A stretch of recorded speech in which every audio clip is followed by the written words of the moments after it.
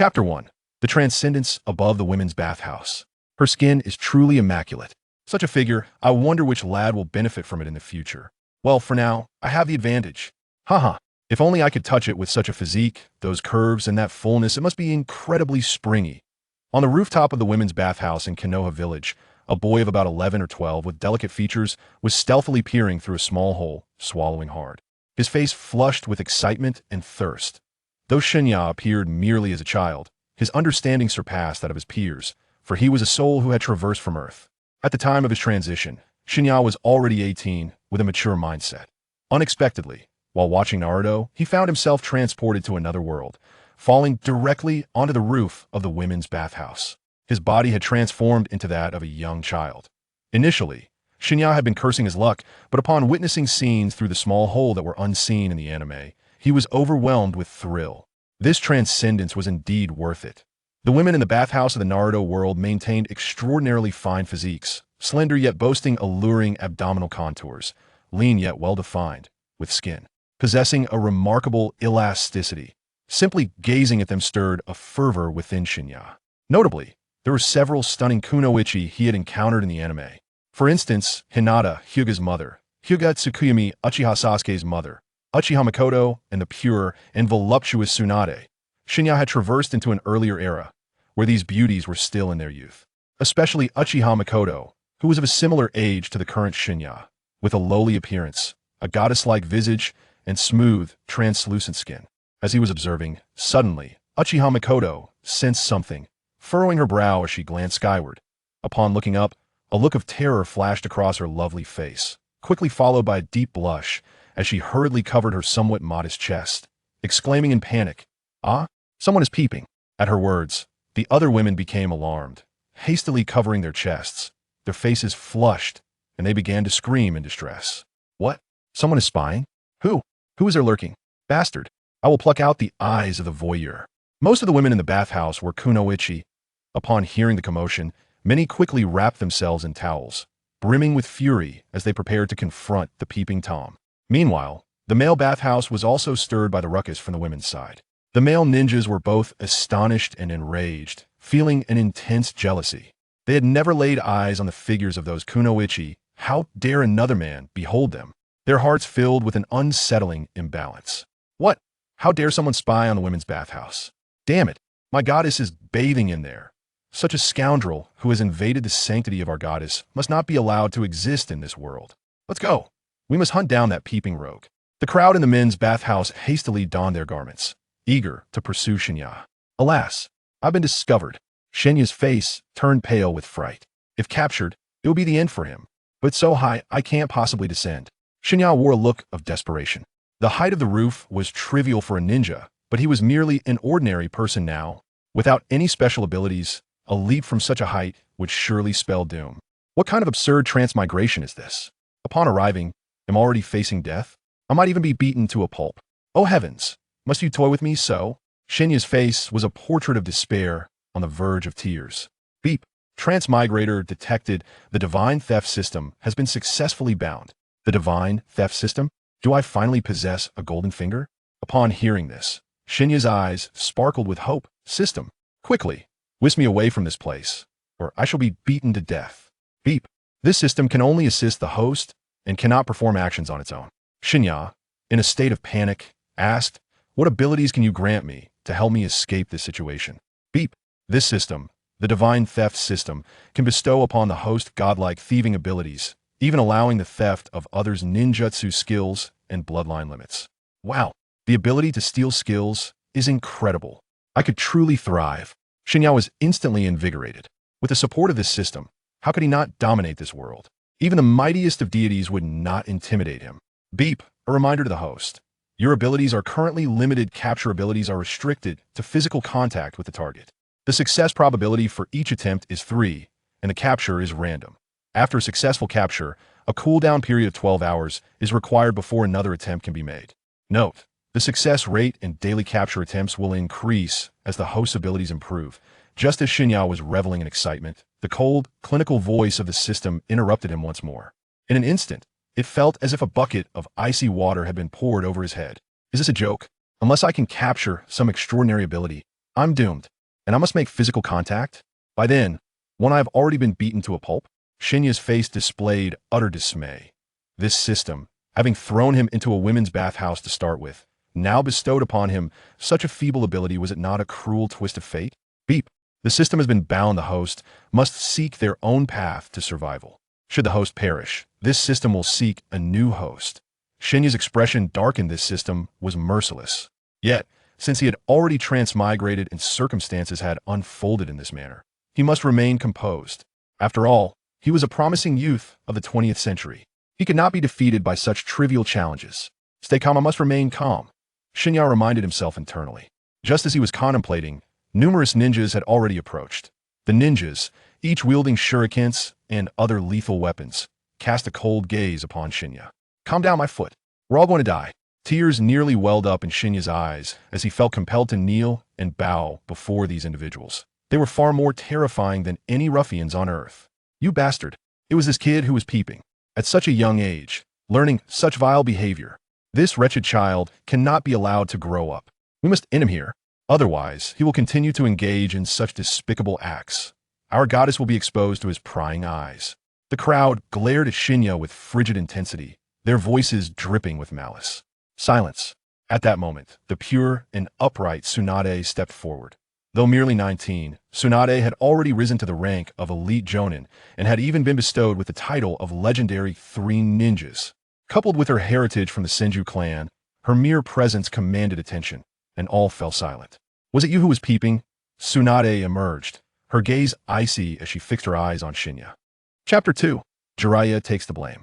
Tsunade clenched her fists, the veins on her arms bulging with tension. Were it not for the fact that he was merely a child, her temper would have compelled her to strike him immediately. Yes, Lady Tsunade. It was this useless brat who was spying.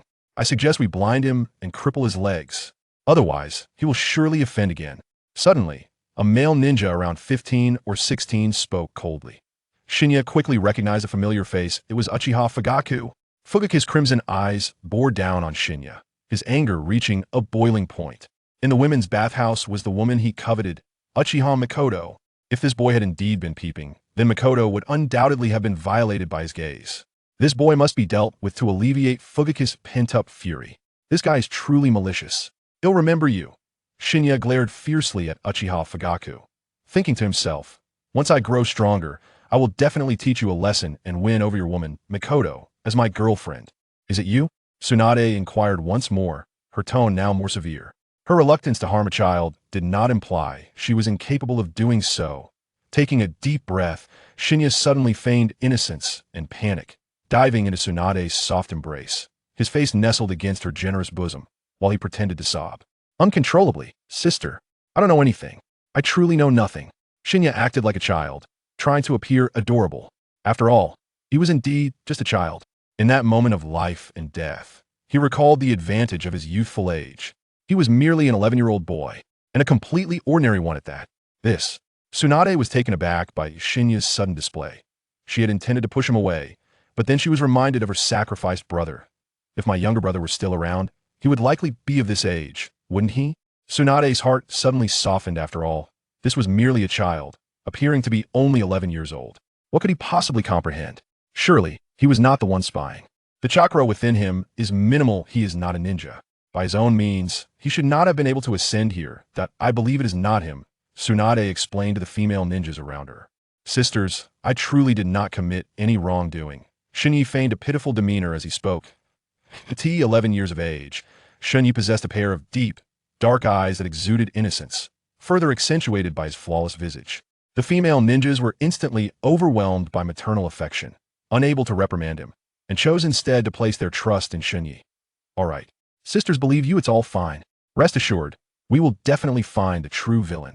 Do not fear. The beautiful female ninjas comforted Shen Ye, who was enveloped by their kindness, unabashedly enjoying the attention. With such a youthful form, it was indeed quite delightful. However, the male ninjas nearby were far from convinced. After all, they were men. Who did he think he was fooling? As if no one had experienced 11 years of age.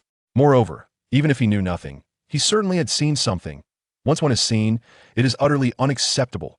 Uchiha Fugaku's expression turned grim as he stepped forward, stating, Lady Tsunade, We cannot place our trust in this fellow. If he were not spying, how could he have been on the roof? Furthermore, there is a small hole up there. I am certain he was peeping. He must be dealt with. Tsunade furrowed her brow and glanced at Uchiha Fugaku, saying, "Do not frighten the child, let me inquire." As she spoke, she crouched down, gazing tenderly at Shen Ye, her smile warm as she asked, "Little brother, could you tell your sister who brought you up here?" She believed that by identifying the person who had brought Shen Ye up, they could uncover the true voyeur. Tsunade pondered this matter seriously, while Shen Ye's gaze was captivated by the deep ravines before him. This individual was rather ample, strikingly fair, and quite voluptuous. Shen Ye's eyes nearly popped out, but to avoid revealing himself, he forced his gaze away, looking at Tsunade with an innocent expression. After some contemplation, he replied, "It was an older brother with white hair, dressed in a blue robe and a red vest. He brought me up here, claiming he had something wonderful to show me, but warned me not to tell anyone he had come. Just as I was about to see, he suddenly vanished, and then you all arrived. White hair, blue robe, and red vest." Upon hearing this, Tsunade's face darkened instantly. That description could only belong to Jiraiya. She knew full well that such lewd behavior was precisely what Jiraiya was capable of. Moreover, this was a frequent occurrence for him. Naturally, Shen Ye understood that by saying this, the blame would surely fall upon Jiraiya. This was, after all, his intention, since Jiraiya had already indulged in peeping numerous times. Attributing this incident to him would not matter much. At worst, once he became stronger, he could shield Jiraiya a little more as compensation. In the depths of the night, Shen Ye stifled a laugh, masking his amusement with a thought of timidity as he gazed at Tsunade with his dark, innocent eyes. "Sister, did I say something wrong? It seems I inadvertently revealed my brother's presence." Tsunade gently stroked Shen Ye's head, her voice soothing. "Do not be afraid, you are not at fault. The one to blame is that old scoundrel Jiraiya." As she spoke, a glimmer of murderous intent flickered in her eyes.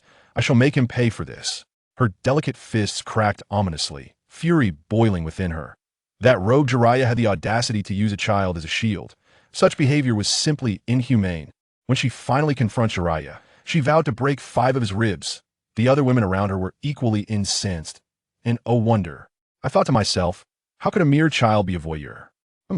So it was Jiraiya? That rascal peeks at us every time.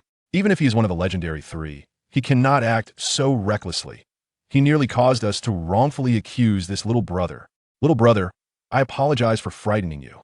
Do not worry. Sister will give you a kiss." The female ninjas, now convinced by Shen Ye's words, vehemently denounced Jiraiya while simultaneously comforting him. Amidst the crowd of women, Shen Ye, taking advantage of his youth, shamelessly enjoyed the attention. Simultaneously, he clandestinely activated his divine theft, seeking to capture Tsunade's skills. Yet, he felt no urgency.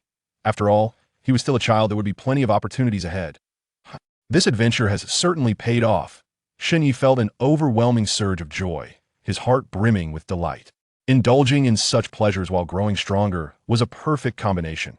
However, the male ninjas, witnessing Shen Ye being surrounded and comforted by Tsunade and her numerous female companions, seethed with jealousy, gritting their teeth in frustration. Tsunade, radiant and youthful, possessed formidable strength. Countless admirers coveted her. Yet, unexpectedly, it was Shen Ye who had seized the advantage. Moreover, each of the beautiful female ninjas, fair and enchanting, had also been unwittingly drawn into his charms. Chapter 3. Residing at Tsunade's home. "Little brother, what is your name? Whose child are you? I shall escort you home." Tsunade knelt down, gazing tenderly into Shen Ye's eyes. "My name is Shen Ye, but I have no home. My parents are missing." He feigned a pitiable expression. "No home? This child is quite remarkable. How could he lack a family? In these tumultuous times of war, many suffer and lose their loved ones. There are countless without a home. Alas, this child is truly unfortunate." The gathering of female ninjas sighed collectively, gazing compassionately at the young Shen Ye. Tsunade, observing Shen Ye, felt a pang in her heart, as if pricked by a thorn. Didn't she, too, find herself without a home? Ever since her family, her beloved, and her brother had perished, she had been bereft of a place to belong. "Then come stay with me. Dear brother, I happen to have some space available," Tsunade suddenly declared. She felt that this child was akin to her younger brother, and thus she had an obligation to provide him shelter. I will stay at my sister's place." Shen Ye initially displayed excitement, but soon feigned an understanding demeanor, saying, "That might not be appropriate. It could trouble my sister. Perhaps I should not go." "No, you must reside with your sister," Tsunade said earnestly. "I will clarify your situation with Lord Hokage." If you wish, you may even attend the Ninja Academy. Really? I can go to school? Shen Ye pretended to be overjoyed. In truth, he merely sought an excuse to stay at Tsunade's home. At present, he was indeed without support. If he did not find a place to stay, he would be left to wander the streets. Indeed, Tsunade replied with a smile, ruffling Shen Ye's hair. All right then, I shall stay at my sister's house. Shen Ye nodded happily. Tsunade addressed the others. You may all disperse now that I will take this little brother to register with Lord Hokage, and I will ensure that Jiraiya receives his due lesson. Very well, Lady Tsunade. When we encounter Lord Jiraiya, we shall teach him a lesson he won't forget. We must not allow this younger brother to suffer injustice, declared the lovely and spirited Kunoichi, clenching her delicate fist with righteous fervor. With that, Tsunade knelt down and embraced Shen Ye, saying, Do not be afraid, little brother. I shall take you down with me. Yes, I am not afraid. In the depths of Shen Ye's heart, joy surged forth. With Tsunade embracing him, what was there to fear? Clutching Tsunade's slender waist, Shen Ye silently activated his divine pilfering skills. Tsunade, being one of the legendary Sanin, would be an exquisite prize. If he could acquire her divine techniques, it would be a delightful triumph. Feeling Shen Ye pressed closely against her, Tsunade's lovely face blushed ever so slightly, but recognizing him as merely a child, she dismissed any deeper thoughts. With Shen Ye in her arms, she gracefully descended to the ground. Let us proceed to meet Lord Hokage, she said, taking Shen Ye's small hand as they made their way to the third Hokage. There, Tsunade expressed her intention to adopt Shen Ye. The third Hokage, noticing Shen Ye's charming appearance and after a thorough inspection confirming that he was indeed an ordinary child, not a spy sent by the Empire, granted Tsunade's request. Furthermore, he permitted Shen Ye to enroll as a transfer student at the Ninja Academy. Afterward, Tsunade took Shen Ye home, and they settled in for the night. At dawn, Shen Ye stretched languidly and yawned, awakening refreshed and invigorated. What a delightful feeling. Shen Ye rubbed his eyes. Throughout the night, he had slept embraced by Tsunade. Not only warm, but also delightfully soft and fragrant. Huh? It seems my body has undergone a transformation. Shen Ye suddenly sensed something. When he traversed here yesterday, he felt his body was still quite frail. Yet today, he clearly felt a remarkable increase in strength. Within him, there resided an inexplicable power. Seemingly recalling something, Shen Ye hastily inquired in his mind. System, did I acquire a skill last night? While he slept, he had maintained contact with Tsunade, and naturally, the skill of stealth was activated. Ding! Congratulations, host. Last night, you successfully acquired the skill of Tsunade. Superhuman strength. Stealth cooldown remaining 3 hours. Superhuman strength. Splendid. Shen Ye felt a surge of excitement. This skill was impeccably suited to his current situation, given that he had not undergone any training and possessed a meager amount of chakra. The possibility of acquiring another skill that he might be unable to wield was a genuine concern. However, this immense strength fell within the realm of physical techniques, requiring minimal chakra expenditure, making it an exceedingly advantageous choice. Shen Ye, are you awake? Quickly freshen up. We are going out for a meal. Afterward, you still need to report to the Ninja Academy today. Tsunade suddenly entered the room, her face adorned with a cheerful smile. All right. Shen Ye promptly arose and, after completing his morning routine, followed Tsunade to Ichiraku, where he savored a steaming bowl of ramen. After satisfying his hunger and thirst, Shen Ye ventured alone to report to the Ninja Academy. Arriving quite early, he found that the instructors of his class had yet to arrive. As Shen Ye stepped into the room, a myriad of unfriendly gazes were cast upon him. I heard that this newcomer was caught peering into the women's bathhouse yesterday. What? This fellow is utterly shameless. Indeed, I have heard that my goddess, Hinata Tsukiyomi, was bathing there and fell victim to this scoundrel's lecherous gaze. My goddess, Makoto, was similarly objectified by this knave. Even Princess Tsunade was not spared, having been thoroughly observed by this rascal. I have already received an order from Boss Fujitake to teach this brat a lesson. Should anything go awry, he will take responsibility. He is a prodigy of the Uchiha clan and surely will not face punishment. Moreover, I have been informed that this fellow is nothing but a waste. Possessing no ninjutsu skills and lacking chakra, it will be quite easy to discipline him. The boys whispered among themselves, making no effort to conceal their disdain from Shen Ye, even intentionally speaking so he could overhear. Shen Ye raised an eyebrow, utterly disregarding this group of youngsters. The individuals from the Ninja Academy were hardly worthy of consideration, not even qualifying as genin. Now endowed with extraordinary strength, he had no reason to fear such insignificant children. Shinya surveyed his surroundings and noticed Mikoto Uchiha sitting alone in a small corner, gazing at him intently. A faint smile graced his lips as he strode confidently towards her. "What brings you here?" Mikoto asked, a hint of shyness and trepidation coloring her voice. As a petite young girl, she was notably shorter than Shinya, and his approach made her a bit flustered. "Do not be afraid, little one. I merely seek a place to sit. I am Shinya. And what is your name?" Shinya beamed at her with a warm smile. Upon witnessing Shinya's amiable demeanor, Mikoto felt reassured and softly replied, "I am Mikoto Uchiha. It is a pleasure to meet you." "Mikoto? What a lovely name." Shinya's eyes twinkled as he smiled and said, "I have heard that you are the genius of the class. It would be wonderful if you could look after me. I currently do not possess any ninjutsu skills. Would you be willing to teach me when the time comes?" Upon witnessing Shen Ye's earnest expression, Mei Qin felt a twinge of embarrassment at the thought of declining his request and nodded in agreement. Just as she was about to utter a response, a few boys approached, casting unfriendly glances at Shen Ye. "Hey kid, scram. This is not a place for you to sit." Chapter 4. Do not block the way. "What? Is this your spot?" In the midst of a conversation with the young girl Mikoto, Shen Ye found himself slightly irked by the sudden arrival of several boys. These rascals dared to disrupt his romantic pursuit. "What do you mean it's South not your place?" one of them arrogantly retorted. "Then why are you making such a fuss? If you're uncomfortable, why not just take yourself somewhere more suitable?" Shen Ye waved his hand in dissatisfaction, as if dismissing refuse. The group of boys immediately grew even angrier. How dare this insignificant brat disregard them? After all, they had spent a considerable amount of time training as aspiring genin at the Ninja Academy, while Shen Ye, who had not attended a single day of classes, had the audacity to speak to them in such a manner. "You little brat, it seems you were seeking a fight," one of them exclaimed. His brows furrowed and fists clenched, ready to strike. Shen Ye raised an eyebrow slightly. Should the opponent take action, he would not hold back. Just then, the classroom door swung open.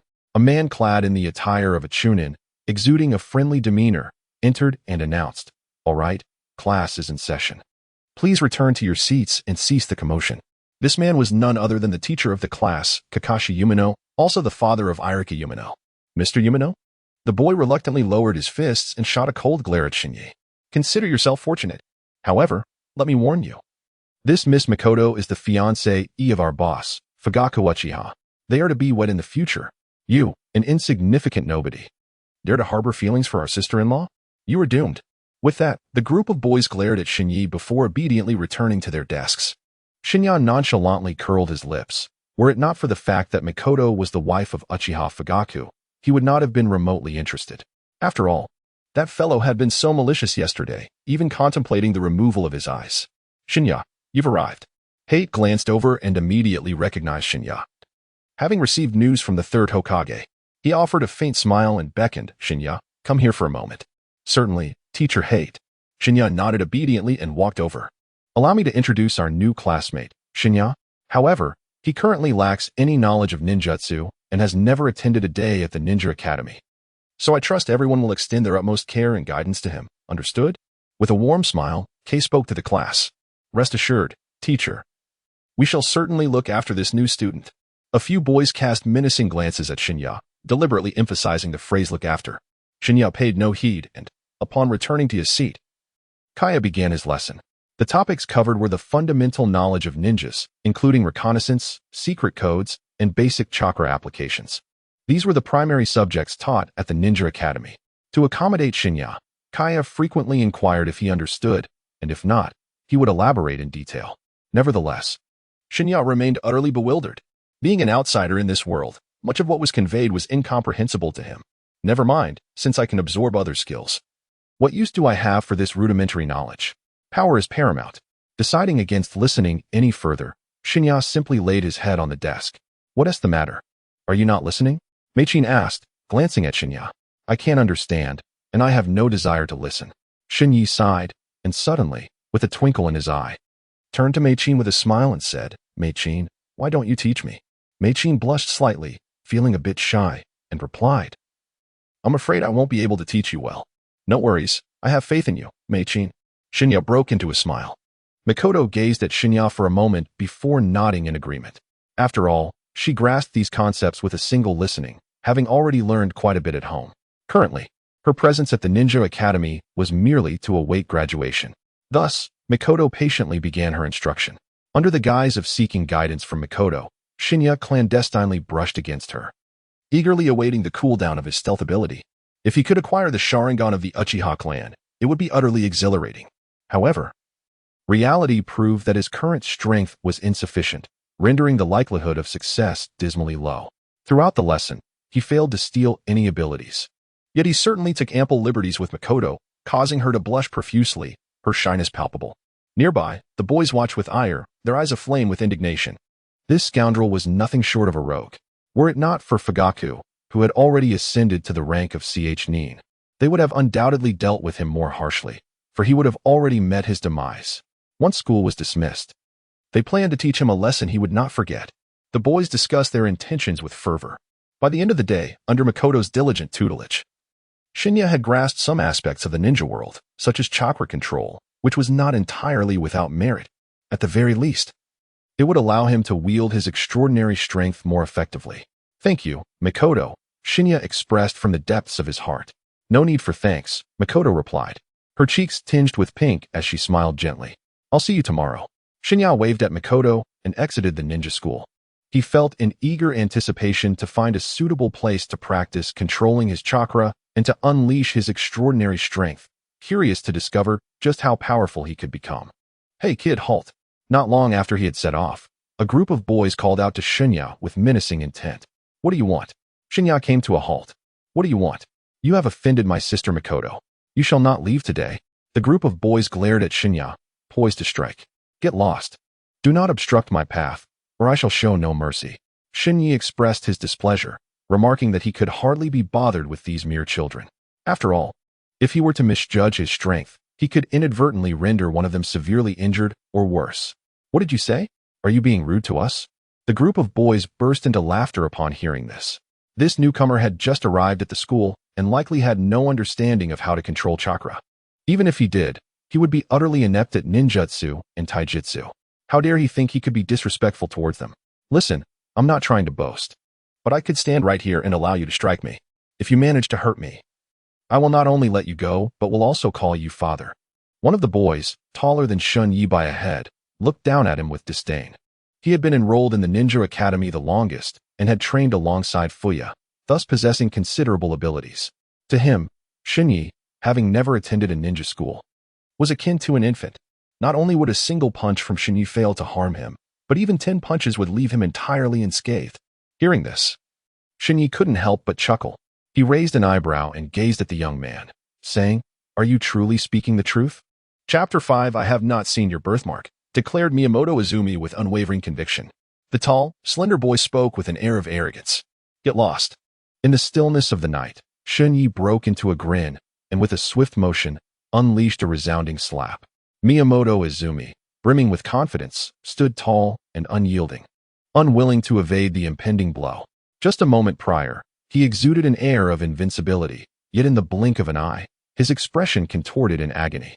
Before he could even utter a cry of distress, his body was propelled through the air with astonishing force. With a resounding thud, he collided against a nearby tree, coming to a halt only after spitting out a mouthful of blood. How could this be possible? Blood trickling from his lips. Miyamoto Izumi was engulfed in disbelief, rendered nearly speechless.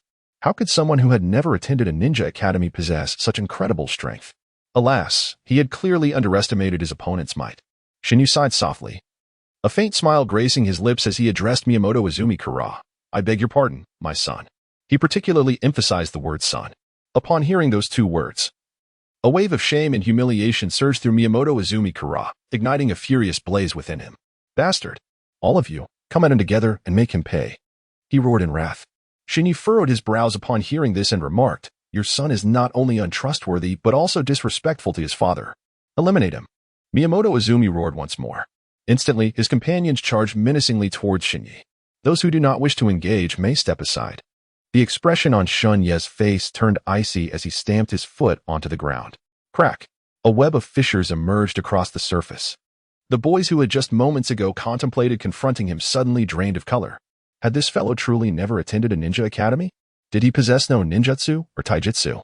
Yet, how could he exhibit such extraordinary strength?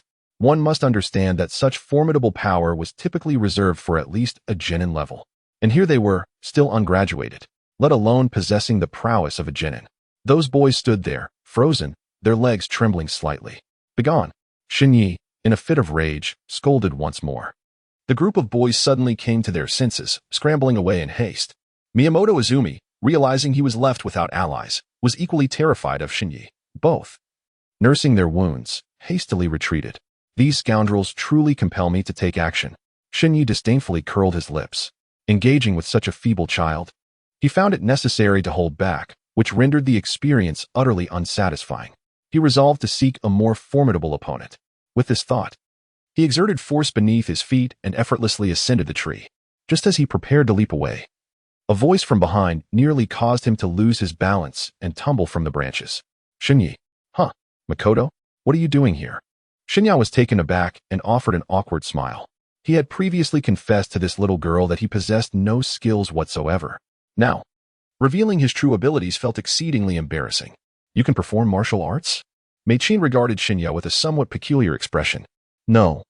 It's thanks to your instruction on chakra control today that I am capable of this.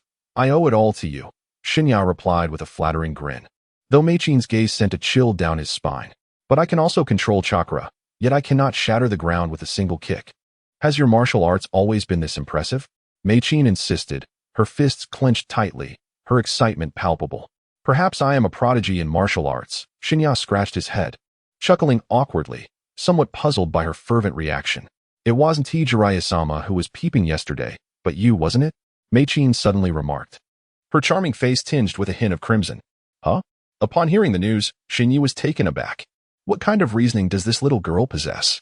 Just because she displayed a modicum of strength, she deduced that I was eavesdropping yesterday? This individual would surely excel as a detective like Conan. No, it truly wasn't me. Shen Ye swiftly waved his hand, unwilling to admit the truth. I recognize your eyes. It was undoubtedly you who was peeking yesterday. Makoto, her cheeks flushed and brows furrowed, gazed at Shen Ye and said, you did not showcase your martial prowess yesterday, so I was uncertain it was you. However, the ease with which you leaped into the tree just now, it must have been you who ascended to the rooftop of the women's bathhouse yesterday. Are you concealing your true abilities? Who exactly are you? I assure you, I truly lacked such strength yesterday. The divine knight seems to be weeping. That young girl, Makoto, possesses an extraordinary pair of eyes. Even from the rooftop, she can recall his gaze. Nevertheless, he did not entirely speak untruths. Had he possessed that level of strength yesterday, he would have fled long ago. Why would he linger to be captured? What did you witness? Makoto inquired, her cheeks flushed. Did you see me? Where exactly did you see me? I did not. Shen Ye's forehead glistened with sweat as he hastily waved his hands, declaring, I truly did not see anything. That small red birthmark on your dairy, I did not notice it at all. I am completely unaware. Yet, it was evident that he had indeed seen it. Mei-chin's face instantly flushed a deeper crimson. Her large, dark eyes threatened to brim with tears. As a girl, she had been raised to believe that her body should never be exposed to the gaze of other boys. Yet now, Shen Ye had not only seen her, but had gazed upon such an intimate part of her. He had even discerned the birthmark on her behind. How could she possibly face the world again? Mei-chin's lips trembled, on the verge of tears. Oh no, she had inadvertently let it slip. Shen Ye was taken aback and hurriedly clarified. No, this was conveyed to me by Lord Jiraiya. I was so anxious just now that I inadvertently revealed the details. It was also due to the profound impression left by yesterday's scene that I instinctively spoke out. You are still lying, Makoto retorted, her eyes glistening with unshed tears. Her delicate fists clenched tightly. I did not. Shen Ye, feeling powerless to argue, glanced at Makoto's expression, a mixture of anger and grievance, and, somewhat sheepishly, said, by the way, I have something to attend to. I must take my leave now. Farewell. Without daring to linger, Shen Ye pushed off forcefully from the tree trunk and, with a swift motion, darted into the distance. This was disastrous. Shen Ye sprinted with beads of sweat cascading down his forehead. If this matter were to be divulged by Makoto, he would undoubtedly be doomed. At that point, not only would the Uchiha clan seek his demise, but even Tsunade might also be compelled to eliminate him. Could it be that I have just settled in Konoha, only to be forced to seek refuge elsewhere? The knight weeps in sorrow. In this era, aside from the relative safety of Konoha, other places are fraught with peril, with only his extraordinary strength at his disposal. Venturing beyond the village would be akin to stepping into a labyrinth. Yet, he cannot resort to silencing Mikoto permanently, for she possesses an undeniable beauty that captivates him. He even harbors intentions of winning her heart and making her his wife. Oh, what to do? Shen Ye wore a distressed expression as he ran, pondering how to address the situation at hand.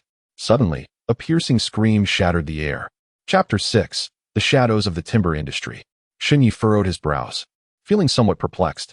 Just as he was about to escape the awkward situation of being discovered by Mei Qin, he encountered this unexpected circumstance.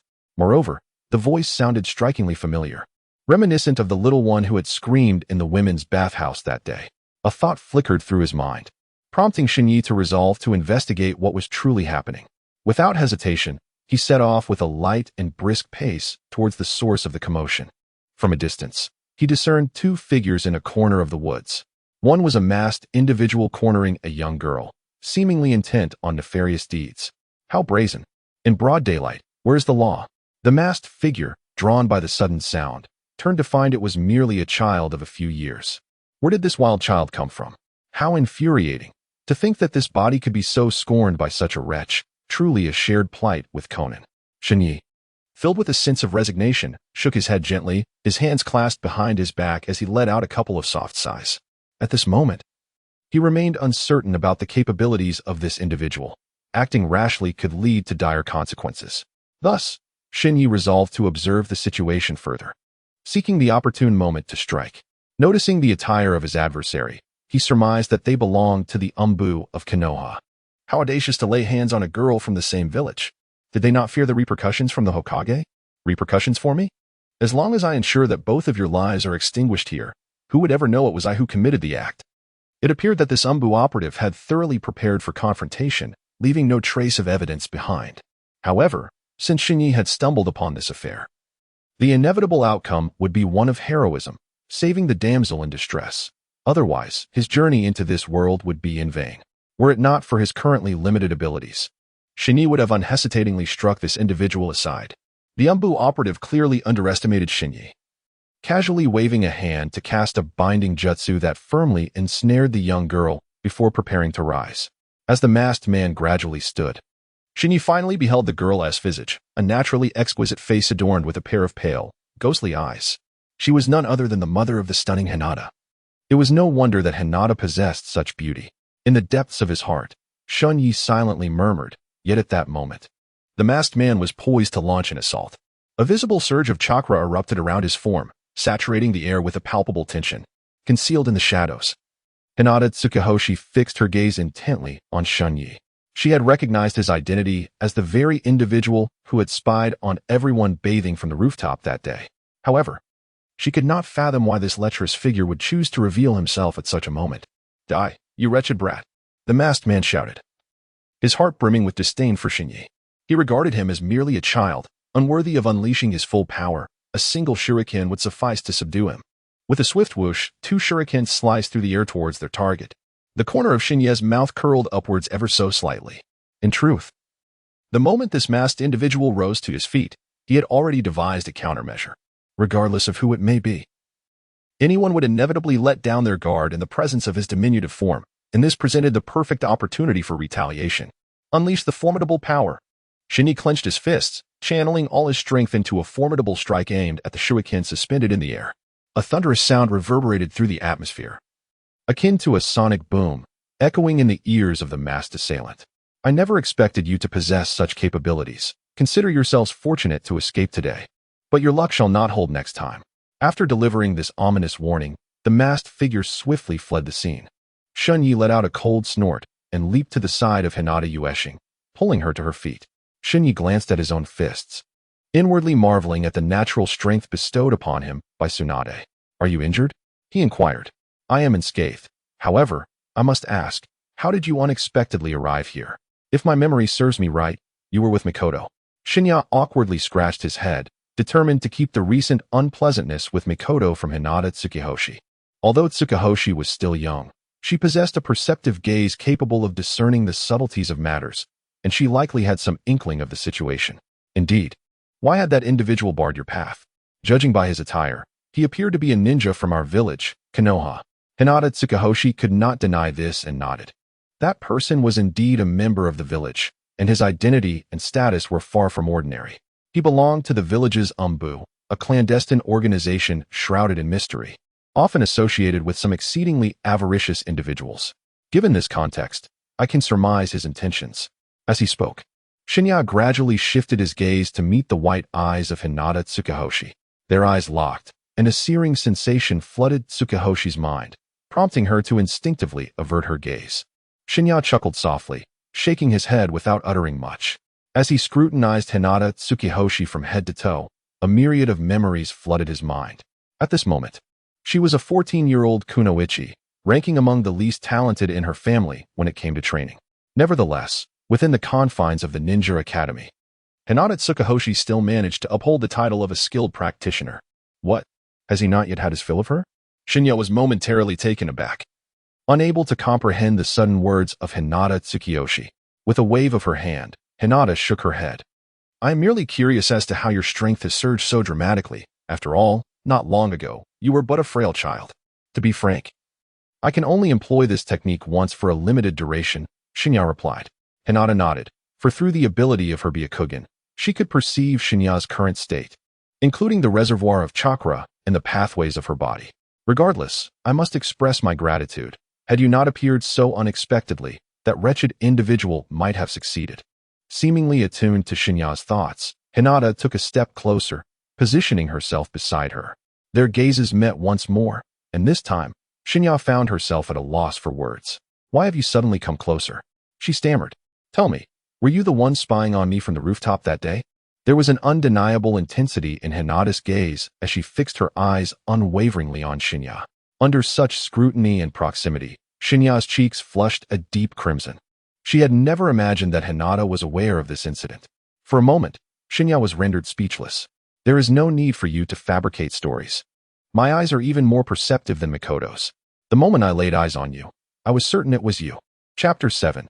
Reporting to the Hokage, Shen Ye awkwardly scratched his head, realizing that he had no means to refute the situation. After all, the extraordinary ocular techniques found throughout the ninja world had all fortuitously manifested in Konoha, and he had encountered them successively. In truth, he harbored an unspoken dilemma. He did not genuinely intend to invade their privacy. Uchiha cast a sidelong glance at Shen Ye, recognizing that this was an unforgivable act, yet at that moment, she could not summon any resentment towards him in her heart. Regardless of the circumstances, this fellow had just rescued her, and by both sentiment and reason, she felt compelled to safeguard his secret. Observing Uchiha's expression, Shen Ye grew increasingly embarrassed, and he became aware that his face had flushed slightly. Why are you suddenly blushing? Rest assured, I will not expose you, he reassured her. We should depart swiftly. If that fellow realizes what has transpired, we will face dire consequences. Uchiha nodded in agreement, understanding that lingering here was not a viable strategy, and matters concerning the Anbu must be reported to Lord Hokage. Shen Ye, concerned that Uchiha might feel frightened due to the recent events, gently grasped her hand. Startled by the sudden sensation, Uchiha hesitated for a moment, but did not withdraw from Shen Ye's grasp. As they meandered through the forest, Uchiha's attitude towards Shen Ye gradually transformed, no matter how one perceived it. She could not equate him with the voyeuristic figure from before. Deep down, she wished that the individual from that day had been Jiraiya instead. Before long, Shen Ye and Uchiha entered the village, leaping directly toward the Hokage's office without hesitation. From a distance, Tsunade spotted the duo. How could they possibly be holding hands? I must follow them to uncover the truth. Tsunade's gaze sharpened as she stealthily trailed behind Shen Ye, too immersed in their own world. Shen Ye and Uchiha remained oblivious to Tsunade's close pursuit. Shen Ye, Uchiha? How could you two be together? The sudden voice from the left startled Uchiha, prompting her to quickly release Shen Ye's hand. Shen Ye awkwardly scratched his head, attempting to alleviate the embarrassment, and turned to discover that it was none other than the third Hokage. Honorable third Hokage, we have significant matters to report to you. Yet we did not anticipate finding you here. Oh, pray, enlighten me as to what has transpired, the third Hokage replied, taking a puff from his pipe. In his mind, he did not regard these two youngsters as possessing information of great importance, considering they were still pupils at the Ninja Academy. Shen Ye let out a long sigh, raising his gaze to the moon and stars above. Tsunade, who had been trailing behind the two, sensed that something was amiss and quickened her pace to join Shen Ye's side. Just outside the village, Moonstar had been ambushed by members of the village's Anbu. who sought to seize her Byakugan for themselves. Tsunade furrowed her brow, taken aback by the news she had just received upon her arrival. She glanced up at the third Hokage, only to find his expression inscrutable, as though he had anticipated such an occurrence. I am already aware of this matter. You three should return for now. I will handle it, he stated, turning away towards his office, leaving the trio in a state of bewilderment. As Sarutobi Hiruzen's figure receded into the distance, Shen Ye frowned. He had always known Sarutobi to be dedicated to the village. Yet he also recognized the man's selfishness in his approach. I cannot trust that this old man will manage it properly. We must seek out Danzo. Shen Ye led Tsunade and Ueshing towards the direction of the Anbu, entirely unconcerned about what might unfold next. Tsunade and Ueshing exchanged glances, believing that Shen Ye's approach was somewhat abrupt. Only the third Hokage could handle such matters with finesse. I have a premonition that we shall encounter the esteemed third Hokage there. That old fellow might already be in his office, eager to observe the unfolding drama. After all, the Anbu is of paramount importance to the village, and he would not be so foolish as to offend us. Ueshing furrowed her brow. Shen Ye's words held some merit. The Anbu is an organization that escapes the direct control of the Hokage while still serving the village. Yet here we are, the three of us restless youngsters, eager to witness the events firsthand. Ah, esteemed third Hokage, you are here as well. I have already spread the news of the rogue ninja within the Anbu throughout the village. Those who would turn against their fellow villagers are, without a doubt, unforgivable in my eyes. Shen Ye nodded thoughtfully, and the image of Sarutobi Hiruzen transformed in his mind. He was no longer the cold, unyielding protector of the village. At that moment, Danzo, who had been overseeing the Anbu, suddenly emerged, striding forward to meet Sarutobi's gaze. The air was thick with tension, and Shen Ye felt a palpable pressure rising around him. On what grounds do you presume that a traitor lurks among my Anbu members? Based solely on the words of these two children? The third Hokage chuckled softly, channeling chakra to envelop Shen Ye and Tsukiyomi, alleviating their burdens. There's no need for such commotion. You are frightening the children. Danzo turned his gaze sharply towards Shen Ye, his eyes fixated intently upon him. It must be this boy who has brought the enemy into the village. Nothing occurred until his arrival. How absurd, Shen Ye retorted. He is merely a child. How could he possibly usher enemies into the village? Hearing of the incident involving Tsukiyomi, Tsunade had been concerned for Shen Ye's safety, and now, faced with Danzo's slander, her ire surged. Meanwhile, the third Hokage maintained a serene smile, stepping calmly between Shen Ye and Danzo. Since I have granted this child permission to reside in the village, I shall harbor no doubts about him. Moreover, he has just saved the princess of the Hyuga clan. Tsukiyomi nodded vigorously, stepping forward. At this moment, she might be the only one capable of vouching for Shen Ye's innocence. I bear witness. Shen Ye nearly got hurt while saving me. And that man has already admitted to being a member of the village's Anbu. In an instant, Danzo found himself at a loss for words. In truth, he had already formed a conclusion in his heart, yet he was unwilling to be bested by a mere child. The corner of Shen Ye's mouth curled upward in a subtle smirk as he provocatively regarded Danzo. He was acutely aware that a confrontation with Danzo was inevitable. The outcome would hinge upon Danzo's capabilities. You insolent brat, there will come a day when I will crush you in the palm of my hand. Surrounded by numerous onlookers, Danzo could only harbor 1,000 resentful thoughts towards Shen Ye in silence. Chapter 8. The ruthless beating. With matters having been largely resolved, Shen Ye bid farewell to the third Hokage and prepared to return home. You youngsters need to exercise caution in the village. I have identified suitable personnel to handle the rogue ninja situation. I trust we shall see results soon. Let us go, Tsunade exclaimed, gathering Shen Ye into her embrace as they headed home, conveniently escorting Gitsuki to her doorstep. As he felt the warmth emanating from her grasp, Shen Ye sensed that all of this was worthwhile. The softness of Tsunade was something everyone yearned for, yet he could now experience it at will. Having grown accustomed to Shen Ye's little antics, Tsunade exhibited no sign of discomfort, openly accepting the sensation at her waist. This scene did not escape the keen gaze of Gitsuki, who, possessing the Byakugan, observed with clarity and could not help but cast a disapproving glance at Shen Ye. At the same time, she found it quite perplexing that Tsunade could tolerate Shen Ye's unruly behavior, yet upon reflection, she realized that in Tsunade's eyes, Shen Ye was merely a child. With his fair complexion, he was someone who would instantly captivate anyone who beheld him. What am I even thinking? He merely rescued me, Gitsuki chastised herself, shaking her head to dispel the odd thoughts. Gitsuki, we have arrived at your doorstep. Please remain vigilant. You are still in danger until the rogue ninja is apprehended. Rest assured, Lady Tsunade, I shall not allow that scoundrel to succeed a second time. Until we meet again. Shen Ye leaned against Tsunade's shoulder, waving his small hand, while Yuxing nodded and skipped into his home. The atmosphere here was filled with warmth and joy, yet upon returning to the Anbu, Danzo harbored a sense of unease. Despite Shen Ye being merely a child, he had already been placed on Danzo's blacklist, destined for elimination one day. Of course, Shen Ye remained blissfully unaware of this, feeling only the softness of his own hand and growing increasingly audacious in his actions. Tsunade furrowed her brow but chose to remain silent, attributing his behavior to the innocence of youth. At that moment, a frantic figure appeared before them. Tsunade focused her gaze and realized it was none other than Jiraiya. Hey, what urgent business drives you? You peeping Tom. Are you off to invade another women's bathhouse? Upon hearing Tsunade's voice, Jiraiya halted, hastily waving his hands. Lord Third mentioned that rogue ninjas have appeared in the village and has dispatched me to apprehend them. I am on my way to gather more information. Tsunade pursed her lips, placing Shen Ye on the ground, and seized the opportunity to strike Jiraiya's face before he could prepare himself.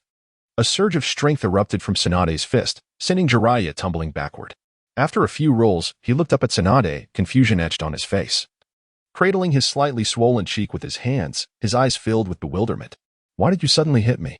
And you still have the audacity to ask what happened? Take this.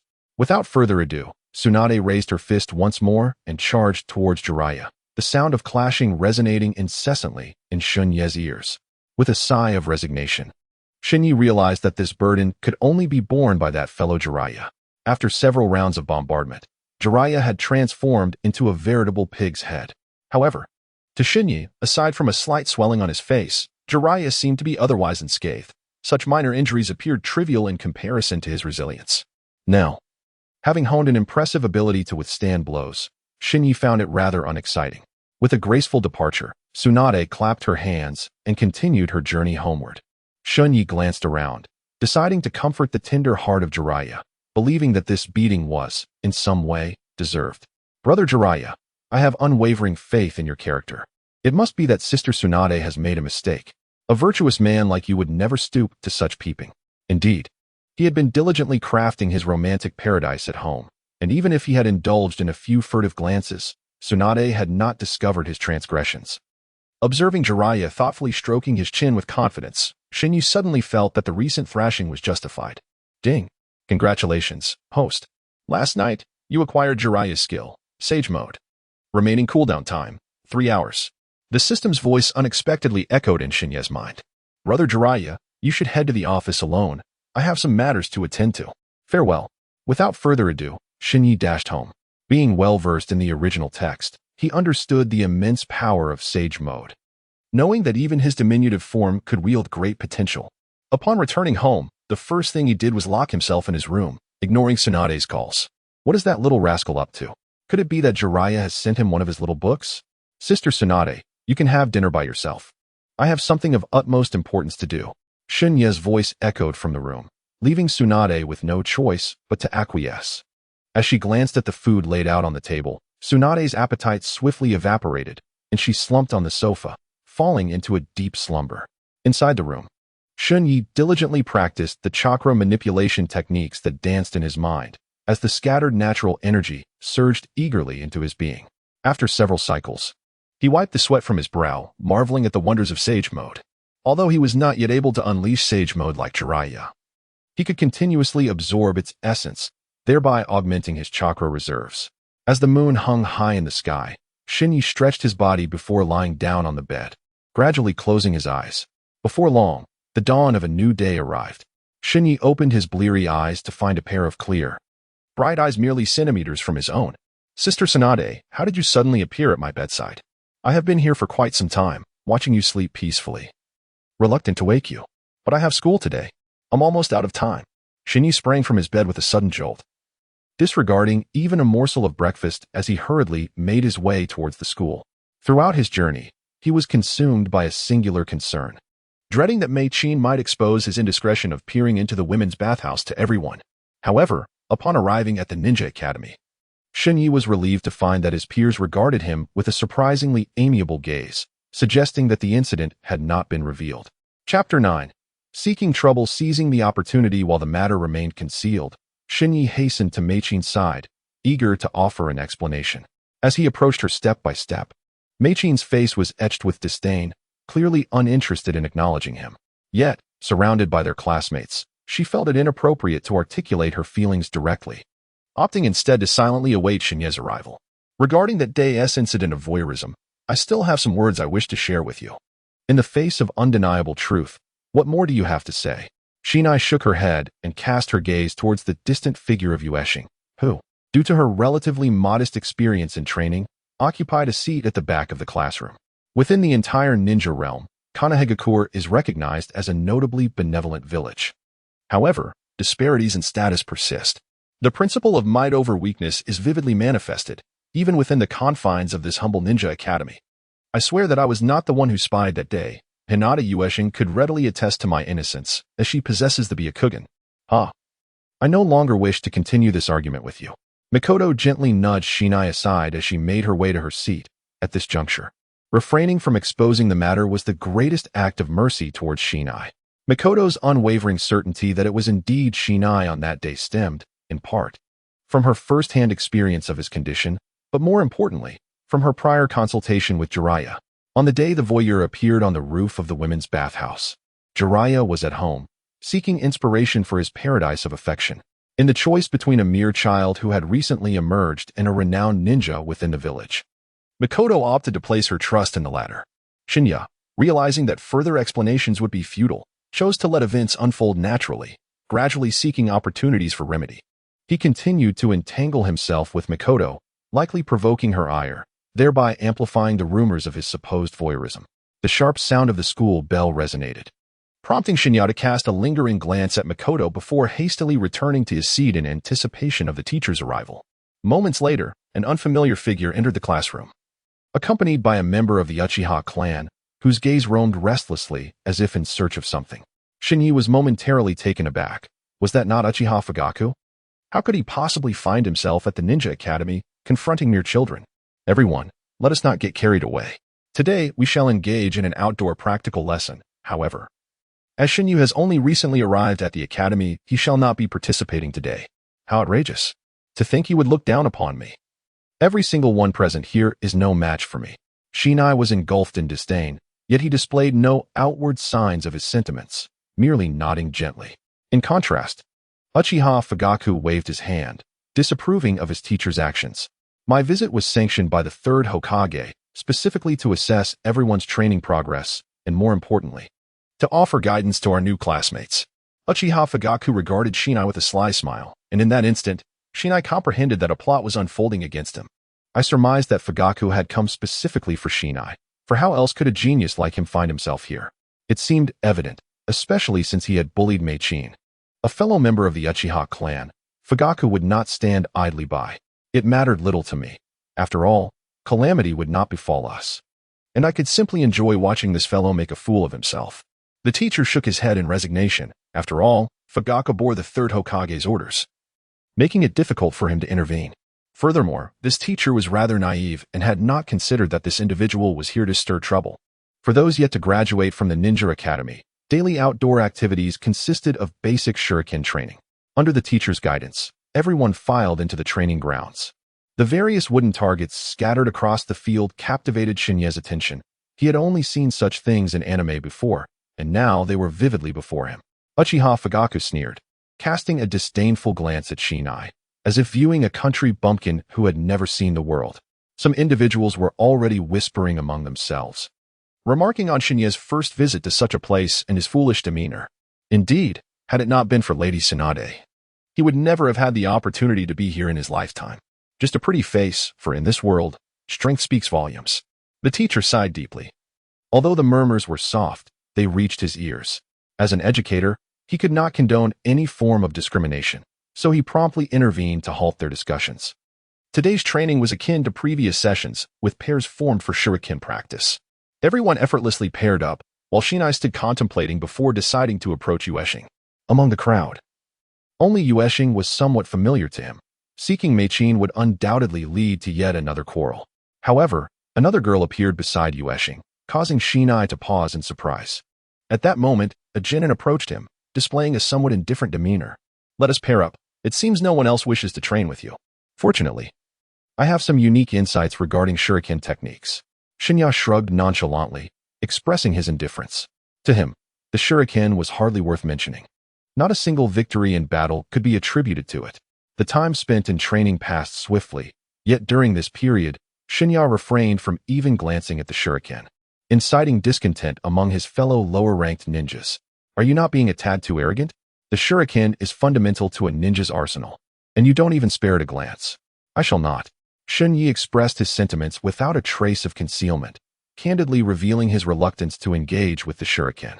He did not perceive any shame in this, yet it inevitably provoked a cacophony of laughter from those around him. The notion that someone incapable of wielding a shuriken aspired to graduate from the ninja academy seemed utterly ludicrous. Indeed, it was the first time he had encountered an individual who could not utilize a shuriken. How amusing. I implore you, do not genuinely believe that the shuriken is the quintessential hallmark of a true ninja. Shen Ye embraced his chest with both hands, surveying the surrounding crowd, utterly perplexed by their thoughts. Yet, his words incited an even more fervent bout of ridicule, as the onlookers regarded him as if he were a grotesque creature. Chapter 10. Provocative battle in their eyes. Shen Ye was but a defenseless child, devoid of any fighting prowess. Thus, they felt emboldened to mock him without restraint. Several individuals were already itching to provoke him, though they refrained from action due to the presence of their instructor. How can you deride a child who harbors dreams? Uchiha Fugaku feigned concern as he approached Shen Ye, patting him gently on the shoulder as if to comfort a junior. Shen Ye curled his lips, having already discerned the scheming glint in his opponent's eyes. As anticipated, just as Uchiha Fugaku's words faded, the companion who had been teaming up with Shen Ye suddenly stood forth. Since he was merely a child with aspirations, it would be intriguing to witness just how formidable he could be, even without mastery of shuriken. Even the seemingly uncalculating teacher recognized the unfolding situation. This genin had always been a subordinate of Uchiha Fugaku, initially thought to be a partner meant to guide Shen Ye in his training. It became evident that this individual had ulterior motives, lying in wait to strike. Now, Shen Ye found himself in peril. Although his strength within the village was not particularly impressive, he had already attained the status of a genin. Indeed, any one of us would likely falter before him. Those who had just moments ago mocked Shen Ye now found themselves sweating profusely, for his victory or defeat bore significant implications for the reputation of the Ninja Academy. Their fates were intertwined. If by some fortunate turn of events he were to triumph, the spirits of these yet-to-graduate children would be ignited in an instant. Shen Ye helplessly shook his head. Trouble had already found its way to him.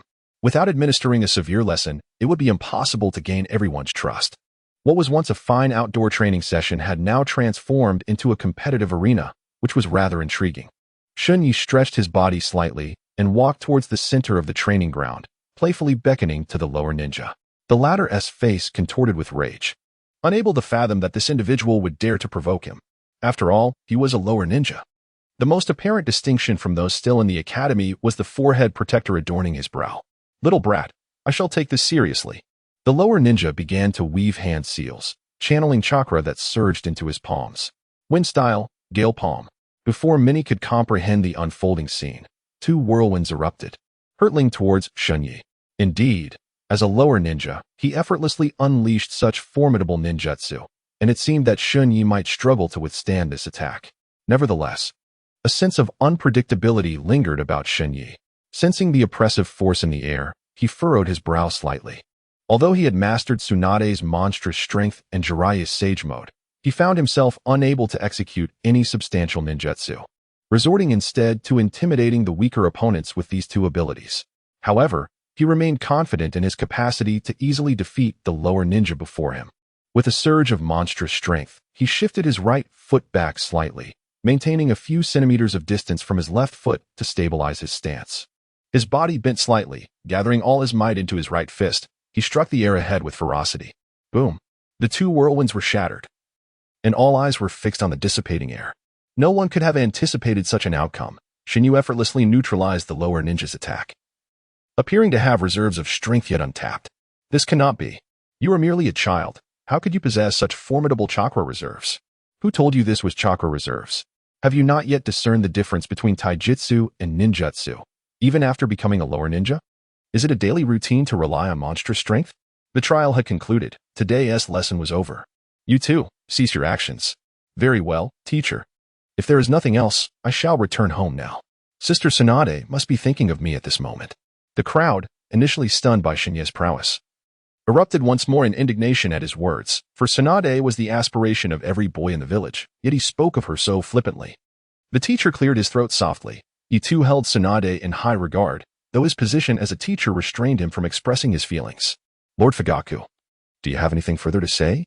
The teacher hastily shifted the burden of this matter onto Uchiha Fugaku. Taking a deep breath, Fugaku felt a surge of anger towards Shen Ye for his actions today, yet he could only suppress his rage for the moment. The task assigned to him by the third Hokage had been completed, but he eagerly anticipated their next encounter. Although Uchiha Fugaku appeared outwardly amiable, his words betrayed an underlying animosity towards Shen Ye, even hinting at a desire to eliminate him. To Shen Ye, however, such threats were utterly inconsequential. I must take my leave, as I have no wish to endure the impotent roars of the weak. Uchiha Fugaku forcibly calmed his emotions. Engaging in conflict with Shen Ye at this juncture would ultimately lead to his own detriment. As it was often said, Tsunade would be the first to exact vengeance upon him.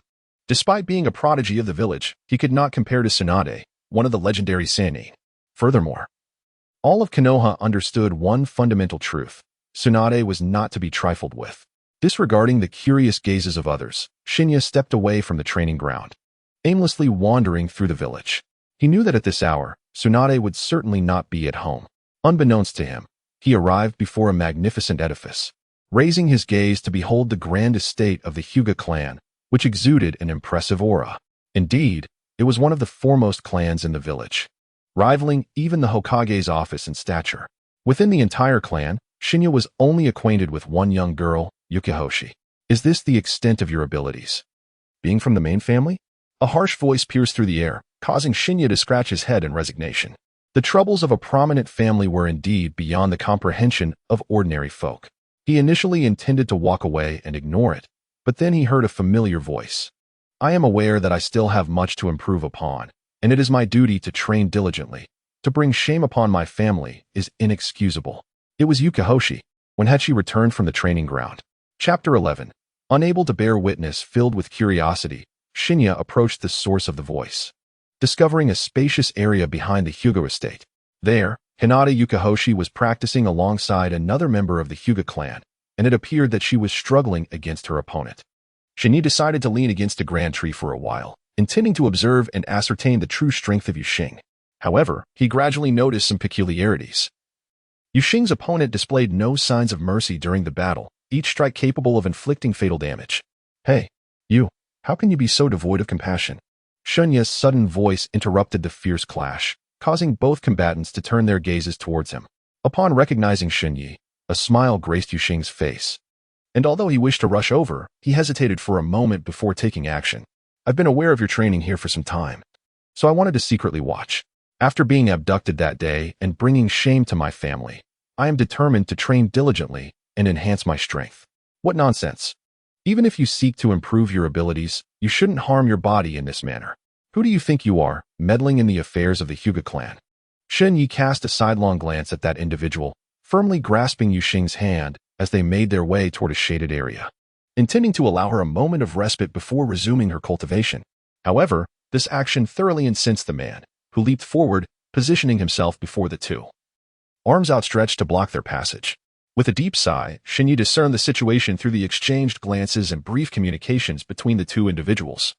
The slightly stronger individual hailed from the branch family of the Hyuga clan, destined from birth to be subordinate, forever bound to safeguard the existence of the main family. Although Hinata Getsuei lacked formidable strength, his birth into the main family granted him an innate distinction. Thus, following that incident, the branch members exhibited such an intense response, even more severe than their own failures. Within the branch, despite harboring a myriad of grievances, they were compelled to adhere to the customs of the clan. The family's honor was deemed more significant than that of the main house. Under the weight of these circumstances, the branch member could not restrain himself from intensifying the training of Getsuei, who by now bore numerous injuries.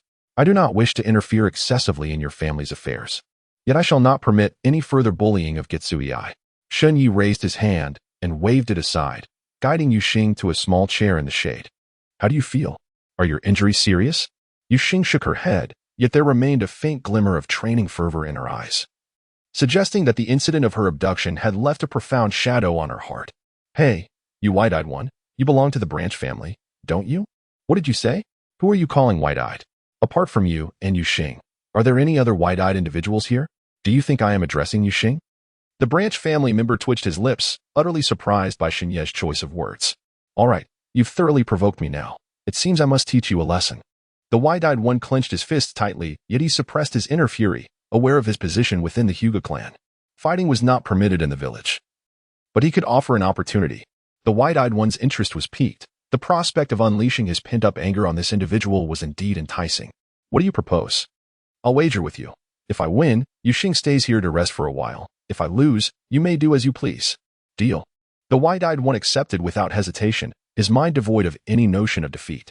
Yuxing widened her eyes in astonishment, fully aware of the strengths of both individuals. Based on Shen Ye's earlier performance, he seemed unlikely to have any chance of defeating the wide-eyed one. She attempted several times to rise and intervene. Yet Shen Ye's gaze held her back. For some inexplicable reason, upon encountering Shen Ye's eyes, an unaccountable sense of security enveloped her entire being. Shen Ye gestured with an air of gentlemanly courtesy. Xiao Bai, unreserved, swiftly made his way to the center of the clearing, positioning his hands in readiness for action. Wide-eye, activate. Let us not linger. I have no desire to squander time on someone as worthless as you. Today, you shall learn precisely why we refer to this as a division. Shen Ye slightly parted his feet to steady his body, gazing intently at the Byakugan user before him. At this moment, the only offensive technique at his disposal was brute strength, which offered him no advantage against a member of the Byakugan clan, who could effortlessly evade his attacks. Thus, his only hope for victory lay in harnessing the Sage Mode through the accumulation of chakra. The already furious Byakugan user, unable to contain his rage, charged toward Shen Ye, his fists imbued with formidable power. Renowned for their Byakugan abilities, the Hyuga clan's powers are fundamentally geared towards taijutsu, making the strength of the Byakugan user a force to be reckoned with. Shen Ye curled his lips and unleashed a formidable punch, imbued with hidden strength. Xiao Bai, with a keen eye, immediately discerned the uniqueness of Shen Ye's fist. However, as a member of the Hyuga clan, he refused to resort to evasion. Their fists collided, sending ripples through the air. Yuxing, seated nearby, could not tear his gaze away for a moment, fixated on the point of their clash. Who are you? How do you possess such immense power? In the entire village, I have only witnessed one person capable of it. Are you referring to Sister Tsunade? I am currently residing in her home. Shen Ye shook his fist lightly. Although the recent skirmish appeared inconspicuous, both individuals were acutely aware of the outcome. I have been defeated. My days of training have come to an end. Xiao Bai, with a somber expression, turned and walked towards the courtyard, as if this battle had left a profound impact on him. Shen Ye leapt gracefully to the side of Yuxing, summoning chakra into the palm of his hand, gently massaging the area atop hers. Yuxing's gaze appeared somewhat dazed, despite being rescued by him earlier. A part of her still regarded him as the lascivious voyeur who had spied on girls while they bathed. She had never anticipated that he possessed such a tender and considerate side, which completely shattered her previous perceptions. Chapter 12. Reluctance to admit I had always believed you to be an unrefined rogue lacking in education, yet I never expected you to exhibit such gentleness towards a girl. That day's intrusion was truly a matter of necessity, and there was no way to amend it. I had never encountered you in the village before. How could you have suddenly appeared atop the roof of that women's bathhouse? In a moment of bewilderment, Shen Ye found himself at a loss for words, struggling to elucidate the reason for his presence atop the rooftop. While his fair complexion might have charmed Tsunade, it held no sway over Hinata Moonstar of the Byakugan clan. Surely, he could not divulge the entirety of his extraordinary circumstance, revealing that he had traversed through realms. Even if he were indifferent to the prospect of becoming a mere experimental subject for the village, Moonstar would scarcely accept such an absurd explanation. You are aware of the incessant turmoil beyond the village, are you not? Just before this, I narrowly escaped death on a battlefield. A flicker of concern crossed Moonstar's gaze, as a wave of compassion for Shen Ye welled up within her.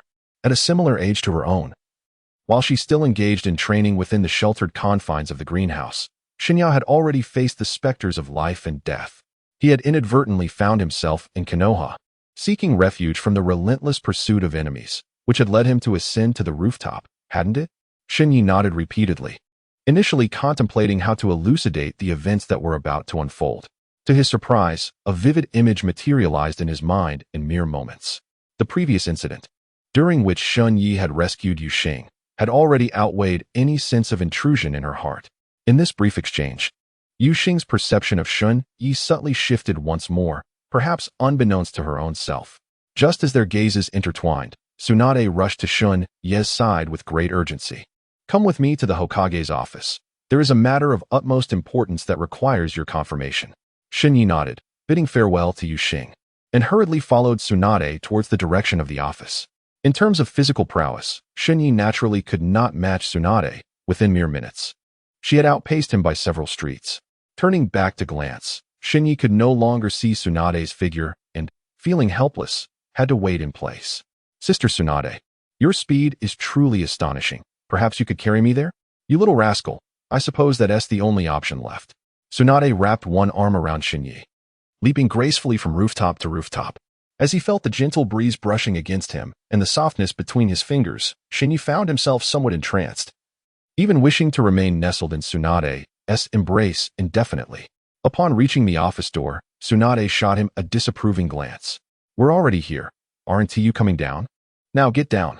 Shen Ye scratched his head and descended to the ground, pushing open the door to follow Tsunade into the office. Within the room resided two individuals. Seated on one side was the third Hokage, Hiruzen Sarutobi, adorned with a conical hat, while on the opposite side sat Jiraiya, who had just returned from a mission. Shen Ye furrowed his brow slightly, realizing that the situation was far more complex than he had initially imagined. Concerning the recent incident of voyeurism at the women's bathhouse, I had already inquired thoroughly with Jiraiya, who confirmed that he had remained in his room that day without stepping outside. Tsunade cast a shocked glance at Jiraiya, realizing that she had wrongfully accused him all along, and that the beating he received was, therefore, in vain. "Shen Ye, I ask you now, were you the one spying from the rooftop that day?" "Absolutely not," he replied. "In my attempt to escape the turmoil of war, I inadvertently wandered into Konoha village and happened to be spotted by Sister Tsunade while passing through that area." Tsunade nodded, affirming this detail. Although she could not clearly identify the individual on the rooftop, she was certain it was not Shen Ye. Such a delightful child would never engage in such behavior. However, it was evident that the third Hokage remained skeptical of Shen Ye, bombarding him with a series of questions. "In that case, please recount in detail the events of your journey through the war and your arrival in Konoha." Shen Ye nodded slightly, his mind racing to devise a response. After all, the turmoil within the ninja world could not be concealed, nor could it be fabricated. "That day, as I was with my family, an overwhelming barrage of ninjutsu suddenly descended upon our village. My parents clutched me tightly, frantically seeking shelter." Sarutobi Hiruzen's gaze was fixed on Shinya's face, attempting to discern any hint of the truth from his expression. However, Shinya's facade was impeccable, revealing no signs of weakness, as he articulated the situation with unwavering clarity. "The village, already small, was devoid of any ninja presence, leaving us no choice but to flee and abandon our home." Tsunade's expression was tinged with melancholy. She had initially perceived Shinya as merely a homeless child, yet she was taken aback by the weight of his experiences on that fateful day. "Where did our former existence reside?" That place did not fall under the jurisdiction of the Land of Fire, yet it was in close proximity to Konohagakure. Otherwise, I would not have sought refuge here. "What ultimately became of your father and mother?" As the third Hokage inquired, Shinya's eyes glistened with unshed tears, as if recollecting profoundly painful memories. "They had drawn the attention of those adversaries to protect me, and now I remain uncertain of their fate." Shen Ye secretly held a profound admiration for his own acting skills, confident that the three individuals in the room would be swayed by his words. "If you can ascertain that it was not you on that day, you may take your leave first." Shinai nodded slightly and turned to step outside, catching a glimpse of the third Hokage out of the corner of his eye, noting the gravity etched upon his face. Gently, he closed the office door, yet did not hasten away. Instead, he leaned against the wall, eavesdropping on the conversation within. His instinct suggested that the situation was far more complex than he had initially perceived, with certain undisclosed matters awaiting his attention. Why had the third suddenly inquired about him? He was certainly not an ally of that individual. It was now evident that he bore no connection to the enemy forces that had appeared in the village. From this day forth, they must remain vigilant, allowing not a single opportunity for the adversaries. "Rest assured, third Hokage, this matter shall be entrusted to the two of us," Tsunade said, casting a glance at Jiraiya, showing no hint of remorse for having misjudged him the previous day. "You can manage this alone. I must tend to Shen Ye," she declared before turning to exit the office. "Wait, Tsunade," Jiraiya interjected. "That individual is not as simple as we presume. He has evidently conducted some reconnaissance on the village. Otherwise, he would not impersonate me." Tsunade halted, her hand poised on the door, stunned into silence. Chapter 13. The System Unleashed. If that were the case, it was certain that he and Shen Ye had crossed paths. Otherwise, Shen Ye would not have so readily divulged that it was Jiraiya who was spying. Shen Ye, having overheard all the conversations outside, left the office with a faint smile gracing his lips. He did not linger outside for long, but instead returned home and secluded himself in his room. After all, the skills he currently possessed were quite limited. The only combat capability he had was Tsunade's extraordinary strength, while Jiraiya's Sage Mode served merely as a supportive ability. Nevertheless, continuing to cultivate Sage Mode and accumulate chakra would greatly assist in his future endeavors to acquire skills. As time passed, Tsunade returned home only to find Shen Ye hiding in his room, mistakenly believing he was still engulfed in sorrow. "Shen Ye, may I come into your room?" Upon hearing Tsunade's voice, Shen Ye quickly withdrew from his meditative state, performing a swift roll to stand at the edge of his bed. Gently opening the door, their eyes met, and Tsunade paused for a moment, taken aback by Shen Ye's appearance. For reasons unknown, she noticed that Shen Ye seemed to have grown taller, a remarkable transformation occurring in merely a single afternoon. "Is something the matter? Tsunade, you seem to have grown a bit taller. Perhaps it is merely my illusion. Could it be a result of practicing Sage Mode?" In the depths of Shen Ye's mind, uncertainty began to stir. If that were indeed the case, it would be prudent to temporarily cease the absorption of chakra. Tsunade guided Shen Ye before a mirror, and as they gazed upon their reflections, Shen Ye nodded in disbelief. Previously, when standing upright, Shen Ye could only reach Tsunade's knees. Now, however, the height difference had significantly diminished, bringing Shen Ye closer to her thighs. "I am unaware of the trials you have endured, but should anyone inquire about your journey, be sure to attribute your progress to my assistance." Shen Ye nodded repeatedly, understanding that Tsunade was protecting him, and he felt a twinge of emotion in his heart. As the two engaged in playful antics, the day slipped away in the blink of an eye. The following morning, Shen Ye awoke, lifted his hand, and gently grasped at the air, watching as his fingers danced back and forth. "System, oh system, today you ought to bestow upon me some new skills," he mused. Glancing out the window at the sun hanging high in the sky, he suddenly remembered that he did not need to attend the Ninja Academy today. The weekly holiday had arrived. Meanwhile, Tsunade had already left the house, searching the village for the impostor masquerading as Jiraiya. Whether for the sake of the village or to protect the girls who had been spied upon, Tsunade was determined to deliver a severe punishment to this rogue. Feeling a sense of ennui, Shen Ye dressed and stepped outside, only to find the bustling streets devoid of any familiar faces, rendering them somewhat alien to him. "Shen Ye, what a coincidence to run into you here." A figure clad in yellow swiftly approached him. Shen Ye scrutinized closely and realized it was Minato Namikaze. Why would this fellow greet me with such enthusiasm when we had not exchanged a word prior? Shen Ye scratched his head, but upon recalling his son Naruto Uzumaki's affable nature, he felt a sense of relief. Should they arrange to enjoy a steaming bowl of Ichiraku ramen together? What a splendid idea! With a smile gracing his face, Shen Ye walked alongside Minato Namikaze towards Ichiraku ramen. Throughout their journey, Minato enthusiastically introduced Shen Ye to the various wonders of Konohagakure, treating him genuinely as a dear brother. Shen Ye did not interrupt Minato Namikaze, quietly listening and occasionally responding with agreement. However, a question lingered in Shen Ye's mind. How did this seemingly naive individual become the fourth Hokage? The vivid and expressive description caused Minato to instinctively place his hand on Shen Ye's shoulder. In the depths of his heart, Shen Ye silently activated the system's stealing skill. Compared to the three legendary ninjas, Minato Namikaze instilled fear throughout the entire ninja world, and only the Raikage could slightly contend with his speed. Ding! Congratulations, host. You have acquired Minato Namikaze's skill, Flying Thunder God Technique. Remaining cooldown for Shen Ye's theft, 3 hours. The Flying Thunder God Technique. Shen Ye's excitement was palpable, as it was indeed the signature technique of Minato Namikaze. However, joy was accompanied by a tinge of sorrow. The shuriken, once dismissed by Shen Ye, now required diligent practice to master. "Shen Ye, why are you suddenly so happy?" I have long heard that Ichiraku ramen in Konoha is exceptionally delicious, and I am finally able to savor it, which brings me immense joy. Owner of Ichiraku, 2 bowls of the premium ramen, please. Ah, Minato. It has been some time since we last met. Have you been out on a mission? I too wish to undertake missions. But we have yet to graduate from the Ninja Academy, and many tasks are beyond our reach. On a tranquil night, Shen Ye sat beside Minato Namikaze, quietly observing the meticulous process of ramen preparation by Ichiraku. He committed the arrangement of ingredients to memory, envisioning a day when he might shatter the confines of time and space, returning to his original world, where he could contemplate opening a ramen shop, certainly destined for great acclaim. Even as he awaited the completion of the ramen, Minato continued to share his thoughts, although they had not previously exchanged words. Shen Ye had been quietly observing him for several days, noting his effortless ability to vanquish lower-ranked ninjas, a testament to his prowess that far surpassed their own.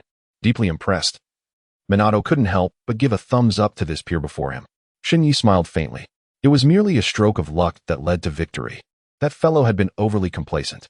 As they enjoyed their ramen, the two engaged in conversation for quite some time, when suddenly, Shen Ye sensed a violent gust of wind approaching from behind. Be careful. In the dead of night, with a speed as swift as lightning, Kamaya gently nudged Minato Namikaze, causing a shuriken to fall upon the table between them. Minato instantly tensed, realizing that beneath the vast sky, an assailant was brazenly attacking. Evidently an enemy who disregarded the village's code.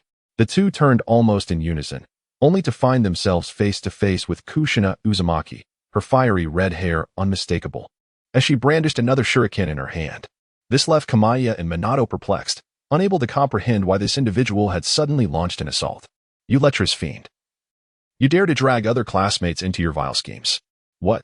There were so many witnesses that day, it was not me. Before Kamaya could finish his retort, Kushina's shuriken soared through the air once more. With a cold snort, Shen Ye leaned slightly forward and surged forth, grasping the shuriken firmly in his hand midair. Seizing the momentum, he landed beside Kushina. Chapter 14. Exceptional skill, how astonishingly swift. Namikaze Minato believed himself to be among the fastest of his peers. Yet he had not anticipated that this individual was even more formidable. I have already stated that it was not me that day. Do not presume that your gender allows you to speak recklessly without consequence. At this moment, the shuriken held by Shen Ye was poised against Kushina's delicate neck, capable of leaving a mark with the slightest exertion. Unless you can genuinely demonstrate your sincerity to me, I shall continue to harbor doubts regarding your intentions. Shen Ye cast a perplexed glance at Kushina, unable to comprehend why this individual was so obstinate.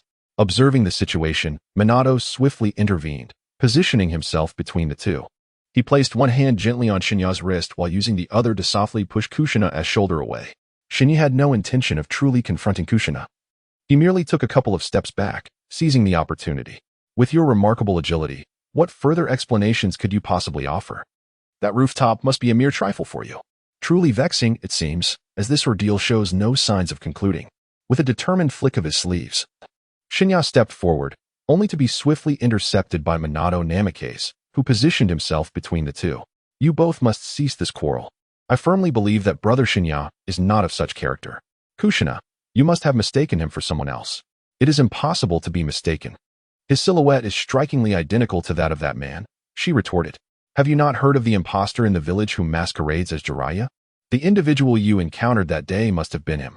Kushina scrutinized Shen Ye with a mixture of skepticism and hope, attempting to discern any hint of guilt in his gaze. Yet, she found nothing but a profound clarity reflecting back at her.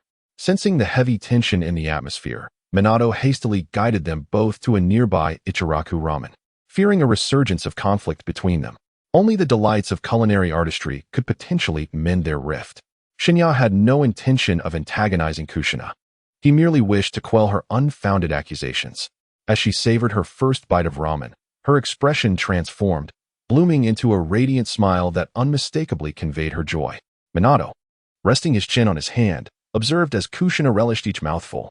It was evident that he was already fond of her, and he resolved not to compete for her affections, recognizing that her fiery temperament was not to his taste. In the depths of her heart, Shen Ye felt a twinge of disdain for both feng shui men.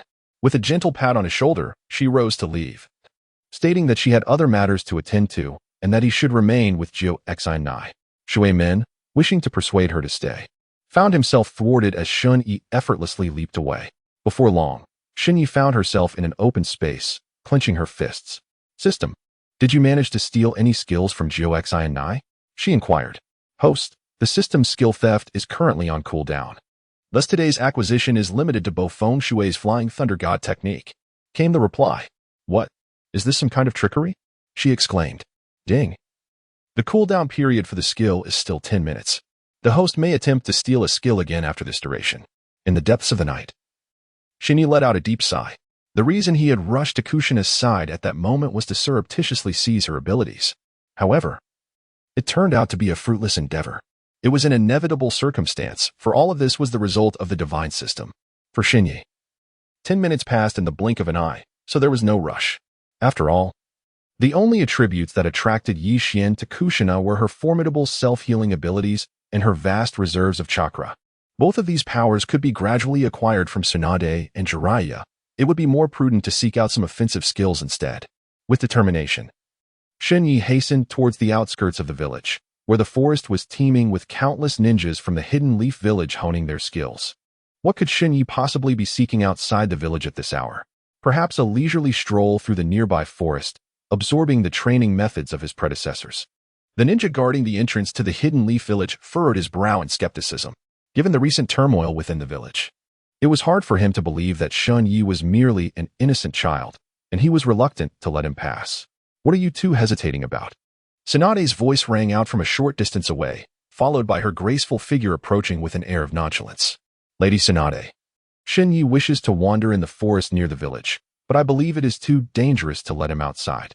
Let him go, should anything occur. I will take responsibility. The guard was about to voice further objections, yet Shen Ye nimbly turned and dashed out of the village. From beyond the gates of the Hidden Leaf Village, he smiled and waved at Tsunade before disappearing into the forest. Tsunade shook her head resignedly and continued her patrol through the village, searching for the imposter posing as Jiraiya. The contrast between the village and the forest was indeed stark. Even before reaching the depths of the woods, he sensed the palpable aura of battle. Children should not appear here casually. It is extremely dangerous. A figure with Sharingan emerged before Shen Ye, the forehead protector on his brow signifying his identity as a genin of the Hidden Leaf Village. Are you a member of the Uchiha clan? Indeed. Today marks the annual clan hunt, and this forest is filled with members of the Uchiha. Hunt. I have never heard of such a thing. You are an outsider, and it is best not to discuss it further. I advise you to leave promptly. As Shen Ye stroked his chin, a cunning plan began to form in his mind. Just as he turned to depart, he patted the shoulder of the Uchiha clan member. The latter, though perplexed, did not dwell on it for long. With the silent invocation of his thieving skill, the system quietly activated, implanting one of the member's abilities into Shen Ye's consciousness. Ding! Congratulations to the host for acquiring the Uchiha clan's skill, the Sharingan. Skill cooldown time, 3 hours. Truly, divine providence has smiled upon me. To obtain the Sharingan within this time frame is nothing short of miraculous.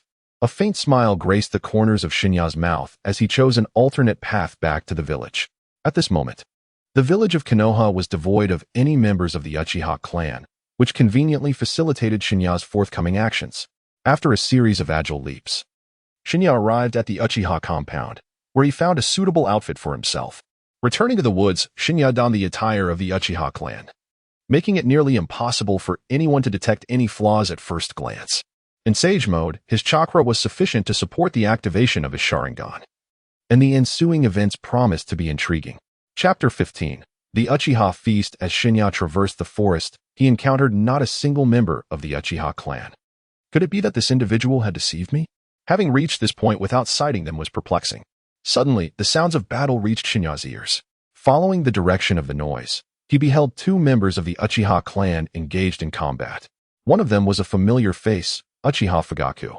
He was momentarily at a loss. If he charged in now, Fugaku would undoubtedly recognize his identity instantly. Even adorned in the Uchiha garb, it would be futile, serving only to mislead those unfamiliar with Yeshuan. However, the desire for combat stirred within Shen Ye, for this was the first genuine glimpse of conflict since his arrival in this world. Even if discovered, what of it? Uchiha Fugaku was merely a low-ranking shinobi at present, and Shen Ye felt entirely capable of handling the situation. Shen Ye's lips curved slightly upward, his gaze brimming with confidence as he leapt towards the scene, effortlessly landing atop the colossal tree trunk. From this vantage point, he could clearly observe the two combatants engaged in their duel. The other individual from the Uchiha clan bore a forehead protector, yet he appeared to be overshadowed by Uchiha Fugaku. Thus, Shen Ye deduced that this opponent was also a genin, perhaps even inferior in strength to Uchiha Fugaku. Suddenly, a cunning smile crept across Fugaku's face, and his movements quickened significantly. His adversary failed to perceive when a shuriken materialized in Fugaku's hand, hurtling towards his forehead with alarming speed. Shen Ye let out a cold snort. The moment was ripe for him to deflect Uchiha Fugaku's assault. With extraordinary strength, a heavy force surged beneath him, propelling Shen Ye's entire body toward the ground, his fist striking precisely upon Fugaku's arm. The shuriken fell to the earth, and Fugaku hastily relaxed his grip, sliding his arm downward. The immense force dissipated in an instant, and he leaped back several paces, creating distance between himself and Shen Ye. Thank you for intercepting that attack. Otherwise, my forehead protector would have surely borne a mark, Shen Ye remarked. What brings you here, wearing our family's attire? You little thief. To hell with you. What I wear is none of your concern, Shen Ye retorted. The figure standing behind him furrowed his brow, realizing through the exchange between Shen Ye and Fugaku that the youth before him was not a member of the Uchiha clan. Although this is our family's hunting mission to delineate the disparity in our abilities, this young man just saved me. Please refrain from disrespectful remarks, he interjected. Uchiha Fugaku took a deep breath, his heart seething with unbridled rage. He had merely questioned Shen Ye, yet it was Shen Ye who had been insolent. In that case, enjoy the feast of the Uchiha clan. From this moment on, I shall pretend not to know you. With that, Fugaku turned and strode away toward another part of the forest, leaving Shen Ye standing in place. Shen Ye scratched his head, perplexed by the true intentions of Fujiwara.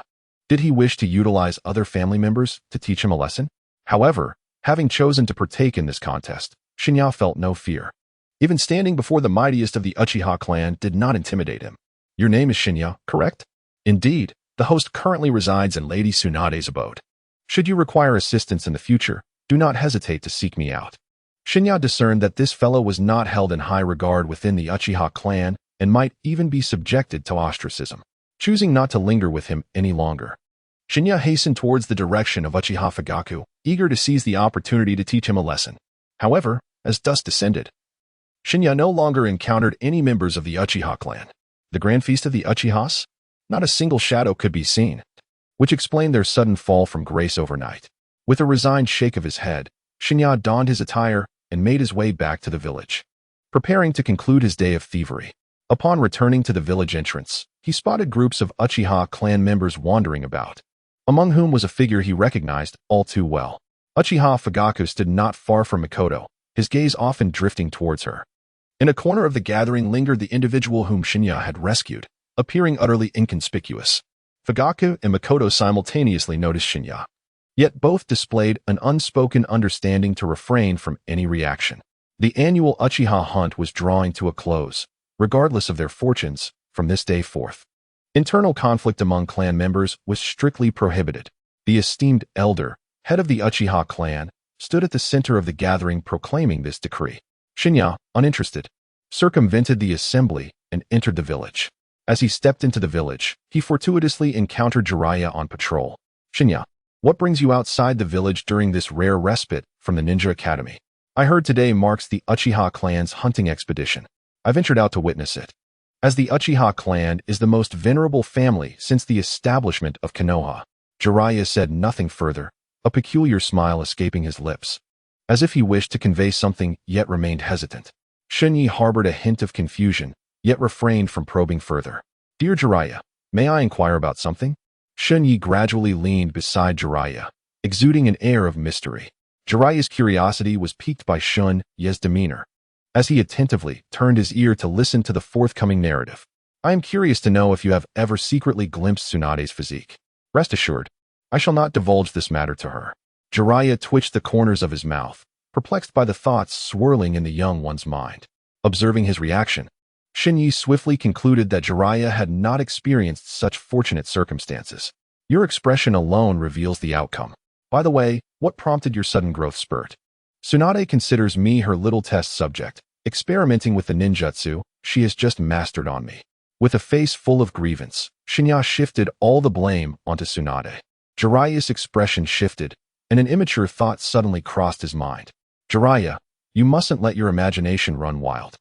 Tsunade has already categorized this jutsu as forbidden and vowed in my presence never to use it again in her lifetime. In Chapter 16, the Flying Thunder God Technique. A fleeting look of disappointment crossed Jiraiya's face as he waved his hand dismissively at Shen Ye and turned to leave the village. Watching Jiraiya's receding figure, Shen Ye shook his head in resignation, fully aware of Jiraiya's thoughts. However, he remained oblivious to the fact that all of this stemmed from the nurturing of sage mode. Jiraiya had merely outgrown that phase of life. After wandering aimlessly for a while, Shen Ye returned home. Tsunade was not present, as she was patrolling the village, taking advantage of the remaining daylight. It seemed that the third Hokage was quite concerned about that individual. Otherwise, he would not have dispatched two of the legendary Sanin to patrol continuously. If only he could locate him. It would dispel the prejudice that those individuals held against him once and for all. Shen Ye rested his chin upon his hand, deeply contemplating how he might locate that individual and bring him to justice. Lost in thought, he unwittingly leaned against the sofa and drifted into a light slumber. Shen Ye, how could you fall asleep here without a care for the chill? Tsunade grumbled, tiptoeing as she gently draped a blanket over him. Although her movements were remarkably delicate, Shen Ye still stirred and opened his eyes. Tsunade, when did you return? He inquired, noticing her presence as he had just entered the room to find him peacefully asleep. You ought to return to your room, after all. Shen Ye nodded, rubbing his drowsy eyes as he returned to his room. Before long, the dawn of the next day arrived. In pursuit of that elusive individual, Tsunade had left home early. Today marked the day to report to the Ninja Academy, a delightful holiday regrettably lasting only a fleeting day. Shen Ye, shall we go to school together? Hinata Yukihoshi's voice resonated at the door. Shen Ye was momentarily taken aback, surprised that she would so boldly make such a request. With the girl being so proactive, Shen Ye could hardly hesitate, promptly joining Yukihoshi as they walked side by side towards the Ninja Academy. At this moment, the classroom was already filled with numerous classmates, and Shen Ye's gaze quickly fell upon two particularly conspicuous figures, the red-haired Kushina and the yellow-haired Minato Namikaze, who stood out remarkably. Shen Ye, come sit over here. Shen Ye glanced at Yuxing, wishing to inquire about her thoughts. After all, Yuxing was notably more timid than others, and perhaps she felt a bit embarrassed sitting among everyone. Let us approach her. Q Sinai and I share a deep friendship. Shen Ye nodded, seizing the opportunity to approach the unoccupied seat beside the water gate, leading Yuxing along. Yuxing, it has been quite some time. Indeed, it has been a while. Kushina, your hair seems even redder than before. Kushina smirked, noting the unusual compliment, though their long-standing acquaintance rendered such details insignificant. By the way, Yuxing, have you heard about the recent appearance of an individual in the village impersonating Lord Jiraiya? Yuxing, evidently unaware of such news, instinctively turned her gaze towards Shen Ye upon recalling the connection between Jiraiya and impersonation. Did you forget that I mentioned this matter on our way here? I was summoned to Tsunade's office that day precisely regarding this issue. Even Yuxing, typically not the quickest thinker, grasped the situation at that moment, and thus, she engaged in light-hearted conversation with Kushina. The quiet night witnessed Shen Ye discreetly wiping the perspiration from his forehead. On that day, the incident at the women's bathhouse was well within his knowledge, and he nearly let slip the secret he had been guarding. In the quiet of the night, Shen Ye observed two girls engaging in playful banter, seemingly oblivious to his presence, as he leaned against the figure of Minato Namikaze. Before our teacher arrives, allow me to take you to a most extraordinary place, he proposed. But we still have classes today, where we are to learn new ninjutsu techniques, came the hesitant reply. Oh, never mind that. I can teach you something far more formidable, undoubtedly superior to what today's instructor will offer. Minato's eyes sparkled with intrigue at Shen Ye's suggestion. However, having never strayed from the classroom before, he found himself at a loss, uncertain of which path to choose. Shen Ye discerned the predicament of this individual at a glance. Having never experienced the joy of skipping class, there exists but a singular opportunity. I wonder if you harbor any curiosity regarding the name of the Flying Thunder God technique. Let us depart at once, for if we delay, the teacher will soon arrive. Shen Ye nodded slightly, leading Bo Feng Shui Min to escape the classroom without pause. Arriving at the training ground of the village. As all the students were at the Ninja Academy today, the training ground was devoid of any presence. Shui Min could no longer contain his excitement. When shall we commence? The Flying Thunder God technique sounds incredibly impressive. The foundation of this ninjutsu lies in the shuriken. And at this moment, you have already established a profound basis. It is sufficient to directly teach you the workings of chakra. Shui men focused intently on Shen Ye, fearful of missing even the slightest detail.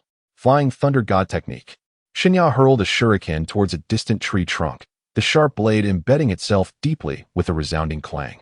Simultaneously, he retrieved another shuriken from his pouch, joining his hands in prayer before him. With a swift motion, Shen Ye vanished from sight, only to reappear atop the very tree trunk he had targeted. Wolfing Shumen's eyes widened in astonishment. He had never witnessed such a remarkable ability, neither in his own experiences nor in the village's ancient texts. Observing Shumen's surprise, Shen Ye couldn't help but smile.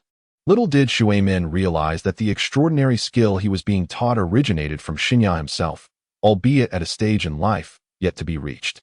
Having traversed to this era, Shen Ye considered it an opportunity, a chance for both teaching and learning to unfold within him. In truth, it was quite simple.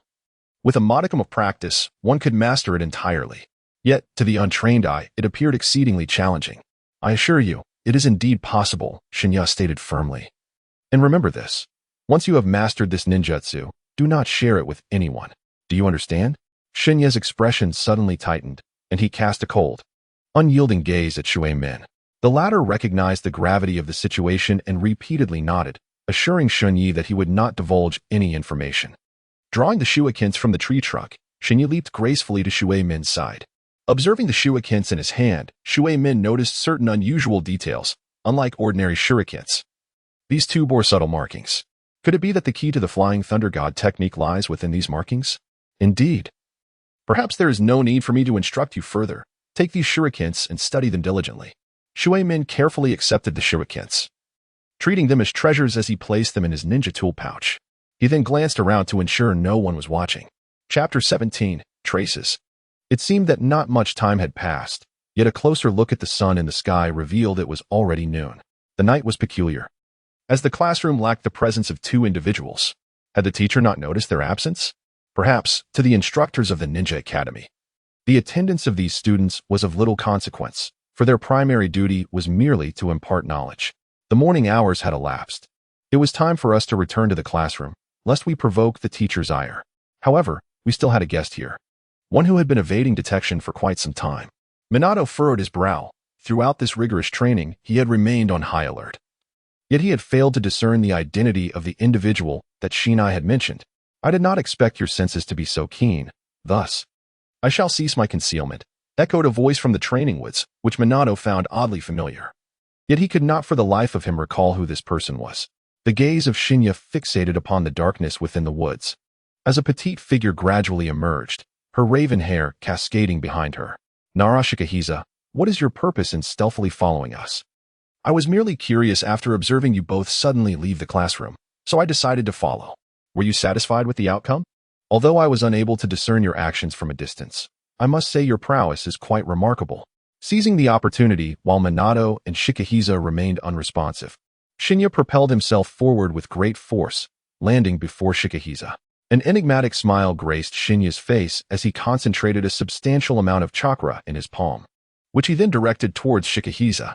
By the time Shikahisa registered the attack, it had already concluded.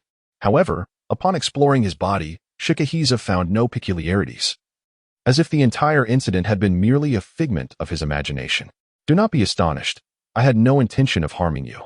In truth, at the moment of contact with Nara Shikahisa, Shen Ye had silently invoked the skill-stealing system within his mind. Ding. Congratulations, host. You have successfully acquired Nara Shikahisa's skill, Shadow Imitation Technique. Skill cooldown, 3 hours. Patting Shikahisa on the shoulder, Shen Ye donned a friendly smile once more. After all, this individual might very well become a future ally, and it would be wise not to frighten him. Still reeling from the shock, Minato approached with a few strides, placing his hand reassuringly on Shikahisa's shoulder. Shen Ye is truly a good person. We will all be great brothers from now on. It seemed that Minato and Shikahisa often conversed, as Shikahisa appeared at ease in Minato's presence. Since the three of us have left the classroom together, why not indulge in some delicious Ichiraku ramen? Agreed. Agreed. Without a hint of hesitation, the trio set off towards Ichiraku. As they walked through the streets, various passers-by cast curious glances at the three, as if they were witnessing delinquent youths. After all, boys of this age, not found in the Ninja Academy, were often considered either lacking in any training ability or mere pests within the village. Nevertheless, The trio paid no heed to such stares. Their minds solely focused on the prospect of savoring steaming bowls of ramen. Gentlemen, I have a proposition for you. This could easily sustain your daily indulgences. Suddenly, a peculiar ninja emerged in the middle of the road. Despite the forehead protector adorned with the insignia of the hidden leaf village, he evoked no sense of fondness. Shikaku remained vigilant, instinctively positioning Shinya and Minato behind him. This small gesture did not escape Shinya's notice, stirring a gentle warmth within her heart. However, at that moment, the combined strength of the three might still fall short against this enigmatic figure, necessitating caution. Speaking of which, it just so happens that the three of us are devoid of funds for ramen. Within the Hokage's office, there exists a scroll, if you could procure it for me. Not only would we indulge in ramen today, but we would also enjoy it every day thereafter. Shen Ye curled his lips, amused by the fact that this fellow truly regarded himself as a naive child. Before Shen Ye could respond, Minato advanced a step and launched his attack. You, the traitor of this village, wish to enlist my aid in pilfering the secrets of the Hokage? You might as well surrender. Such an impulsive youth, indeed.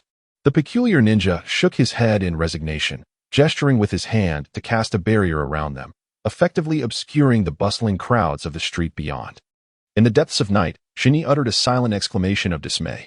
At that moment, his theft skill was still on cooldown, rendering it exceedingly difficult to vanquish his opponent with only the abilities he had mastered. This individual was none other than the impostor masquerading as Lord Jiraiya. We must proceed with utmost caution. Shadow binding technique. Nara Shikaka disregarded the foe entirely, seeking to employ his ninjutsu to swiftly subdue the adversary, thereby facilitating the subsequent actions of Minato and Shen Ye. However, the individual before him was far from the simple adversary Shikaku had anticipated. You think such trivial skills can control me? Where do you see any shadows? Unbeknownst to him, this opponent had invoked some form of ninjutsu, summoning a vast expanse of ominous clouds that obscured all light within the barrier, rendering Shikaku's technique utterly ineffective. In the depths of Shinya's mind, strategies whirled rapidly, culminating in the decision to harness the combination of Sage Mode and immense strength to breach the barrier. You two, follow my lead and do not fall behind, he instructed. Watergate and Riku nodded in unison, directing their full attention towards Shinya, entirely disregarding the peculiar figure. The strange ninja furrowed his brow, his desire to obliterate the three youngsters within this barrier tempered by the necessity of maintaining the integrity of Konoha's foundation. Unleash the might, Shinya commanded, channeling the chakra cultivated through his Sage Mode training, concentrating it into his fists. Suddenly, the force surged uncontrollably, radiating chaotically in all directions. A sense of dread washed over him. He had forgotten that his diminutive form was ill-equipped to manage such overwhelming power. He could only hope for some effect. A thunderous roar echoed through the barrier as beams of sunlight began to pierce through the surrounding glow. The smile on Shinya's face revealed the success of their plan. Though it was regrettable that they could not apprehend that individual, they needed to promptly report this matter to the third Hokage, as they had encountered someone impersonating Jiraiya. It was hoped that they would witness his true identity, yet there was an unsettling feeling that he was concealing something. Chapter 18. Reporting truthfully, Minato and Jukyu shared the same concerns. As a member of the Nara clan, Jukyu had perfectly preserved the family's legacy, exhibiting progressive thinking. Nevertheless, it was imperative to report this issue to the third Hokage, for that individual had grown increasingly audacious within the village. The three exchanged glances, neglecting their ramen at Ichiraku, and hurried towards the Hokage's office. At the entrance, Shinai collided with Tsunade as she exited, causing him to tumble into her. Minato and Jukyu simultaneously swallowed hard. Had it been another male ninja, he would have likely faced Tsunade's formidable strength. However, upon recognizing Shinai, Tsunade softened, crouching slightly. Did I hurt you, little Shinai? This is not the time for such chatter. We have pressing matters to report to the third Hokage. Sister Tsunade, please listen in. Tsunade nodded, discerning the gravity of the situation from their expressions. She reopened the office door, only to find the room absent of the third Hokage, Hiruzen Sarutobi. Furrowing her brow in confusion, she noted that he had only been gone for a minute. Was the third Hokage still here before you left? Indeed. He departed in such a brief time, and we did not witness his exit, Jukyu replied. Is this the caliber of a Hokage? I still find it somewhat incomprehensible. Tsunade chuckled softly, playfully tapping Shinya's nose. What are you daydreaming about, little one? One day, you will become a formidable ninja. But tell me, what has caused such alarm among you three? We encountered the one impersonating Jiraiya, but he managed to escape. Instantly, Tsunade's playful demeanor vanished. This matter was not only significant for the third Hokage but for the entire village as well. Days of patrolling had yielded no trace of this individual, indicating he was a formidable adversary. Until this person was apprehended, the village would never truly find peace. The calmness observed was merely superficial. Beneath the surface lay tumult and peril. Be cautious, you three. Since that individual sought you out, he will not relent easily. Shen Ye nodded, fully aware of the rationale behind the situation. However, with his current strength, he lacked the absolute confidence to apprehend the target. Yet, with the assistance of numerous ninjas from Konoha, the outcome could be entirely different. Lady Tsunade, we shall take our leave for now. Please convey this matter to Lord Third.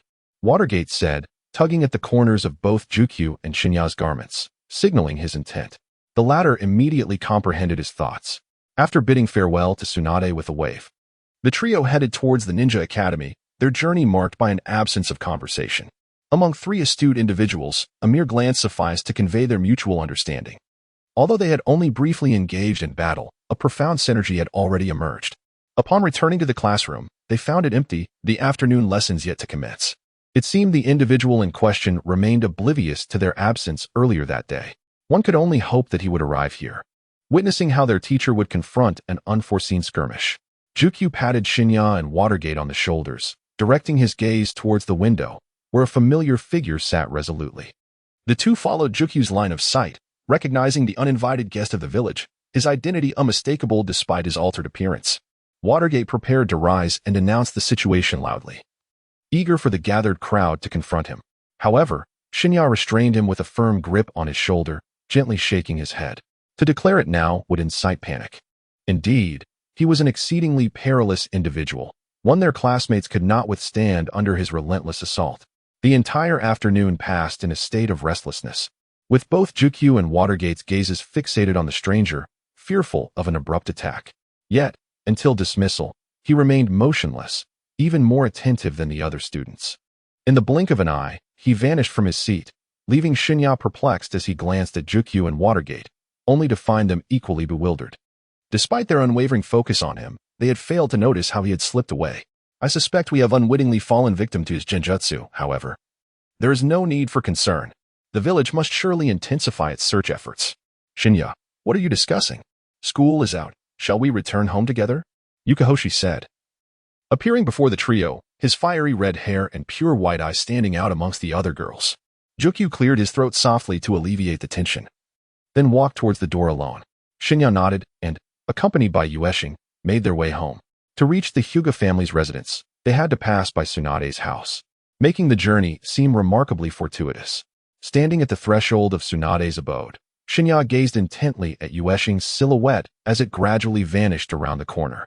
Today, he had only acquired a single skill, feeling as though he had squandered the divine abilities of the system. In the stillness of the night, Shen Ye stroked his chin, contemplating where to seek his next target to perfect his ninjutsu. Just as he found himself at a loss, a figure adorned with a forehead protector passed by. A subtle smile crept upon his lips as he hastily followed the individual, seizing the moment to tap her shoulder when she was unsuspecting. Skill acquisition. He silently activated the system's ability, donning a cheerful expression. Where are you headed, Red Sister? He inquired. It's Shen Ye. What brings you here alone? Isn't Tsunade at home? I was just about to enter my room when I spotted you passing by, so I thought I'd come over and say hello. I've missed you, replied the crimson-haired Yuhi Kurenai, casting a sidelong glance at Shen Ye. Her fair complexion, coupled with sweet words, made it clear why Tsunade held such affection for him. Even in that moment, Kurenai felt an irresistible urge to embrace Shen Ye, though his height rendered such a gesture impractical. Observing the eager anticipation on Shen Ye's face, Kurenai eventually succumbed to the moment, bending slightly to pat his small head. I've missed you dearly as well, but I have some important duties to attend to, so I cannot play with you this time. I promise we will next time. Chapter 19. Chakra sensation. A reluctant expression flickered across Shen Ye's face, yet his heart urged him to part quickly and ascertain what skills he had managed to acquire this time. As Yukumo took her leave, she gently placed a kiss on Shen Ye's forehead before turning to continue down the street ahead. System. What skill did I acquire from Yukumo this time? Ding. Congratulations, host, on successfully acquiring Yukumo's skill. Chakra perception. Skill cooldown. 3 hours. Alas. Shen Ye was surprised to find that once again, He had obtained a supportive ninjutsu, which bore no enhancement to his current combat prowess. However, possessing this ninjutsu would at least allow him to sense that individual's presence in the vicinity beforehand. Upon reflection, Shen Ye realized that this day marked the most fulfilling experience since his arrival in this world. Although it lacked the visual delights of the first day, he was now able to appreciate the allure of this realm more profoundly. Nevertheless, it would be wise to engage in some training, as supportive ninjutsu often wielded a decisive influence in crucial moments. Shen Ye returned directly to his chamber, commencing his cultivation according to the insights gleaned in his mind. Unbeknownst to him, the sky outside gradually darkened. However, he remained entirely engrossed in his practice, oblivious to the passage of time. A creaking sound interrupted his meditation, prompting him to glance warily towards the entrance. If Tsunade had returned home, such a sound would not have occurred. It was evident that someone was stealthily approaching. As the door to the room slowly creaked open, a beam of light flooded in. In the stillness of the night, Shen Ye immediately discerned that the figure standing at the door was not Tsunade, but rather a male ninja, whose silhouette bore an uncanny familiarity. "Jiraiya, my old friend. What brings you here in such stealth?" he inquired. "Tsunade is still away on her mission, and fearing you might go hungry. She sent me to fetch you something to eat." Without a moment's hesitation, Shen Ye exclaimed, "Then let's go to Ichiraku Ramen." Initially, he had intended to dine with Kakashi and Minato, but delays had thwarted those plans. Now, with this fortuitous opportunity, Shen Ye promptly followed Jiraiya from his home and soon found himself seated before the beloved ramen shop. "2 bowls of ramen, as usual, please," he ordered the proprietor. Jiraiya, contemplatively, turned to Shen Ye and asked, "What are your thoughts on that individual in the village? His strength seems comparable to yours, and he appears to be an experienced old spy." Nodding in agreement, Jiraiya regarded Shen Ye with admiration, impressed by the young ninja's keen insight at such a tender age, believing he would undoubtedly evolve into a remarkable shinobi. Before long, Ichiraku presented 2 steaming bowls of ramen before them. As the fragrant steam wafted through the air, Shen Ye felt the enticing aroma envelop him, compelling him to grasp his chopsticks and indulge heartily. Jiraiya chuckled and shook his head, swiftly following suit and devouring his own bowl. To the onlookers, it seemed as though these two had not eaten in ages, resembling famished souls returned from the afterlife. Ichiraku was taken aback by the scene and hastily prepared more ramen to place nearby for Shen Ye and Jiraiya. "There is plenty more. You two should take your time," he advised. "No worries, we've got this," Jiraiya replied with a grin, despite their cheeks being stuffed to capacity, rendering them nearly unable to utter a complete sentence. In mere moments, Shen Ye's bowl was nearly empty, and Jiraiya soon followed suit, finishing off his own ramen with impressive speed. With satisfied pats on their stomachs, they relished the fullness brought by just a single bowl of ramen. "Allow me to introduce you to a new friend. I believe you two will get along splendidly." "Oh." Shen Ye's curiosity was instantly piqued by Jiraiya. At this moment, he could scarcely fathom who could possibly capture Shen Ye's interest. Placing several gold coins upon the table, Jiraiya turned to head in another direction. Eager to uncover the mystery, Shen Ye hurriedly followed in his wake. Though it appeared that their course was set towards the outskirts of the village, Shen Ye furrowed his brow, pondering whether the Jiraiya before him was indeed an impostor, scheming to eliminate him while the surroundings were deserted. Channeling his chakra perception, he discreetly heightened his senses, thoroughly scrutinizing Jiraiya without any pretense. Even if discovered, it mattered little. If this truly were a counterfeit Jiraiya, his true nature would inevitably be revealed.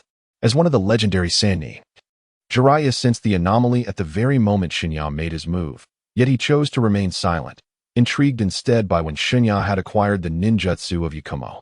After a careful examination, Shen Ye confirmed that the individual before him was indeed the authentic Jiraiya, who bore the latest edition of Ica Paradise at his waist.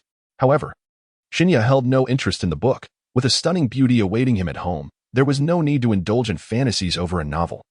In the darkness of the night, it was clear that proceeding forward would lead him through the gates and out of the village, yet Jiraiya showed no intention of pausing. "Brother Jiraiya, where are you taking me in such a mysterious manner?" Shen Ye inquired. The gatekeeper was stationed there, and one could only meet him outside the village. Shen Ye's eyes flickered as he began to discern the answer within his heart. In the village of Konoha, no one guarding the gates could be deemed weak. Each individual was more formidable than the last. The only one capable of capturing Jiraiya's unwavering attention was the one known as the Little Uchiha, Yamakawa Aoi. He possessed the ability to wield the Uchiha clan's fire release, great fireball technique, while simultaneously commanding crows to launch attacks. Suddenly, a flock of crows darkened the sky, circling above Shen Ye and Jiraiya. Jiraiya halted, gazing upward with arms crossed, patiently awaiting the unfolding drama, a subtle smile gracing his lips. Is this how you choose to greet old friends and young ones alike? Appearing here at such a late hour, I suspect your intentions are far from benevolent. Amidst the swarm of crows, the silhouette of Yamakawa Aoi materialized, descending gracefully upon a swirling mass of shadow. Such an entrance was undeniably striking. What brings you, and this little one, to this place? The village is currently rife with unrest, with many unfavorable rumors targeting Shen Ye. Targeting me? Shen Ye, in a gesture of incredulity, pointed to his own nose. Could it be that the peeping incident still pointed to him? The young woman from the mountain city, Aoba, nodded in affirmation, producing a scroll from behind her and handing it to Shen Ye. She then leaped to Jiraiya's side to engage in casual conversation. With an impassive expression, Shen Ye unrolled the scroll, which bore the directive that he must not leave the village under any circumstances until that individual was apprehended. Chapter 20, 3,000 Crows. Having not yet perused the entirety of its contents, Shen Ye cast the scroll to the ground in frustration. Although the voyeur above the bathhouse was watching him, the notion of being linked to that individual was utterly preposterous. More importantly, despite having reported the appearance of that person alongside Rugio and Minato, Sarutobi Hizashi remained unconvinced of his innocence. It seemed that Tsunade was unaware of the situation. Otherwise, her temper would surely have caused a ruckus in the office. What if my scroll were to be damaged due to such force? Yamashiro Aoi cautiously picked up the scroll, dusted it off, and tucked it into his pocket. Sensing Jiraiya's gaze upon him, Shen Ye suddenly grasped the implications. Jiraiya's purpose for bringing him here was not entirely altruistic. He was probing, taking advantage of Tsunade's absence to thoroughly investigate his background. Should he be a spy, he would be eliminated. If not, it would create an opportunity for a warning. Brother Jiraiya, it seems you do not trust me, Shen Ye mused. For the sake of the village's safety, Tsunade has complete faith in you. Yet I require some form of proof. What nonsense! Must I prove my character to you? If I possess the strength of a spy, I would have already dispatched both of you. A subtle smile played on Jiraiya's lips as he observed Shen Ye in silence. Aoi, standing nearby, mirrored this sentiment. Though he appeared considerably more anxious than Jiraiya, this predicament left Shen Ye in a quandary. Under no circumstances could he afford to turn against the two of them at this juncture. If he were truly treated as a spy, all previous fabrications would dissolve into nothingness. Aoi, come over here. I can demonstrate my innocence to you. Yamashiro Aoi glanced at Jiraiya, who nodded reassuringly, indicating that no unforeseen incidents would arise. Aoi cautiously approached Shen Ye, his demeanor still rife with wariness. In the stillness of the night, a gentle pat was bestowed upon him. As he silently activated the skill of theft within his heart, a chime resonated, heralding the success of the host in acquiring the skill of the Mountain City's green leaf, the 3,000 Crows technique. The cooldown period for this stolen skill is 3 hours. Shen Ye nodded with satisfaction and then sprinted furiously in a particular direction. Shen Ye, momentarily taken aback, prepared to give chase but was halted by Jiraiya. As a ninja tasked with guarding the village entrance, he could not leave his post without permission. Let me pursue him. You stay here and maintain your watch, Jiraiya declared, twisting his neck before launching himself with great force towards the direction Shen Ye had fled. In just a matter of breaths, he closed in on Shen Ye's back. Jiraiya, your speed is astonishing. I had thought my initial advantage would allow me to create some distance. I trust you are not a spy, yet it seems that keeping up with you might lead me to him. With a resigned shake of his head, Shen Ye continued to sprint forward, his sole objective being a modest dwelling nestled within the village. During his attempt to probe Jiraiya's senses, Shen Ye had already discerned the location where that fellow was concealing himself. Jiraiya, my dear brother, when did you begin to fixate on me, hiding so adeptly? This remains a secret. However, I have always placed my trust in you. It was merely out of necessity that I resorted to such methods to locate that individual. Shen Ye also comprehended this truth. Although the spy roaming the village was universally recognized as an impostor of Jiraiya, only Shen Ye and Tsukuhoshi were aware that this individual had never engaged in such deceitful acts. As a child who had suddenly appeared within the village, it was entirely understandable for the spy to focus his attention on him. This very identity provided an impeccable guise.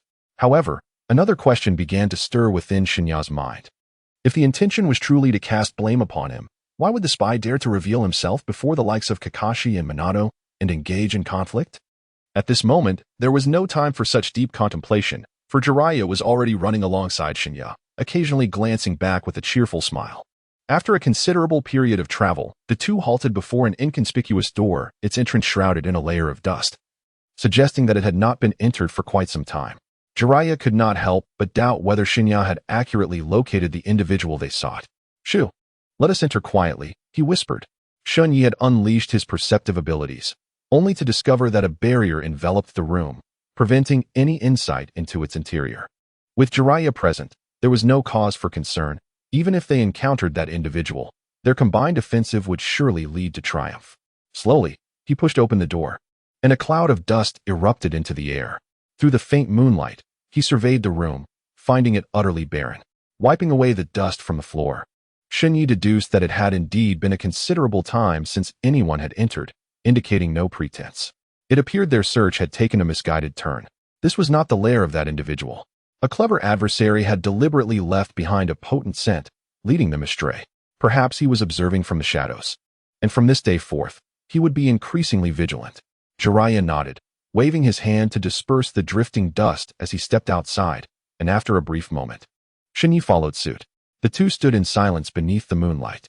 Ultimately, it was Jiraiya who shattered the stillness, extending his hand towards Shen Ye. "I sincerely apologize for today's events. I not only failed to place my trust in you, but I also sought to manipulate you.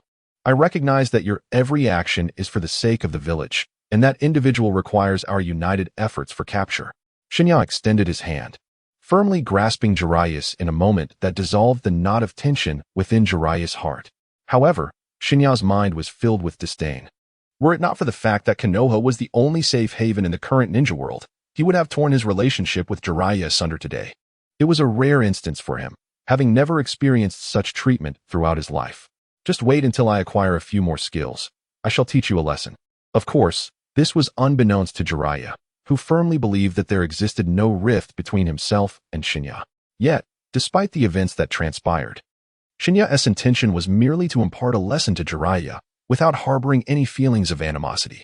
The hour was growing late. Tsunade might have already returned. It was time for me to head home. Shen Ye turned gracefully towards his home, leaving behind a striking silhouette for Jiraiya. Suddenly aware of the peculiar situation, Jiraiya hastily pursued Shen Ye. In the entire ninja world, there is perhaps only one person who could instill genuine fear in Jiraiya's heart. Chapter 21. How beautiful you are. Only Tsunade possesses the power to command Jiraiya's respect, to the extent that even if he were to be unjustly beaten, he would harbor no thoughts of rebellion. "Shen Ye, you must never speak of this to Tsunade." Shen Ye could not help but burst into hearty laughter, finally witnessing a vulnerable side of Jiraiya. Nevertheless, it must be acknowledged that Jiraiya acted out of concern for the village and to expedite his own exoneration, despite the impropriety of his actions. "Fear not, dear brother Jiraiya, for I shall keep this matter locked away in the depths of my heart." Jiraiya nodded, fully trusting the words that flowed from Shen Ye's lips. The crescent moon hung in the sky as Shen Ye meandered homeward, catching a distant glimpse of light still aglow in his room. Upon pushing the door open, he found Tsunade drowsily leaning against the sofa, as if she might succumb to slumber at any moment. "You little rascal, you've finally returned. I wonder what mischief Jiraiya has led you into." "It is quite late, Sister Tsunade. You should retire for the night, having toiled throughout the day." Shen Ye gently guided Tsunade's weary form into her chamber before retreating to his own quarters, where he succumbed to a profound slumber. In the realm of dreams, Shen Ye harnessed the art of thievery bestowed by the system, ascending to the pinnacle of the ninja world, becoming a figure of aspiration for all. Upon opening his eyes once more, Shen Ye realized that it was already noon, and he had inadvertently missed the morning classes. If his memory served him correctly, today was the day the third Hokage was to personally visit the Ninja Academy for instruction. "It was all Jiraiya's fault for squandering so much of my time." Shen let out a deep sigh, quickly straightening his attire before hastening towards the Ninja Academy. In a hurried manner, Shen Ye failed to notice a young girl standing at the entrance of the academy, and inevitably, the two collided. "Ouch!" A painful wail echoed in Shen Ye's ears, prompting him to hastily stride over to assist the girl. Upon clearly perceiving her features, Shen Ye found himself momentarily captivated. Her fair complexion framed strikingly bright eyes, and her perfectly shaped lips accentuated her beauty. Shen Ye felt a sense of surprise. To her recollection, the world of ninjas had never witnessed her presence. "You are truly beautiful," Shen Ye blurted out, not even comprehending why he had uttered such words. Greetings, I am Misaki Nakata, and today marks my first day at the Ninja Academy. I appreciate your kindness in advance. Rather than becoming irate from Shen Ye's abrupt encounter, Misaki graciously inclined her body slightly, showcasing her profound humility. In that fleeting moment, Shen Ye felt as if he were enveloped by a gentle breeze. Allow me to escort you to the classroom. Unconsciously, Shen Ye grasped Mei Xiang's hand, causing a faint blush to rise on her cheeks, yet she made no attempt to withdraw from him. The two entered the classroom, drawing the attention of many, particularly the focused gazes of Uchiha and Mei Qin, which were fixed intently upon Shen Ye. Mizuki nudged Rikuji, an ambiguous glimmer in his eyes. In such a short span, Shen Ye had already acquainted himself with a new girl, truly living up to his fair complexion. It appeared that this enchanting girl was Nakata Mei Xiang, rumored to have a background similar to Shen Ye's. Mizuki stroked his chin, pondering the fate of this seemingly beautiful girl who harbored such a tragic story. Holding Mei Xiang's hand, Shen Ye made his way to Mizuki's side, who promptly cleared 2 seats for him. Uchiha let out a delicate huff and rose from her seat, striding toward Shen Ye. Mizuki wore an expression of amusement, ready to witness a grand spectacle. However, Shen Ye's countenance remained inscrutable, seemingly unfazed by the unfolding drama. Shen Ye, who is this beautiful sister? She is our new classmate. You two should take this opportunity to get acquainted. I have yet to learn much about Mei Xiang myself. Classmates, please settle down. We shall now be graced with a lesson from the 3rd Hokage. A sudden hush fell over the classroom. Though these children often displayed unruly behavior, the mere mention of the 3rd Hokage rendered them obedient.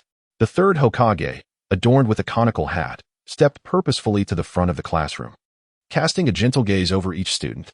Some faces reflected dreams of aspiration, for the position of Hokage was a coveted goal for many, Mizuki included.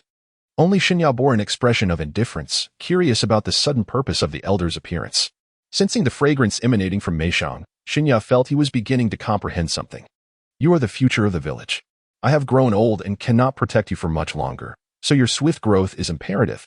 As for the teaching of ninjutsu, dedicated instructors will be appointed for that. My presence today is to convey 2 important messages. Shen Ye embraced his arms across his chest, gazing at the 3rd Hokage with keen interest. If all proceeded as anticipated, that impostor of Jiraiya would undoubtedly make an appearance. Sure enough, the 3rd's gaze eventually settled upon Shen Ye, who gently waved his hand, releasing a surge of chakra. Shen Ye felt a warm sensation emanating from behind, causing him to rise involuntarily. At that moment, all eyes were fixed upon him, and Sandai slowly began to speak. You have all been misled about Shen Ye, accusing him of being the voyeur at the Celestial Maiden's bathhouse.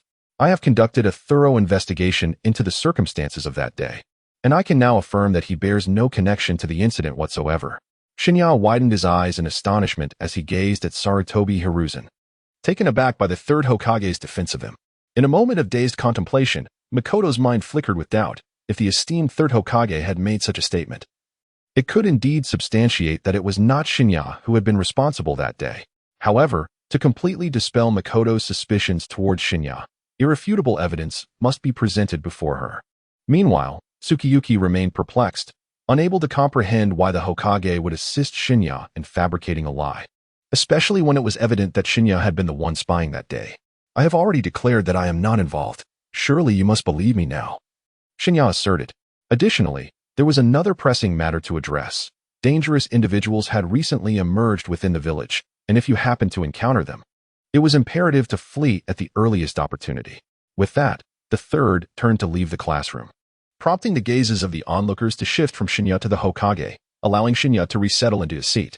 Minato was the first to react, hastily leaning towards Shen Ye to inquire, was it truly not you that day? If so, then the animosity from the other boys in class towards you was utterly unwarranted. Chapter 22. The Akimichi clan. Indeed, that is the case. However, I simply chose not to engage with those individuals, Shen Ye replied. As the 3rd Hokage's figure vanished, the classroom erupted once more into a cacophony of noise. Some of the younger students could not restrain themselves from approaching Shen Ye, expressing their apologies and asserting that their hostility over that incident was misplaced. Shen Ye waved his hand dismissively, turning to gaze at Mei Xiang. You are not a ninja from Konoha, are you? Might you share your tale with me? Through the previous exchange of glances with the 3rd Hokage, Shen Ye sensed an undeniable connection between him and the girl before him, one that could not be carelessly divulged. I am indeed not a ninja from Konoha, but rather hailing from a minuscule nation. Due to the ravages of war, my family has been shattered, leaving me utterly alone. Mei Shang, do you currently have a place to stay? Why not accompany me back to the Hyuga residence? Yu Xing, shedding his earlier demeanor, began to warmly extend an invitation to Mei Shang, a gesture that appeared wholly appropriate. A flicker of thought crossed Shen Ye's mind, contemplating inviting her to the Tsunade household as well, though he ultimately recognized the necessity of consulting Tsunade first. Thank you for your kindness, but I already have accommodations arranged. Lord Third has made suitable provisions for me. Shen Ye nodded thoughtfully, his earlier conjecture proving entirely correct. Mei Shang had indeed passed the trials of 3 generations, and perhaps the two had known each other long before this moment. The afternoon hours slipped by swiftly, and in the blink of an eye, the joyous news of school dismissal arrived. A group of friends decided to venture to the village's hamburger joint for dinner, and thus, a lively procession made its way out of the classroom. However, a rotund figure obstructed the doorway, occupying the space of 3 individuals all by himself. You, blocking the way. How can anyone else get through? Shen Ye remarked. The corpulent individual turned, and in that instant, Shen Ye recognized him as a member of the Akimichi clan. I too wish to pass, but I indulged a bit too much this afternoon, so I require a moment longer, he replied. Shen Ye tapped his forehead. Perplexed by the peculiarities of this family, each member possessed a corpulent physique and displayed an acute sensitivity to food. Nearly an afternoon's indulgence could result in their bodies expanding several sizes. Allow me to assist you. It presents a perfect opportunity to showcase the ninjutsu I have recently mastered. Watergate retrieved a shuriken adorned with a distinctive mark from his pocket and tossed it outside, placing a hand gently on Akadu Dingswa's back. After taking a deep breath, Watergate began to channel his chakra. Since he had trained in the Flying Thunder God technique, this marked the first occasion he would genuinely employ it, inevitably stirring a sense of anxiety within him. Flying Thunder God technique. A surge of chakra erupted from Watergate, exceeding the reserves typical for someone of his age. With a swift whoosh, both Watergate and Akadu Dingswa vanished from sight, only to reappear beside the shuriken. However, Akadu Dingswa found himself wedged halfway through the door, his ample form creating 2 deep indentations in the space around him. I apologize, Akadu. I did not foresee this outcome. Shen Ye helplessly shook his head. At this age, it was already a considerable feat for Wave Wind Watergate to wield the Flying Thunder God technique, let alone while carrying the significantly heavier Akimichi. What a display of extraordinary strength. Without any forewarning, Shen Ye delivered a powerful punch towards Akimichi Dingswa, the tremendous force of his strike resonating upon impact. With a resounding crash, Dingswa was propelled through the doorway, crashing heavily onto the ground. Both Yueshing and Mei Shang instinctively shut their eyes, unwilling to witness the impending tragedy. However, the sounds that reached their ears were vivid enough to conjure harrowing images in their minds, distorting their expressions into masks of horror. Strangely, Akimichi Dingswa appeared unfazed, rising to his feet and brushing off the dust with a cheerful demeanor as he approached Shen Ye. Brother Shen Ye, you have been a tremendous help today. Allow me to treat you. Let us dine freely and enjoy. As the night unfolded, Shen Ye's eyes sparkled with anticipation as he prepared to indulge in some food. Without invitation, Akimichi Choza made his entrance, and Shen Ye, well aware of this food-loving companion, graciously welcomed him. Without a hint of formality, Shen Ye draped an arm over Choza's shoulder and strolled outside, while Watergate and the others exchanged glances, each reflecting a shared sense of resignation. The group huddled together and entered the establishment, where the owner promptly appeared to greet them. During his time running the shop, he had never witnessed such a gathering of patrons dining together. Moreover, he recognized the leader, Akimichi Choza, who, along with other members of his clan, were esteemed regulars. Simple fare could hardly satisfy their appetites. Every time the Akimichi clan's ninjas departed, the owner would quietly retreat to the back to count his earnings. Owner, as per our usual arrangement, we'll have one of each dish, charged to the Akimichi family's account, he declared. The owner nodded and turned to the kitchen to prepare their meals. The group settled into a spacious area, and Shen Ye gazed out the window, pondering a recent occurrence. System, what skill did I just acquire from Akimichi Choza? Ding. Congratulations, host. You have successfully stolen the skill partial multiplication technique from Akimichi Choza. Skill cooldown time, 3 hours. In the depths of his heart, Shen Ye felt a quiet satisfaction. Although the potency of this ninjutsu was not particularly formidable, it could certainly serve as an effective means of attack for him at this moment. The combination of the multiplication technique with the extraordinary strength he had pilfered from Tsunade could yield remarkable results. Shen Ye, what are you secretly laughing about here? Yuxing inquired, gently tapping Shen Ye on the shoulder, pulling him back from his reverie. Faced with the puzzled gazes of his companions, Shen Ye instantly donned an expression of bashfulness, scratching his head lightly. I am truly delighted to have the opportunity to become good friends with all of you, which is why I couldn't help but smile. Shen Ye felt a surge of gratitude towards the teachers from his previous world, had it not been for their guidance. He would not have been able to speak so nonchalantly. In his past life, whenever he made a mistake and was questioned by his teachers, he would conjure up various excuses to deflect their inquiries. Before long, the boss approached Shen Ye, pushing a cart laden with food. Is it possible for you to consume all this by yourself, Akimichi? While it may seem exaggerated, one could indeed devour such a feast with enough effort. The onlookers couldn't help but gasp in astonishment. It was their first encounter with such a formidable appetite, as Dingswa could consume in one sitting what would typically last others an entire week. Chapter 23. The Fusion of Ninja Techniques. I'm ready.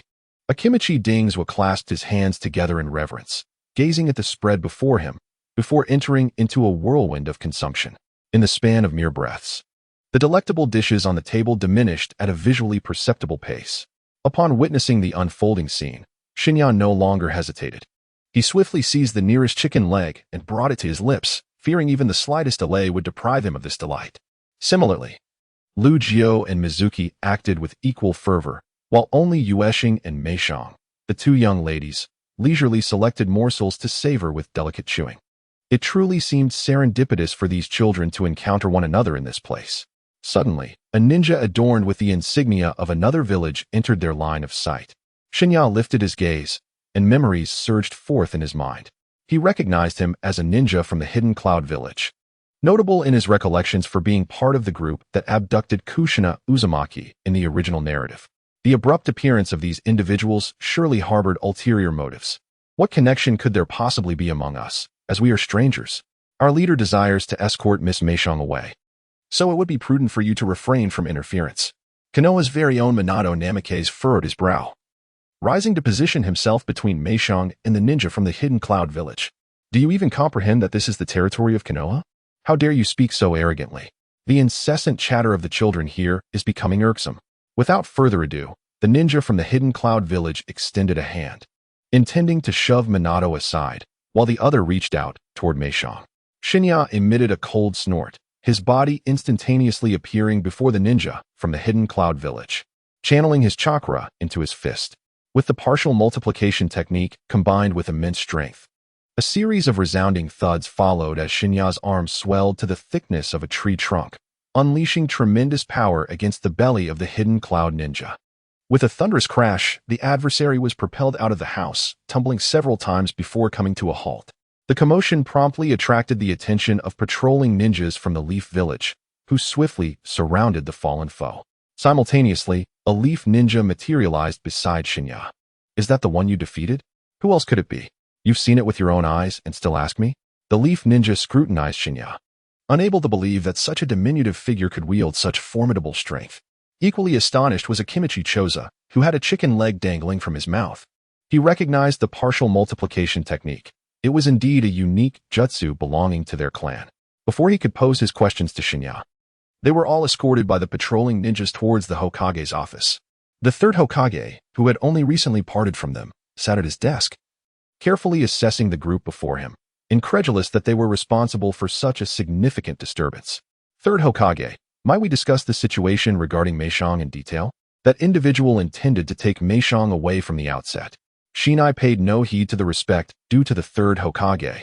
Leaning on the table as he locked eyes with Sarutobi Hiruzen, his presence exuding an aura that was by no means inferior to that of the Hokage. He chuckled, remarking that Meishang was merely a young one from the Hidden Cloud Village. However, should he remain there, he would inevitably face some inhumane experiences, which is why he was brought back to the village for protection. Shen Ye pondered deeply over Sarutobi Hizashi's words, which bore profound significance. On one hand, it indicated his intent to safeguard Misha, while on the other, it hinted at her possessing considerable research value, extending beyond the confines of the Hidden Cloud Village.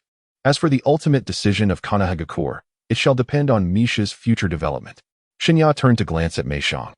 unable to discern any lurking beast or threat behind her visage. One could only hope that the village genuinely safeguarded her, rather than treating her as a mere laboratory subject. In response to Shen Ye's skepticism, the third Hokage displayed no sign of agitation. Rather, it was the anxious Watergate who made several attempts to intervene on Shen Ye's behalf.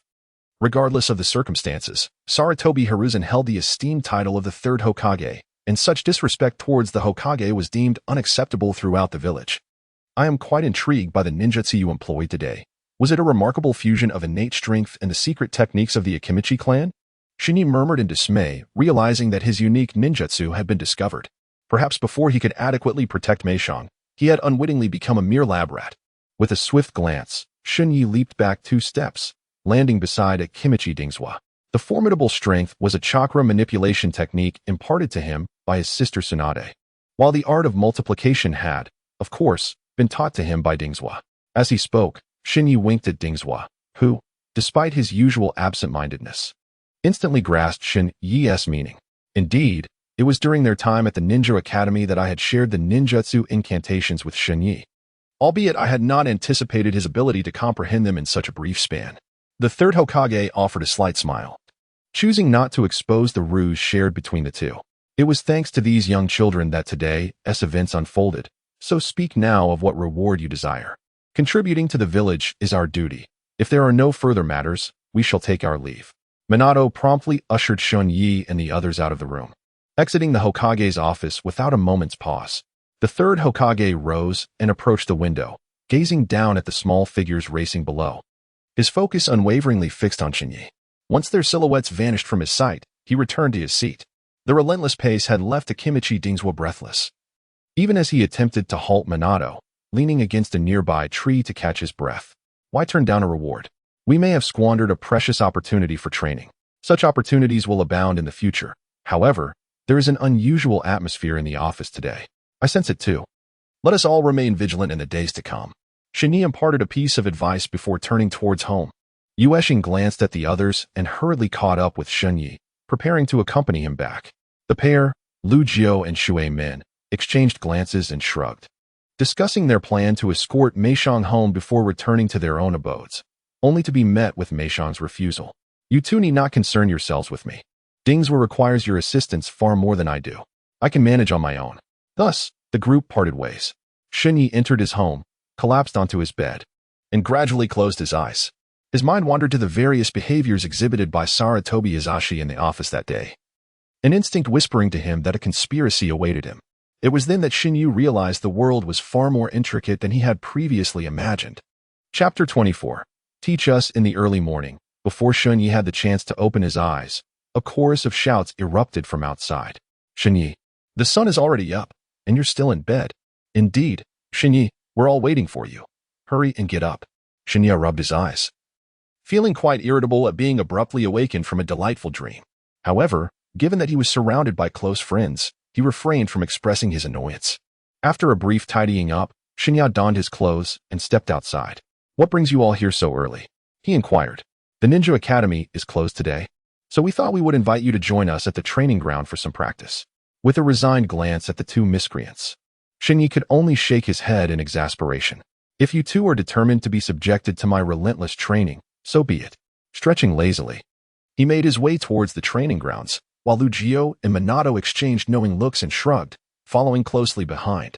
Prior to encountering Shen Ye, the duo had already conspired to endure whatever brutalities awaited them, all in the name of learning from their esteemed friend. In the spirit of camaraderie, Minato had been forthright with Lu Jiao about his own endeavors in mastering the Flying Thunder God technique. They had secretly devised a plan to seize this opportunity to best Shen Ye, aiming for substantial improvement.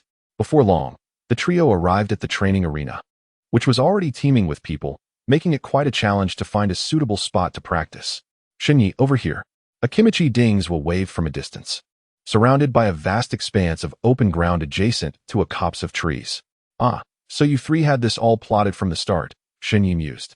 Such a rare opportunity must indeed be cherished. Minato scratched his head sheepishly, having already tasted the sweet fruits of enhanced ninjutsu, thus valuing the moment even more. The three approached Akimichi Dingzhua, and without warning, they unleashed a punch directed at his ample belly. Before he could react, The force of the blow surged through him. Though he remained stationary, he found himself utterly incapacitated, as if every chakra pathway in his body had been sealed. What just transpired? Such overwhelming power had manifested without a whisper. It was then that Lu Jiao and Minato's eyes gleamed with admiration, their hearts yearning to reach such formidable heights. After a few breaths, Akimichi Dings was suddenly regained the ability to move. Astonished, he flexed his arms, his expression a mixture of disbelief and awe. The precision with which Shen Ye controlled his chakra was unparalleled, even surpassing that of certain members of the Hyuga clan, a testament to the sheer terror of his strength. Since you place such trust in me, allow me to impart some ninjutsu, he offered. Shen Ye turned his neck slightly and walked over to Rukyu, whispering a few words into his ear. Rukyu's expression transformed from shock to joy, and without acknowledging anyone else, he dashed into the forest to embark on a day of training. Noticing the envy etched on the faces of Akimichi Dingswa and Namikaze Minato, Shen Ye chuckled and approached Akimichi Dingswa's side. My understanding of your clan's ninjutsu is rather limited, so I can only guide you to exercise finer control over your techniques. This alone is sufficient, as the various ninjutsu of the Akimichi clan stem from a profound mastery of chakra control. In the stillness of the night, Shen Ye placed his hand upon Dingswa, allowing the subtle flow of chakra to transfer into him. Gradually, Dingswa became aware of the transformation occurring within his body, settling down to independently absorb the sensation. Shen Ye, is it my turn next? I can hardly contain my anticipation. Perhaps you should reconsider and focus on mastering the Flying Thunder God technique first, Watergate replied, a hint of disappointment in his tone. Yet he obediently retreated into the woods to embark on a day of training. Compared to the Ninja Academy, this place was far more conducive to cultivation, offering a genuine experience of combat and a quicker adaptation to the battleground of life and death. Observing the chaotic movements of those around him, Shen Ye felt a wave of boredom wash over him. At that moment, Jiraiya's figure appeared before him, and an intriguing idea sparked in Shen Ye's mind. Jiraiya, shall we engage in a game? A game? What kind of game? It's merely a simple game of tag. If you can catch me, I shall bestow upon you all the money I possess, allowing you to indulge in revelry. Initially inclined to decline, Jiraiya's interest was piqued upon hearing the mention of indulgence, and he eagerly nodded in agreement. With a mischievous smile, Shen Ye exerted force beneath his feet and swiftly turned to flee, leaving Jiraiya, who stood in stunned silence, in his wake. He had not anticipated that this fellow would so quickly enter the fray. When Jiraiya glanced back at Shen Ye, his figure had already vanished from the training ground. This fellow certainly had a remarkable speed. After shaking out his limbs, Jiraiya leisurely pursued him. The chase was a lengthy endeavor, and Jiraiya was in no rush. Gradually, the scenes within Jiraiya's line of sight underwent a profound transformation. The surrounding buildings became increasingly sparse, making way for vast expanses of forest. Shen Ye stood atop the towering tree trunk, turning his gaze behind him, yet he found no trace of Jiraiya. Why is this fellow so slow? It seems he does not take this chase seriously at all. Shen Ye, what are you hesitating for? I am already before you. Shen Ye furrowed his brow, for Jiraiya's voice unexpectedly emerged from behind him, despite the fact that he had not seen him pursuing all along the way. Even if you emerge victorious in this match, I bear no gold coin upon my person. Thus, the wager has reached its conclusion.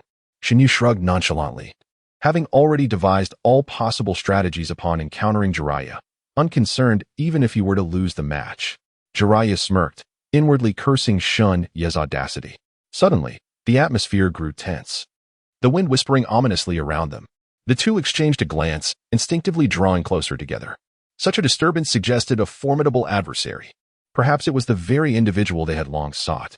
Do you possess the confidence to vanquish that foe? Children, do not lag behind, Jiraiya remarked, as he propelled himself from the tree trunk, vanishing seamlessly into the lush foliage, leaving Shen Ye standing alone in the clearing. Chapter 25. A display of skill in the stillness of the night. Shen Ye silently released his chakra perception, yet he could not locate the whereabouts of Jiraiya. It seemed that the cunning plan to leave him here as bait was indeed a clever stratagem.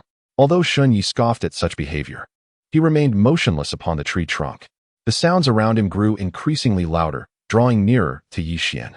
Suddenly, two shurikens flew through the leaves, hurtling directly towards Shen Ye's face.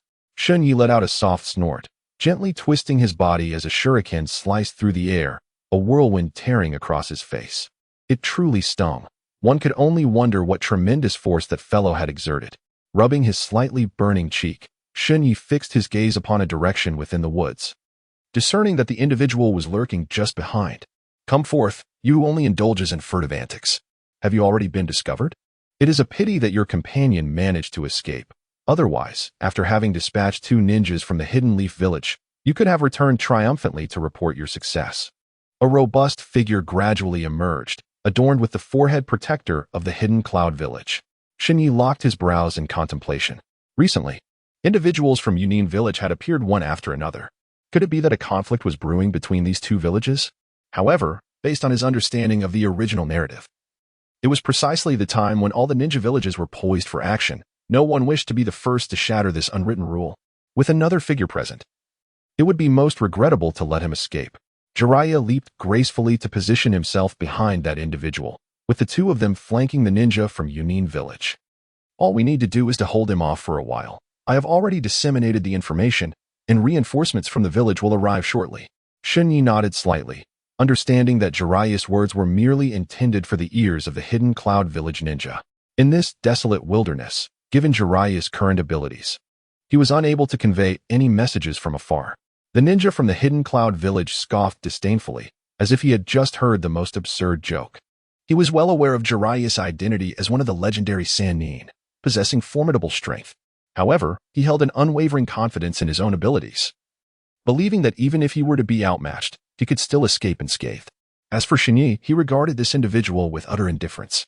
Out of the deepest respect for ninjas, I would like to know your name. As for me, my name remains unchanged, and I am known as the Nin Yuya of the Hidden Cloud Village. Shen Ye gazed at the individual before him with a peculiar expression. As the name Bu Luyi evoked no recollection in his mind, this character had not been mentioned in the original narrative at all. Merely an ordinary Nin. Yet his demeanor was more audacious than that of individuals of higher caliber. Water release, water bullet technique. Bu Luyi swiftly shifted his body to the side, while simultaneously forming hand seals to gather the chakra within him, accumulating it gradually in his mouth. Before he could complete his sealing motion, Shen Ye leaped nimbly to Bu Luyu's side and unleashed a powerful punch to his abdomen. The combination of his movement and the sealing action rendered Bu Luyu momentarily incapable of evasion, resulting in a solid impact from Shen Ye's fist. Initially, he had assumed Shen Ye's strike would lack force, yet he was taken aback by an unexpected surge of strength. A bitter taste surged in Bu Luyu's mouth, propelling his body backward a significant distance. Well done, Shen Ye. Your next attack could very well seal his fate. Heh, I truly underestimated you too. Even the children of Konoha can be so ferocious. Bu Luyu wiped the blood seeping from the corner of his mouth and, leaning against a nearby tree, gradually rose to his feet, his eyes glinting with a hint of madness. Shen Ye furrowed his brow, realizing that the punch he had just delivered had exhausted all the power he could muster within his being, yet it had failed to inflict any harm upon his opponent. Take a moment to rest, Shen Ye. The next part is mine to handle. Jiraiya descended directly onto the tree trunk, brandishing 2 shuriken that he launched straight at Bu Luyu's head. With a single hand, Bu Luyu struck the ground, rising to his feet in an exceedingly irregular stance. With such meager skill, you dare attempt to ambush me? Perhaps you should return to the village and train for a few more years. Water release, water bullet technique. The ninjutsu he had yet to fully unleash now flowed from Bu Luyu's lips, sending a torrent of water soaring skyward, with Jiraiya positioned precisely in its path. How could this guy react so swiftly? In a state of astonishment, Jiraiya hastily adjusted his position, the water column grazing his shoulder and tearing through his clothing. Meanwhile, Shen Ye, who had been observing the battle, swiftly appeared behind Jiraiya. With incredible strength, he placed his palm upon Jiraiya, propelling him forward at an accelerated pace towards Bu Luyu. With a resounding clash, the shuriken collided, revealing that Bu Luyu had grasped a long blade in his hand. Sparks flying in all directions. Shen Ye shook his head in resignation. It seemed that, for the time being, he could not subdue this fellow and would require a bit of assistance. Jiraiya, I am here to aid you. As the night concealed itself from Bu Luyu's gaze, Shen Ye's palm gently descended upon him, silently reciting the incantation for skill acquisition. Ding! Congratulations to the host for successfully stealing Bu Luyu's skill. Water release, water bullet technique. Skill cooldown time, 3 hours. At last, a formidable offensive ninjutsu had been acquired. It would be intriguing to see how one could defend against their own technique. The moment Shen Ye learned the water release ninjutsu, He had already mastered its highest form, with an enhanced speed of hand seals. With a simple gesture, a water dragon materialized in the air behind Shen Ye, roaring furiously toward Bului. The latter stood frozen in place, stunned. Despite dedicating over a decade to mastering the water release technique, he was far surpassed by this mere child. In all his years within the ninja world, he had never witnessed such a level of ninjutsu. How could this be? You are but a child. How can you wield such a technique? There remains much yet unseen by you. From this day forth, ponder slowly within the confines of Konoha. Seizing the moment of Buluyu's astonishment, Shen Ye and Jiraiya charged toward him simultaneously, casting two ropes that ensnared him tightly. Realizing too late, Buluyu attempted to mobilize the chakra within him, only to discover it was utterly futile. The ropes binding him seemed to possess an extraordinary ability, sealing off the connections between his chakra points, rendering him incapable of forming any chakra. Shen Ye clapped his hands and nodded towards Jiraiya. Chapter 26. The Great Fireball Technique. This matter of public affairs shall be entrusted solely to you. Ensure that you inform the third Hokage that all the credit belongs to you alone. Though Jiraiya was utterly perplexed as to the reasoning behind this directive, he nonetheless nodded in agreement. After binding the troublesome Buluyu securely, Jiraiya gently bit his own lip with one hand before forming the necessary seals and striking the ground. Summoning technique. A diminutive toad materialized on the ground, opening its mouth wide to engulf Buluyu whole. Without further delay, I shall deliver this individual to the third Hokage and simultaneously ascertain whether the one impersonating me is indeed him. Shen Ye nodded slightly, glancing at the sky to note the lateness of the hour, and then proceeded in the opposite direction of Jiraiya. Even if this matter could not be publicly proclaimed, it was still essential to inform Tsunade for the sake of facilitating his subsequent actions. Without pausing, Shen Ye traversed the rooftops and came to a halt at his doorstep. A shadowy figure lurked at the entrance, pacing back and forth. Initially, Shen Ye paid it no mind, as the streets were bustling with people. Shen Ye, you have finally returned, came a familiar voice, the last one Shen Ye wished to confront. Uchiha Mikoto. Is there something you need from me? She inquired. I have some matters for which I seek your insight, and thus I have awaited your arrival here for quite some time. Shen Ye raised his hands in exasperation.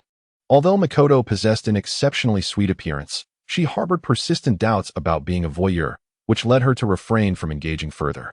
Should this misunderstanding be resolved, it would undoubtedly transform the situation entirely. If there are any concerns, please voice them quickly, otherwise, others might speculate that you are associating with a voyeur.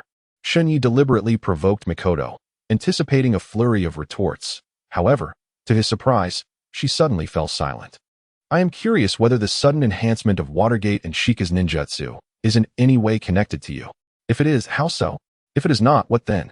The Uchiha clan is set to hold a competition in the near future, and I aspire to attain a commendable rank in this event. Thus, I seek your guidance for a period of training. Shinai glanced at the time.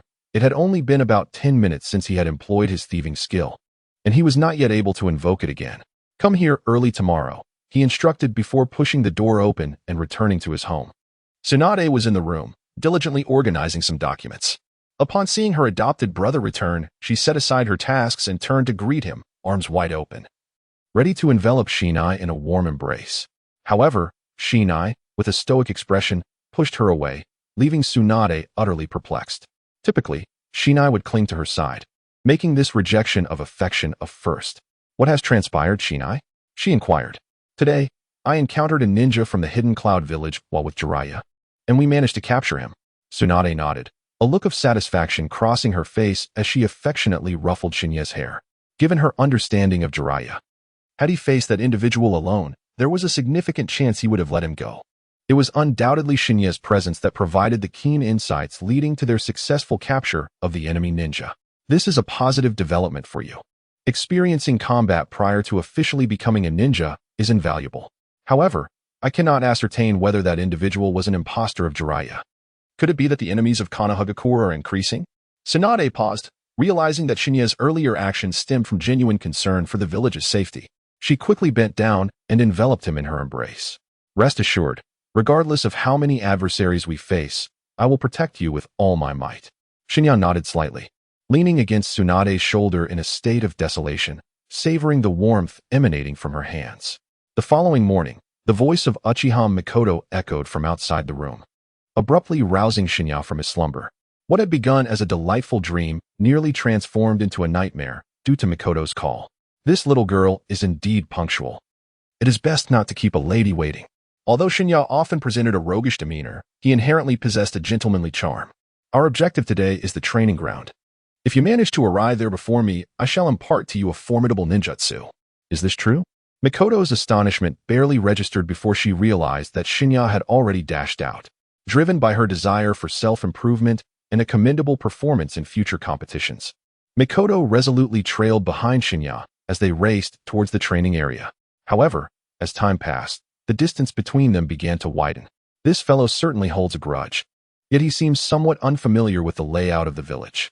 Suddenly, Mikoto halted, pivoting to run sideways, weaving through the bustling streets, and soon found herself at the heart of the training ground. Shen Ye stood at the entrance of the training ground, gazing at Mei Qin with a hint of surprise, perplexed by how she managed to catch up with him. You have already lost this wager, so you are aware of the necessary course of action. With a sense of resignation, Shen Ye approached Mikoto, gently patting her shoulder. Ding! Congratulations, the host has successfully acquired the skill of Uchiha Mikoto. Fire release, great fireball technique. Skill cooldown time, 3 hours. Shen Ye felt quite pleased with this outcome. The great fireball technique not only holds renown within the Uchiha clan but also throughout the entire ninja world. Today, I shall impart the techniques of fire release and the great fireball technique to you. However, whether you can successfully wield them ultimately depends on your own efforts. Mikoto nodded repeatedly, fully aware that activating her Sharingan during the competition was unattainable. Thus, the great fireball technique remained her sole path to victory. On a serene night, Shen Ye guided Mikoto to the bank of a small river within the training grounds, where he demonstrated each intricate hand seal with precision. Mikoto watched intently, eager to jot down every movement in her notebook. This encompassed the entirety of the hand seals required for the great fireball technique, and she believed she had grasped them well. However, the ultimate mastery lay in the manipulation of chakra. Mikoto nodded repeatedly. She had previously attempted to perform the seals but encountered difficulties in channeling her chakra, which led to the failure of her ninjutsu. Once the chakra issue was resolved, she could effortlessly master not only the great fireball technique, but any ninjutsu. The distinction between a genius and a mediocre performer lies here. Some ninjas can easily master ninjutsu with mere basic instruction. Chapter 27. Watching the match time swiftly passed, leading to the moment of the Uchiha clan's tournament. Mikoto, utilizing the great fireball technique, advanced to the finals. As fate would have it, Shen Ye happened to pass by the Uchiha clan's premises and glanced inside, witnessing the fierce battle between Mikoto and Uchiha Fugaku. At this juncture, only the two of them remained in contention for the ultimate victory. It was apparent that Fugaku was reluctant to engage in combat with Mikoto, his demeanor hinting at an intention to forfeit the match. Yet the steely gaze of the Uchiha patriarch extinguished such thoughts before they could take root. Mikoto, I am sorry, but you cannot win this match, he declared. The Uchiha clan had long been a bastion of male dominance, and today was the day to showcase the prowess of female ninjas to the world. Well said. One should indeed be so audacious. As Shen Ye clapped his hands and strode toward the competition arena, he eventually came to a halt at the edge, quietly observing the scene before him. Fugaku's lips twitched, and a surge of impulsive desire to take action welled up within him. However, he recognized the significance of this match and restrained himself from acting recklessly. Please, continue, he thought. I merely wish to remain a silent spectator, while I witness how the brilliant ninja, Uchiha Fugaku, meets his downfall at the hands of Mikoto. The head of the Uchiha clan furrowed his brow but chose to remain silent, aware that his esteemed status rendered it unbecoming to engage in a contest with a mere child. The emergence of Shen Ye did not disrupt Mikoto's state. Yet Uchiha Fugaku was not as fortunate. Each time he channeled chakra, the figure of Shen Ye would materialize in his mind, and his voice echoed in his ears. Damn it! This guy's presence has completely unsettled my focus. Fugaku, do not lose your concentration during the battle. Fire release, great fireball technique. Mikoto, keenly observing Fugaku's weaknesses, swiftly formed hand seals, channeling a significant portion of her chakra into her mouth. Should this strike succeed, it would decisively conclude the match. Conversely, if Fugaku managed to evade it, Mikoto's remaining chakra would be insufficient to sustain her in the fight. Shen Ye stood below, a faint smile gracing his lips, as the outcome unfolded in his mind. Under ordinary circumstances, Mikoto would never be a match for Fugaku. After all, The forehead protector adorning Fugaku's brow clearly indicated his status as a genin. How could a mere child, still ungraduated from the ninja academy, possibly contend with a genin? Yet, what transpired next left everyone utterly astonished, with the exception of Shen Ye. A tiny flame descended upon Fugaku at an astonishing angle, a result even the clan head had not anticipated. It seemed the match had reached its conclusion, rendering further observation unnecessary. Shen Ye shrugged and turned to walk outside. The reason for entering at this moment to witness the match was twofold. On one hand, to exert psychological pressure on Fugaku, and on the other, to observe the expressions of these individuals upon witnessing the outcome. Shock and disbelief were etched on everyone's faces. Feeling the piercing gazes from outside, Shen Ye instinctively raised a hand to shield his face. Ah, Shen Ye, it appears you two are here to observe the Uchiha clan's competition. It has already concluded. You've arrived too late, Minato. Despite his efforts to hasten his arrival, he ultimately missed the results of the match. Of course, Mikoto emerged victorious, having endured my rigorous training beforehand. A look of contentment crossed Minato's face, as the battle between Mikoto and Fugaku subtly reflected the disparity between the young ninjas of the academy and the lower-ranked ninjas. Furthermore, Fugaku was not only renowned within the Uchiha clan but was also celebrated as a prodigious ninja throughout the entire village. To commemorate this conclusion, let us indulge in some Ichiraku ramen. As for ramen, I shall pass. I have other matters to attend to. My tasks for today remain unfinished. Tasks? What tasks? Minato inquired with a playful curiosity, edging closer to Shen Ye, mistakenly believing that he had been assigned an important mission by the village. Certainly, Shen Ye would not disclose that his intention was to pilfer the skills of a ninja, so he fabricated a reason to deflect the inquiry and turned to leave. Watching his gradually fading silhouette, Minato shook his head in resignation. He was aware that Shen Ye harbored some secret, yet as a good friend, he felt it was imperative to respect his privacy and refrain from prying. After parting ways with Minato, Shen Ye wandered aimlessly through the village streets, searching for his target for the day. However, amidst the throngs of people, he failed to identify anyone worth stealing from. Today, it seemed as though the ninjas had collectively vanished from the village, leaving only ordinary citizens and children in their wake, rendering his stealth skills futile. After much contemplation, Shen Ye settled on a target. Even though the third Hokage, Sarutobi Hiruzen, had vacated the village, that fellow would remain steadfastly at his post, ever watchful of the Hokage's throne. Without a moment's hesitation, Shen Ye proceeded toward the direction of the Hokage's office, entering the location of the Anbu directly. At that moment, Danzo was indulging in a leisurely slumber, exuding an air of indifference, while the Anbu was otherwise deserted. Danzo, you seem quite at ease here, Shen Ye remarked. As Danzo slowly opened his bleary eyes, he scrutinized the individual standing before him. Shen Ye, you've grown so tall. I can't believe I've only been away for a single day. Danzo was taken aback. In just a few days, Shen Ye had seemingly reached a height that would take years for most. What manner of creature was he? Even his chakra had multiplied exponentially. However, this shock was fleeting. As Danzo quickly regained his composure, what brings you here so suddenly? The third Hokage wooed T casually stroll in. A sinister expression crept across Danzo's face as he began to contemplate that a single misstep from Shen Ye could provide him the opportunity to strike. Should he perish here, no one would be the wiser. The Anbu was the most enigmatic organization in the village, beyond the reach of Tsunade or the third Hokage's authority to intervene. In the stillness of the night, Shen Ye sensed an impending threat but remained composed as he gradually approached Danzo. Was he not simply drawn to his old comrade?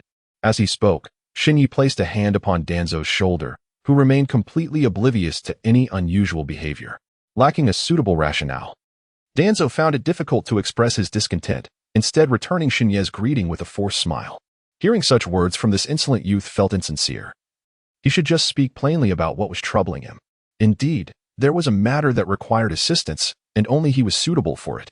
Danzo shot a glance at Shen Ye, fully aware that this individual was far from ordinary. Chapter 28.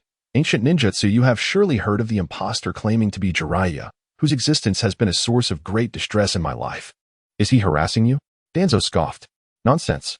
Only by capturing him can I clear my name of being a peeping Tom, which is why I seek your help. This matter has long been pursued by Jiraiya, and I am at a loss to assist you. Danzo shrugged helplessly, his face betraying a look of discomfort. In truth, Danzo had no intention of aiding Shen Ye. If that rogue remained elusive, the misunderstanding would firmly ensconce itself upon Shen Ye. For Danzo, This was an enormous stroke of fortune, as it would unwittingly allow him to deal with Shen Ye. The night was deep, and Shen Ye let out a sigh, feigning great regret as he shook his head and contemplated stepping outside. Tuanzo leaned silently against the bed, watching Shen Ye depart until he vanished from sight, at which point a sinister expression replaced his facade. An immature notion took root in Tuanzo's mind. The members of the Anbu were countless. He could easily find a trusted accomplice to frame Shen Ye, thereby tarnishing his reputation within the village irreparably. At that moment, Tuanzo would not even need to lift a finger to achieve his objective, for often, the destruction of a person's reputation proves far more potent than their physical demise. Shen Ye stepped back into the light, casting a mocking glance towards Danzo's direction. You wish to trouble me? For now, I shall grant you a modicum of mercy. But next time, I shall eliminate you without hesitation. Clenching his fists, Shen Ye sensed a surge of power within him, and even the circulation of his vital energy had significantly intensified.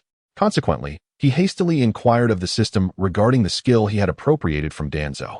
If his suspicions were correct, such formidable vitality in a ninjutsu could only belong to the first Hokage's would-release techniques. Ding! Congratulations, host. You have successfully acquired Danzo's skill. Would-release, root burial. Skill cooldown, 3 hours. In the shadows, Shen Ye subtly nodded.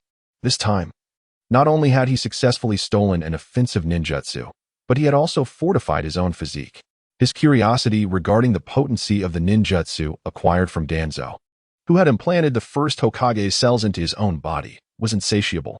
After surveying his surroundings, Shen Ye exerted a slight force beneath his feet and leaped onto the rooftop, sprinting towards the distant forest, eager to test the capabilities of the ninjutsu. However, it seemed that Shen Ye had momentarily forgotten that his system's ability could maximize the power of the stolen ninjutsu, rendering extensive training unnecessary. With no one around, Shen Ye took a deep breath. Would release, tree root burial. Sensing the flow of chakra, he thrust his right arm forward with force, and his fair arm instantaneously transformed into a robust trunk.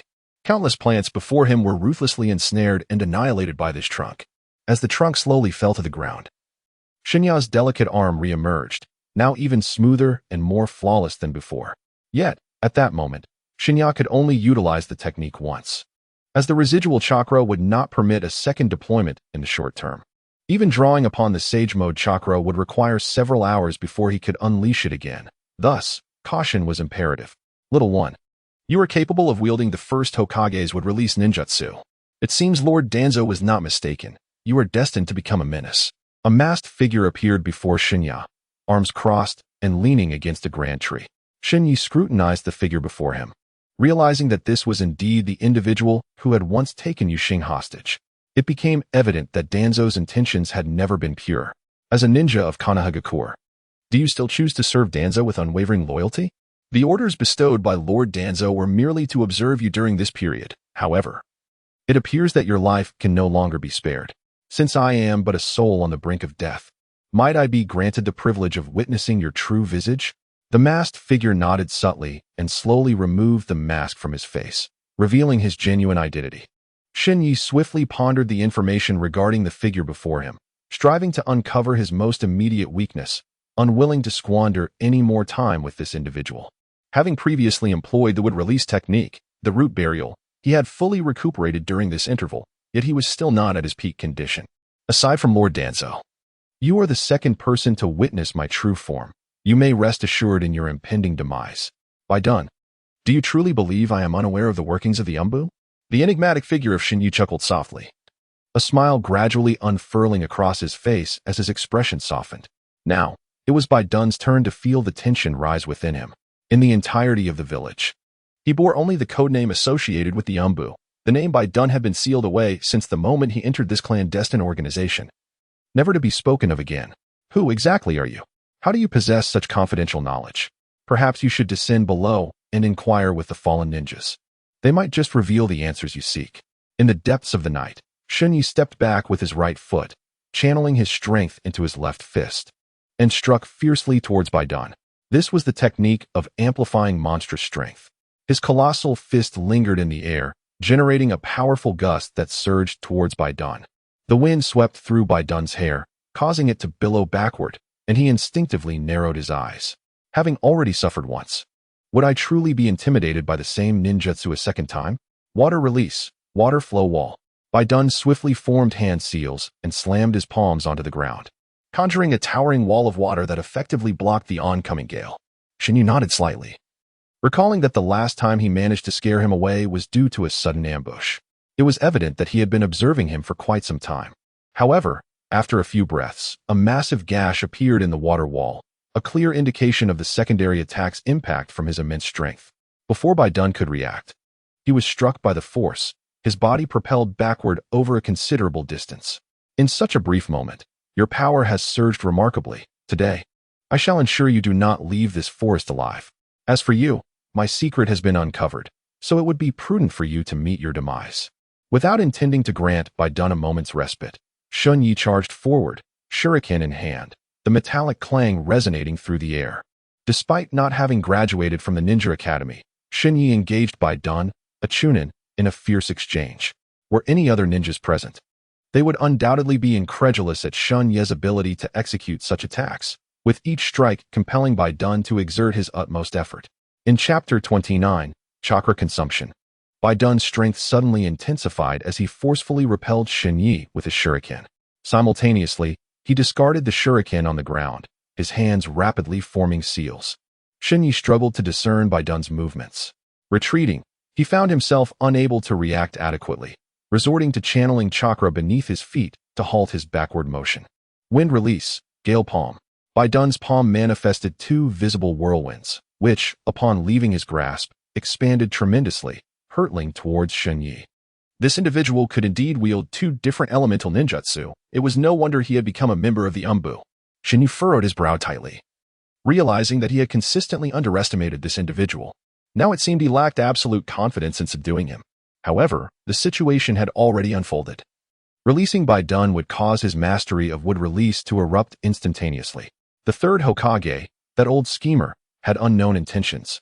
If he were to discover that the title of lab rat had been firmly affixed to his head. Chakra perception. He expanded his sensory range to its utmost limits, envisioning a vivid image of a tornado and its trajectory in his mind. The tornado, having detached from Bai Dun's grasp, still retained its chakra form, allowing Shen Ye to predict its forthcoming evasive maneuvers. Yet, merely avoiding the attack would not suffice to capture Bai Dun. A proactive offensive was imperative. Fire release, great fireball technique. He swiftly maneuvered to the side, narrowly skirting past the tornado, and opened his mouth towards Bai Dun. A torrent of flames erupted in the blink of an eye, engulfing Bai Dun's vision in an endless sea of fire. Even the Uchiha clan's techniques could be effortlessly unleashed. Was he truly a freak or merely concealing his true capabilities? Bai Dun hastily retreated, attempting to distance himself from the flames, but he was swiftly consumed by the inferno. The surrounding trees blazed with fierce flames, maintaining a safe distance while encircling Bai Dun's position. Water release, waterfall technique. Suddenly, a massive waterfall cascaded from above, blending fire and water into swirling clouds of mist. This obscured Shen Ye's line of sight, as if he were immersed in a fairyland. Partial multiplication technique. With a resounding bang, Shen Ye's arm grew colossal, and with a few powerful swipes through the air, he dispersed the dense fog. Bai Dun reappeared before him, his clothing marked with singed scars. It was evident that, at the outset, Bai Dun had not evaded the flames, sustaining a heavy blow. With his chakra perception activated, Shen Ye could clearly discern Bai Dun's condition. Half of his chakra had already dissipated. In contrast, Shen Ye, benefiting from the continuous absorption of Sage Mode, had gradually replenished the chakra expended by the wood release techniques. Nevertheless, Bai Dun's chakra still far surpassed Shen Ye's. After all, the disparity between a nin and an inexperienced child was vast. Enduring prolonged consumption was not a viable strategy. This individual possessed more techniques than Shen Ye had anticipated. Should an unexpected jutsu arise that he could not counter, the situation would become dire. The enigmatic figure of Shen Ye contemplated how to swiftly vanquish the adversary before him, yearning to bring an end to the relentless skirmish. Bai Dun, once indifferent, had undergone a transformation, now treating the encounter with meticulous seriousness, recognizing the merit in facing this opponent earnestly. In a flash, Bai Dun vanished from sight, only to reappear behind Shen Ye. The glint of the shuriken reflected upon the trunk of a nearby tree, prompting Shen Ye to deftly twist his neck, narrowly evading Bai Dun's lethal strike. In retaliation, Shen Ye raised his foot, aiming a powerful kick towards the rear, channeling formidable strength into the motion. However, to his astonishment, the kick met only empty air, the force nearly causing him to topple to the ground. Turning to face his foe, Shen Ye found Bai Dun perched atop a tree trunk, eyes gleaming with mockery. "Little brother," he taunted, "I am a seasoned ninja who has faced life and death. You are but a sheltered flower. How could you possibly contend with me? My experiences are ones you will perhaps never encounter in your lifetime, so refrain from belittling me with your Navi tales." In the enveloping darkness of night, Shen Ye moved closely to Bai Dun, his motions unfolding and closing with little regard for the intricacies of delicate strikes. Before the sheer might of his strength, all martial skills appeared futile. Bai Dun could barely evade, for should Shen Ye's fist land upon him, even survival would be a narrow escape. At that moment, he comprehended the fear that gripped the villagers toward Tsunade. Such monstrous power was insufferable for anyone. Of course, Jiraiya was the exception. In his youth, he had endured Tsunade's relentless beatings, his body long accustomed to such force. With a series of punches, countless tree trunks shattered under Shen Ye's might, yet none fell upon Bai Dun. Should a Chunin merely evade like a cornered rat? This thought ignited a fierce desire for combat within Bai Dun, prompting him to halt in place, awaiting the impact of Shen Ye's fist. As he witnessed the fist, imbued with the force of the wind, hurtling towards his abdomen, he crossed his shuriken in front of him as a shield. With a thunderous crash, Bai Dun was sent hurtling away, crashing through an unknown number of trees before finally coming to a halt, his shuriken warped beyond recognition. Coughing, he acknowledged the terrifying power of that punch. Fortunately, he had managed to mitigate it through the flow of chakra, having withstood one blow. Did he truly believe he could fend off a second? One wonders how much chakra remains within you. Such exquisite control sustained for this duration would surely exhaust even Tsunade herself. Shen Ye subtly nodded, realizing that this fellow had been calculating his chakra all along. In truth, Bai Dun had miscalculated. The moment Shen Ye harnessed his extraordinary strength, he was at the pinnacle of his power, exhibiting an exquisite control over his chakra with barely any expenditure. Bai Dun's remarks inadvertently presented Shen Ye with an opportunity. He intended to feign exhaustion to provoke an attack, thereby eliminating him swiftly. Did you truly perceive all of this? Yet, do you genuinely believe that lacking chakra could lead to my defeat, or even my demise? A faint sheen of sweat appeared on Shen Ye's forehead, accentuating his exhaustion to the utmost degree, solely for the sake of a blunt assault. Unexpectedly, he executed a most astonishing maneuver. Chapter 30, The Desire to Flee. Sensing Shen Ye's fatigue, Bai Dun turned and sprinted towards the village, entirely relinquishing the baseline of dignity and respect that one ought to uphold among the masses. In a fleeting moment, Shen Ye found himself bewildered by the antics of this individual. Just as the pale figure was on the verge of vanishing from sight, Shen Ye finally grasped the situation. How audacious for a distinguished Chunin to declare a retreat so brazenly, utterly disregarding any semblance of dignity. Shen Ye hastily pursued, for if this individual were to escape, his secrets would inevitably be exposed. Observing the direction in which Bai Dun fled, Shen Ye swiftly hurled 2 shurikens, marked with his insignia, the whooshing sound slicing through the air near Bai Dun's ears. This fellow's shuriken skills were indeed as clumsy as the rumors suggested. It was no wonder he had become the subject of his classmates' ridicule. Divine Thunder Technique. With both hands clasped upon his chest, Shen Ye manipulated his chakra and instantaneously teleported to the location of the shuriken marked by his seal. Before Bai Dun could even react, Shen Ye stood before him, a taunting smile gracing his lips. Weren't you preparing to flee? How is it that you ended up right in front of me? Before Bai Dun could utter a word, Shen Ye's palm expanded to an enormous size, ensnaring him within its grasp, and with a flick of his wrist, hurled him towards the spiked tree in the distance. A gruesome sight unfolded before Shen Ye's eyes, causing him to inhale deeply as he turned away from the forest and departed. Throughout his journey home, the image of Bai Dun's demise lingered in his mind. Although he had steeled himself for life and death battles since his arrival in this world, the reality of personally eliminating a ninja left an unsettling weight in his heart. Lost in thought, he returned home, exchanged a brief greeting with Tsunade, and retreated to his room, shutting the door firmly behind him. Tsunade regarded the direction of Shen Ye's room with a puzzled expression and shook her head in resignation. What on earth had this brat experienced outside to cause such a sudden plunge in his spirits? Perhaps it was best to leave him be. As days swiftly passed, Shen Ye gradually emerged from that melancholic state, attending classes at the Ninja Academy as if nothing had transpired. Sunlight poured into the classroom, and Shen Ye languidly leaned against the window, on the verge of dozing off. Suddenly, a cacophony erupted from outside, jolting him awake as he turned his gaze towards the door, recognizing a familiar silhouette. "Shen Ye, come out here. Don't think I am unaware of your misdeeds," Danzo shouted as he stormed into the classroom, only to be intercepted by the teacher at the front. Despite Danzo's formidable prowess, the duties of each role were distinct, and the leader of the Anbu could not extend his reach into the confines of the Ninja Academy. Shen Ye scratched his head. The revelation of Baidun's demise had inevitably pointed the finger at him. After all, Baidun's mission was to covertly observe Shen Ye. Thus his death must be intricately linked to him. "Teacher, I shall step outside, in broad daylight. Can he truly dare to take my life? Should any trouble arise, I can swiftly return to the classroom to ensure your protection." Shen Ye nodded gracefully and departed from the classroom, leaving the others within to gaze at his receding figure with incredulity. What could possibly provoke such ire from the leader of the village's Anbu? Had Shen Ye recently embroiled himself in some significant trouble? Riku and Minato exchanged knowing glances, mentally preparing themselves to spring into action at any moment. "Shen Ye, you possess immense audacity, daring to take the life of an Anbu member. I shall have you apprehended," declared Danzo. "Spare me your threats, old man. The demise of an Anbu member bears no consequence to me," retorted Shen Ye, leaving Danzo momentarily speechless.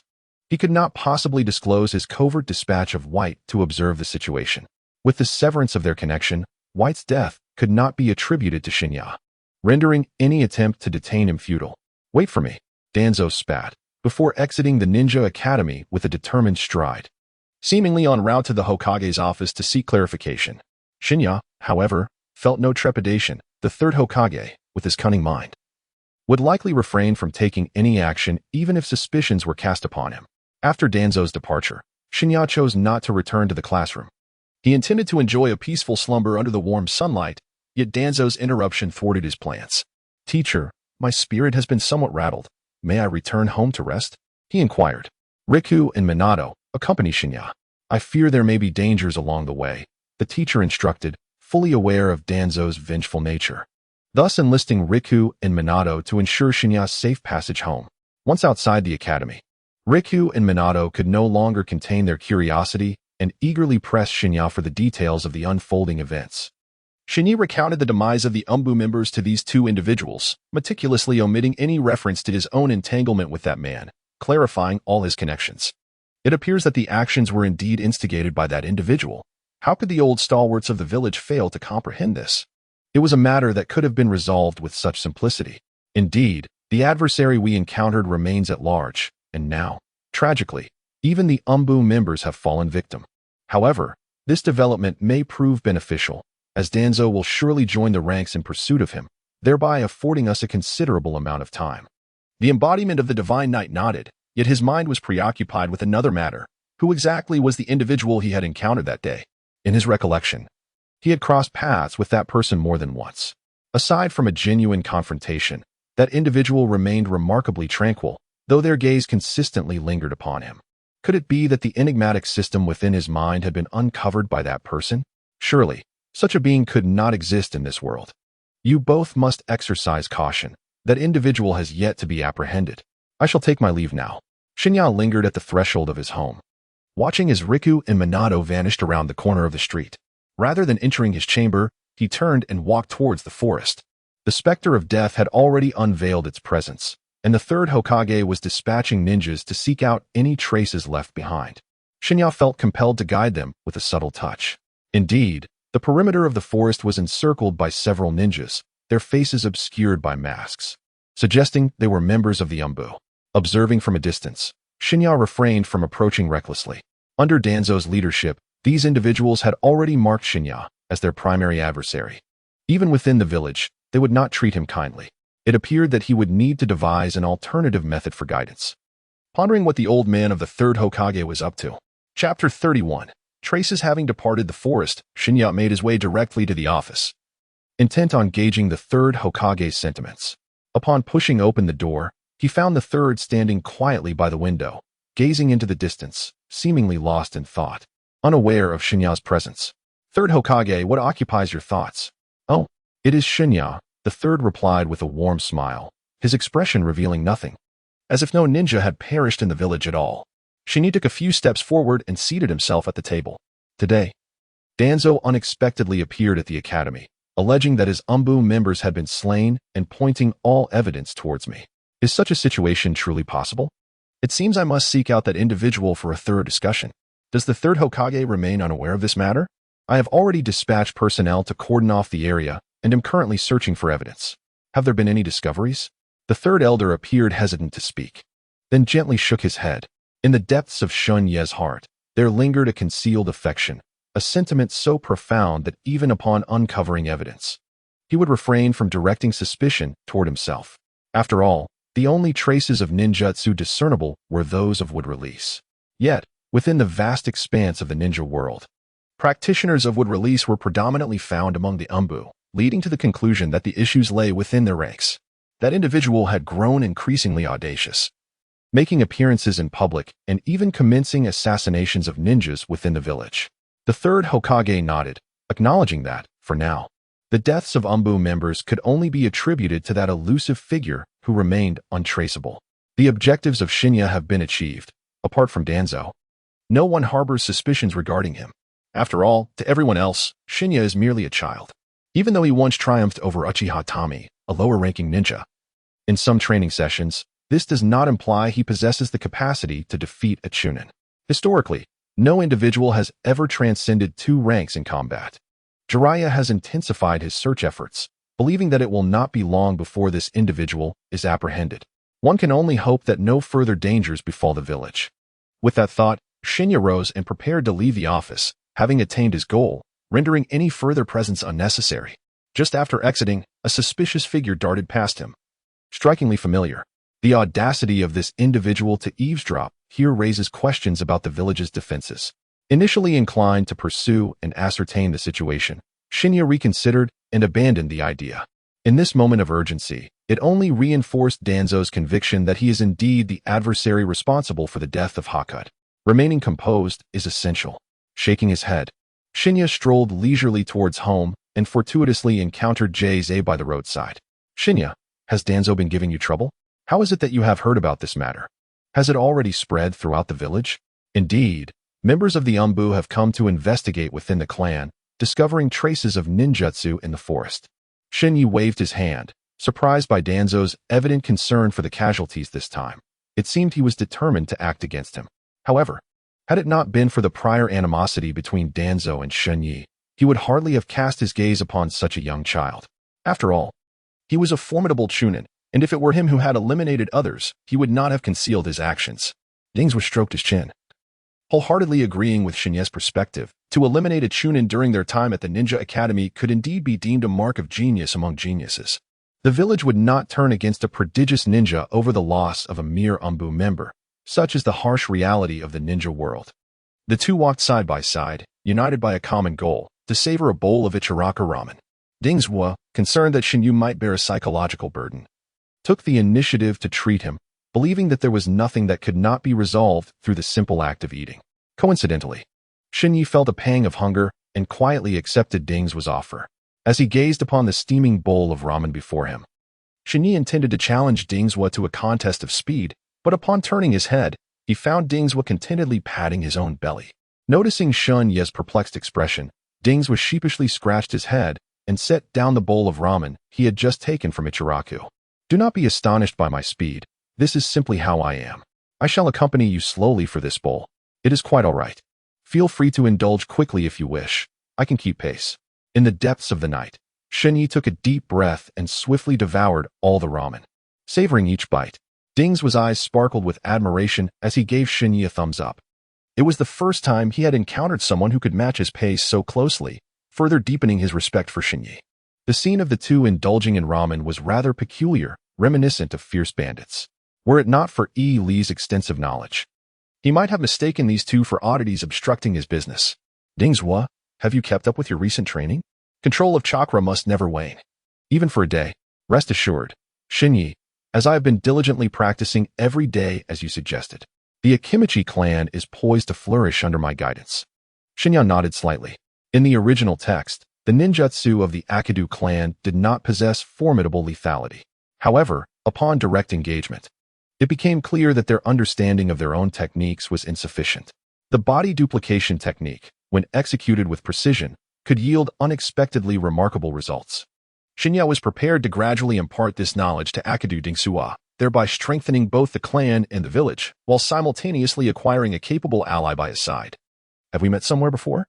inquired a figure devoid of any ninja insignia as he approached Shen Ye and Dingsua, extending a friendly greeting to the pair.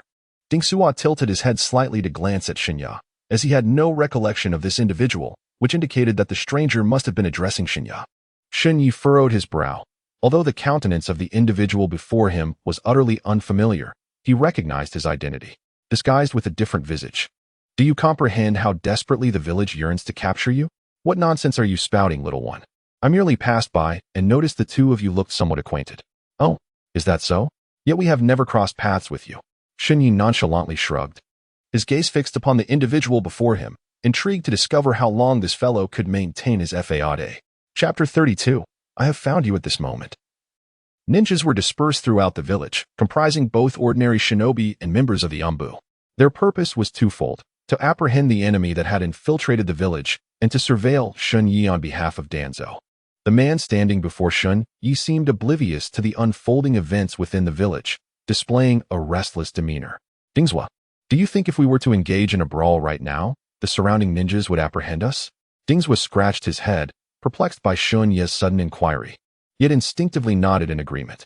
"Little one, are you bringing this up to remind me of something?" The man patted Shen Ye's head, straightened his posture, and began to move toward the less populated areas, preparing to assume another identity to continue his observations within the village. The expression on Shen Ye's face shifted, and he inwardly cursed his misfortune. Should that fellow be discovered at this moment, there would be no way to absolve himself, for the act of patting someone's head was undeniably too intimate. Dingsua, curious, inquired about the events that had transpired, but Shen Ye merely shook his head, reluctant to divulge such matters to the naive Dingsua. However, Dingsua unconditionally trusted Shen Ye, knowing in his heart that he would not wish him harm, thus refraining from probing further. After giving Dingsua some advice, Shen Ye noticed the sky darkening and prepared to return home, certain that Tsunade was already aware of the death of the Anbu member. As expected, upon opening the door, he found Tsunade seated at the table, perusing scroll after scroll. "Tsunade, today Danzo nearly captured me." "What? You weren't injured, were you?" Tsunade quickly rose and approached Shen Ye, inspecting his body from head to toe. "I'm fine, but it seems an Anbu member was eliminated in the village. Are we on the brink of war?" As he spoke, Shen Ye's body trembled slightly, as if recalling some ominous memory. Feeling the urgency of the moment, Tsunade enveloped Shen Ye in her embrace, fully aware of what war signified for him, and wishing only to comfort him. "I'm all right, Tsunade. I have become much stronger now. I believe in you. Our Shen Ye is the strongest person in the world, and I will protect you well." Without further discussing the village's affairs, Tsunade carried Shen Ye back to his room and gently kissed his forehead. Bathed in the soft glow of the moonlight filtering into the room, Shen Ye soon drifted into a light slumber, the day's experiences sufficient for him to digest in due time. Days passed, and that individual finally revealed himself. The third Hokage dispatched numerous ninjas to apprehend him. In an instant, Shen Ye joined the ranks of the capture team. If they could apprehend that individual, it would entirely dispel the village's misconceptions about him. The Ninja Academy has informed us that our presence is unnecessary for the next few days, perhaps out of concern that we might become a burden. For us, this presents an excellent opportunity to showcase our capabilities. Minato glanced at Shen Ye, observing his eager desire for battle, and seemed to grasp a deeper understanding of the situation. Shen Ye, accompanied by Minato, arrived directly at the Hokage's office, where a multitude of ninjas had already gathered, among them several familiar faces to Shen Ye. Jiraiya and Tsunade were also present. That individual is located not far from the village, in the forest. I hereby command you to form a temporary ninja alliance to bring him back. Yes, Hokage-sama. Yes, Hokage-sama. The assembly responded in unison, swiftly leaping from the office, leaving only Shen Ye and Minato standing there, exchanging glances. The third Hokage turned to face the two. "Do you have something to discuss? During such a critical time, it would be prudent for you to return home. How could we possibly sit idly by? We request Hokage-sama's permission to join the mission. It is far too perilous. We are still unaware of the true extent of that individual's power." The fact that he has remained concealed within the village for such an extended period indicates that he is not an adversary you two can confront. Shen Ye raised his hands in resignation, fully aware that this outcome was inevitable. It had all unfolded precisely as he had anticipated. The purpose of bringing Minato here was merely to ensure that everyone understood his involvement in the proceedings. Capturing that individual with his own hands would have been the pinnacle of success. He patted Minato on the shoulder before turning to exit. Following the traces left by those individuals, Shen Ye urged Minato to pursue them outside the village, only to be confronted by Yamashiro Aoi at the entrance. It's perilous outside. You two should not venture out carelessly. Yamashiro, while others may be oblivious, do you intend to hinder me as well? Yamashiro Aoi furrowed his brow. Recalling the previous attempt he and Jiraiya had made to gauge Shen Ye's capabilities, the outcome had already been conveyed to him by Jiraiya. Exercise caution. After considerable deliberation, Yamashiro Aoi slowly stepped aside, permitting Minato and Shen Ye to pass. Without pausing for a moment, the two plunged into the depths of the forest, determined to locate that individual at the earliest opportunity. Shen Ye believed that he would encounter the likes of Jiraiya before the others, for he had already sensed an ominous presence that seemed to manifest before him. The tranquil forest harbored hidden dangers as Minato and Shen Ye advanced, their vigilance unwavering as they scrutinized their surroundings. Suddenly, a shuriken whistled through the air, hurtling directly towards Shen Ye's head. Minato let out a cold snort, leaping into action to deftly kick the shuriken aside. The two forces collided, embedding the shuriken deeply into the trunk of a tree. So soon it has arrived. Shen Ye came to a halt, quietly observing the direction in which the shuriken had been launched. A figure emerged gracefully, moving with deliberate steps, yet adorned with a mask that obscured any glimpse of their true visage. This peculiar attire momentarily startled Shui Men, the forehead protector signifying their affiliation with the Hidden Leaf Village. Was this an operative from the village's Anbu, or merely an impersonator? Such thoughts were of little consequence now. He needed to muster his resolve, for if he did not, the prospect of their future encounters would be bleak. Shui Men nodded. Seizing the moment while the figure remained complacent, he dashed forward, hurling several shuriken towards the airborne target. Such trivial theatrics should not be displayed to invite ridicule. The figure made no move, the shuriken suspended in midair, unable to advance a single inch. Shen Ye furrowed his brow and hurriedly reached out to pull Shui Men back, continuing to advance. Perhaps he had sustained grave injuries by now. Chapter 33. Identity Confirmation. What has transpired? How could this be? A formidable chakra magnetic field enveloped that individual, who was now in complete control of his surroundings. Are we, then, utterly devoid of any opportunity to approach him? Shen Ye did not respond to Watergate's inquiry. Instead, he took a few steps forward, standing a mere centimeter away from the magnetic field, his arms crossed over his chest as he quietly observed the figure before him. At present, he was solely intent on discerning the identity of this individual. Should this person prove to be a member of the Anbu, Shen Ye would immediately seize Watergate and report the matter to the third Hokage. Conversely, if this were the one who had been lurking within the village, both would need to prepare themselves for a formidable confrontation. It seems you have been watching me all along. You appeared the moment I stepped into the forest. Of course, in order to fulfill the mission entrusted to me by Danzo, my gaze has remained fixed upon you. Shen Ye furrowed his brow, for such words did little to convince him. His discord with Danzo was no longer a secret within the village. Are you not aware that your comrade was vanquished by a concealed figure lurking within the village? What does it mean to cast all blame upon me? I am merely executing Lord Danzo's orders. The deaths of others bear no consequence to me. Shen Ye's lips curled slightly upwards as he nodded towards Shen Ye before turning and dashing in another direction. Although Mizukage was unaware of the unfolding events, he remained steadfastly close behind. The Anbu operative stood frozen in place, bewildered as to why Shen Ye had suddenly chosen to flee.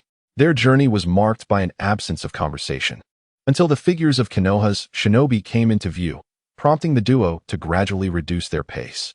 Shen Ye, what transpired? He inquired. As a subordinate of Danzo, engaging in combat with him would yield no advantages for either of us. It appears that I must seek the third Hokage to advocate for justice on my behalf. Shinai and Minato quickened their pace to join Jiraiya and Tsunade. How did you two little ones end up here? The third Hokage clearly instructed you not to involve yourselves in this battle. Tsunade sighed, knowing full well Shen Ye's stubbornness. Even if she urged him to return to the village now, it would be futile.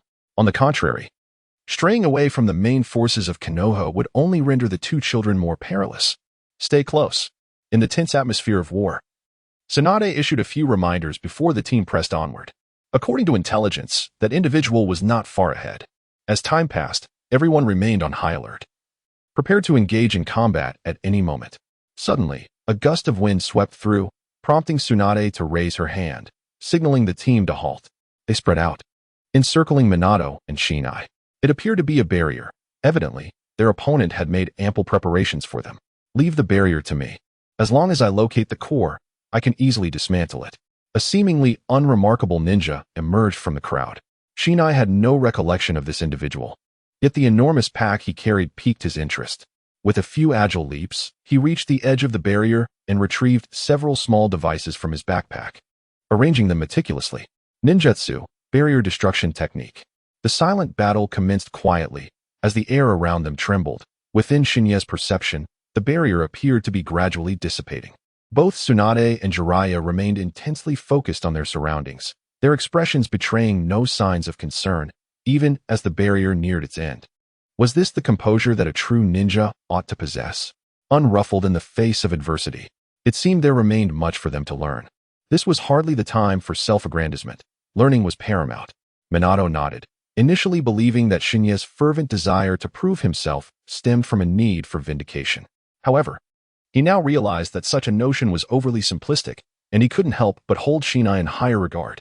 The ninja with the pack returned to the group, and the barrier finally vanished. Tsunade organized the team to continue their advance.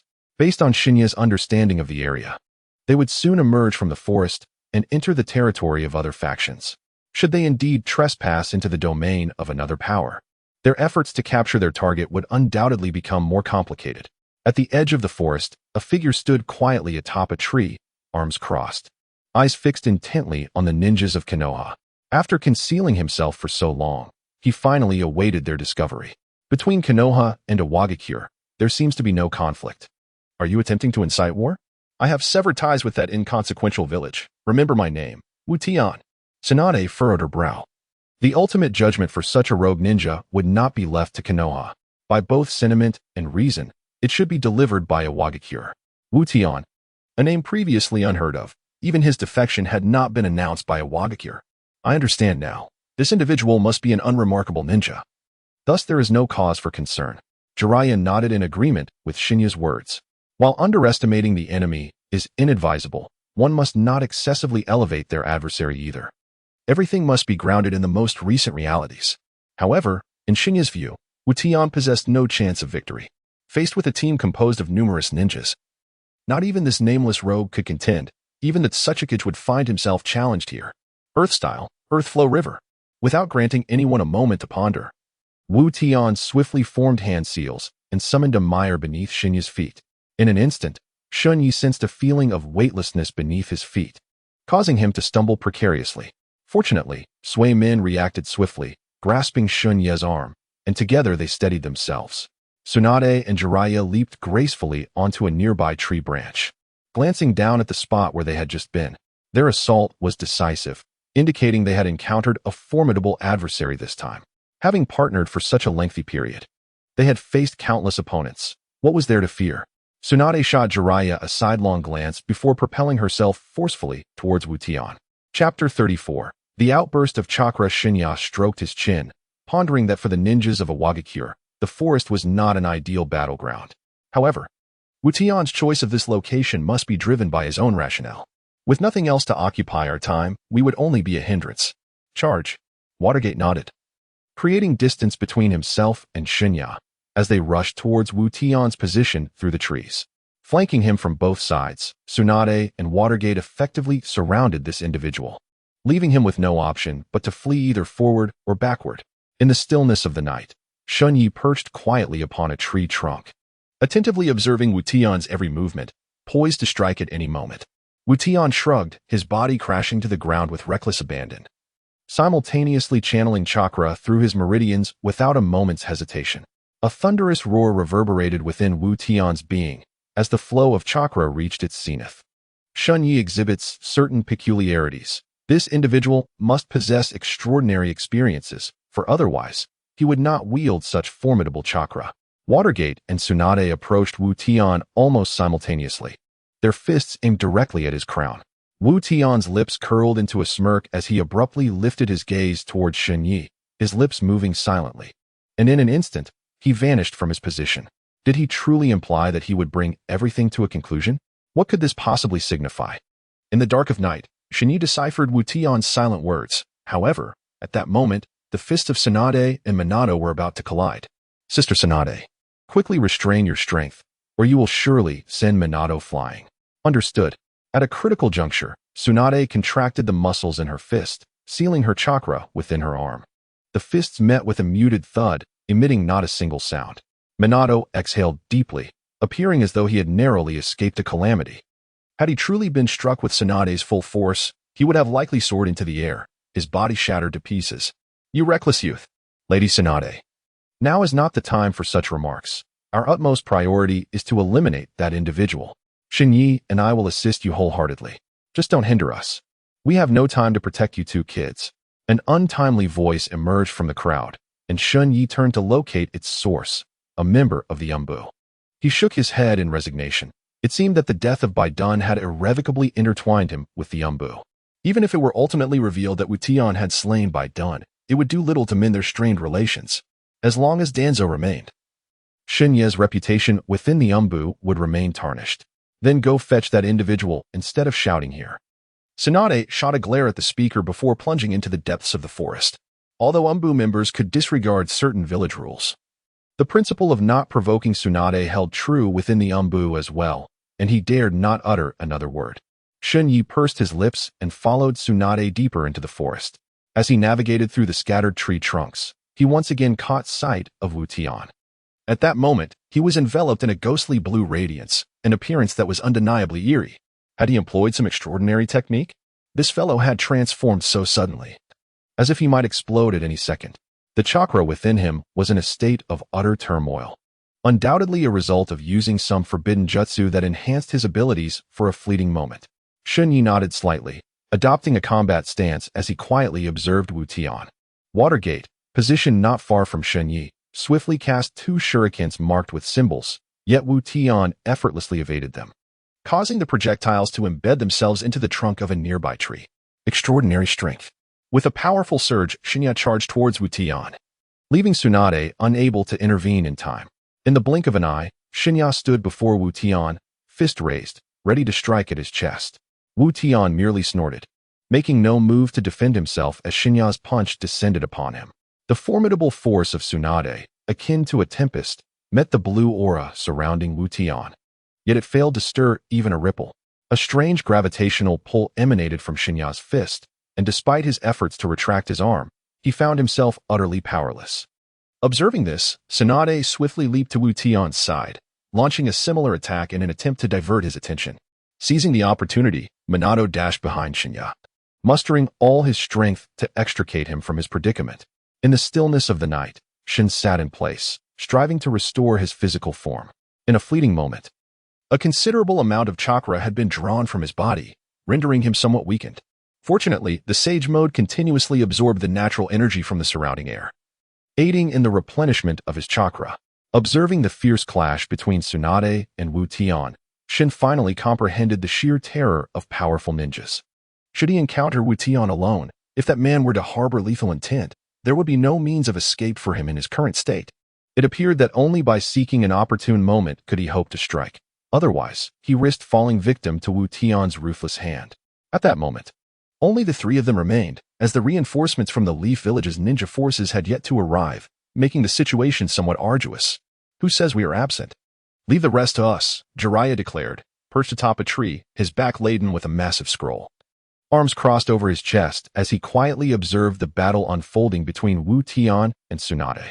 Under the moonlit night, Shen Ye cast a sidelong glance at Jiraiya, urging him to abandon his vain posturing and join the fray. Jiraiya, my dear elder brother, it seems Tsunade cannot withstand the onslaught any longer. With a scratch of his head, Jiraiya suddenly plunged down from the treetops, landing deftly between Wu Tian and Tsunade in the blink of an eye. Noticing the flickering azure flames that surrounded them, Jiraiya realized that they were embroiled in a formidable battle that could not be resolved swiftly. one after another. More shinobi from the Hidden Leaf Village joined the fray, encircling Wution with a formidable contingent of over a dozen warriors. Shen Ye and Minato exchanged a glance and settled down against a nearby wooden post, absorbing the dazzling spectacle of battle while meticulously etching the combat techniques into their memories. Suddenly, Wution broke through the encirclement formed by Tsunade and Jiraiya, charging swiftly towards Shen Ye and Minato. "Be cautious," Shen Ye warned. "He's heading straight for us." "Let him come," Minato replied confidently. "We are not so easily captured." Flying Thunder God technique.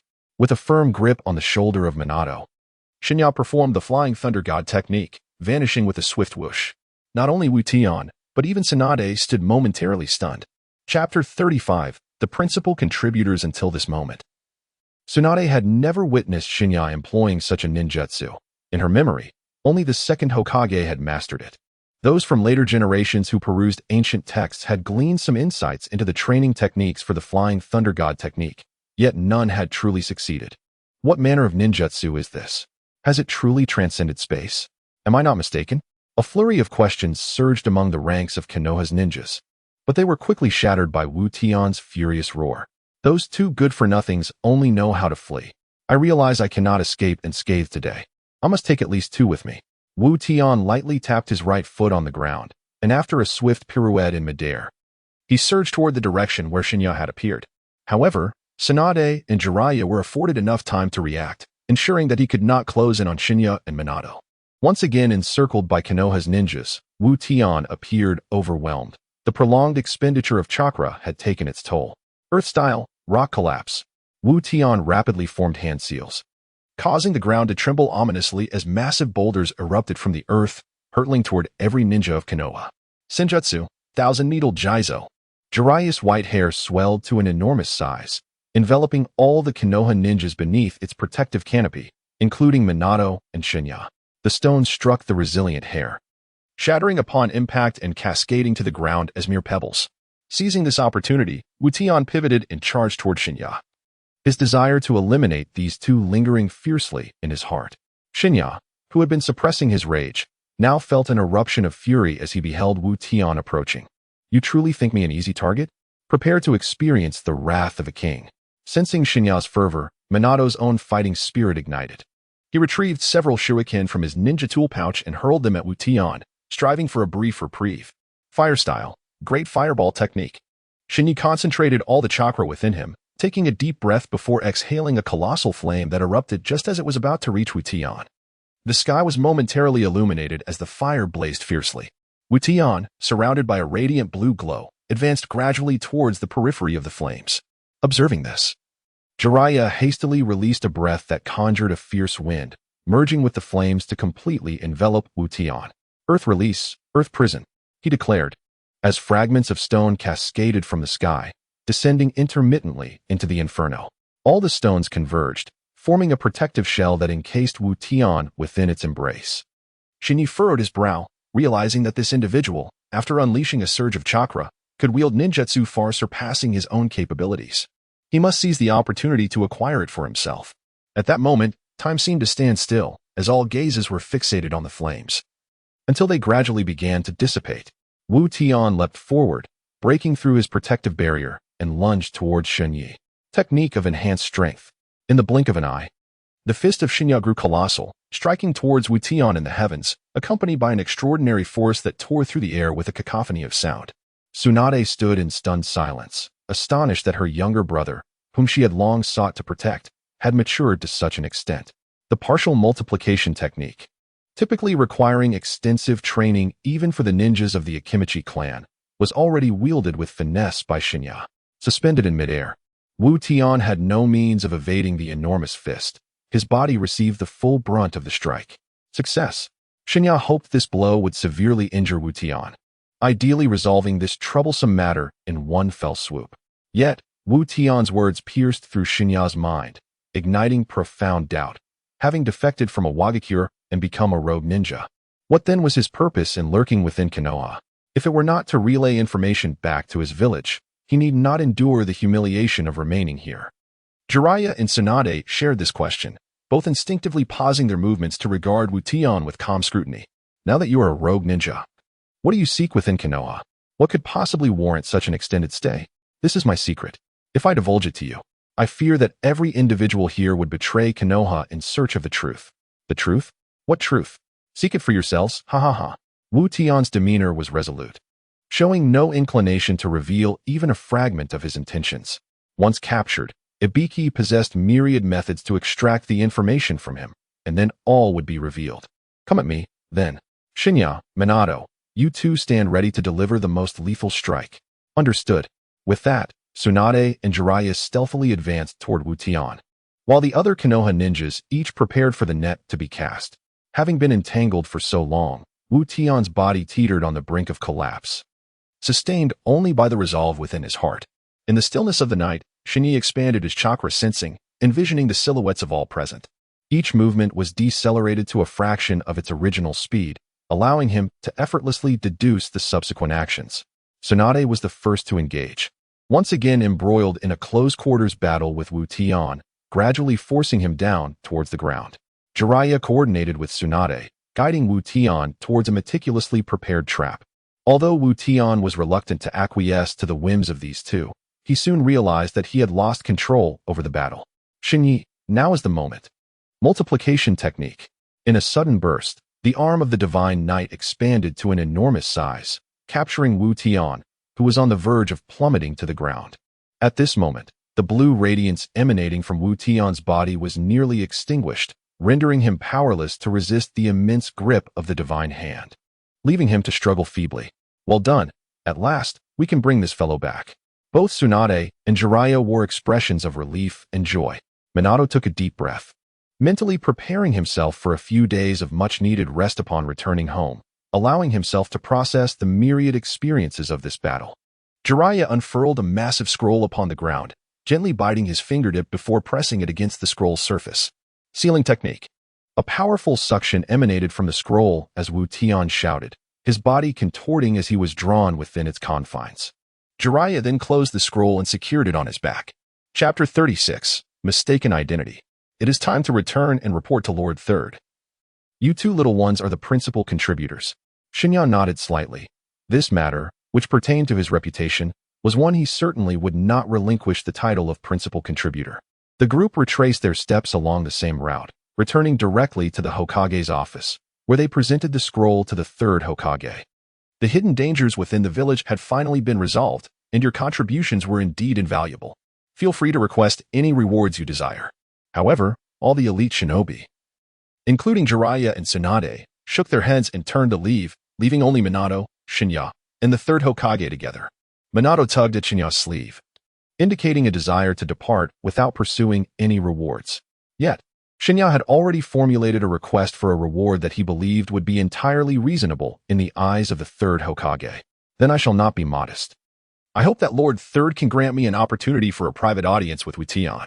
The third Hokage furrowed his brows, unable to comprehend why Shen Ye would desire such a reward, which seemed to others hardly a reward at all.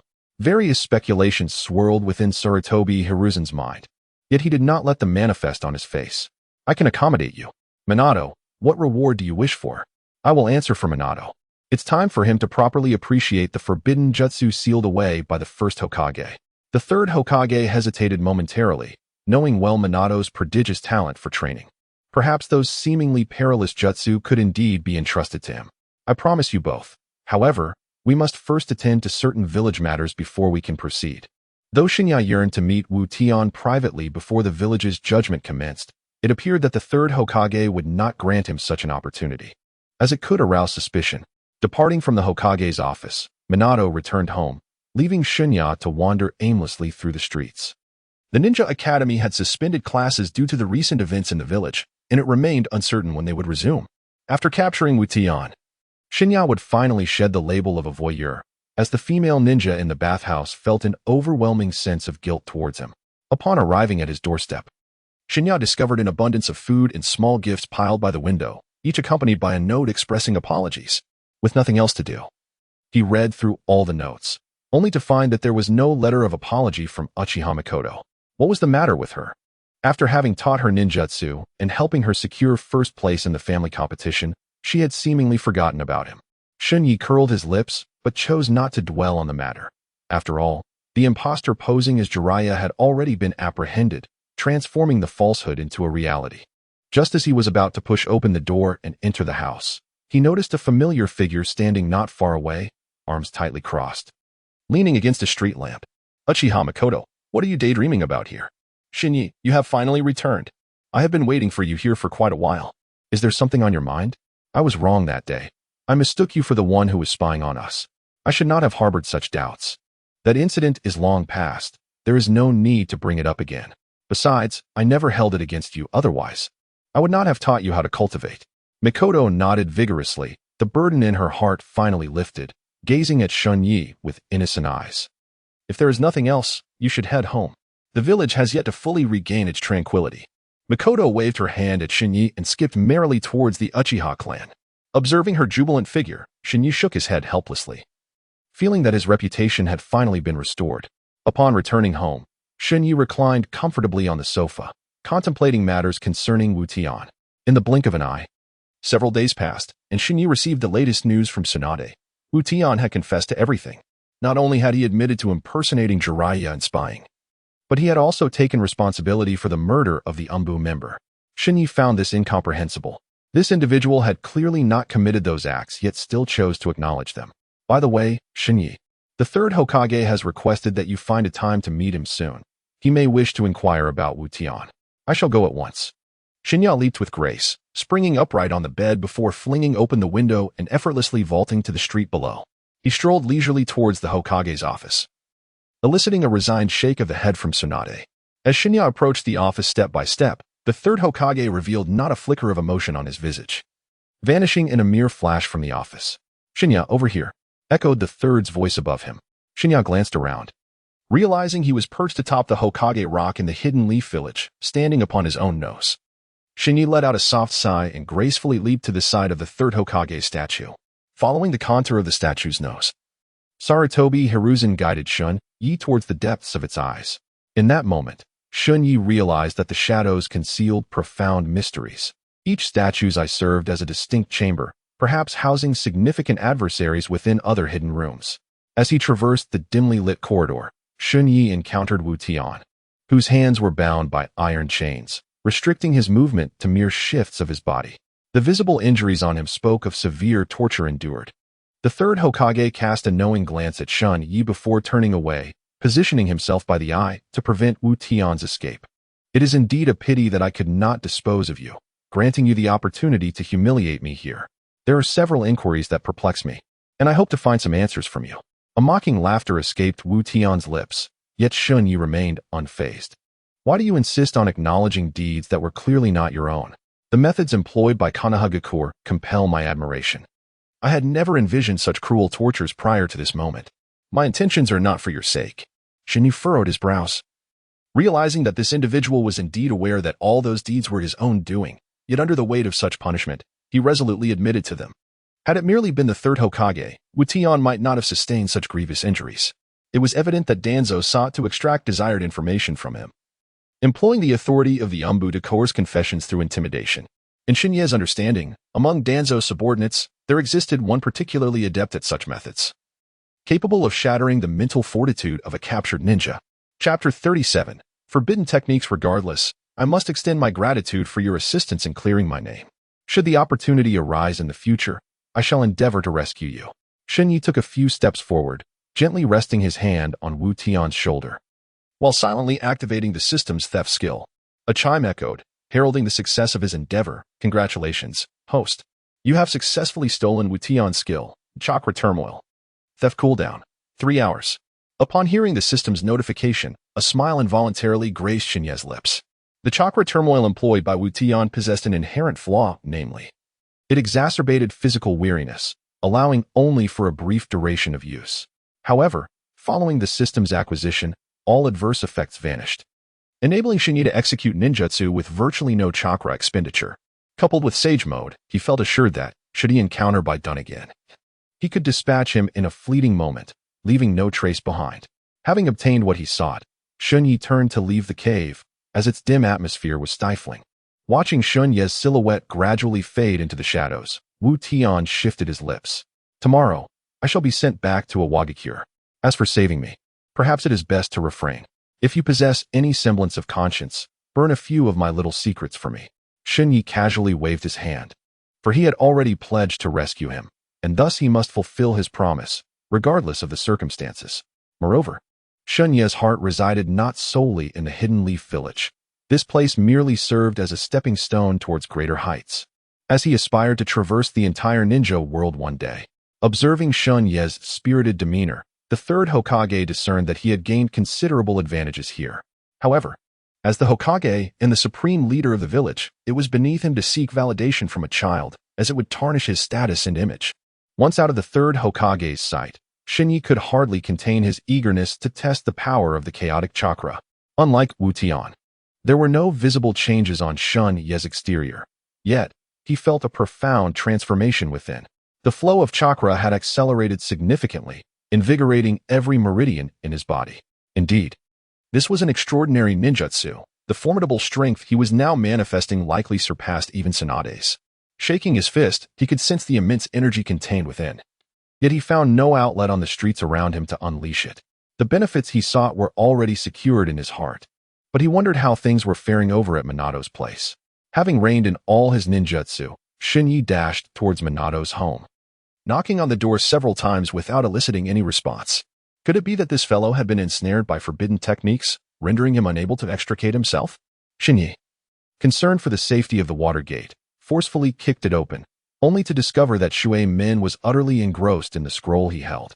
Not even the shattered fragments of the door that flew into his face elicited a reaction from him. Shen Ye could only shake his head in exasperation. Shui Min, must you be so enraptured? There will be plenty of time for learning ahead. It was clear that Shui Min, lost in his fascination, had failed to notice Shen Ye's arrival. The scroll was now in your possession. There was no need to rush into cultivation. Perhaps a steaming bowl of ramen would help alleviate the pressure building within. Shinai could distinctly perceive the aura that emanated from Shui Min, while simultaneously detecting a profound weariness in his gaze. It seemed that he had maintained this state since the previous night, and it persisted even now.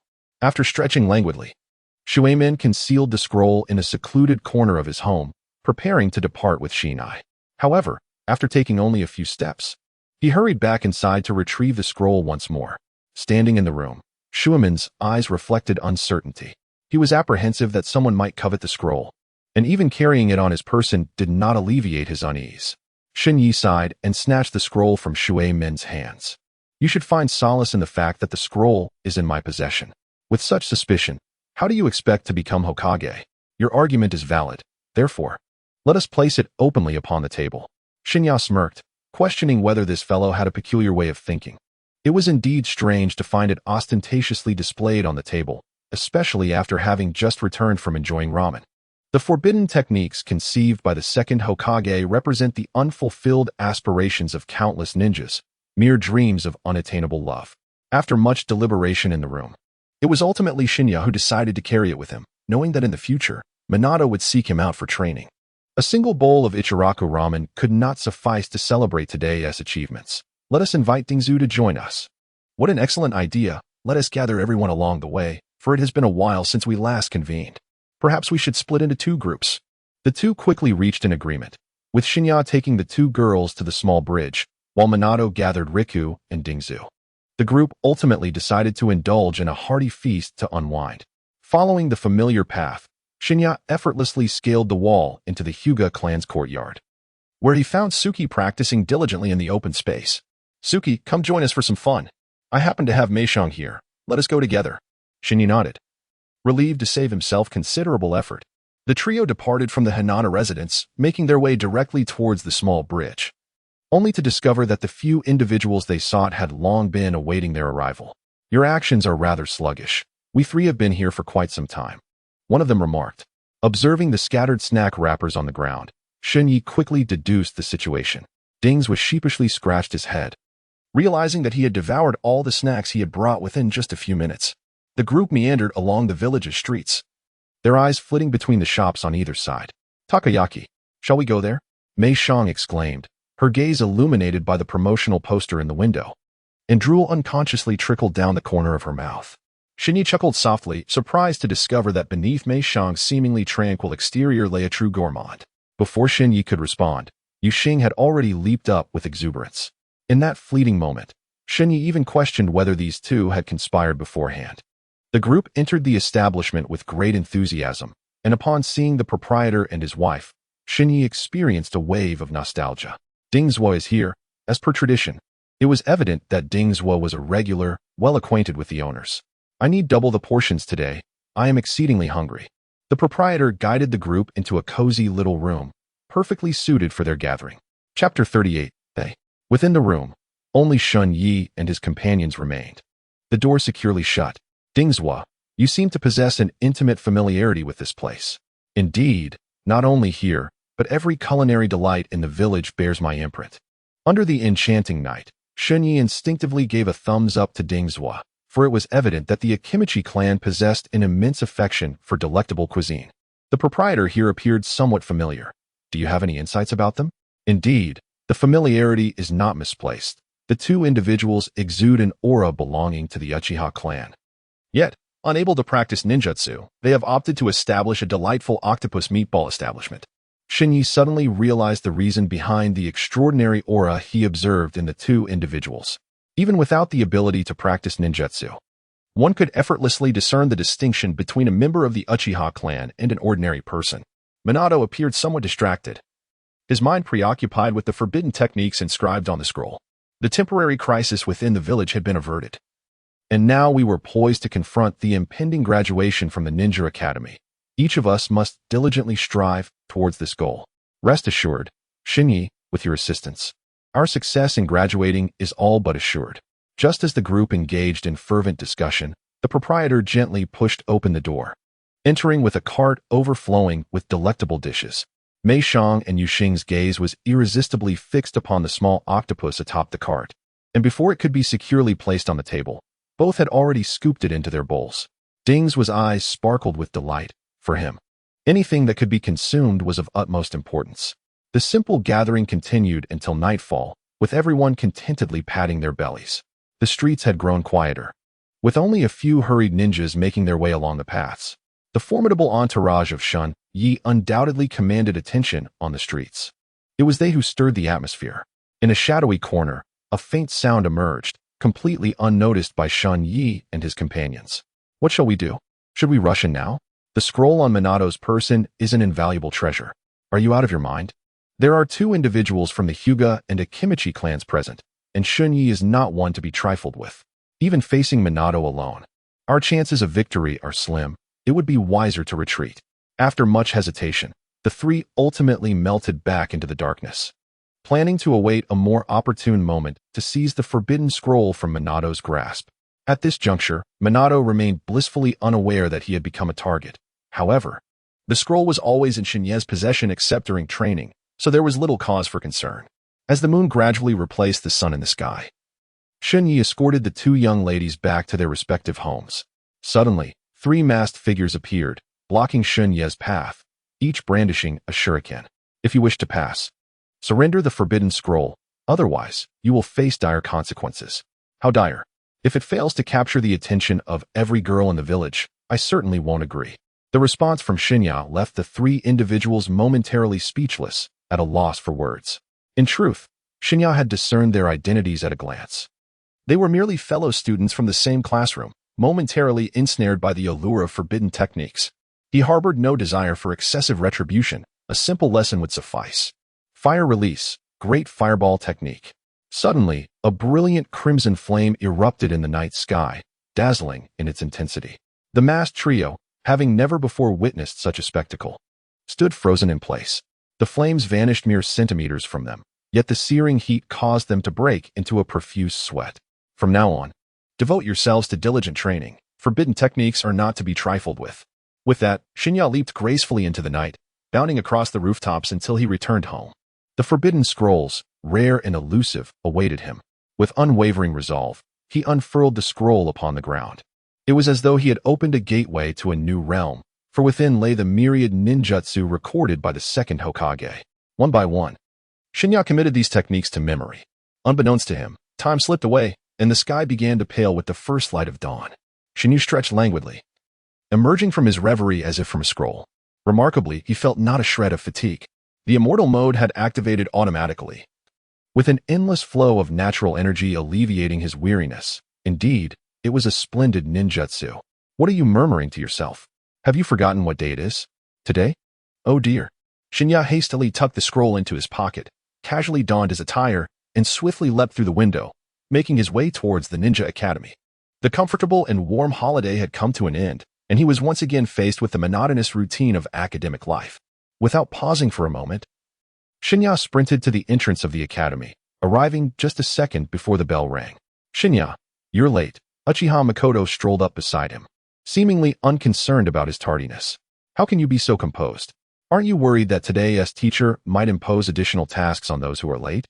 I've already inquired, she replied nonchalantly. Today's instructor is also renowned for his habitual lateness, so there is no need for concern. Shen Ye subtly twitched the corners of his mouth. Indeed, those from illustrious families at the Ninja Academy often receive tidings ahead of others. However, he was exceedingly curious about who today's teacher would be, a figure notoriously dubbed the King of Tardiness. The two of them entered the classroom side by side when an icy, piercing gaze fell upon Shen Ye, akin to a harbinger of death. From a distance, Uchiha Fugaku spotted the pair approaching, and an overwhelming sense of indignation surged within him. Minato raised his hand, beckoning Shen Ye to take a seat. Shen Ye, over here. Coming. After exchanging a gesture with Uchiha Makoto, Shen Ye made his way to join Riku and Minato, both equally eager to learn about today's instructor. It was rumored that today's teacher was rather exceptional and someone with whom they were quite familiar. It appeared that the moniker of the King of Tardiness was indeed fitting, as the appointed time had passed without any sign of their arrival. Shen Ye raised his hands in exasperation and then rested his head upon the table. Although the sage mode continuously alleviated his physical fatigue, he could not resist the overwhelming urge to succumb to slumber. In a hazy state, Shen Ye drifted into the realm of dreams. Suddenly, he became aware of someone fervently shaking his arm, prompting him to slowly open his bleary eyes. The look of astonishment on Minato's face was unmistakable as he gazed ahead, his grip only tightening. Please, stop shaking me. I am already awake, Shen Ye murmured. Look, it's indeed a ninja we are quite familiar with. Though I never anticipated it would be him. Chapter 39. Instruction. Shen Ye lifted his gaze towards the podium, only to find that it was none other than Jiraiya. How could it be this fellow? Was he about to impart lessons on how to spy on girls while they bathe? Nevertheless, Lord Jiraiya was undoubtedly one of the foremost ninjas in the village, and he would surely bestow upon me some truly formidable ninjutsu. Shen Ye turned his gaze towards Jiraiya, reflecting on their shared battle from that time. It seemed that Watergate began to harbor a growing admiration for Jiraiya in his heart, subtly igniting a desire to become his disciple.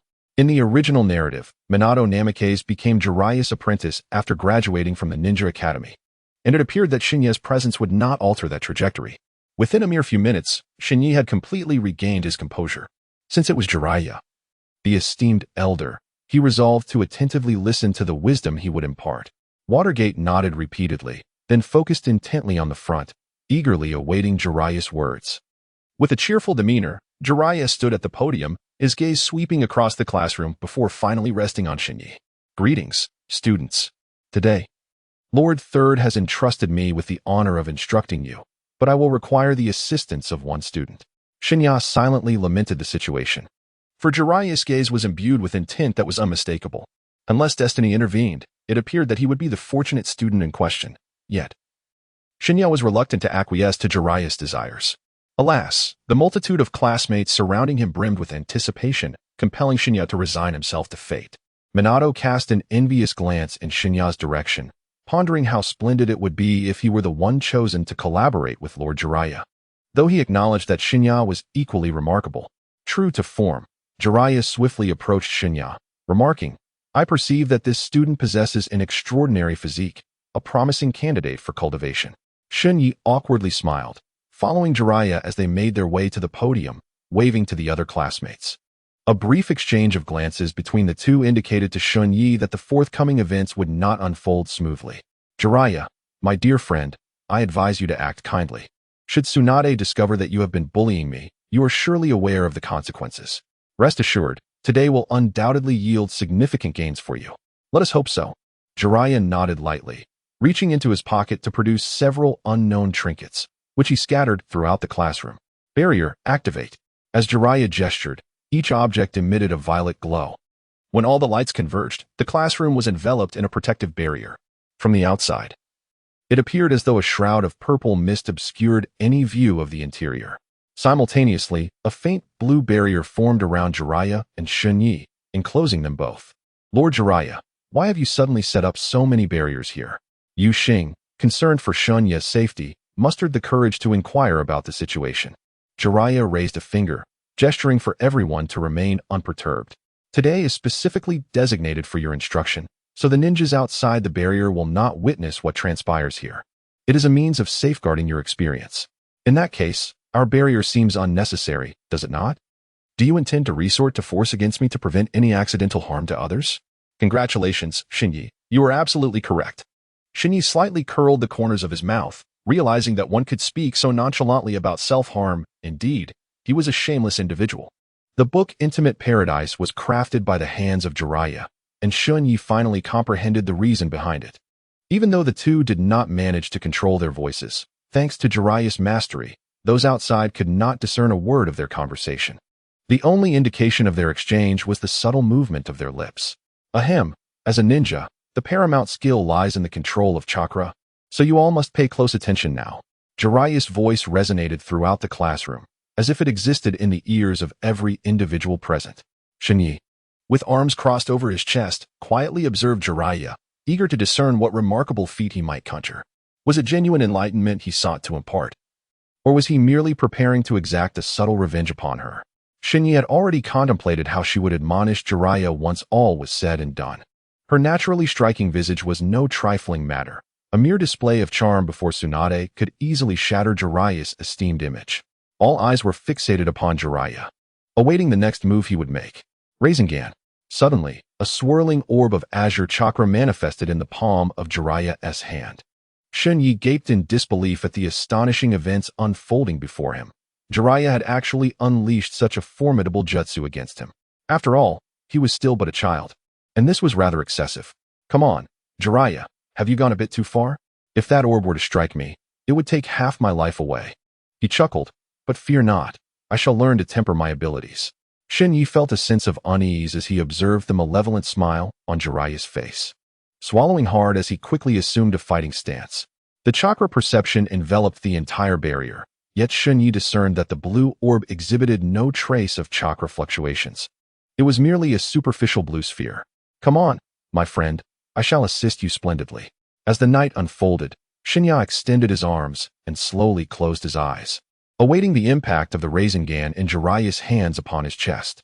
Jiraiya, with a determined expression, propelled the Residing forward, directly pressing it against Shen Ye's torso. Yu Xing gasped, instinctively shutting his eyes, while everyone else felt a wave of anxiety for Shen Ye, fearing an unforeseen mishap. However, no sound emerged. The Residing gradually dissipated at the point of contact with Shen Ye's chest. Do not panic, I will not harm you, Shen Ye reassured. My earlier actions were merely intended to illustrate the significance of chakra control. Indeed, Jiraiya's personal instruction had imparted profound insights, emphasizing the necessity for exquisite mastery over chakra in any ninjutsu. Jiraiya discreetly gave Shen Ye a thumbs up, having long harbored concerns about Shen Ye's willingness to cooperate. He had even envisioned all manner of adverse scenarios, preparing meticulously for them. With his hands crossed over his chest, Jiraiya whispered, seal. The barriers at the classroom's periphery and around the two gradually faded away, and he turned to Shen Ye with a nod of appreciation. Thank you immensely for your cooperation. My dear student, our lessons conclude here for the time being. I look forward to the day you graduate from the Ninja Academy. Chapter 40. Self-created ninjutsu. What? Is it over just like that? Yes. I have yet to grasp what truly transpired. Presently, only Shen Ye seems to comprehend the situation fully. It appears we must inquire further. However, perhaps it is best to refrain. Jiraiya's focus seems solely on Shen Ye, with us merely as background figures. The cacophony of voices encircled Shen Ye's mind, prompting him to shake his head in resignation. Jiraiya, that rascal, truly knows how to attract trouble. His efforts to refine his image crumbled in an instant. Now, not only the male ninjas harbored hostility towards Shen Ye, but even some female ninjas regarded him with skepticism. Only a few close companions of Shen Ye understood that what Jiraiya imparted today paled in comparison to Shen Ye's previous teachings. Amidst the clamorous debates, the day swiftly passed. Shen Ye, shall we grab a bite after class? No, I have some matters to attend to. Without waiting for the bell to ring, Shen Ye leapt through the window, landing gracefully on the ground. He raised his hand in farewell to Minato and the others before striding away with confidence. Once again, a tempest of excitement surged through the classroom. Shen Ye's name was thrust into the spotlight. This fellow must have gained something of great significance. Hence, he prefers to flee rather than share it with us. Some individuals began to stir restlessly, contemplating departure alongside Shen Ye, only to be deterred by the fierce gaze of a nearby instructor. Upon exiting the academy, Shen Ye swiftly chose a direction and raced forward. Based on his understanding of Jiraiya, he was certain that at this hour, he would be able to find him and inquire thoroughly about the nature of the Residing. In the original narrative, this ninjutsu was developed by Minato Namikaze over 3 arduous years, yet Jiraiya mastered it in a mere few days. However, at this moment, Minato had yet to ascend even to the rank of a chunin and had not interacted extensively with Jiraiya. Following a familiar path, Shen Ye arrived near the bathhouse where he had descended into this world. After circling the bathhouse, he fortuitously spotted Jiraiya, who was crouched against a wall, peering with a mischievous grin. I knew you would be here. In the stillness of the night, Shen Ye silently stood behind Jiraiya. So engrossed was Jiraiya in his keen observation that he remained utterly unaware of the presence encroaching upon him, his attention unwaveringly fixed on his surroundings. The power of strange might converged. Shen Ye summoned the chakra within him, swiftly concentrating it on his right foot, and without a moment's hesitation, he struck Jiraiya squarely on the backside. Ouch! Who kicked me? Exclaimed Jiraiya, clasping his rear as he leapt up. The patrons of the bathhouse, startled by the commotion, quickly donned their garments. Their peeping Tom. Ladies, let us rush out, shouted the stout bathhouse proprietor, brandishing a broom as he dashed outside. Jiraiya, caught off guard, hastily made his escape. Shen Ye stifled a laugh, seizing the opportunity to impart a lesson on the fellow who had dared to tease him at the ninja academy. Hey, little one, did you happen to catch a glimpse of who was peeking here? The individual scurried away, evidently not a ninja from the Hidden Leaf Village. A group hurriedly pursued the direction Shen Ye indicated, while Jiraiya leaned against a grand tree, exhaling deeply, relieved to have narrowly escaped a predicament. As the surroundings fell into a profound silence, Jiraiya leaped down from the tree to join Shen Ye. Thank you, my young friend. Without your intervention, I would have been in quite a bind. I happen to have something quite significant to inquire of you. Let us find a quiet place to sit for a moment. Jiraiya nodded, recognizing the serious expression on Shen Ye's face, indicating that the matter at hand was of considerable importance and warranted a thoughtful response. Silence enveloped them, unbroken until they settled into a secluded corner. How did you come to master the spiral sphere technique? Oh, are you referring to that blue orb? I was able to execute it long ago. Jiraiya shrugged, taken aback by Shen Ye's earnestness regarding such a matter. During a previous mission, a sudden epiphany had struck Jiraiya, leading him to swiftly solidify the spiral sphere technique.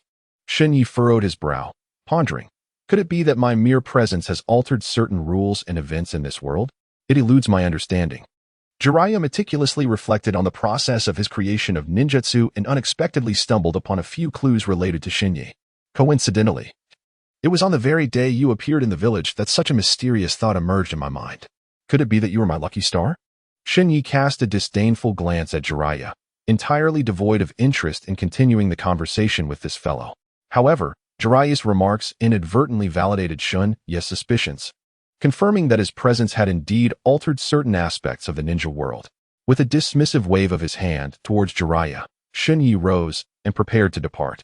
Jiraiya scratched his head in confusion, still unable to comprehend why Shen Ye had suddenly posed such questions. Was he perhaps eager to learn? Having left Jiraiya behind, Shen Ye strolled leisurely towards his home. Shen Ye, what occupies your thoughts? You appear rather preoccupied. At that moment, coincidentally, the Ninja Academy had just let out, and the girls, Yuxing and Mei Shang, were walking home together when they happened upon Shen Ye along the way. As Shen Ye gradually regained his senses and lifted his head, he discovered that a street lamp loomed merely a few centimeters away. Had it not been for the ethereal voices of the moon and stars, he would have collided with it. Was school already over? Indeed. You were just moments away from crashing into the lamppost. Fortunately, I roused you in time. Were you pondering matters concerning Lord Jiraiya? Shen Ye smiled and shook his head. In truth, his mind had been incessantly occupied with thoughts of Minato Namikaze. By the way, how are those fellows faring? They have been clamoring and yearning to find you, eager to receive the teachings of Lord Jiraiya from your lips today. Shen Ye let out a long sigh, gently tapping his forehead. During that time, he had been preoccupied with thoughts of the Residing, completely forgetting the multitude of troubles that Jiraiya had brought upon him. Otherwise, he would never have assisted him in escaping from the women's bathhouse. Having encountered two young ladies, Shen Ye, embodying the spirit of a gentleman, graciously escorted each of them back to their respective homes. As the sky gradually darkened, an unsettling feeling washed over him, prompting him to hasten homeward. Chapter 41. The disordered room. The light in the room flickered brightly as Shen Ye furrowed his brow and silently pushed open the door, tiptoeing inside. The illuminated area revealed no sign of Tsunade, yet there was no indication of anything amiss. Nevertheless, an instinctive sense of unease lingered.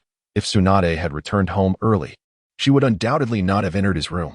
As he cautiously approached his own quarters, Shen Ye could distinctly hear someone rummaging about inside. Damn it.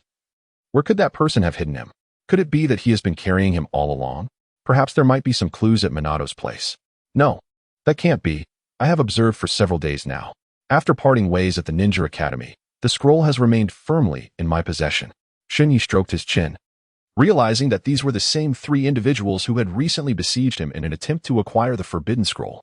Truly, they were three foolish thieves, oblivious to the wisdom of leaving one sentinel at the door. Shen Ye had nearly concluded their identities. They were merely children from the same classroom, and a simple lesson would suffice. Ahem. Pretending to cough twice, the room erupted into chaos, and the three hurriedly flung open the window and attempted to leap out. However, in their haste, they failed to land securely on the ground, and their cries of pain abruptly ceased. With a resigned smile, Shen Ye recognized that falling would undoubtedly bring immense pain, yet he dared not utter a sound for fear of drawing attention. Upon pushing open the door, he discovered his room in a state of utter disarray, clothes carelessly strewn in the corners and disheveled blankets scattered about, with cabinets left ajar. Every corner bore the marks of having been ransacked, yet Shen Ye felt not a flicker of anger. If he were to cease his actions now, he might consider granting them leniency. Otherwise, should he unleash his wrath, it would be beyond the capacity of the three to endure. As he tidied his room, he established a personal rule to refrain from being provoked repeatedly. Suddenly, a fleeting glimmer emanated from the corner of the room, ephemeral yet captured by Shen Ye's keen gaze. Furrowing his brow, he approached, and beneath a pile of countless garments, a scroll made its presence known. He picked it up and examined it in his palm, but could discern nothing about its contents. He contemplated unsealing it, yet his current abilities were insufficient to break the binding restrictions. So he reluctantly placed it in his pouch of ninja tools, intending to seek an opportunity to investigate further in the future.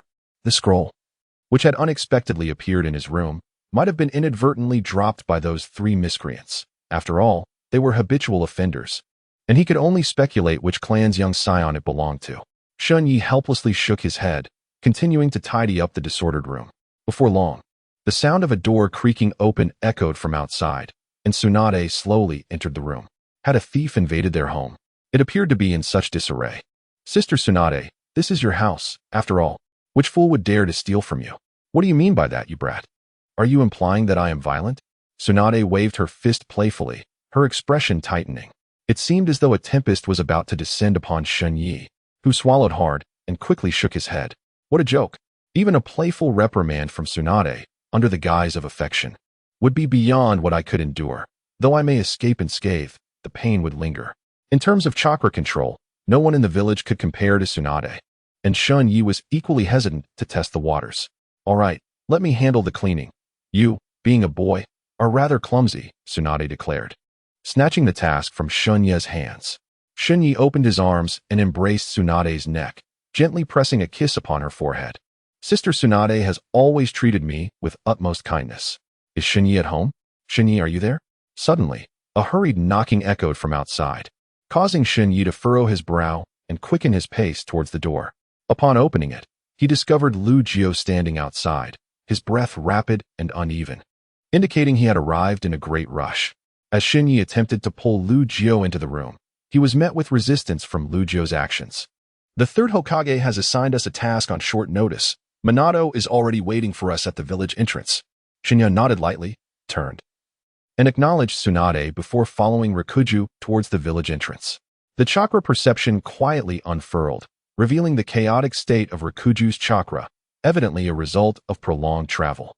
As a ninja, becoming breathless after merely a short journey could lead to significant disadvantages in future battles. It was not surprising. Given that the third Hokage's notification had come rather abruptly, Rikuju had just exhausted all his chakra training at home. Before long, the three gathered at the village entrance, where Minato looked anxiously at Rikuju and Shen Ye. However, Shen Ye did not harbor great aspirations for this mission. As to the third Hokage, they were merely inexperienced youths yet to graduate. Hence, the assigned tasks would not be overly challenging, merely urgent.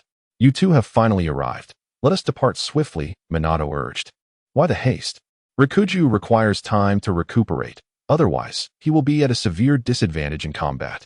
However, our time is limited, and the third Hokage is exceedingly anxious. What exactly is the mission? Merely reconnaissance. Not far from the village, the ninjas of Konoha have detected the presence of some humans and confirmed the absence of any ninja there. The third Hokage wishes for Shen Ye and the two of us to conduct a thorough examination and bring those individuals back to the village for further inquiry before dawn. Having absorbed the entirety of this information, Shen Ye turned to Rikuju, noting that such a task did not necessitate full recovery. For this mission, you must adhere strictly to my command. We cannot afford any unforeseen circumstances. Both Minato and Rikuju expressed no dissent. They had long regarded Shen Ye as their leader and as the target they aspired to pursue. After making sufficient preparations, the trio set forth towards their destinations, leaping seamlessly through the treetops. In an effort to save time, Minato expended chakra to employ the Flying Thunder God technique, distancing themselves further from the village. Unbeknownst to them, significant variables awaited in that unknown realm, and only through battle could they truly grow. Sensing the fluctuations in Minato's chakra, Shen Ye hastily halted Minato from further utilizing the Flying Thunder God technique, urging him to focus on recuperating his chakra for the remainder of the journey. Chapter 42. The first mission. It is merely a matter of bringing those individuals back to the village, conserving the chakra for the journey ahead.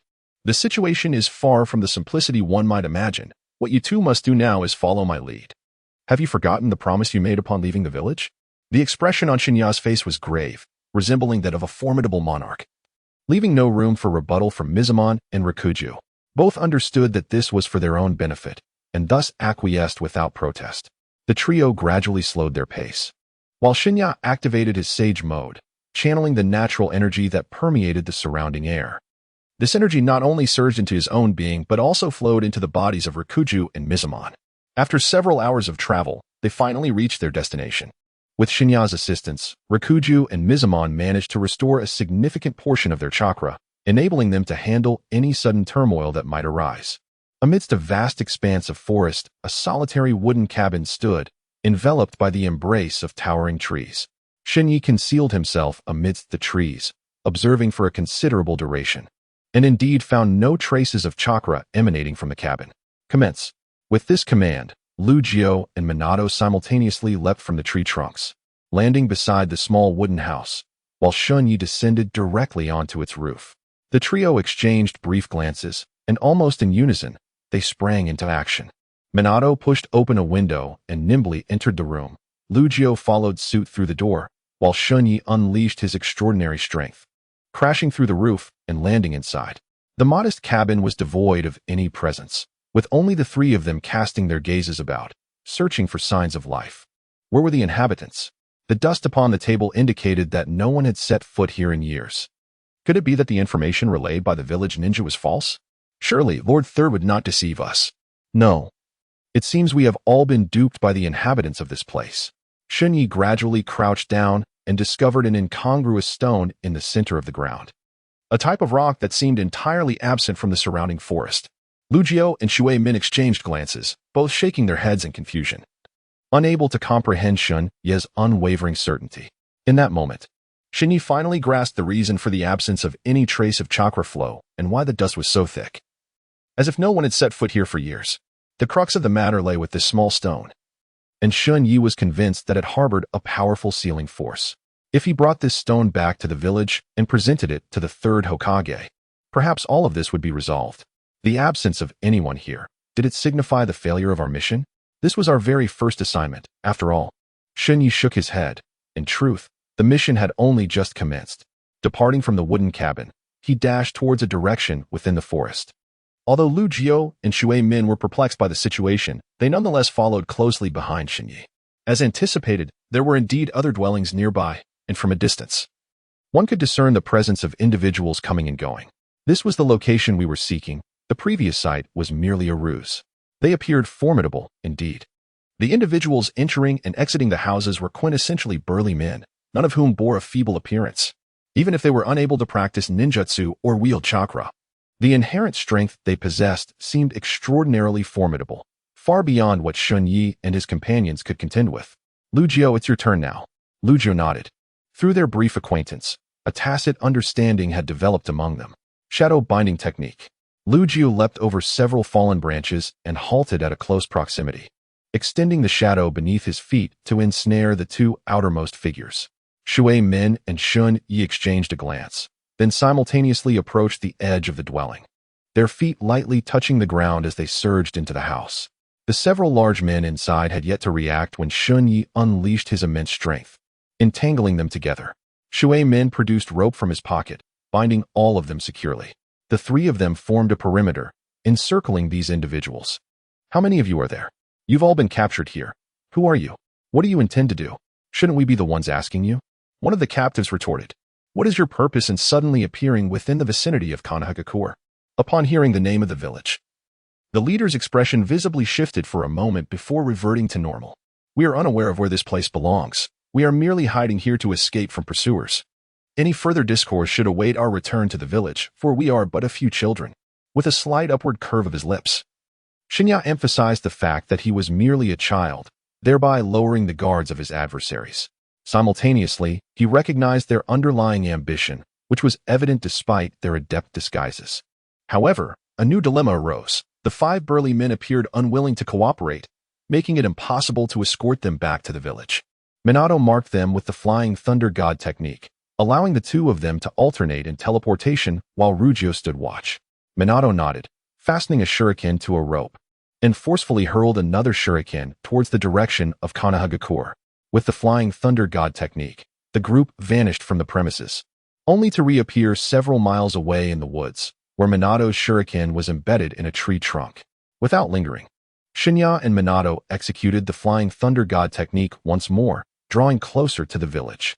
Suddenly, the leader of the group emitted a furious roar, unleashing a tremendous force that allowed him to break free from the ropes, prompting the five men to scatter in different directions. Minato and Rugio intended to pursue them, but Shen Ye halted their advance. Let us return to the village. We are only 3 against 5. We cannot capture them all. However, the ninjas within the village would manage the situation. After all, they were merely students yet to graduate, not yet true genin, and no one would hold them accountable. Minato hesitated briefly but ultimately acquiesced to Shen Ye's judgment, trusting that Shen Ye would not deceive him nor lead him astray. By the way, did you bring back the small stones? They have been in my pocket all along. Let us deliver them to the third Hokage now. We shall receive results before dawn. We can wait in the office. Without the 5 hulking men, Shen Ye and his companions traveled swiftly, returning to the village in mere minutes. The village was shrouded in darkness, with not a soul to be seen on the streets. Chapter 43. The awkward Mikoto. The 3 burst into the Hokage's office, where the third Hokage was anxiously gazing out the window. Upon opening the door, he looked expectantly at Shen Ye and his companions, only to find them empty-handed. Did you not bring those individuals back? They escaped, but we have other findings. Oh? The third Hokage's expression shifted with curiosity. Just some ordinary individuals not documented. Yet you still managed to uncover unexpected discoveries. It seemed that the intelligence relayed by the ninjas ahead was not entirely accurate, with numerous circumstances left unacknowledged. Shen Ye nodded slightly at Lu Jiu, who retrieved an object from his ninja tool pouch, vanishing it from the table's surface. The third Hokage's gaze was instantly drawn to the small stone, occasionally furrowing his brow as if lost in contemplation. It bore an immense sealing power, far beyond the capabilities of ordinary individuals. Recognizing these peculiarities, he had decided to bring it back for your examination. You all should return and rest. It appears this task necessitates the involvement of the village's nin, as it may prove quite challenging. Originally intending to await the final outcome here, Shen Ye suddenly altered his course and turned to exit.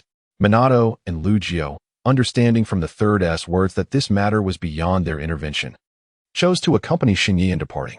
At the very least, none of them would bear the title of failure, and everything required careful deliberation. The trio headed in different directions homeward, parting ways at the foot of the Shadow Rock. Hours passed, and with the dawn of the following morning, Shen Ye stretched his languid arms. Shen Ye, you're awake. Someone is looking for you outside. Tsunade appeared before Shen Ye with a mischievous grin, her expression decidedly suggestive. Shen Ye, perplexed, scratched his head. The fact that someone was seeking him had prompted such an expression from Tsunade. Who could this remarkable individual be? Adjusting his attire, he strode out of his room, only to find a familiar, charming voice seated gracefully on the sofa, awaiting him. It was Mikoto, who had come to see him so early. What could possibly be the matter? Shall we step outside to converse? She suggested cautiously, gesturing toward the door, her eyes brimming with anticipation. This only deepened Shen Ye's confusion, as the usual brazen and audacious Uchiha Mikoto seemed transformed, exhibiting an unexpected timidity. Shen Ye nodded gently, taking Mei-chin by the hand as they stepped out of the room. They halted only when they reached a secluded corner. Mei-chin cast her gaze downward, fixating on the tips of her shoes, her hands clutching the hem of her clothing as she subtly twisted her body, appearing quite bashful. Now was a moment when she could speak freely with no one else around. I am truly sorry, Shen Ye. I have wronged you for so long. Haven't I already apologized? Mei-chin continued. Moreover, I have never harbored any blame towards you. Yet, her cheeks suddenly flushed with a deep crimson hue, and she buried her face further, daring not to meet Shen Ye's gaze. Shen Ye helplessly shook his head, bewildered by the unfolding events. Please refrain from prolonging this discussion. If there is something you wish to convey, I would prefer you to express it directly. Otherwise, I shall take my leave. I kindly ask that you keep the mark upon my posterior a secret. It has been my closely guarded secret all along. Shen Ye's lips twitched slightly, initially believing it to be a matter of great significance. Even if Mikoto did not seek him out, he would never publicize such affairs. Upholding gentlemanly decorum has always been a principle Shen Ye adhered to, especially considering that Uchiha Mikoto is indeed a cherished friend in this world. Betraying a friend is an act that Shen Ye could never contemplate. I promise you. Thank you, Shen Ye. May I treat you to a bowl of Ichiraka ramen tonight? Shen Ye nodded, understanding that Mei-chin had significant training to attend to. Thus he refrained from detaining her. As he watched Mei-chin bounce away, he realized that she had fundamentally unburdened herself of a long-held knot in her heart. Neither of them noticed the diminutive figure lurking in the shadows of the corner, who had overheard their entire conversation. Choosing a path contrary to Mei-chin's, Shen Ye made his way toward the Hokage's office. Although the third Hokage had already dispatched more advanced ninjas for the mission, Shen Ye felt an overwhelming curiosity about that small stone. Pausing below the window of the office, he caught the gaze of the third Hokage. The third smiled and gently pushed open the window, then turned his body to walk towards the desk. Under the cover of night, Shen Ye slightly arched his body, channeling chakra beneath his feet. After a series of nimble leaps, he landed beside the window of the office. At that moment, only the third Hokage occupied the room, and the small stone remained prominently displayed on the desk. Was there any revelation from the stone? The third Hokage shook his head. Indeed, the stone possessed formidable sealing powers, yet once unraveled, it revealed itself to be merely an ordinary pebble. Perhaps such seals were merely illusions, a ruse that had misled us for far too long. What truly transpired? Further observation is required to draw a definitive conclusion, and ninja have already been dispatched to investigate those individuals. Shen Ye nodded slightly, picking up a pebble to scrutinize it carefully in the palm of his hand. Indeed, it revealed no extraordinary qualities. He had anticipated that this diminutive stone might harbor an entire world within, yet it was merely this. Even the first generation would not dare claim the ability to achieve such a feat effortlessly. Meanwhile, the eavesdropper, who had been listening to Shen Ye and Mikoto's conversations, hurriedly made his way to the Uchiha clan, anxiously pacing back and forth at the entrance. Before long, Fujitake emerged, clad in a light, airy garment. Lord Fujitake, you have finally appeared. I just overheard that despicable Shen Ye conversing with Mikoto. He even knows about the mark on Miss Mikoto's backside. Fujitake furrowed his brow, taken aback by this revelation, as he had been unaware of such a detail himself. Were it not for the current informant's disclosure, Fujitake would have remained oblivious to the innate mark on Mikoto's body. His already unfavorable impression of Shen Ye darkened further, his hands clenching into tight fists. The snitch trembled, fearful of provoking Fujitake's wrath. Striving to calm his emotions, Fujitake took a deep breath. I owe you one for this. Consider it a reward. He retrieved a small gray pill from his pocket and handed it to the informant, whose eyes sparkled with delight. Chapter 44. Hatake Tsukumo. Upon returning home, Fujitake's anger simmered. The girl he had long admired had been seen in her entirety by that scoundrel Shen Ye. He could not swallow this indignity. However, the children at the Ninja Academy were key protected figures of Konohagakure, and any aggressive action would undoubtedly incite the village's displeasure. In Fujitake's mind, despite Shen Ye's involvement in apprehending the enemy, he remained nothing but worthless. For now, he would allow Shen Ye to revel in his arrogance. But when the time came for graduation from the Ninja Academy, he would ensure a thorough lesson was imparted, perhaps even leading to an unfortunate demise due to negligence. The expression on Uchiha Fujitake's face grew increasingly sinister as he envisioned Shen Ye lying helplessly on the ground. Unbeknownst to Shen Ye, he had become the target of another's ire. Days passed, and the village still had no news of the capture of the 5 men. Shen Ye gradually forgot about this task. One day, a new face emerged at the Ninja Academy, with striking white hair that gleamed brilliantly. This newcomer appeared rather formidable, and there had been no prior mention of him. Shen Ye stood quietly, his arms crossed over his chest, listening intently to the discussions around him. In truth, he had already discerned the identity of that individual. Despite his youth, the sharp angles of his face revealed his identity. Hatake Tsukumo, who would later be known as Konoha's White Fang, ultimately met a tragic end after forsaking his mission to save his comrades, burdened by the responsibilities of his village. Minato, though he appeared aloof and distant, was, at his core, undeniably akin to those around him. It was difficult to perceive any semblance of warmth or intimacy in his demeanor. Shen Ye gently shook his head, offering no explanation, and rose to his feet, striding a few steps to the side of Hatake Tsukumo, extending his palm in greeting. Greetings, I am Shen Ye. Hello. I am Hatake Tsukumo, aspiring to become the Hokage. What? You dare to vie for my position as Hokage? I refuse to concede. Minato suddenly surged forward, brandishing his fist in midair, his expression a challenge directed at Hatake Tsukumo. In Minato's eyes, anyone seeking to contest the Hokage position was a rival. Fortunately, Shen Ye and Jukyu harbored no such ambitions.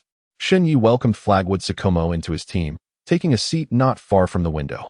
The teacher's entrance interrupted the murmurs within the classroom, offering a brief introduction for Flagwood Tsukumo and ushering in a new day of instruction.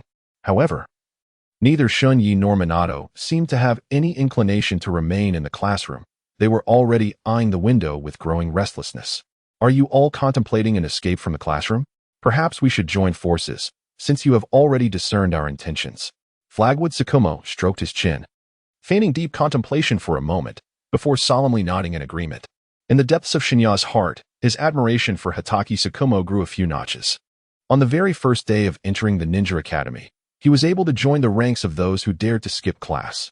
Both Minato and Jukyu instinctively gave a thumbs up to Hatake Tsukumo, confirming Shen Ye's assertion that he was not a straightforward individual. Seizing the moment when the teacher turned away, the 4 of them swiftly leaped through the window and landed on the playground. However, Tsukumo's movements were noticeably less graceful than the others, stumbling awkwardly as he nearly lost his balance. It appeared that he still required some practice. Such escapades occurred almost daily. I am curious, without the Academy's guidance, how do you intend to refine your ninjutsu?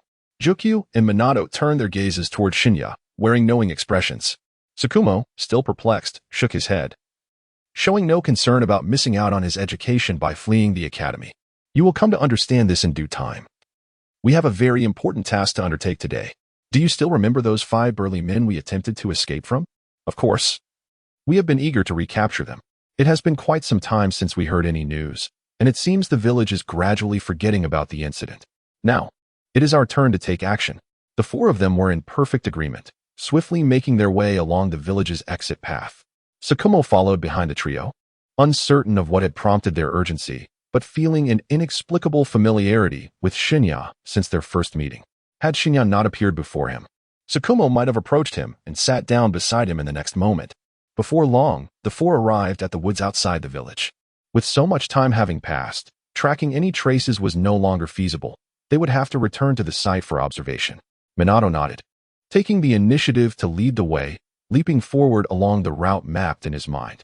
As Shen Ye surveyed the surrounding forest, he noticed something amiss. The previous night's darkness had obscured details that were now glaringly apparent. The trees along the path had suffered varying degrees of damage. Moreover, this destruction followed the very route they were about to traverse. In the depths of Shen Ye's mind, a profound sense of bewilderment lingered, as if some unseen signal was guiding him onward. We slowed our pace, for the path ahead appeared treacherous. Watergate nodded, pausing atop a tree trunk to survey the surroundings and ensure there was no danger before continuing at a cautious speed. Following the ravaged path, we ultimately arrived at a house nestled within the woods, yet it was devoid of any inhabitants. The imposing figures we had anticipated had not returned. The absence of life here was evident. We had uncovered this place, and those miscreants would likely not return. A careful observation might yield unexpected discoveries. And this task was entrusted to Kiki Tsukumo. Nodding in acknowledgement, Kiki descended to the ground, beginning to search for any traces. He had heard whispers of this mission even before entering the Ninja Academy, though he hadn't paid it much heed.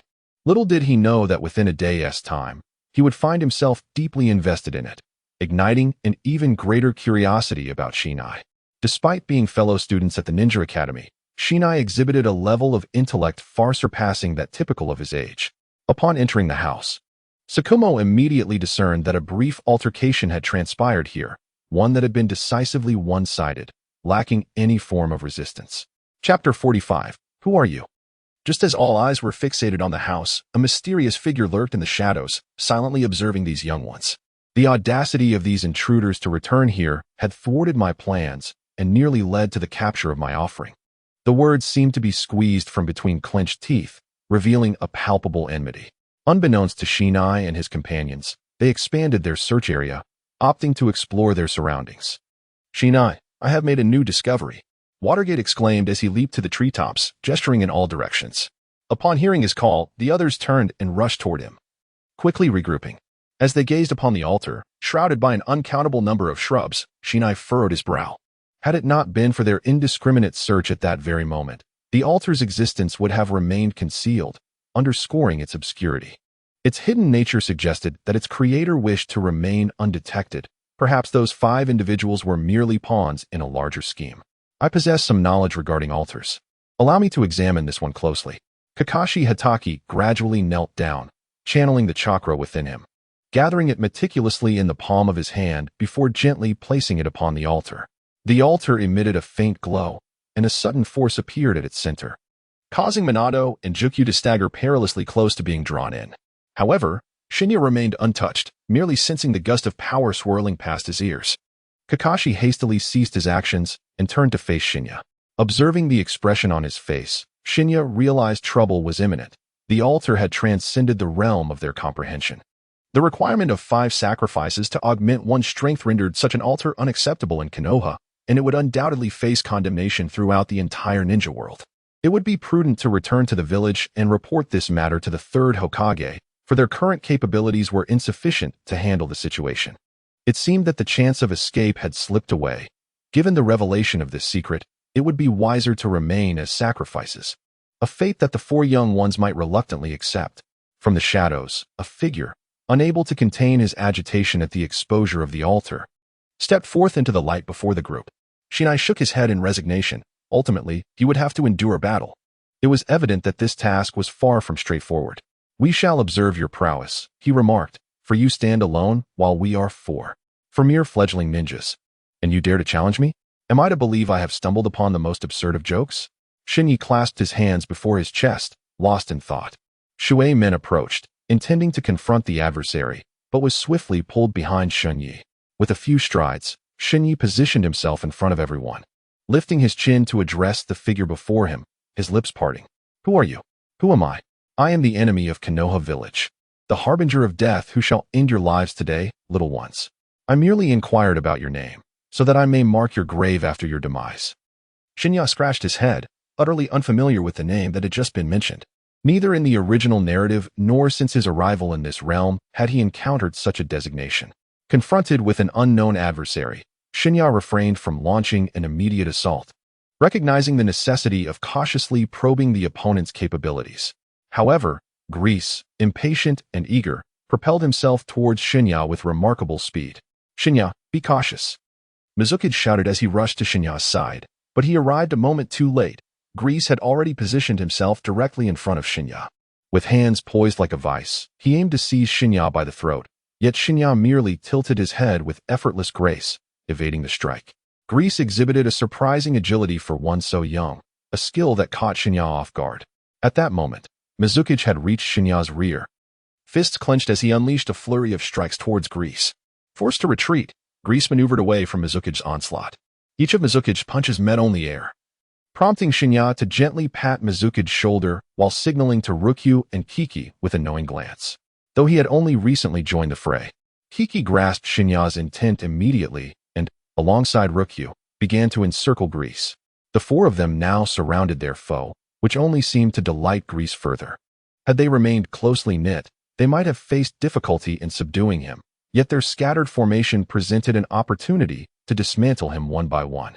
Earth release, earthquake technique. Grease intoned, his hands forming seals as the ground beneath him trembled ominously. Suddenly, a vast chasm erupted from the earth, splitting the surface wide open. The ground beneath the feet of the few individuals in the Divine Night gradually began to rise into the air, exhibiting a tendency to converge. Extraordinary power. Shen Ye swung his fist, striking the earth beneath him with tremendous force, causing the energy to gradually disperse from the point of contact, accompanied by a resounding rumble.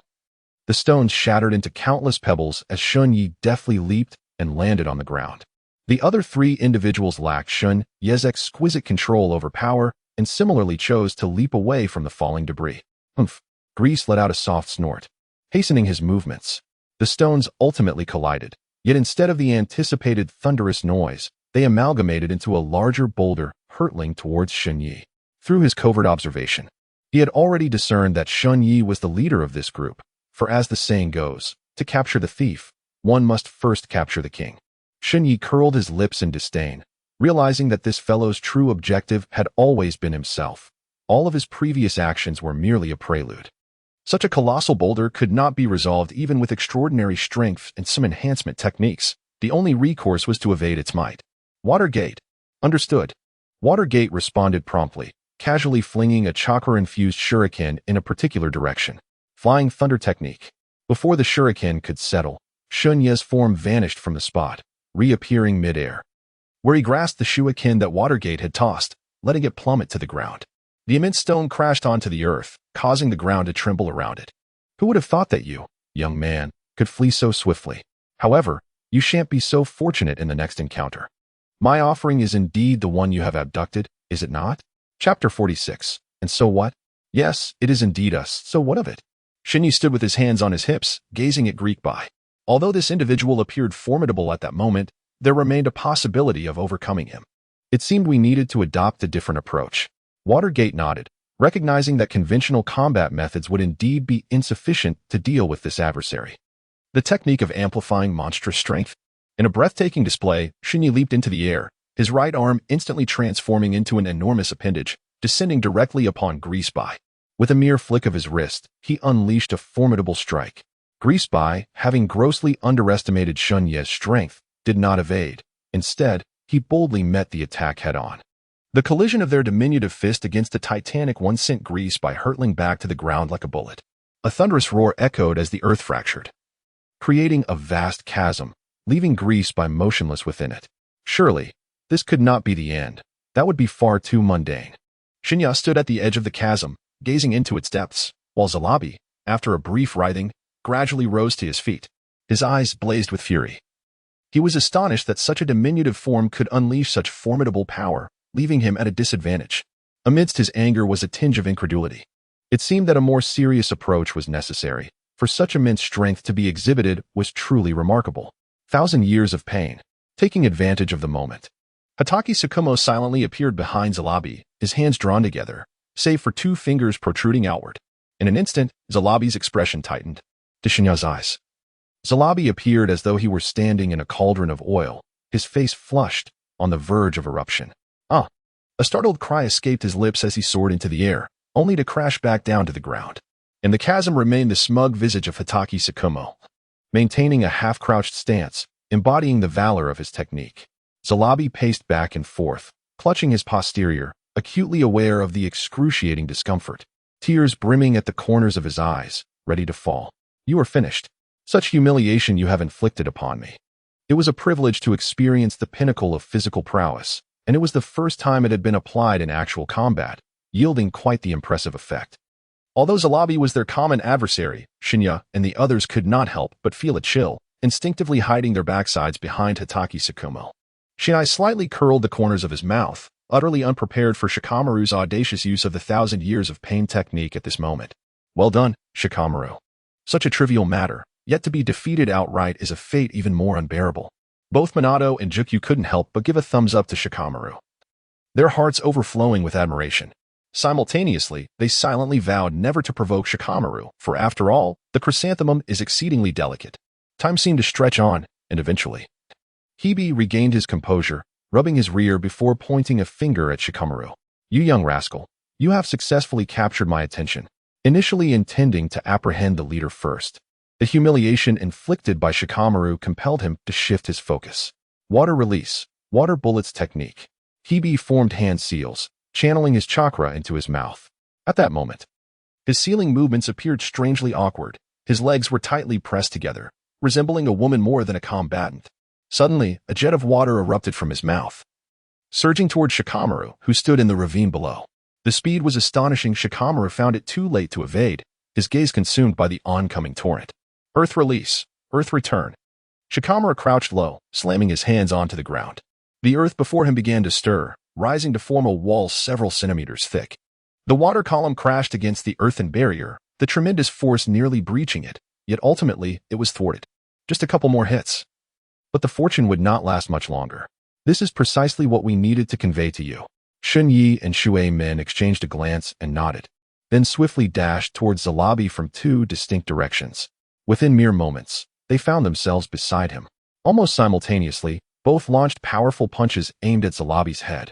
Zalabi let out a cold snort, abruptly retreating to evade the assault, while simultaneously extending his hands to grasp the arms of the two attackers. Sensing the force emanating from his arms, Shen Ye understood that if he could not break free swiftly, he risked being crushed by this individual. The three of them formed a triangular formation, remaining stationary, with only the force exerted through their hands attesting to the ongoing struggle. Listen well. If you wish to avoid death, you would do well to become my offering. Living is far more advantageous than the aftermath of demise. How naive. In the depths of the night, Shen Ye firmly planted one foot on the ground while the other leg soared through the air, delivering a strike to the abdomen of Greek Bai. Ultimately, mere fists could not contend with multiple hands after several rounds. Greek Bai realized that persisting would only lead to his own detriment, thus opting to create distance from the fray, seizing the moment as he retreated. He was unaware that a trap had long been laid in wait for him. Shadow binding technique. Lu Jiu had been patiently seeking an opportunity to unleash his ninjutsu, knowing that only one chance would grant him success. Otherwise, should this individual become vigilant, it would be nearly impossible to regain control. The shadow beneath his feet surged forward, extending across the ground towards Greek Bai's feet, while the inky tendrils entwined around his arms and body. How infuriating. To be outmaneuvered by you two little tricksters. It's unacceptable. Yet what could he do? Could he truly break free from this confinement and continue to battle us? Surrender is the only option, even with the most seamless collaboration. You will only find yourself on the receiving end of injuries. The Divine Knight gently tapped the head of Greek Bai, a mocking expression adorning his face. After all, this individual before him appeared to possess strength surpassing that of a Ch-Nin, yet was effortlessly captured by four mere youngsters who had yet to graduate from the Ninja Academy. Greek Bai's eyes flickered as he suddenly altered his demeanor. I now recognize your formidable prowess. At such a tender age, your potential is boundless. Are you trying to deceive us into releasing you by teaching us how to utilize the altar? How did you know? Greek Bai's face lit up with surprise, momentarily believing he had a chance to regain his freedom. At that point, he thought, if he merely divulged the secrets of the altar, he could silently turn them into offerings, ultimately benefiting himself. However, what awaited Greek Bai was indeed a resounding slap from Divine Knight, the sound echoing throughout the forest. Chapter 47. Escorting back to the village, I see you are lost in foolish thoughts, seeking to entice us with such underhanded tactics? Underhanded tactics? Do you comprehend the extent of power one can absorb from the altar? I could ascend to the rank of J-Nin in an instant. Do you understand? Shen Ye curled his lip in disdain. A ninja who relies on the power of the altar to attain the rank of Jonin is truly worthless. His strength, akin to Greece, would stagnate indefinitely, as there would be no further opportunity to activate the altar again. The escape of those 5 burly men might, in fact, be a blessing, for otherwise, they would have surely become mere souls beneath the altar by now. Very well. Let him be taken back to the village to await the judgment of the third Hokage. Such actions have already crossed the line of a ninja's honor, warranting his execution 1,000 times over. Shen Ye deliberately sought to intimidate Greek by, in truth, he himself was uncertain how the third generation would ultimately deal with this individual. Perhaps, after extracting the desired information from him, Greek by would become entirely obsolete, left to languish in the confines of Konoha for the remainder of his days. However, how are we to bring him back? None among us possesses the ability to employ sealing techniques to restrain his chakra. Indeed, it is impractical to continuously rely on shadow binding techniques to entangle him. Alternative methods are necessary.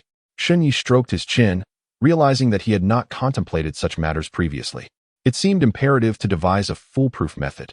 After much deliberation, Shen Ye resolved to employ the most primal and forceful tactic to curb Grease's urge to flee. As he approached with a mischievous grin, Grease swallowed nervously, sensing that something ominous was about to unfold. Indeed, Shen Ye raised his fist high, skillfully amplifying the chakra within, and brought it crashing down upon Grease's head. With a resounding thud, Grease's body twisted, gradually leaning against the shadow that bound him. The ninjutsu could be retracted. He was confident that this fellow would remain unconscious all the way to the Hokage's office. Truly, sheer strength proved to be an exceptionally effective form of ninjutsu. Shinya shook his fist, admiring it with great satisfaction. Minato felt somewhat at a loss. Both Shinya and Kakashi appeared quite formidable, entities not to be trifled with lightly. Fortunately, he was allied with these two intimidating figures. Had they been adversaries, his fate would surely have been dire. Let us depart. There were still matters to attend to before they left, and the altar could not be left intact. Minato nodded and swiftly leaped to the side of the altar, gazing thoughtfully at its flickering glow, momentarily uncertain of how to proceed. Kakashi, perhaps you should handle the destruction. I lack the necessary experience, he suggested. Kakashi shot a glance at Minato, then picked up a stone from the ground and hurled it directly into the altar's center. The stone landed precisely in the middle with a resounding crash, causing the light within the altar to cease abruptly and visible cracks to spread outward from the epicenter. After brushing off his hands, Kakashi turned and followed closely behind Shinya as they made their way back to the village, with Minato shrugging and trailing behind them. Having traveled a considerable distance, a tremendous explosion suddenly erupted from the direction of the altar. A subtle smirk graced Kakashi's lips. A true man never turns back to witness an explosion. You must be in awe of me now. Shinya slightly curled his lips, confirming that he had not misjudged the fleeting figure of Hitaki Tsukumo. Once familiar, he would transform into someone akin to Minato Namikaze. However, the atmosphere had indeed lightened considerably. The burdensome task that had weighed heavily on everyone's hearts had come to a definitive conclusion, and it was he who had personally brought it to an end. Glancing at the figure of Hirabi resting on Riku's shoulder, Shinya felt an unfamiliar sensation swell within him, realizing that he had truly integrated into this world. After a considerable journey, the group finally returned to the village. Standing at the village entrance, Eluyuki Yamashiro regarded the sudden appearance of the small figures with a curious gaze, particularly noting the unfamiliar individual perched upon Minato's shoulder. What are you little ones doing outside the Ninja Academy? Where have you ventured off to? Brother Yamashiro, do you not comprehend the significance of the person Minato carries? We have accomplished a vital mission for the village. Aoyuki nodded, scrutinizing Hirabi closely. He noticed a distinct mark on the top of his head, revealing a striking bruise, which elicited a look of surprise. Without further ado, Shinya and his companions dashed towards the Hokage's office, intent on delivering Hirabi to the third Hokage for further action. The office was already occupied by several ninjas from the village, seemingly summoned by the third for a meeting. Upon entering, all eyes converged upon Shinya, who awkwardly scratched his head and stepped aside. Today is not my day to shine.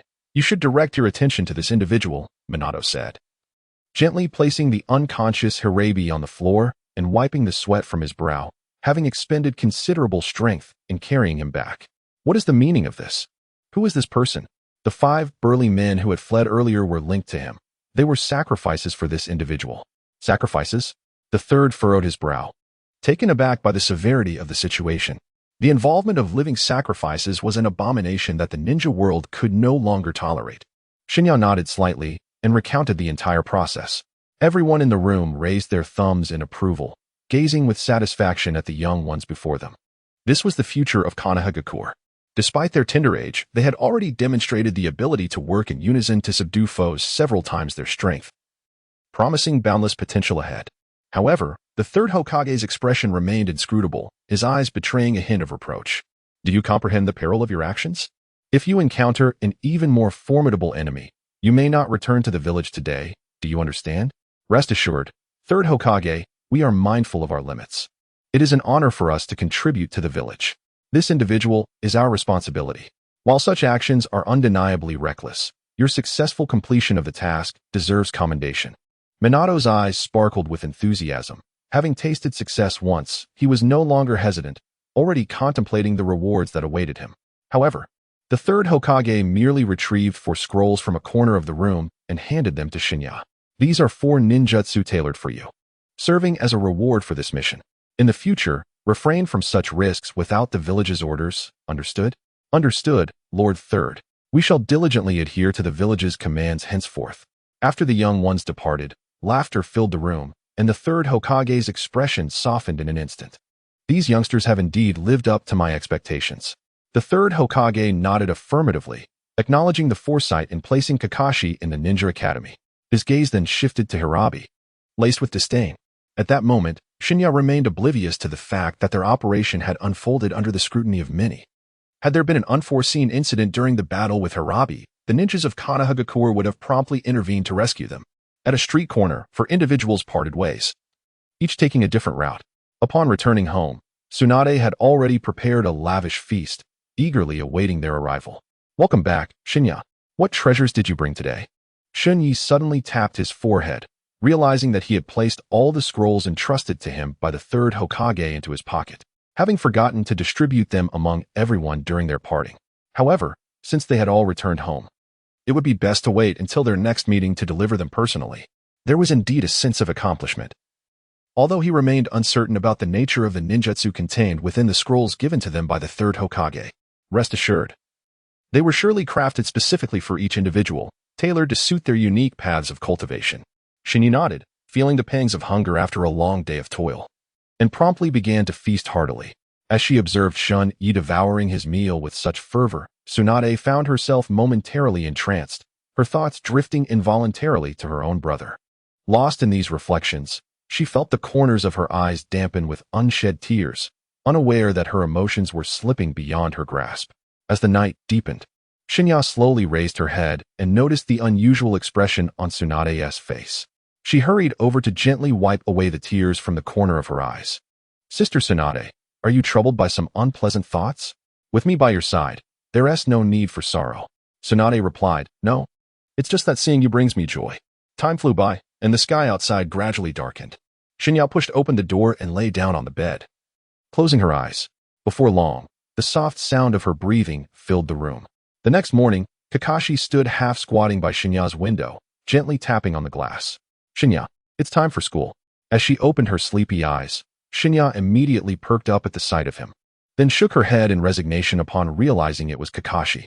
This peculiar method of waking someone was a first for her. Surely, only Kakashi would choose such a way. While pondering Kakashi's agile movements, a thought suddenly surged in Shen Ye's mind, perfectly aligning with the original narrative. Kakashi, the prodigious ninja of the village, had ascended to Jonin at a tender age and became the captain of an Anbu team, executing countless missions. Yet now, he was placed in the ninja academy by the third Hokage, limiting his growth and abilities. As they walked toward the ninja academy, Shen Ye decided to probe Kakashi's aspirations. What are your plans for the future? Are you aiming to steadily become Hokage? Kakashi responded thoughtfully, becoming Hokage is my dream, but I know it ultimately won't be me. Compared to me, Minato is far more suited for that position. Shen Ye nodded, sensing that Konoha Shikaku was acutely aware that he was not suited for the role and harbored no intentions of vying for the position of Hokage against Minato. With your abilities, departing from the ninja academy could lead to greater opportunities. Are you not intrigued by the enigmatic organization within the village? Oh, you must be referring to the Anbu. Shen Ye nodded slightly. In truth, he harbored his own ulterior motives. The inclusion of Hatake Tsukumo in the Anbu could serve to curtail some of Danzo's interference in his actions, although he did not truly fear such obstacles. Suddenly, Hatake Tsukumo halted his steps, gazing in the direction of the Hokage's office, where not only the Hokage resided, but also the Anbu's headquarters. My fate is not for me to determine. Even my arrival at the Ninja Academy was orchestrated by the third Hokage. The third? Shen Ye furrowed his brow, for it was the first time he had heard Chimu Shua Imo mention this matter. Indeed, everyone had long been aware of the existence of the Greek comparison, which is why I was sent to the Ninja Academy to be close to you as we undertook missions together. Shen Ye found himself increasingly perplexed. That old codger from the third generation had clearly stated that the mission was beyond his capabilities and required the deployment of more advanced ninjas. Yet, he was secretly orchestrating these petty maneuvers. Upon reflection, however, it became apparent that all these actions ultimately benefited his own group. In the stillness of the night, Shen Ye found himself grappling with the complexities of the third generation's intentions. It seemed that everyone was already privy to the truth, and he too was no exception. Hokage Tsukumo nodded, revealing no hint of concealment. He had initially believed this was merely a task assigned to him by the third generation. However, through their interactions over time, Tsukumo had come to regard these individuals as his closest friends. His presence at Shen Ye's window that morning was solely to embark on the journey to the Ninja Academy together. Even if Shen Ye did not inquire about his future plans, Tsukumo would still lay everything bare. He wished for no secrets between them. During this period, he had found immense joy in collaborating with them, and perhaps this would be their final mission together. Shen Ye couldn't help but cast a sidelong glance at the fellow. Yet in the depths of his heart, he had already regarded him as a friend in this world. Otherwise, he would never have chosen to embark on a mission alongside him. What words are necessary? True friends ought not to utter such disheartening remarks. You should personally relay this news to Minato and Riku. Shen Ye gently draped his arm over Chimu Tsukumo's shoulder, playfully delivering a few light punches on his back. Tsukumo felt a warmth in his heart, finally experiencing the sensation of being valued. As they stepped through the academy's gates, they spotted Minato and Jukyu waving to them from a distance. Their eyes met, and they quickened their pace towards their friends. Once gathered, Shen Ye unfurled the scrolls bestowed by the third Hokage, laying them flat on the ground. I have yet to examine these scrolls. Each of you may select the ninjutsu you deem most suitable to take with you. Please, go ahead. Then I shall not be modest, Minato replied, perusing the scrolls before selecting one to place into his ninja tools pouch. Jukyu and Tsukumo also chose the ninjutsu scrolls they found appropriate, tucking them into their own pouches. Chapter 49. A new addition. Tsukumo shared his intention to leave the academy with Minato and Jukyu. The latter expressed deep reluctance, yet acknowledged that one person's choice should not interfere with another's destiny. Hoping to enjoy their final day together, they were unexpectedly met with the sight of another peculiar figure among the faculty. At first glance, Tsukumo's gaze was drawn irresistibly to him. Shen Ye could distinctly sense the surging chakra within this individual, brimming with untamed energy, ready to erupt at any moment. Curiosity piqued. Shen Ye wondered what kind of person could provoke such a profound reaction from Tsukumo. Turning his attention in that direction, he observed a figure clad in green, standing at the classroom door with a vacant stare, glancing uncertainly into the room. Is that Might Guy? Shen Ye asked. You know him too? Minato replied. We are indeed very close friends. Shen Ye twitched the corners of his mouth. The grimace on Hokage Tsukumo's face belied their close friendship. One might even believe them to be lifelong adversaries. However, Shen Ye was well acquainted with their past, as clearly delineated in the original narrative. Before Shen Ye could fully process the situation, Hokage Tsukumo charged forward, instantly engaging in a fierce struggle with Might Guy. In the stillness of the night, Shen Ye observed the two combatants exchanging fierce blows, realizing for the first time the remarkable prowess of Hokage Tsukumo, whose strength rivaled that of the taijutsu specialist, Might Guy. Just as their battle reached a fever pitch, a masked ninja descended between them, abruptly separating the two. Enough of this folly, the ninja declared. Lord Danzo has instructed me to escort you back. Your mission at the Ninja Academy is complete. With a lingering gaze at Shen Ye, Hokage Tsukumo reluctantly followed the Anbu member away from the academy. Might Guy stood momentarily in bewilderment, unable to comprehend the sudden turn of events that had led to his opponent's abrupt departure. Shen Ye gently shook his head and took a few steps to stand beside Might Guy. You two are good friends, and from this day forward, you shall also be our good friend. The inability to practice ninjutsu is of no great consequence. Do you know me? Might Guy exclaimed, pointing incredulously at his own nose, as he had never encountered this individual before. Indeed, in the future, you will become an exceptional ninja. In truth, I am merely a straggler, forced to leave the Ninja Academy due to my inability to cultivate ninjutsu. I returned solely to graduate. However, your abilities already surpass those of many still within the academy. Have a little more confidence in yourself." Might Guy nodded repeatedly, fully aware of the distinctions that set him apart from others. Since he could not engage in the practice of ninjutsu, he resolved to dedicate himself to physical techniques, proving that one could become an outstanding ninja through sheer physical prowess alone. At that moment, Minato and Kakashi had already entered the classroom, unaware that a new member had joined their ranks. Shen Ye gently patted Might Guy's shoulder, exchanging a knowing glance as the two made their way toward the classroom. Meanwhile, Shen Ye silently activated the system's theft skill within his mind. Ding! Congratulations to the host for successfully stealing Might Guy's technique, the 8 Gates of Bypass. Cooldown time for the stolen skill, 3 hours. The seemingly interminable 3 hours stretched ahead, and Shen Ye could not help but inwardly inquire when the system might shorten this duration. Yet, no response came, and his questions seemed to vanish into the depths of silence. The monotonous and tedious life in the classroom commenced, with only Might Guy attentively listening to the teacher's explanations, occasionally jotting down notes on paper. The 3 individuals gazed intently at the landscape outside the window, their hearts yearning to escape and revel in the splendor of the world beyond. Just then, 3 pieces of chalk flew through the air, landing precisely on each of their foreheads, leaving faint white marks. "You 3 rascals, behave yourselves. Don't think for a moment that I am unaware of your little schemes. Leaving my classroom is simply out of the question. Rest assured, dear teacher, we have no intention of departing." Shen Ye raised his hand in assurance. Yet his gaze remained fixed outside the window, contemplating when he might finally graduate from this place. Becoming a true genin would open the floodgates to countless assignments awaiting him. It would be the moment he attained absolute freedom. "Shen Ye, I believe it is prudent for us to take today's lesson seriously.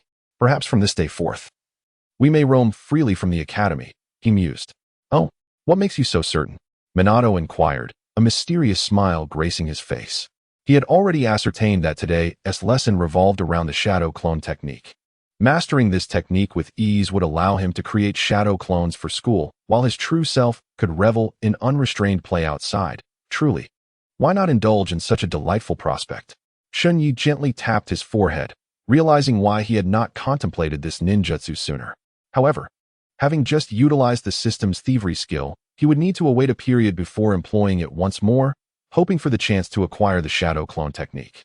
The time remaining until your graduation is scant, and the sole evaluative criterion is the ability to execute a complete shadow clone technique. Today, I shall impart this ninjutsu to you. The teacher stood at the podium, disseminating all pertinent information regarding the shadow clone technique. Might Guy swallowed hard, feeling quite overwhelmed.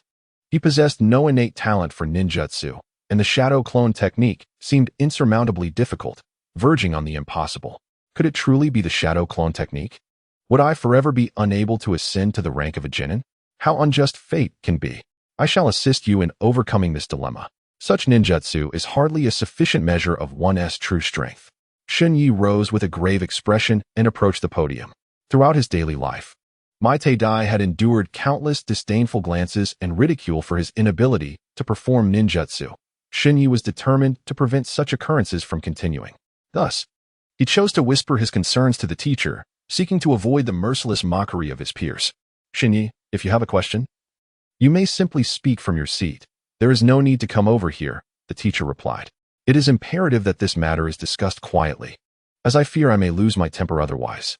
Despite the faint smile on his face, there was an unmistakable firmness in Shen Ye's words. The teacher sighed softly, refraining from further comments, and awaited Shen Ye's approach, curious about what matter he wished to disclose. Chapter 50. What a coincidence. "Teacher, do you know Might Dai?" Shen Ye spoke in a whisper so delicate that it barely reached the teacher's ears. The classroom was enveloped in silence, so profound that even the sound of a needle falling to the ground could be heard. The others could merely observe the subtle movements of Shen Ye's lips, unable to discern the words spoken. The teacher's expression shifted slightly, his gaze involuntarily drifting towards the individual clad in a green combat outfit. The shadow clone technique would not serve as the sole evidence. Ultimately, numerous methods would be employed to verify the truth, thus there was no need for concern. Shen Ye nodded reassuringly, relieved that he no longer needed to worry about Might Dai's graduation, for his abilities would effortlessly qualify him as a genin. The day swiftly passed, and Shen Ye shook his head, feeling an unexpected wave of fatigue. The school bell chimed, and Minato and Jukyu burst out of the classroom like untamed steeds, waiting on the playground for a while, yet Shen Ye failed to make an appearance. Curiosity piqued. They wondered why Shen Ye, who usually raced out first, seemed transformed today. Let us head back. Perhaps he is waiting for Might Dai, who is also yet to emerge. Retracing their steps through the throngs of people, they returned to the village. Discovering Shen Ye reclining in a chair, eyes closed. Nearby, Might Dai was intently focused on something, his head bowed in concentration. As they approached, Minato discerned the faint sound of snoring escaping Shen Ye's lips, astonished that he had fallen asleep in such a short span of time. Might Dai, what are you engrossed in? He inquired. I still have numerous questions regarding today's lesson that I wish to ask Shen Ye, but alas, he is asleep. Where you are unclear, I can assist, Might Dai replied, nodding as he handed Minato his notes, having circled all the areas of confusion. Upon inspecting the contents, Minato couldn't help but twitch his lips in amusement. What he presumed to be intricate queries turned out to be a large circle encompassing all the material in the center. It was perplexing how Might Dai could be so oblivious to ninjutsu. Nevertheless, as a good friend, Minato patiently elucidated each point for him without a hint of impatience. As dusk descended, the trio's stomachs collectively grumbled, prompting Might Kai to gently rub his belly. I'm a bit hungry. Should we wake Shen Ye to grab a bite? Unbelievable, he has managed to sleep so long in that position, Minato sighed, giving Shen Ye a few nudges. Opening his eyes, Shen Ye regarded his friends with a look of surprise, not realizing he had dozed off in that spot. Why didn't you wake me sooner? I resolved some of Might Dai's academic dilemmas, and we only called you once we all felt famished. Stretching lazily, the group made their way toward Ichiraku Ramen. Just as they exited the academy, Might Dai leaped onto the rooftop, performing several somersaults before balancing on his fingertips atop the building. I cannot waste a moment of training. We must complete 5,000 handstands today to fulfill our mission at Ichiraku Ramen. Shinya was aware of Maidai's diligence and chose not to comment, instead stepping forward with purpose. Meanwhile, Shuemin and Lugio gazed at Maidai with admiration. Both secretly pondered within themselves whether they could ever reach such a level of discipline. The answer was unequivocally clear. They could never exhibit the same self-control as Maidai, and even their efforts would pale in comparison. Amidst the laughter and joviality, their figures gradually faded into the obscurity of the dimly lit street. The following morning, Shinya was abruptly awakened by a series of urgent knocks on the door. Upon opening it, he found Kiki Tsukumo standing there, panting heavily. What could possibly be so pressing? Had he been bullied in the Anbu? Shinai rolled up his sleeves, clearly intent on standing up for Tsukumo Hatake. However, the situation was not as one might envision. There was a pressing task that required your assistance. As a member of the Anbu, I can only mobilize upon receiving orders from Danzo. Shinai nodded, comprehending the intentions of Hatake Tsukumo. After clarifying the specifics of the mission, he departed from his home. In truth, this task was neither an assignment from the Anbu nor one delegated by the third Hokage. Rather, it was an opportunity that Hatake Tsukumo had inadvertently encountered. As for the mission's reward, it involved a ninjutsu that was entirely unfamiliar, at least within the scope of Hatake Tsukumo's experiences. Shen Ye directly brought together Watergate and Lugio, and the three of them appeared at Might Guy's residence, only to find the room completely devoid of occupants. At this moment, the sun had just begun to rise in the sky.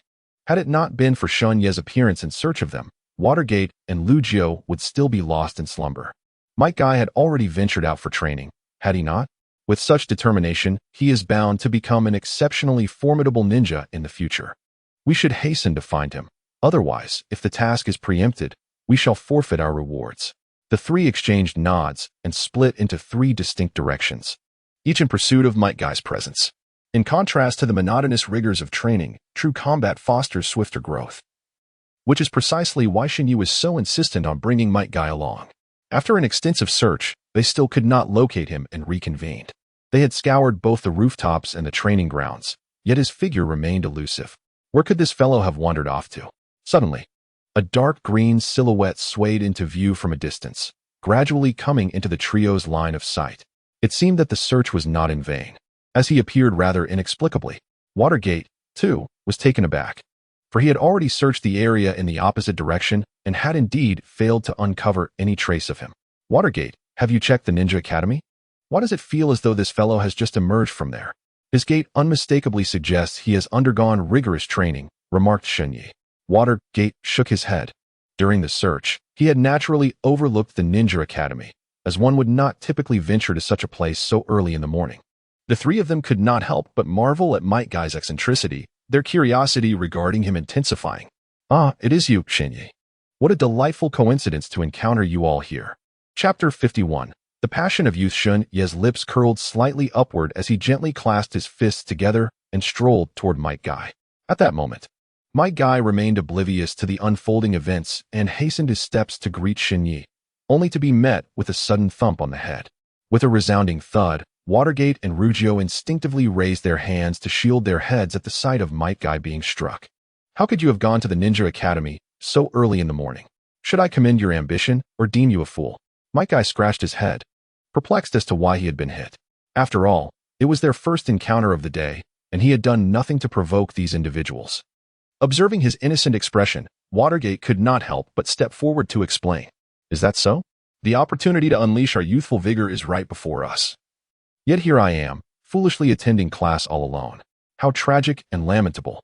Accompanying Might Guy's animated gestures, Shen Ye erupted into hearty laughter, though it was not meant to mock. "Very well, since that is the case, let us set forth at once, so we may reach our destination before nightfall. Everyone, hold on to me. I have already left marks of the flying thunder god outside the village, which will allow us to teleport across great distances." Shen Ye gave a thumbs up to Minato Namikaze, recognizing the foresight that could one day lead him to become the fourth Hokage.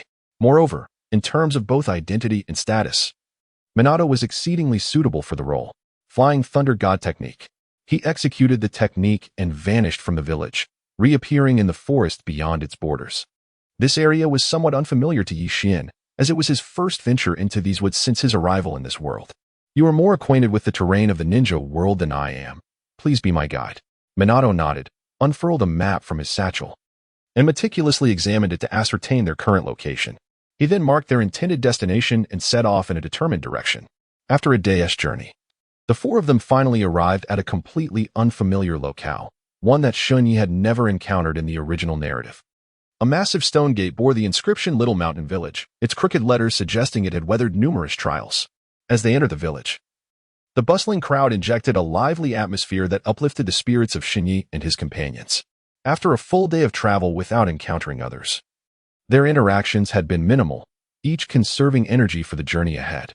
Rather than hastening to seek out clients for their services, they meandered through the village, in search of a place to satisfy their basic needs. "Let us find a less populated area. After all, this is not our home turf, and it would be wise to remain inconspicuous." Shikaku nodded in agreement with Minato's sentiment, pondering whether this unassuming village might harbor hidden talents or unreasonable, formidable figures. A busier location could prove advantageous, as they now possessed sufficient means for self-defense. Thus, gathering intelligence about their surroundings was of paramount importance. Shen Ye had identified a particular location, displaying remarkable leadership as he lifted his foot and proceeded in that direction. Shuemin had no choice but to follow suit, contemplating the validity of Shen Ye's assertions, ultimately concluding that a more ostentatious approach would indeed be preferable. The attire of the few individuals did not significantly differ from that of the locals, and lacking the headbands of Konohagakure upon their foreheads, they attracted no undue attention. A signature dish was served, accommodating our party of four. Despite the bustling restaurant filled with patrons, the proprietor delivered the meals with impressive promptness. Famished after a day of hunger, the four of us indulged heartily, obliterating every morsel within mere minutes. "Have you heard about the peculiar occurrences in the small village of late? Indeed, it is said that strange sounds emanate from the home of the Shurjia family at night. Yet numerous investigations have yielded no results. Perhaps it is best not to dwell on it. If those bizarre entities were to visit your abode at night, I wonder if you would still be able to laugh. Surely, they would be inclined to visit your home. What concern is it of mine?" Shen Ye and Shui Min exchanged a glance, recognizing that Shi Jiao was indeed the individual who had initiated the request to Konohagakure. It appeared that this peculiar matter required the attention of several individuals. Let us proceed, for the hour grows late, and this presents an opportune moment to thoroughly investigate the situation. After placing their gold coins down, the four departed from the location, making their way along the narrow paths that wound deeper into the village. Shinya resolved to visit Shurjiao early the following day, yet chose to remain vigilant at the village's edge that night, seeking to ascertain the situation. The previously clear and cloudless sky suddenly darkened, and the throngs on the streets hurried along, as if anticipating a significant event. A peculiar sensation of having been deceived washed over them. Perhaps it would be prudent to seek Shen Ye directly. Fear not, for I have acquired some understanding of this place. This night appears rather unremarkable. In response to Shen Ye's words, Shui Min and Lu Jiu chose to place their unwavering trust in him, while Might Eye harbored no particular thoughts, content merely to channel his youthful fervor. Suddenly, a cascade of raindrops began to fall from the heavens, prompting Shen Ye and his companions to quicken their pace towards the village's periphery.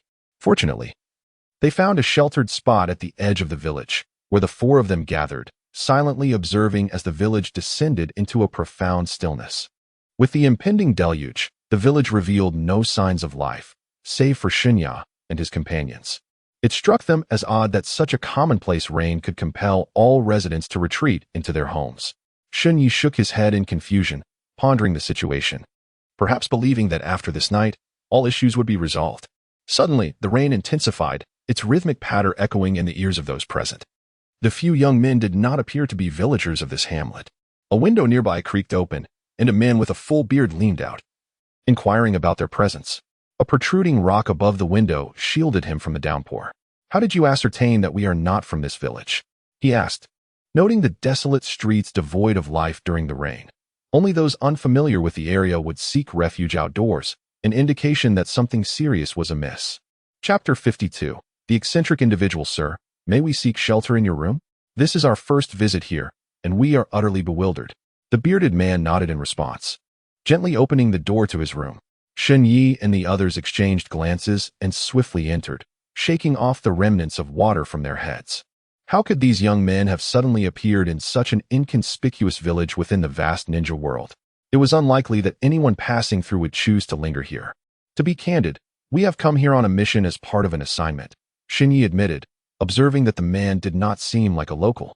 The bearded man erupted into hearty laughter, but his demeanor abruptly shifted to one of cold scrutiny, fixing his gaze intently on Shen Ye. "How did you discern that I am not a native here?" "Your aura," Shen Ye replied. "No matter how one attempts to mask it, one's innate essence cannot be concealed, leading me to conclude that you are not from this place." The bearded man clapped Shen Ye on the shoulder, his expression inscrutable, whether admiration or disdain remained uncertain. Ultimately, he refrained from taking action against the young intruders. On one hand, children capable of accepting missions were not to be underestimated, and any confrontation might yield unfavorable consequences. On the other hand, having lived in seclusion here for many years, he was reluctant to expose himself, especially since Shen Ye and his companions did not seem to share his objectives. The sound of rain thundered outside the room, and Shen Ye peered through the dim window, realizing that this small village was far more complex than he had initially surmised. "Since you have already uncovered my secret, allow me to share my story with you." Shen Ye nodded slightly, raising his ears to listen intently, and Shui Min and Lu Jiu followed suit. However, at that moment, an untimely sound emerged. Mighty Dai's stomach rumbled audibly. Embarrassed, Mighty Dai scratched his head and cast an apologetic glance at the bearded uncle, who, with a resigned shake of his head, stood up to rummage for some food to offer him. "Many years ago, when I was of a similar age to you, I arrived in this place and have made it my home ever since. Yet, I am quite curious about what peculiarities this village possesses that led you to choose to remain here. I was being pursued, and those individuals had no desire to enter the village, so I stayed here to seek refuge." Shen Ye stroked his chin, suddenly becoming more intrigued by this village, eager to discern what events would unfold next. The sound of rain outside gradually diminished. After the torrential downpour, the village succumbed to an eerie silence. "Although the rain had ceased, I still advise you to seek shelter here, for the nights in the village are not easily endured. To fulfill our entrusted mission, we must take our leave." Shen Ye rose and clasped his fist towards the bearded uncle, then turned and walked out of the room. The rain pattered beneath his feet as the four individuals hurried in the direction indicated by the bearded uncle, which led to Grandma Shijiao's abode. Taking refuge in a shadowy corner, they remained concealed in the darkness, quietly awaiting the emergence of peculiar sounds. Howling and yowling filled the night. Had my furry companions already succumbed to slumber? A tall figure gradually came into view, swaying as it approached Grandma Shijiao's dwelling. The night was shrouded in mystery as Shinya and Mizumoto exchanged a fleeting glance, vanishing from their original position. When they reappeared, they had already positioned themselves behind the towering figure. Oblivious to their presence, the imposing individual continued to sway forward. It seemed we could not afford to wait until morning. Action was imperative. Mizumoto nodded, his body propelling forward in a sudden burst of energy, retrieving a shuriken from his pouch. Without any hindrance, the shuriken plunged into the figure's back, yet no blood emerged. Shen Ye, something is amiss with this being, Mizumoto observed. I have discerned it. It is merely a puppet. Let us eliminate it first. Then we shall seek answers at Granny Shikaku's abode. Mizumoto nodded in agreement, leaping from the figure's back to confront it face to face. This creature is truly grotesque. Do not dwell on it. We must act decisively, he urged. Mizumoto nodded once more, swinging the shuriken again, driving it into the figure's skull.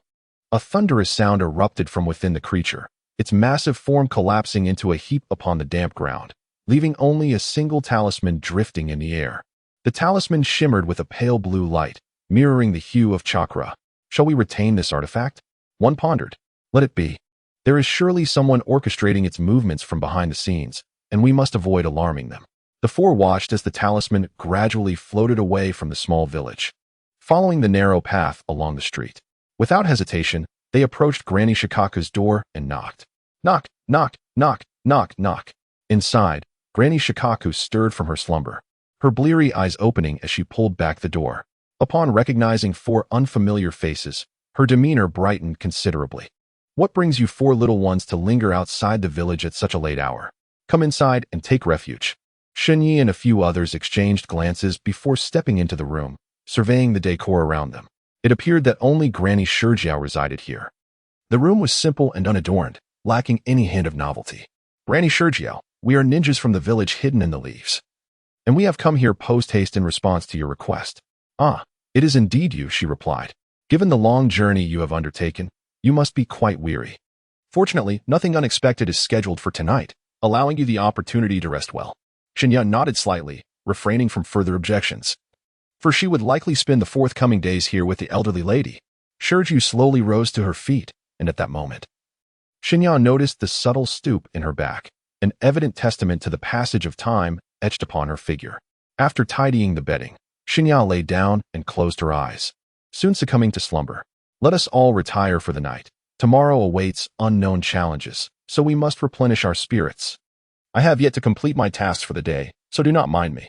Maida twisted her arms and waist before stepping out of the room, seeking a secluded corner of the street to commence her daily rigorous training.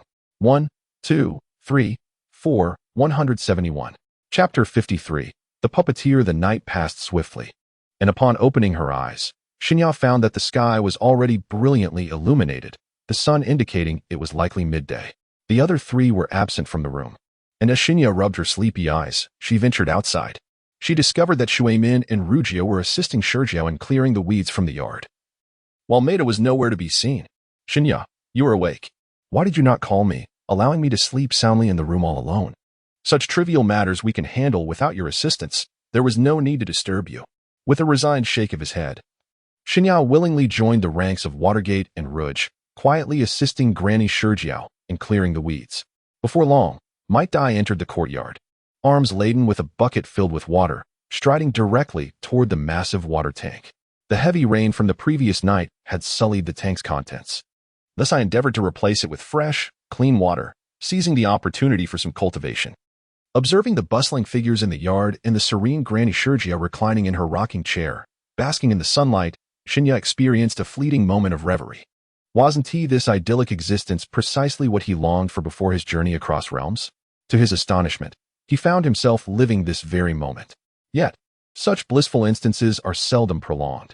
After all, the world of ninjas is ultimately one of conflict and strife, rife with battles and confrontations. Shortly thereafter, Granny Shurjiao, leaning on her cane, rose to make her way inside the house. In merely a few minutes, a tantalizing aroma wafted through the window into the courtyard, prompting Shen Ye to inhale deeply. Children, it's time for dinner. This afternoon, I shall take you to explore the village. Received. Shinai set down the tools in his hands and was the first to rush into the room, closely followed by Shui Min and Lujio. Poor Might Guy was still on his way back from fetching water. Just as they were about to indulge in a sumptuous feast, they were met with a sharp crack as Granny Shurjiao struck Shen Ye's hand with her cane. Shen Ye cast a pitiful glance at Grandma Shurjiao, whose face bore no expression. Yet her demeanor conveyed an undeniable authority. There remains one child who has yet to return. You must wait for him before proceeding. Shen Ye shrugged, undeniably captivated by the delectable aroma, momentarily casting aside thoughts of Mai Tai. With hands propped beneath his chin, he patiently leaned against the table, awaiting his return. Where could Mai Tai be? If he delayed any longer, they would miss out on these delightful scents, which were already beginning to wane. Indeed, the anticipation of savoring his grandmother's culinary skills was becoming overwhelming.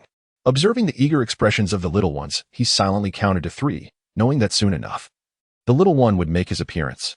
As the night descended, Shen Ye gradually closed his eyes, silently counting to 3 in his heart. Sure enough, the unmistakable voice of Might Guy echoed in the courtyard. What could possibly be so delectable? His previously measured steps hastened significantly, as he swiftly poured the water from the bucket into the basin beneath him, propelling himself forcefully into the room. Within mere breaths, Might Guy found himself seated before Shen Ye, poised to lift his chopsticks and bring the exquisite dishes on the table to his lips, only to notice the peculiar gazes of others upon him. What is amiss? Why do they regard me in such a manner? Ignoring the atmosphere, let us commence our feast. Shall we? Granny Shijiao gently moved the cane from Shen Ye's grasp, allowing everyone to finally indulge in the sumptuous spread before them. Time was not wasted. In fact, within what felt like the blink of an eye to Granny Shijiao, the table lay bare. How utterly satisfying! Such delectable fare was unattainable in the village of Konoha. Minato patted his slightly distended belly, reclining languidly in his chair, gradually closing his eyes in pure enjoyment. Both Rukyu and Might Guy mirrored his contentment, while Shen Ye, with a gaze as clear as crystal, remained silent, seemingly awaiting something. After a while, the room was filled with the sounds of slumber, and a subtle smile graced Shen Ye's lips as he glanced at Granny Shijiao. Now, it seems time to reveal the truth of the matter. These individuals have succumbed to your soporific concoction. Little one, why are you unaffected? I had been on guard against you all along. I simply could not trust you, even though you entrusted us with this mission. Granny Shijiao shook her head in resignation, her meticulously crafted plans thwarted by Shen Ye at this juncture, leaving her with a tinge of dissatisfaction. In truth, she had previously encountered the individual who controlled that colossal monster, and she had been utterly terrified. However, the puppet master had offered a tantalizing proposition to deliver several children from the village into his hands. In exchange, he would cease all disturbances to the small village. All the children in this village were regarded by Granny Shijiao as her own grandchildren, making the thought of relinquishing them a heavy burden. Thus, she resolved to deliver the request to Konoha, intending to rely on the rightful power of the shinobi to vanquish him and restore peace and stability to the small village. The unexpected arrival of several little ones has disrupted all of Grandma Shijiao's plans, compelling her to consider using these children in exchange for the tranquility of the small mountain village. Although her heart aches deeply, she finds herself devoid of any alternatives for the sake of the village, reluctantly resigning herself to the plight of these children. Yet, it is not merely a matter of sacrifice. Perhaps what is at stake is their very lives. Shijiao shrugged, with events having escalated to this point. There was no room for de-escalation, and she could only grit her teeth and press on. However, how could an elderly woman, already advanced in years, hope to contend with the likes of Shinai? Shen Ye slowly rose to his feet, his gaze fixed intently upon Shijiao. I do not hold you responsible for this matter. You acted with the village's best interests at heart. Hand over the antidote, and we shall eradicate the puppeteer on your behalf. However, with your limited capabilities as mere children, it is utterly impossible for you to achieve this, especially since you are not even ninjas at this moment. The night deity revealed a mocking smile. Although this elder had not graduated from the ninja academy, he was utterly oblivious to the prowess of both myself and my companions. Even if he stood before a formidable adversary, we would undoubtedly triumph through our collective efforts. After all, we had prior combat experience. Back then, we were under the watchful eyes of many, ready to act should the situation turn dire. Rest assured, we will handle this. I know you are a remarkably kind old lady. With a deep sigh, Granny Shijiao realized she had no choice but to rely on the fair-skinned youth before her. She would never risk her frail body to attempt to abduct the night deity. Chapter 54. The exquisite cave. Even if she attempted to seize the night deity, it would likely end in failure, and she might even sustain some injuries. Retreating to the depths of the room, Granny Shijiao handed the antidote to the night deity, then leaned back on the bench and slowly closed her eyes, prepared to leave everything in his capable hands. With a few swift strides back to the table, The night deity dissolved the antidote in water and administered it to the three individuals. Cough, cough. One by one, they opened their eyes, feeling an uncomfortable sensation in their throats. What transpired? How did we suddenly fall asleep? Nothing happened. You were simply too fatigued and inadvertently dozed off. Granny Shijiao still wishes to take us on a tour around the village. Shen Ye refrained from revealing the truth, apprehensive that the three individuals might harbor peculiar ideas upon discovering it, and within his heart, he harbored certain reservations towards Grandma Shijiao. After stretching lazily, Mightiest stood up and made his way outside. The day's cultivation tasks remained unfulfilled. Meandering about was better left to you all. Shen Ye, feeling helpless, shook his head and turned to enter the room, intending to summon Granny Shijiao to embark on their journey together. However, he discovered that she had already fallen asleep on the long bench. Shuaimin tugged at the corner of Shen Ye's garment, gesturing subtly towards the window. Let us take a stroll and investigate the situation ourselves, without disturbing Granny Shijiao's rest. The three of them stepped out of Granny Shijiao's yard, making their way toward the heart of the village, just passing by the doorway of the bearded uncle. At that moment, the bearded uncle was gently swaying his body in front of his door, his eyes half closed as he basked in the warm sunlight, appearing to be in a state of utter contentment. Shen Ye did not greet the man, as he knew that he would gain no valuable information from the bearded fellow. Having chosen to settle here to evade capture, he maintained a certain wariness towards anyone outside the indigenous inhabitants of the village. By day, the small hamlet appeared serene, concealing the bizarre beings that emerged after dusk.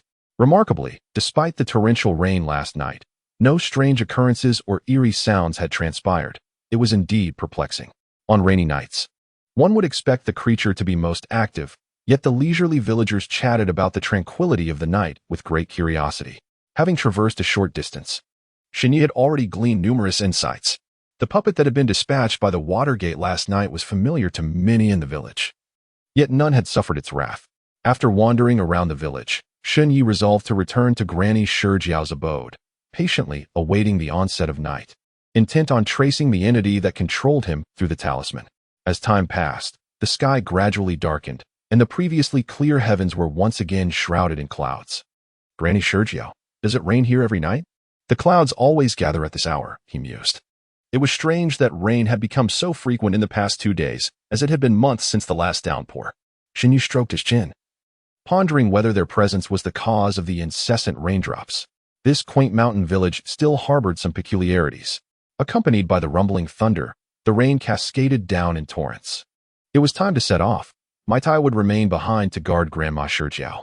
Nodding in agreement, Mightai took a few steps closer to Grandma Shijiao and began some physical training, seemingly idle. As they stepped out of the courtyard, Shen Ye and his companions encountered the familiar figure, its massive form swaying as it approached.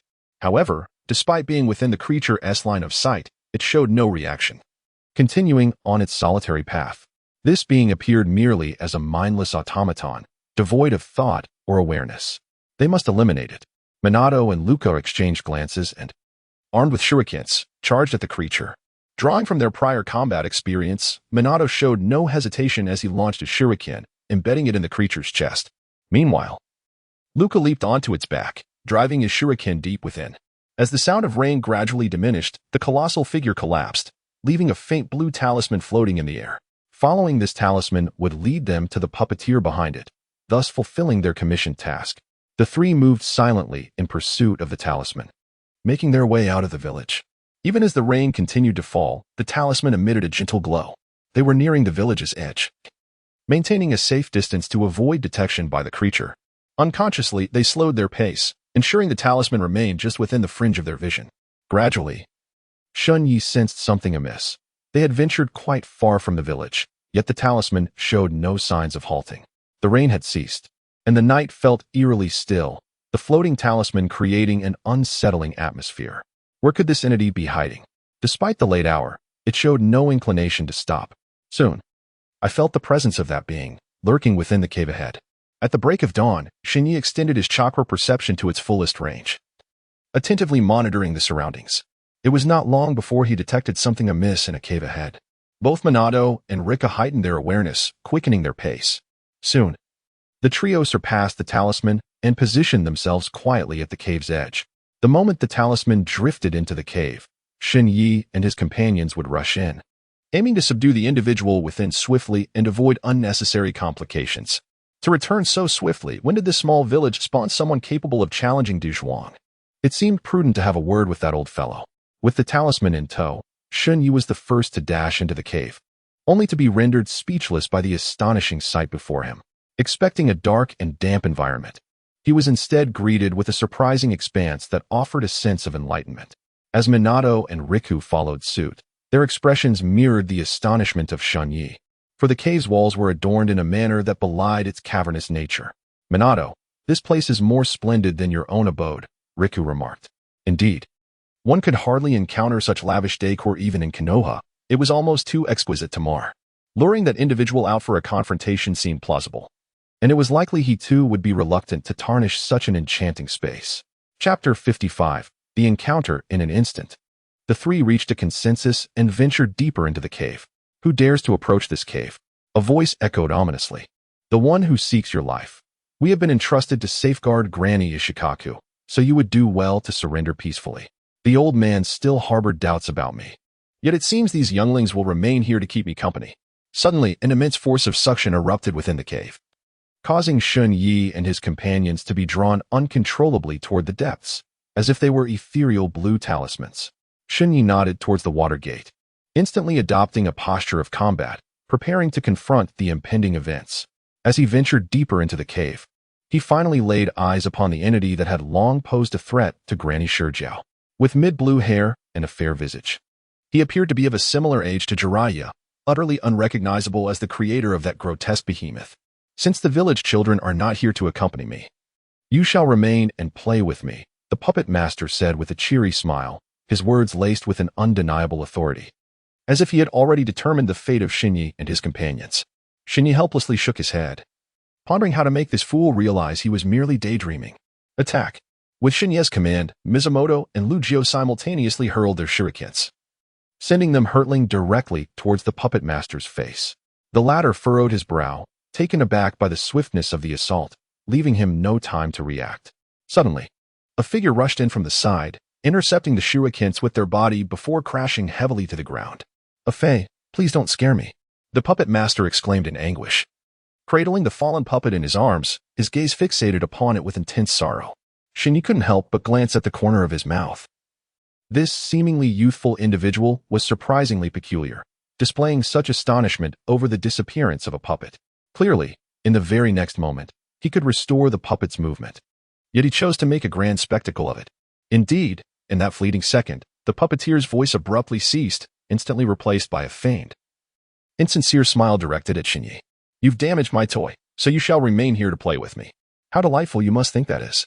In the stillness of the night, Shen Ye let out a cold snort and suddenly advanced several paces, focusing intently as he concentrated his strength into his fist, striking out towards the air. With a force like no other, a circular wave rippled through the atmosphere, surging towards the puppeteer. In that instant, the puppeteer stood upright, firmly planting his feet on the ground as he summoned a puppet to shield himself. With a resounding crash, the puppet was shattered into fragments by the wave of air, leaving behind a small talisman that floated delicately in the air. In the stillness of the night, Shen Ye found himself pondering the true extent of the talismans possessed by the individual before him. The puppet was merely a vessel, while the real source of trouble lay within those enchanted symbols. Meanwhile, Minato had come to the same realization. He swiftly cast a shuriken inscribed with a mark toward the puppeteer. After successfully shattering 2 puppets in succession, he opted to evade the brunt of the assault by sidestepping the trajectory of the shuriken. With a resounding clang, the shuriken collided with the wall behind the puppeteer, rebounding instantaneously. This outcome took Minato by surprise. He had not anticipated that there would be a wall impervious to his shuriken, especially in what appeared to be an inconspicuous little cave. It was evident that this place had undergone meticulous enhancement, rendering it impervious to ordinary force, which would leave no trace. Nevertheless, this was sufficient. In the stillness of the night, a subtle smile graced the corners of Shen Ye's lips. The purpose of Minato's thrown shuriken was to leave behind a mark for teleportation. The next move was for the two of you. Minato and Rika nodded in unison, both dashing towards the puppet master. Shadow binding technique. The elongated shadow slithered from beneath Riku's feet, winding its way towards the puppet master. Unfazed by Riku's ninjutsu, The puppet master remained oblivious to the encroaching shadow, his eyes filled with derision. You think to control me with mere shadows? How naive. The puppet master carelessly stepped onto the shadow, completely disregarding the potential troubles it could bring. Prepare to face our judgment. You have no means of escape now. Riku's shadow climbed up the puppet master's body, swiftly binding him until he was completely immobilized. Seizing the opportunity, Minato rushed to the puppet master's side and delivered a powerful punch to his face. Dezhuang. The puppet master suddenly bellowed, and the fragmented puppets reassembled, encircling him tightly. Shen Ye could perceive the immense fluctuations of chakra oscillating between the puppet and its master, causing him to furrow his brow. Exercise caution. One cannot predict the tricks this individual may employ. Flee. The ethereal voice of the puppet master resonated throughout the surroundings, and upon glancing again, he noticed that Dezhuang and the puppet master had exchanged positions. Bound by the restraints was the colossal puppet Dezhuang, while the puppet master had effortlessly extricated himself, appearing utterly unfazed. There exists no ninjutsu within the entirety of the ninja world capable of confining me. You should cease your futile struggles and obediently remain to entertain me. Shen Ye meticulously pondered the words of the puppeteer, who had consistently repeated the phrase of playing with him. The puppets, devoid of any capacity for aggression, appeared to be mere creations for companionship. Moreover, Dezhuang had resided in the small village for an extensive period without causing harm to anyone. The aspect of extraordinary strength was indeed a manifestation of multiplication. In the depths of night, Shen Ye enlarged his right fist, channeling immense strength into it as he struck towards the puppet master. A blue talisman swiftly flew forth, intercepting Shen Ye's formidable punch just in time. As Xiaobai re-emerged to block the impending attack, this individual appeared distinctly different from those we had encountered previously. His intent did not seem to be the annihilation of his adversary. I shared this sentiment, sensing that what he truly sought was companionship. In the depths of Shen Ye's mind, a cunning scheme began to take form, yet it was swiftly dismissed by his own judgment.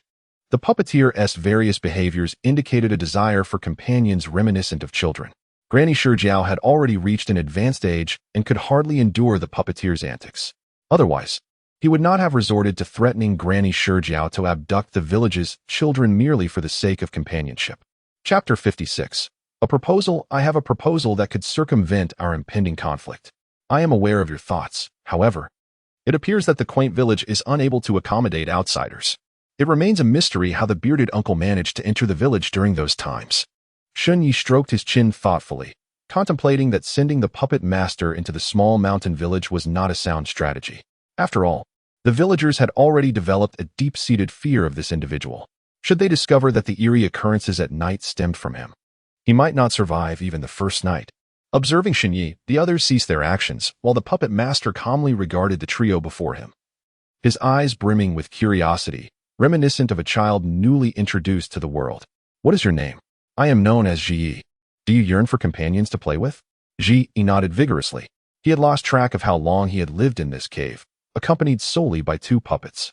Yet, these puppets were not inclined to cause harm, nor would they act aggressively even at Ji's command.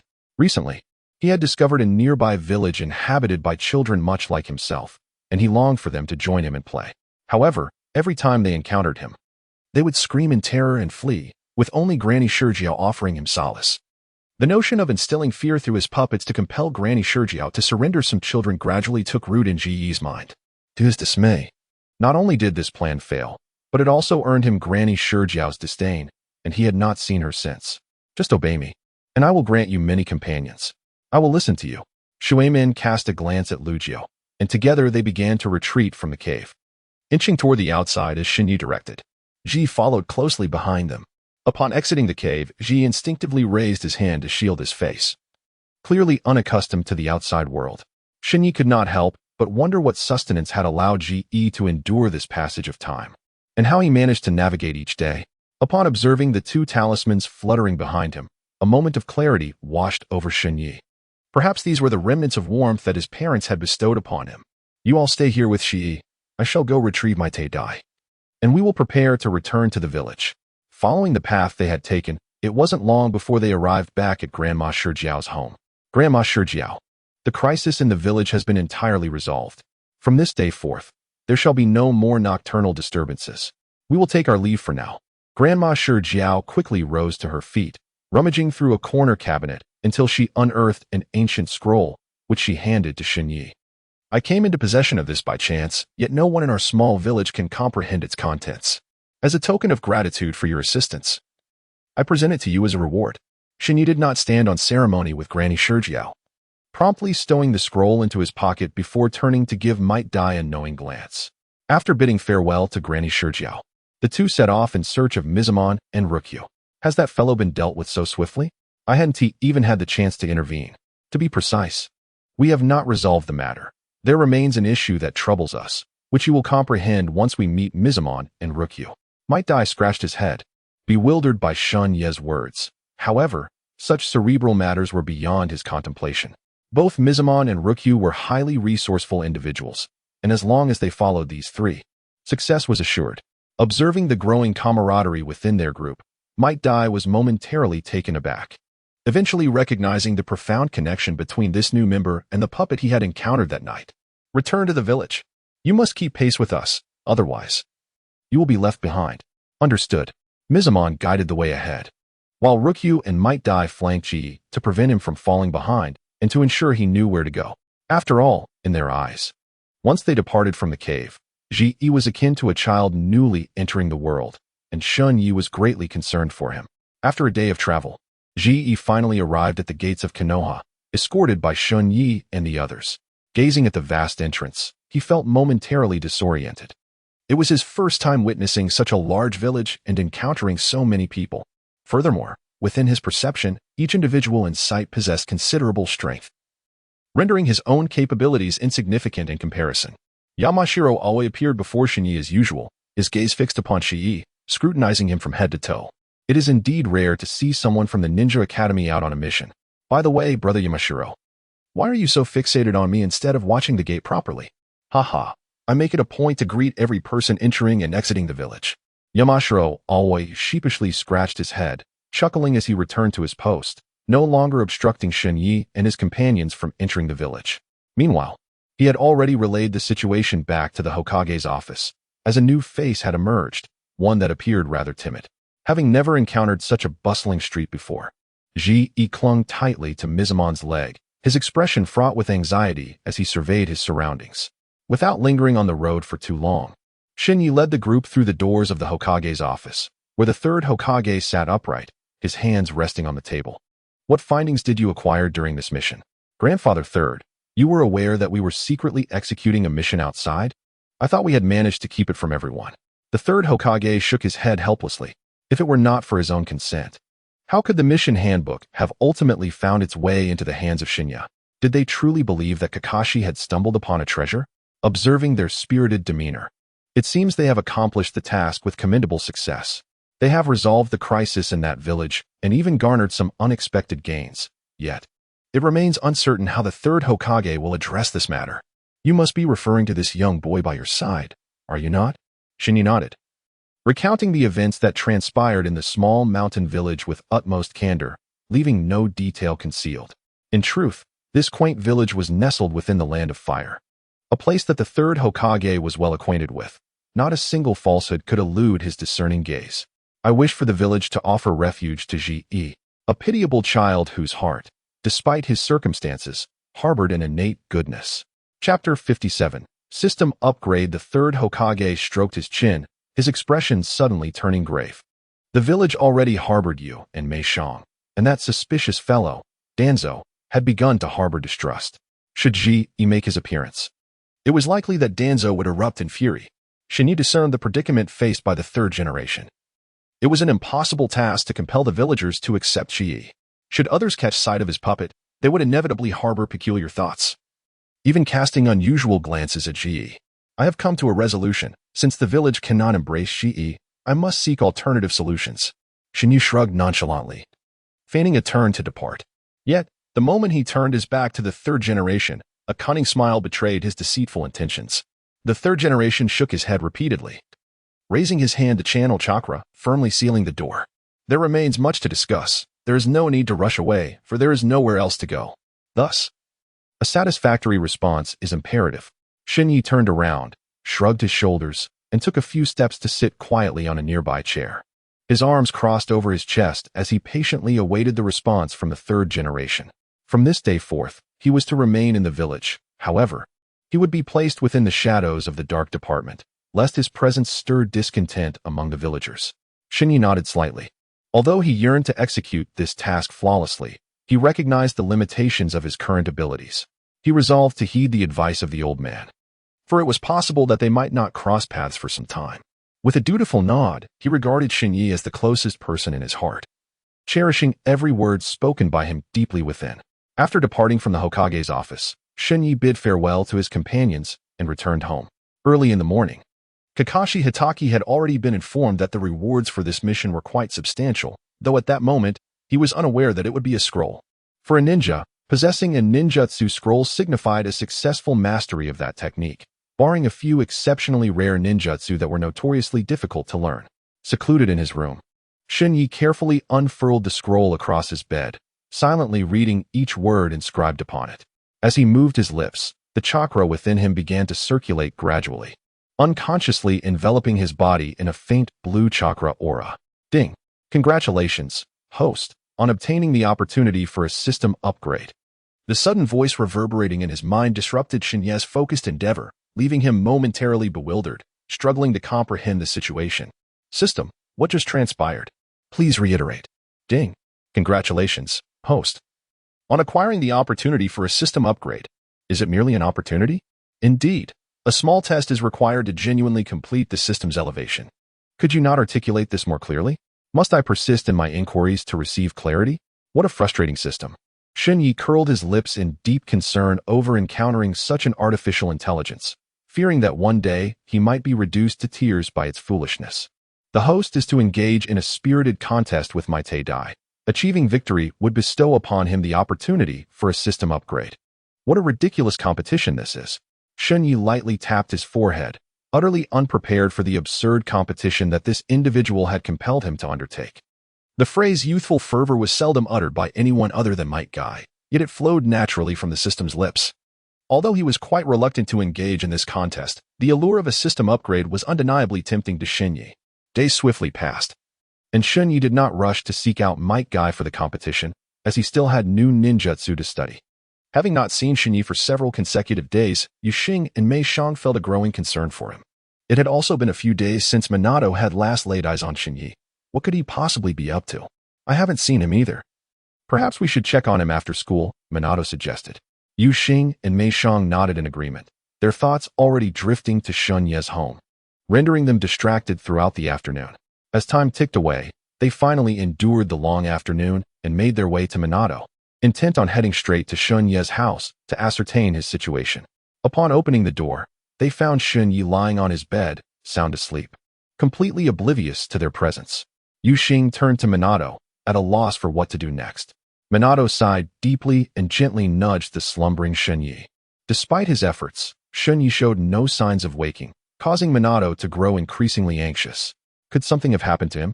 Since when did you little ones arrive? Tsunade's voice suddenly emerged from behind them. Lady Tsunade, we haven't seen Shen Ye for several days, so we were worried and came to check on him. He just fell asleep not long ago. I doubt even a massive explosion outside would rouse him. Tsunade chuckled lightly. Minato nodded and took a few steps toward the door. In that case, let us not disturb his rest. It is a relief that there appear to be no unforeseen issues. Tsunade escorted the young ones outside the room and turned back, shaking her head in exasperation at the sight of the peacefully sleeping Shen Ye. Only Tsunade understood what Shen Ye had endured over the past few days, tirelessly delving into the contents of the scrolls, striving to refine his mastery of ninjutsu. Night fell in the blink of an eye, and the following morning, Shen Ye awoke early, gazing out of the window as the sun began to ascend the horizon. Stretching his neck, he rose from his bed and departed towards the Ninja Academy. It had been several days since he had last seen those youngsters. He wondered if they had missed him. This would be an opportune moment to observe the might of ninjutsu without relying on the system's abilities. In recent days, Shinya has thoroughly comprehended the scroll entrusted to him by the Stonehorn nurse, having experimented with the workings of chakra countless times within his mind. However, he hesitates to unleash any jutsu, uncertain of his ability to achieve absolute success. Should he inadvertently fail, he possesses the system as a final safeguard. capable of effortlessly appropriating the jutsu inscribed upon the scroll. At this moment, within the Ninja Academy, only one industrious figure can be seen scurrying back and forth. Through diligence, he seeks to compensate for his inherent deficiencies in ninjutsu, laying a foundation with his sweat to become the strongest in taijutsu within the ninja world, Might Guy. Chapter 58. A new jutsu. Might Guy, you are as diligent as ever, arriving here early to engage in rigorous training. As the saying goes, the early bird catches the worm, thus it is essential to utilize every precious moment for practice, otherwise you may be left behind. Shen Ye shook his head. For in the realm of physical prowess, no one dared to claim a talent that surpassed that of Might Guy. Seizing the opportunity before the others arrived, he proposed to assess the strength of his current abilities. You must allow me this, he insisted. Although Might Guy spoke with a hint of trepidation, his body had already assumed a stance of readiness, poised to engage in combat at any moment. Shen Ye gently shook his head, for this was hardly a place for combat. If one intended to truly test their newly acquired ninjutsu, it was imperative to do so in a training ground. If you can catch up to me, then you have already claimed half the victory. As Shen Ye turned and dashed towards the training ground, Might Guy stood momentarily stunned before suddenly snapping back to reality. A powerful surge of chakra erupted within him, propelling him to pursue Shen Ye. The distance between the two gradually diminished, prompting Shen Ye to furrow his brow, realizing that Might Guy was indeed extraordinary and that he needed to take this seriously. With a burst of strength, Shen Ye concentrated the circulating chakra within his body into his feet, instantly elevating his speed to an extraordinary level. Like a fierce gust of wind, the grasses in his wake bent away from his path. In mere minutes, Shen Ye accurately arrived at the center of the training ground, while Might Guy still remained some distance away. With his arms crossed over his chest, Shen Ye patiently awaited Might Guy's arrival. Shen Ye, it is seldom that one witnesses your training, yet your strength surpasses mine effortlessly. How can this be? Might Guy pondered. The essence of one's power does not lie in the duration of training, but rather in the precise control of chakra. Might Guy nodded repeatedly, humbly absorbing every word of Shen Ye's wisdom. At that moment, he understood that Shen Ye was not merely engaging in combat with him. More importantly, he was imparting invaluable techniques of cultivation. Just as Might Guy contemplated how to harness his chakra, Shen Ye abruptly unleashed a punch directed at Might Guy's face. Caught off guard, Might Guy was struck down, sprawling backward onto the ground. This is your first lesson today. As a ninja, one must never let their guard down, no matter the circumstances.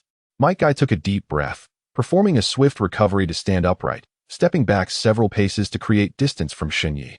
A fierce wind swirled around them, causing Shen Ye's garments to flutter, while Might Guy attentively sensed the subtle changes in the surrounding air, gradually closing his eyes. Be cautious. In the blink of an eye, the enigmatic Shen Ye found himself before Maitadai, executing a swift kick while still suspended in midair, aimed directly at Maitadai's shoulder. Maitadai, with a subtle twitch of his ears, discerned the movement of air around him. He deftly shifted his body to the side, allowing Shen Ye's foot to graze past him and land forcefully on the ground, leaving a profound imprint in its wake. Seizing this momentary lapse, Maitadai rolled and lunged forward, his fist poised to strike at Shen Ye's abdomen, positioned directly above him. If left unimpeded, his punch would undoubtedly connect with precision in the next heartbeat. A ninja specializing in physical prowess, Maitadai's strength was not to be underestimated. A blow could instantaneously diminish a significant portion of one's combat effectiveness, and Shen Ye was no exception. Wind release, floating technique. Shen Ye swiftly formed hand seals, causing the circulation of chakra within his body to reach its zenith. His fist was a mere 0.1 centimeters from Shen Ye's abdomen, and in that moment, everything within his line of sight appeared to slow down dramatically. With an extraordinarily uncanny angle, Shen Ye evaded Might Guy's punch. Losing its target, the fist ultimately struck the air, generating a series of sonic booms that resonated throughout the training ground. Might Guy truly showed no mercy. That punch was intended to obliterate me. Shen Ye wiped the sweat from his brow, relieved that the past few days of training had not been in vain, as he ultimately managed to employ the ninjutsu inscribed on the scroll. I have lost, Shen Ye. Initially intending to continue the battle, Shen Ye was taken aback, gazing at Might Guy with a mixture of confusion. The fight had only just begun, yet his defeat was declared merely because the force of his punch had been countered by his own ninjutsu. This left Shen Ye utterly perplexed. Sensing Shen Ye's bewilderment, Might Guy helplessly shook his head. That strike has exhausted all my chakra. I did not hold back in the slightest, and thus I am incapable of continuing this fight. Is that so? Then this spirited contest of youth culminates in my victory. Youth? Spirited? A cascade of questions echoed in Might Dai's mind, as if he were entranced. The air around them began to tremble ever so slightly, prompting Shen Ye to release his chakra-sensing abilities, realizing that something was amiss.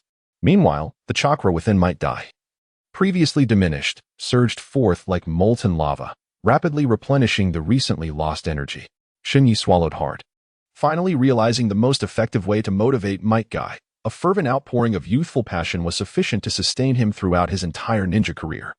A bucket of cold water poured over you ignites a fervor within. Partial multiplication technique. In an instant, the hands of Shen Ye grew colossal, seizing Might Dai and hurling him towards a nearby pond. With a resounding splash, Might Dai sank into the water, his once boisterous demeanor subdued. Like a drenched chicken, he stood silently in the pond, gazing at Shen Ye, fully aware that he had already lost this contest. All that remained was a futile struggle. Indeed, Shen Ye was as formidable as ever. Even unleashing my own small universe could not match his prowess.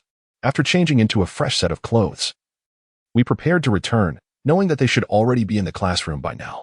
Might Dai nodded, leaping from the pond and swiftly making his way into the secluded depths of the forest to don a brand new green combat uniform. Meanwhile, Shen Ye closed his eyes, engaging in a dialogue with the system within the recesses of his mind. System, I have triumphed in this youthful and fervent contest. It is time for you to reveal what the upgraded system entails. Ding. Congratulations, host, on successfully acquiring the opportunity for a system upgrade. However, the functionalities of the upgraded version will require exploration by the host. Chapter 59. Early graduation. At this moment, the classroom was already bustling with numerous students. Shen Ye immediately spotted several familiar figures leaning against the window, not only Minato and Rikuju, but also a radiant classmate, Makoto, who had joined them. Shen Ye noticed some discrepancies. The usually solitary Mei Qin had unexpectedly joined his team, appearing to get along splendidly with Yu Xing and Mei Shang. Shen Ye, come over here quickly. Significant news is about to unfold. Significant news? Indeed, it is said that today, among us, a fortunate individual will be selected for immediate graduation, officially becoming a genin of Konohagakure. Shen Ye stroked his chin, contemplating that this was indeed significant news. However, it held no allure for him whatsoever. In this fleeting period before his true graduation, Shen Ye yearned to indulge in merriment, relishing his youthful identity. He harbored a sense of anticipation regarding who would ultimately claim the prize. Shen Ye had initially intended to indulge in a restful slumber in the classroom after experimenting with a novel ninjutsu. Yet he found himself intrigued by which individual in the room had been bestowed with such an opportunity. As time gradually slipped away, the figure of the third Hokage quietly emerged into the collective gaze of the assembled crowd. The once boisterous classroom fell into a profound silence. With all eyes fixated upon the third Hokage, their expressions tinged with a glimmer of anticipation. How delightful it would be if I were the fortunate one. Such an event would undoubtedly bring me a step closer to the esteemed position of Hokage. Shen Ye cast a sidelong glance at Watergate and raised his hand to deliver a light rap on his forehead. To ultimately become a ninja, one must remain grounded. If you seek shortcuts, I shall be the first to oppose your aspirations. Watergate, feeling aggrieved, nodded in agreement, hastily abandoning his earlier thoughts. As his hopeful gaze gradually transformed into indifference, should he inadvertently become one of the fortunate few? Watergate had already resolved in his heart to resolutely reject the third Hokage and demand a re-evaluation of his choices. Likewise, Lugio harbored similar sentiments. The influence of his family made him indifferent to titles, for he believed that as long as he could contribute to the village, that sufficed. The third Hokage's gaze swept slowly across each individual in the classroom, ultimately resting upon Shen Ye. Surely not. This old fellow has fixated on me once again. Shen Ye, whom do you believe is suited for this position? It is undoubtedly Might Dai, he replied. Might Dai looked at Shen Ye in astonishment, never having anticipated that Shen Ye would advocate for him to be the fortunate one to swiftly escape the ninja academy and become a true genin. Shen Ye, you are merely making a recommendation. The final decision rests with the third Hokage. The third Hokage regarded Might Dai with a knowing look, stroking his chin without immediately revealing his stance or decision, opting instead to initiate a contest. Since Shen Ye has already made a recommendation, let those who desire this opportunity step forward and challenge. Shen Ye let out a cold snort, rising from his seat and striding to the front of the classroom. The diminutive figure stood beside the third Hokage, Sarutobi Hiruzen, wearing a grave expression as he gazed resolutely ahead. Those who dared to challenge him were granted the opportunity for promotion, should they succeed in surpassing him. With an air of arrogance, a robust youth stood up, clearly having nurtured his discontent towards Shen Ye for quite some time. This challenge was merely the catalyst for his long-held frustrations. With nonchalance, Shen Ye shrugged and lifted his gaze to the third Hokage. "What is your perspective on this matter, Lord Third?" he inquired. "Let us proceed to the training ground." In an instant, the classroom erupted into a frenzy, with not only the eager challenger brimming with excitement but also onlookers buzzing with anticipation. As if they themselves were about to step into battle, the throng of students drew the attention of those nearby, who whispered among themselves, speculating whether something significant was occurring in the Hidden Leaf Village. Within mere minutes, the classroom was vacated. Rather than allowing challengers to approach one by one, it would be more efficient for all who wished to challenge him to confront him simultaneously. Shen Ye should not assume that his past achievements afforded him the right to be so arrogant. Today, I, Wei Lingtai, shall demonstrate what it truly means to be a ninja. Shen Ye nonchalantly shrugged his shoulders, completely disregarding the individual before him. Dealing with you requires but a single hand. Kumito, am I correct? Kumito's lips twitched, his heart seething with anger at Shen Ye's provocation, his chakra restless and on the verge of eruption. With a sudden burst of energy, Kumito stepped forward, his formidable frame embodying immense power, yet still coiled tightly, not yet unleashed. The third Hokage's eyes sparkled with intrigue. Having never witnessed the combat prowess of these younglings before, now, he found himself pleasantly surprised. Kumito's strength was already sufficient for him to ascend to the rank of a genin. He merely needed to patiently await the moment of his graduation from the Ninja Academy. In the stillness of the night, Shen Ye stifled a yawn, casting a languid gaze upon the taut figure of Wei Lingtai before him. With deliberate slowness, he raised a hand, suspended in midair. An extraordinary force surged forth. Another wave of even greater power enveloped Wei Lingtai, who felt as though a colossal mountain had descended upon him.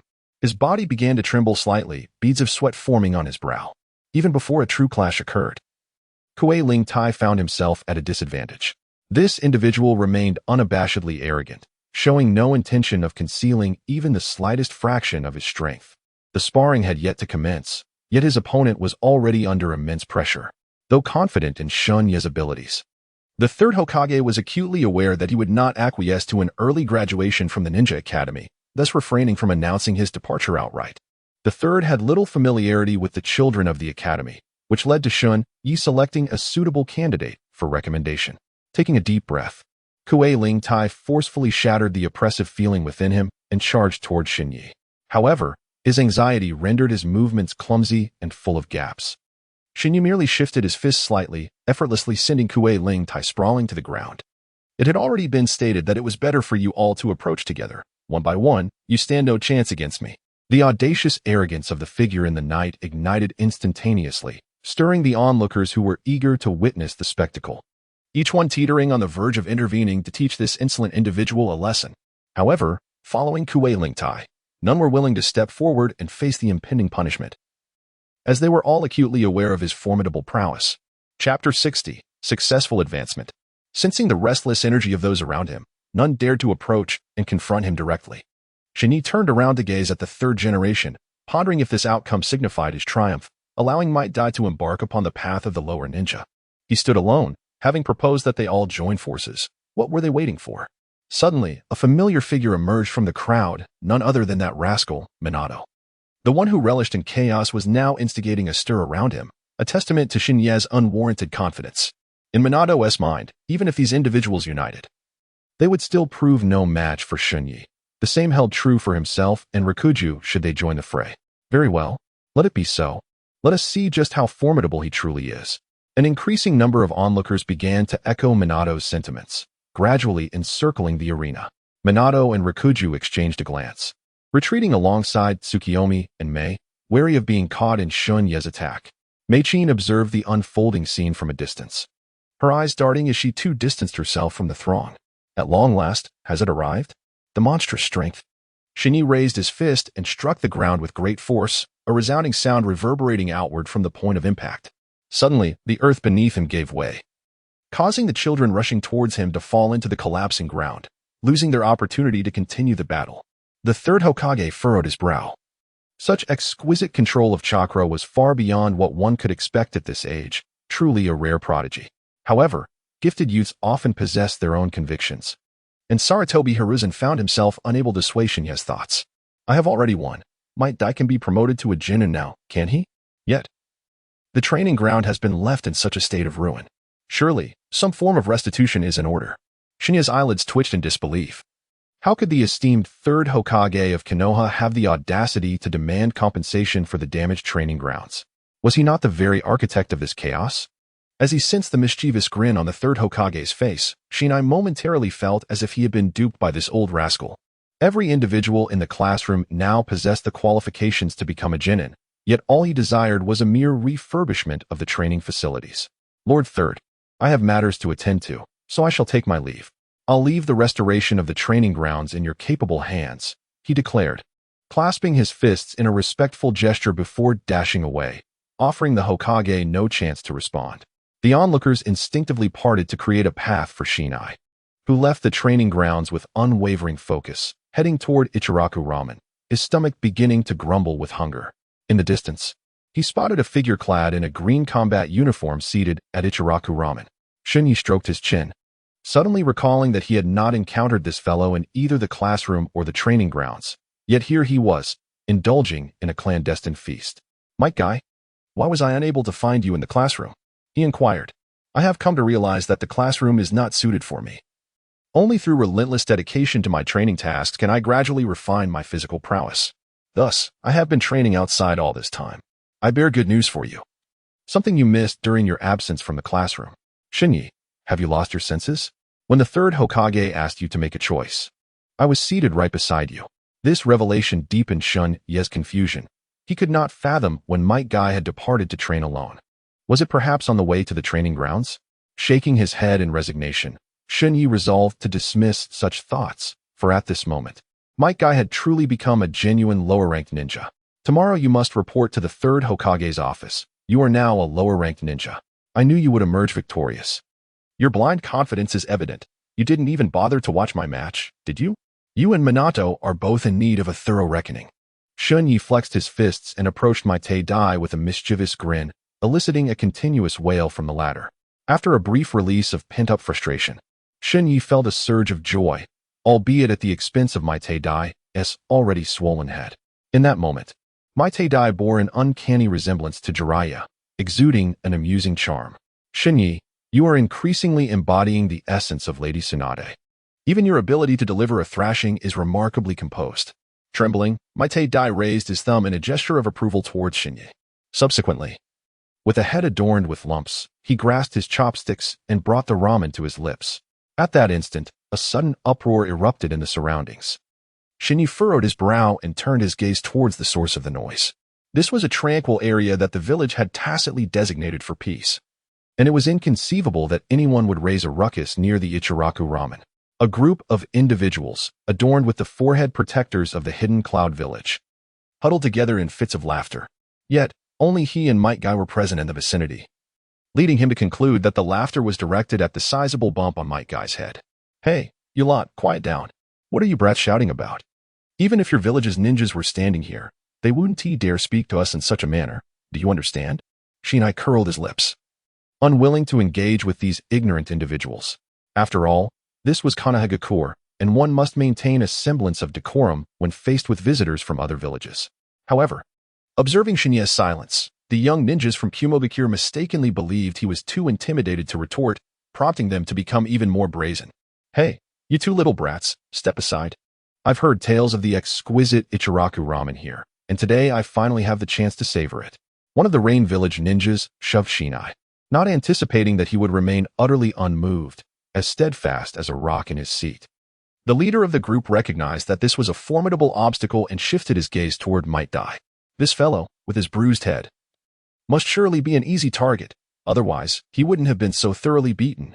Yet, before his hand could rest on Dai's shoulder, Dai's body flickered, appearing behind the group in an instant. With style, whirlwind, with a slight exertion of his legs, he leaped into the air, executing a sweeping kick that felled all the ninjas from Kumogakure. Do you think my youthful vigor is something you can toy with? Causing chaos in Konohagakure will lead to your demise. Just as Might Dai prepared to launch another attack, the figure of Aoyama from Yamashiro caught Shen Ye's eye, waving his hands frantically. Spare them, spare them. They are envoys from Kumogakure. Do not harm them. Aoyama gasped for breath, leaning against a nearby tree. Having sprinted from the village entrance at full speed, leaving him somewhat exhausted and panting heavily, Shen Ye waved his hand to halt Might Dai's impending actions.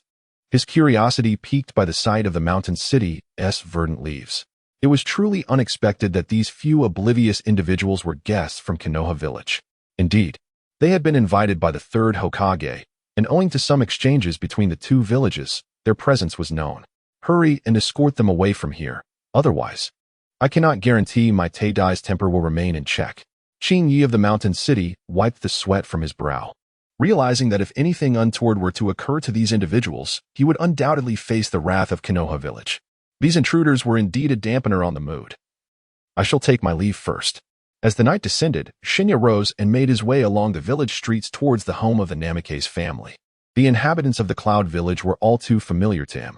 While they claimed to maintain friendly relations between the two villages, the ninjas from the Cloud Village harbored ulterior motives. They had set their sights on the heir of the Uzumaki clan, Kushina Uzumaki.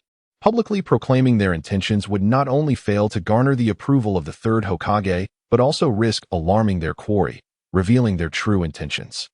A rhythmic knocking echoed through the air, prompting Minato to hastily stride to the door and swing it open. Shen Ye, it's you. Come quickly. I have a chance for you to be a hero. Minato scratched his head, puzzled by the notion of a heroic rescue, yet he followed closely behind Shen Ye. The two unwittingly arrived at the foot of the Hokage's office, where Shen Ye tugged Minato aside to a secluded spot, quietly surveying their surroundings. What is truly unfolding? Shen Ye pondered. The presence of several individuals from the Cloud Village suggested a sinister agenda, one that warranted their vigilance. Minato nodded in understanding, aware that he was currently engaged in safeguarding the village and mitigating potential threats. Shen Ye refrained from disclosing the matters concerning Uzumaki Kushina, believing it was essential for him to uncover the truth himself, with the meticulous heart of a Hokage discerning the underlying issues. As the twilight deepened, those individuals remained ensconced within the office, yet to emerge. At such an hour, could it truly be that they were engaged in discussions of amicable exchanges between the two villages?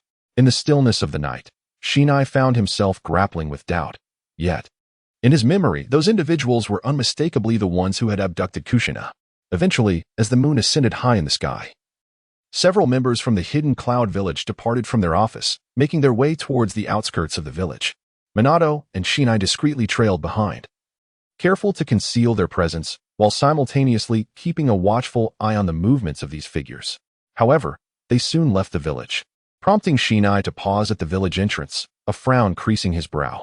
At that moment, he observed Aoyama standing at the village's threshold, gazing intently at the departing envoys from the hidden Cloud Village. If he were to follow them now, he would undoubtedly be intercepted. Perhaps you are overthinking it, Shen Ye.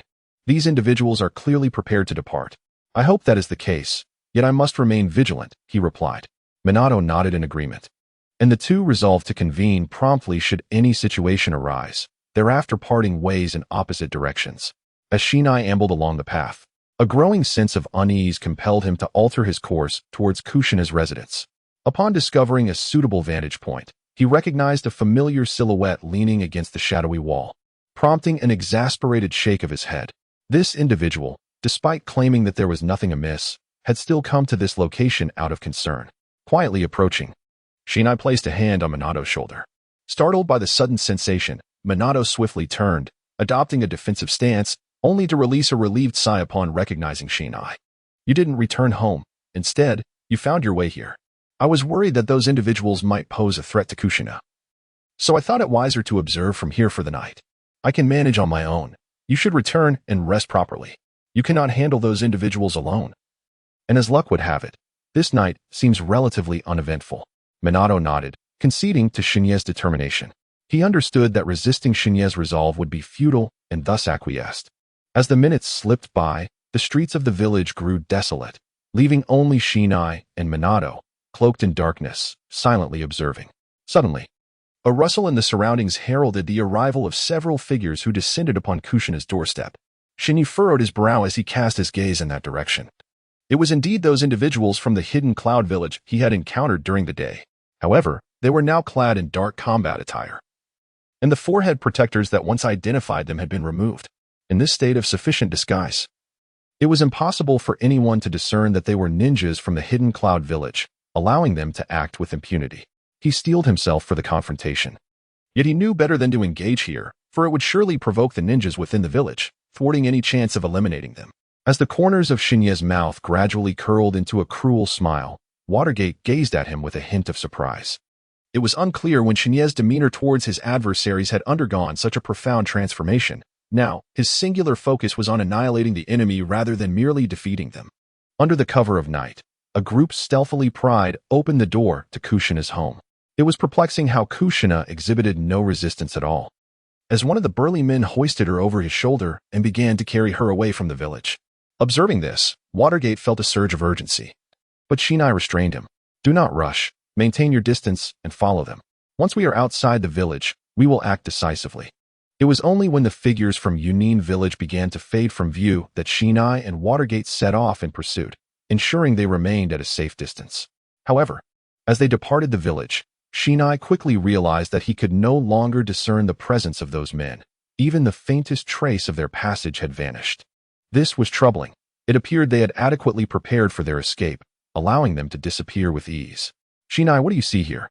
Watergate leaped down to the ground, discovering a strand of red hair caught in a low shrub.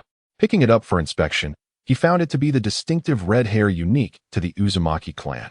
This is a mark left by Kushina. We can follow these red strands to find her. Chapter 62. Rescuing the captive. Watergate nodded, his gaze resolute as he looked ahead, seemingly anticipating the impending conflict. The two did not leap onto the branches to hasten their journey. Instead, they followed the trail of red hair left upon the bushes, searching for signs of the fleeing individuals. The distant sky began to lighten with dawn, yet they still had not caught up to the assailants. Continuing forward would take them beyond the borders of Konohagakure. Should a battle ensue there, it would be exceedingly disadvantageous for them. They needed to quicken their pace. However, searching for the hair while traveling was a considerable waste of time. If only there were a method to expedite their journey. In a moment of inspiration, Shinya's eyes flickered as a thought flashed through her mind. She then retrieved a shuriken marked with a distinct emblem from her ninja tool pouch, delicately entwining her hair around it. Minato stroked his chin, already aware that Shinya was about to employ the Flying Thunder God technique for their journey. However, could relying on her crimson locks truly enhance their speed? He sought to discern any peculiarities about the shuriken. As Minato accepted the shuriken, he gently closed his eyes, envisioning several nearby markers of red hair, albeit limited to a specific area, preventing a comprehensive understanding of all locations. Nevertheless, this knowledge would significantly shorten the time required to catch up. With a resolute invocation of the Flying Thunder God technique, they selected the most distant hair mark, and in an instant, their forms were transported to the edge of a thicket, where indeed lay a strand of Kushina's hair at their feet. Concurrently, new images flooded Minato's mind, revealing yet more red-haired markers, though this time the range was considerably reduced. Perhaps they were on the verge of catching up. Once again, invoking the Flying Thunder God technique, Minato grasped Shinya's arm, and they vanished from their original location, reappearing directly before a group of Cloud Village ninjas. The sudden appearance of the two startled the Cloud ninjas, who paused momentarily, their expressions shifting to one of vigilance as they scrutinized Minato and Shinya. At that moment, Kushina had awakened, her eyes sparkling with excitement as she beheld Shinya and Minato. Her marks had finally been discovered, leading to her rescue. You stealthy few. I had long suspected that your intentions were not merely to foster camaraderie. It seems the lesson I imparted to you is insufficient. You dare meddle in our affairs. Shen Ye narrowed his eyes as he observed the 5 ninjas from the hidden Cloud Village, who stood before him, too intimidated by Might Guy to retaliate, yet audacious enough to provoke him at this moment. The 5 exchanged glances, their minds already concocting a plan. 4 of them would face Shen Ye and Minato, while one would carry Kushina and hasten towards the village, hoping to delay them for merely a moment. However, such a scheme was swiftly discerned by Shen Ye, who sidestepped 2 paces, effectively blocking all potential escape routes. I shall handle these 5. Your focus should be on rescuing Kushina. Shen Ye stretched his neck, having not engaged in any vigorous activity for quite some time. At last, he could loosen his limbs and unleash his full potential. Moreover, he was now far removed from the village, free from the worry of any interruptions during this battle. Although he had yet to fully gauge the abilities of the 5 individuals before him, it was entirely possible that their previous displays in Konoha were mere acts of cunning. Minato nodded in agreement and proceeded to hurl several shuriken at the surrounding tree trunks, each inscribed with the Flying Thunder God seal. This would allow him to transport himself at will, ensuring that he could rescue Kushina from any direction. Do you truly believe that the two of you can impede our advance? Such naivety is rather amusing. Shen Ye nonchalantly shrugged his shoulders. Having no intention of stopping these individuals, rather, he aimed to ensure that their lives would be forever entwined within this forest. Extraordinary strength. Shen Ye did not pause for a moment. A tremendous force propelled him towards the crowd, intent on swiftly eliminating one before they could react. However, these individuals remained ever vigilant, responding instantly to Shen Ye's every movement. Formation. 5 individuals spread out in a precise sequence, forming a star-like configuration to withstand Shen Ye's onslaught. His powerful fist struck the stomach of the foremost figure, only to find it felt as though hitting a sponge, utterly ineffective. Shen Ye furrowed his brow. Although the 5 individuals appeared to possess modest strength, when united, they were capable of merging their chakra. Shen Ye felt a sense of caution. These individuals had suddenly augmented their prowess significantly. Shen Ye nodded slightly. Perhaps this was what was known as chakra fusion. While the strength of an individual may be insignificant, the combined release of ninjutsu could unleash a formidable power. Nevertheless, even in light of this, Shen Ye remained unperturbed, believing that defeating them was merely a matter of time. Once these 5 individuals joined forces, Minato would have ample opportunity to rescue Kushina, thereby fulfilling both of their missions. You stand alone. While we 5 united can unleash a power that far surpasses yours, even considering the depletion of chakra, you would still be no match for us. However, if you 5 believe you have encountered a worthy adversary, let us engage in a contest of chakra reserves. Shen Ye leisurely shook his wrist, his face adorned with an air of disdain. For the nameless ninjas of Yunin village, this was an immense humiliation, and the corners of their mouths curled into mocking smiles, as if they had already envisioned the scene of Shen Ye's downfall. Lightning release move. The 5 of them formed identical hand seals, maintaining a perfectly synchronized motion. The slowness of their hand signs would have meant certain death against any other opponent. However, they were fortunate to have found someone willing to indulge them in their folly. Shen Ye stood with arms crossed over his chest, patiently awaiting the release of the ninjutsu. Suddenly, a faint glimmer of lightning enveloped the bodies of the 5 individuals. In unison, their palms struck the ground, unleashing an innumerable torrent of electricity that surged towards Shen Ye. In stark contrast to the earlier momentum, the speed of the lightning dramatically accelerated upon hitting the ground, reaching Shen Ye's feet in the blink of an eye. Chakra perception. Shen Ye narrowed his eyes and expanded his chakra perception to its fullest extent, causing the speed of the lightning to appear significantly diminished within his line of sight. Taking 2 steps back, he effortlessly evaded the lightning striking the ground. The leader of the group furrowed his brow, realizing that the ninjutsu he had always taken pride in had been easily neutralized in such a short span, rendering it entirely ineffective. Chapter 63, The Return Home, the Multiplication Technique of Extraordinary Strength. Acknowledging that these 5 individuals could only unleash their formidable power when united, Shen Ye resolved to dismantle their cohesion, targeting them one by one. Without warning, a colossal hand descended upon one of the individuals, grasping him effortlessly within its palm. This sudden act left everyone stunned, as a person without even a forehead protector displayed such immense strength. The one ensnared within the grip exerted all his might, but could not break free, despair creeping into his heart. Boss, save me. I can barely move, and I'm struggling to breathe. Be quiet. If he eliminates you, we won't escape either, the leader admonished, acutely aware of the vulnerabilities shared by him and his comrades. While their combined efforts could yield some results, the absence of even one member rendered them powerless. The strength of an individual was no different from that of an ordinary genin, perhaps even inferior to a slightly more talented common ninja. The reason for their formation as a 5-man squad was rooted in their shared concerns about finding their place in the future ninja world. Do you still wish to save him? Perhaps you should prioritize your own safety instead. At this moment, Minato had safely delivered Kushina to a secure location and returned to assist Shen Ye in the fight, only to be met with this scene. With a sigh, Minato quickly fixed his sights on the leader of the group. In a series of swift movements, he traversed through the crowd, landing directly behind the leader, his shuriken poised threateningly against the man's throat. Speak another word, and I shall take your life." The man gulped nervously, daring not to utter a sound, fearful that a mere shift in Minato's grip could spell his end.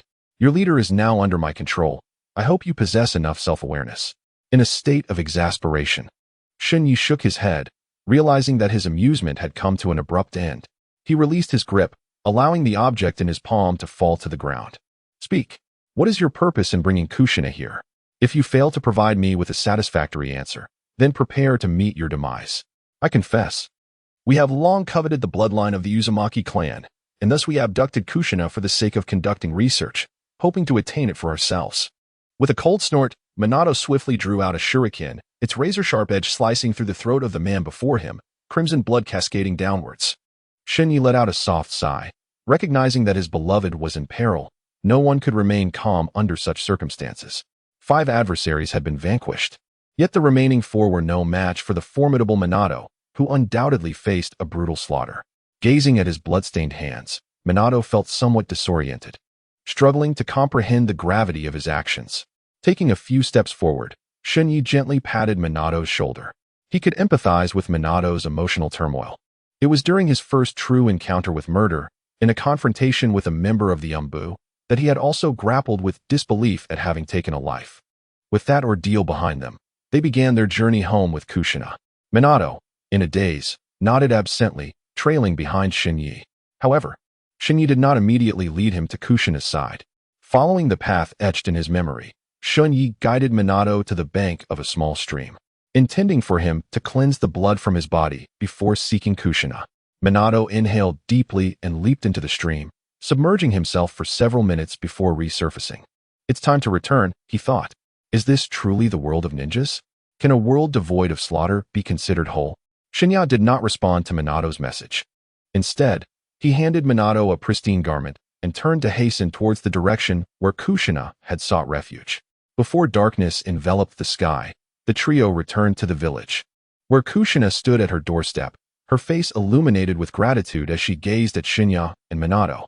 "I am immensely thankful to you both. Had it not been for your efforts, I might have met my demise by now. In truth, it is Minato's diligence that saved me. For it was he who astutely noticed the strands of hair you left behind. Be sure to express your heartfelt gratitude to Minato." Shinya winked at Kushina and Minato before turning away and departing. Minato scratched his head, appearing somewhat bewildered, struggling to comprehend why Shen Ye suddenly attributed all the accolades to himself. As he walked, Shen Ye pondered, Minato must seize this opportunity, otherwise, my efforts to create this chance for him would be in vain. Gradually, night deepened, and instead of heading directly home, Shen Ye made his way towards the Hokage's office. He harbored little doubt that the third Hokage was aware of the situation, without the third's tacit approval. It would have been exceedingly difficult for the 5 of them to infiltrate the village so effortlessly. Gently pushing open the door, he found the third Hokage seemingly anticipating his arrival, seated quietly at his desk. Had the third foreseen my appearance, prompting him to remain awake so late? Undoubtedly. I witnessed the performances of both you and Minato, and I must say, they greatly pleased me.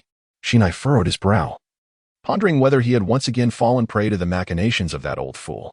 Everything had transpired right beneath his very eyes.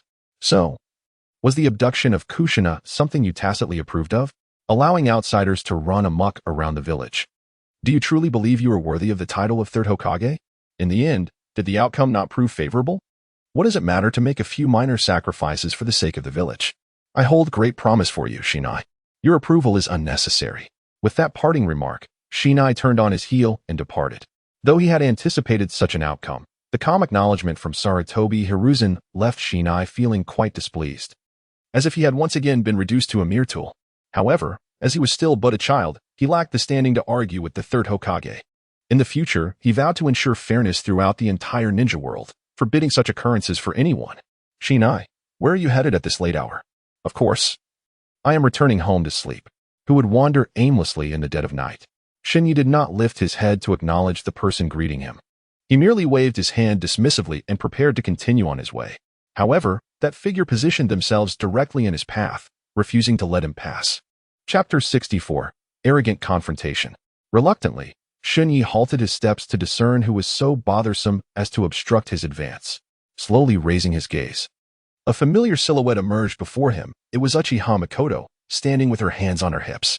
Despite this, Shen Ye's expression remained unchanged, strikingly fearsome. Yet, Uchiha Mikoto seemed unfazed. Continuing to gaze at him. Shen Ye, why do you bear such a countenance? Has someone provoked you? I shall go teach that individual a lesson right away. As she spoke, Uchiha Mikoto shook her fists, appearing as if she were genuinely prepared for action. With a resigned sigh, Shen Ye found himself in a state of exasperation.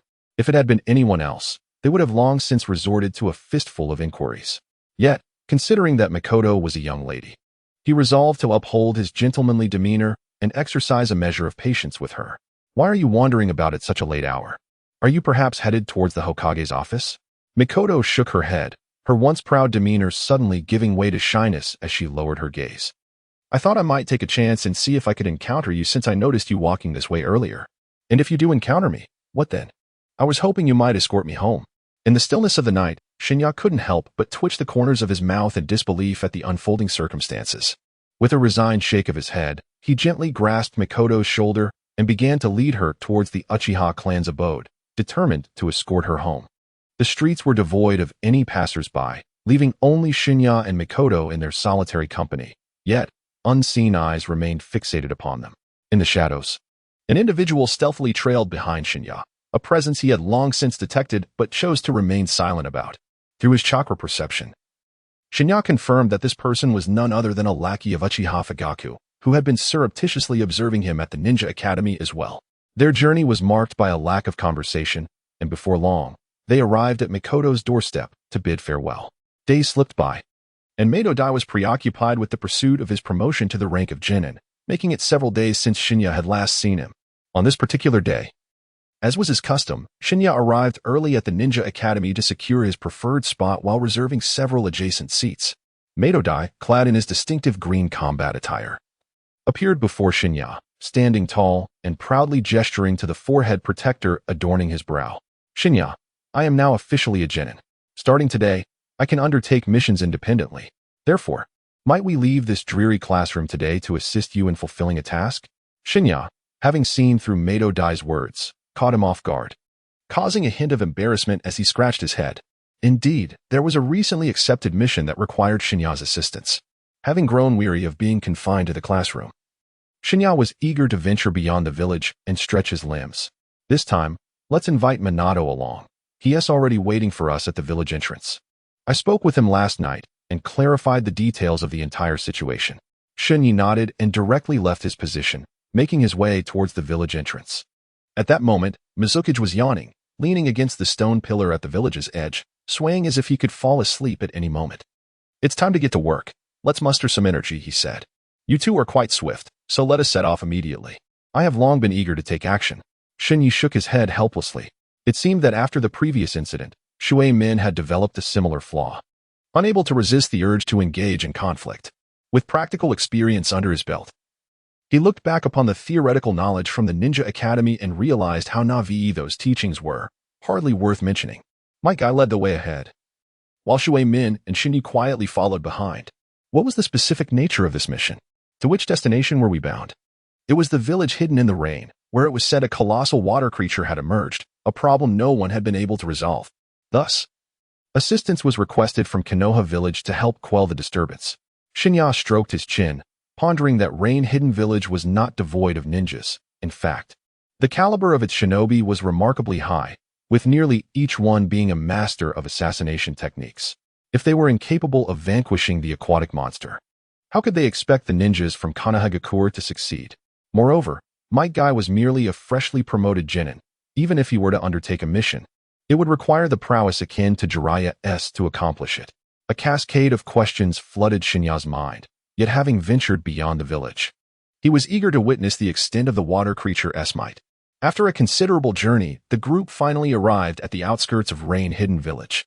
Gazing up at the clear sky outside, they were met with a starkly different scenario upon entering the village. It was indeed a marvel. It was said that this peculiar phenomenon was caused by a certain ninjutsu, which explained the extraordinary sights before them. Without further ado, they decided to proceed, not wishing to waste any time lingering outside. Exchanging glances, the trio stepped into the village, but the damp atmosphere left Shen Ye feeling quite uncomfortable. The incessant rain was truly off-putting, leading him to regret not having materialized in a different village.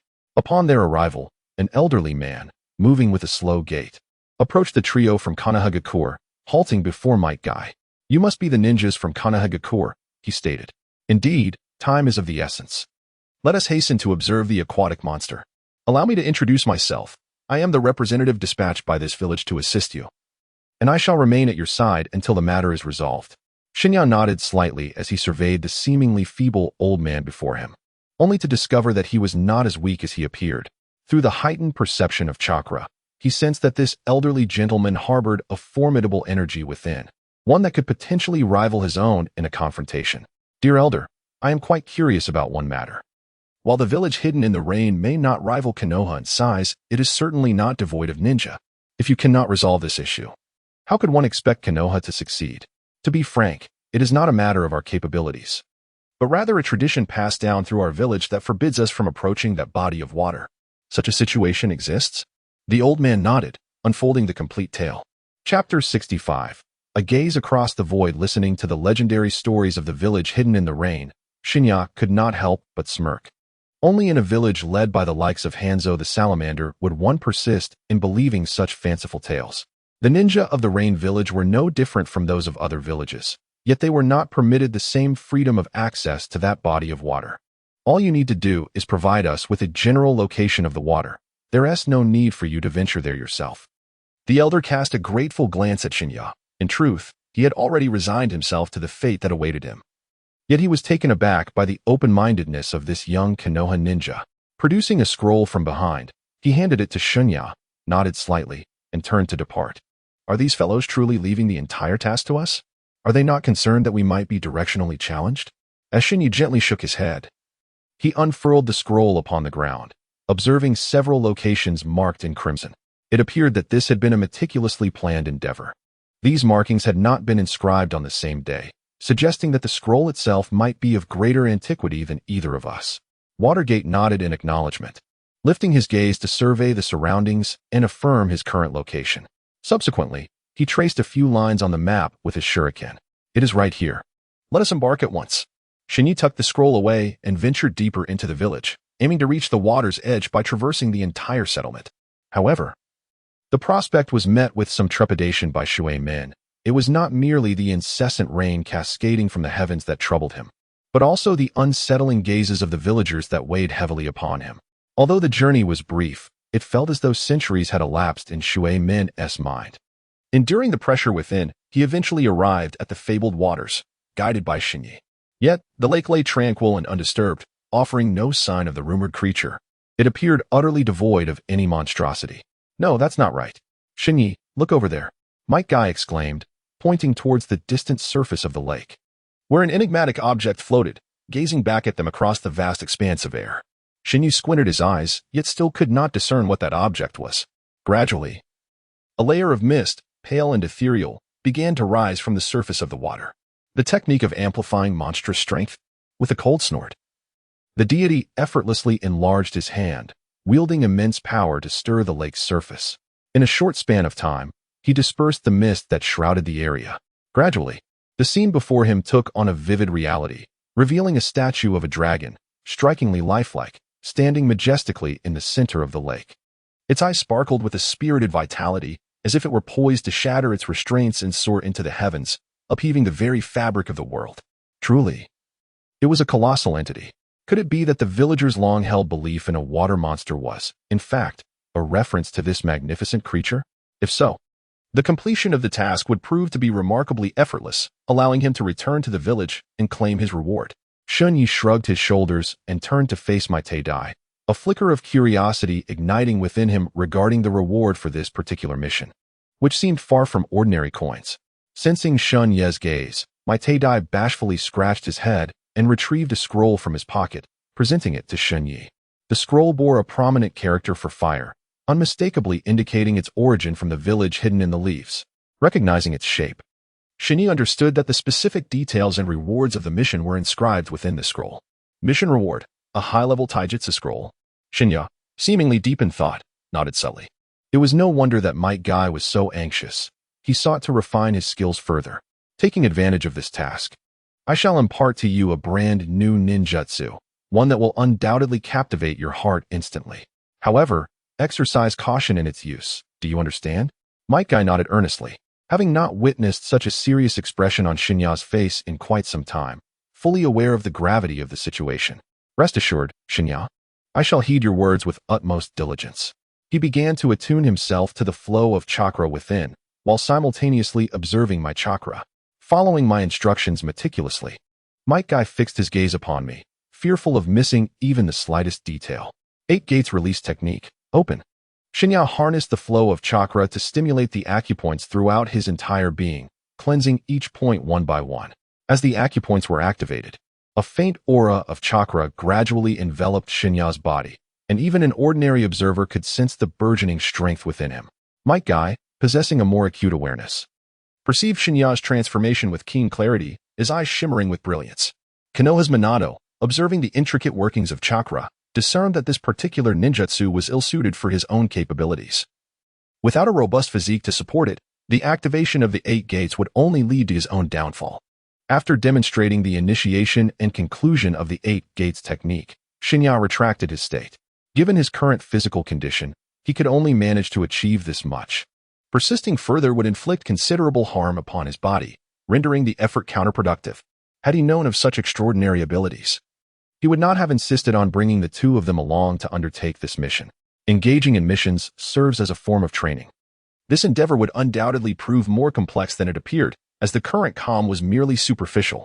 Minato nodded in agreement, sharing a similar sentiment. The water beast may well epitomize the village of Amigakure, yet the true peril had yet to reveal itself. However, having arrived at this juncture, returning without any substantial gain would seem rather unremarkable.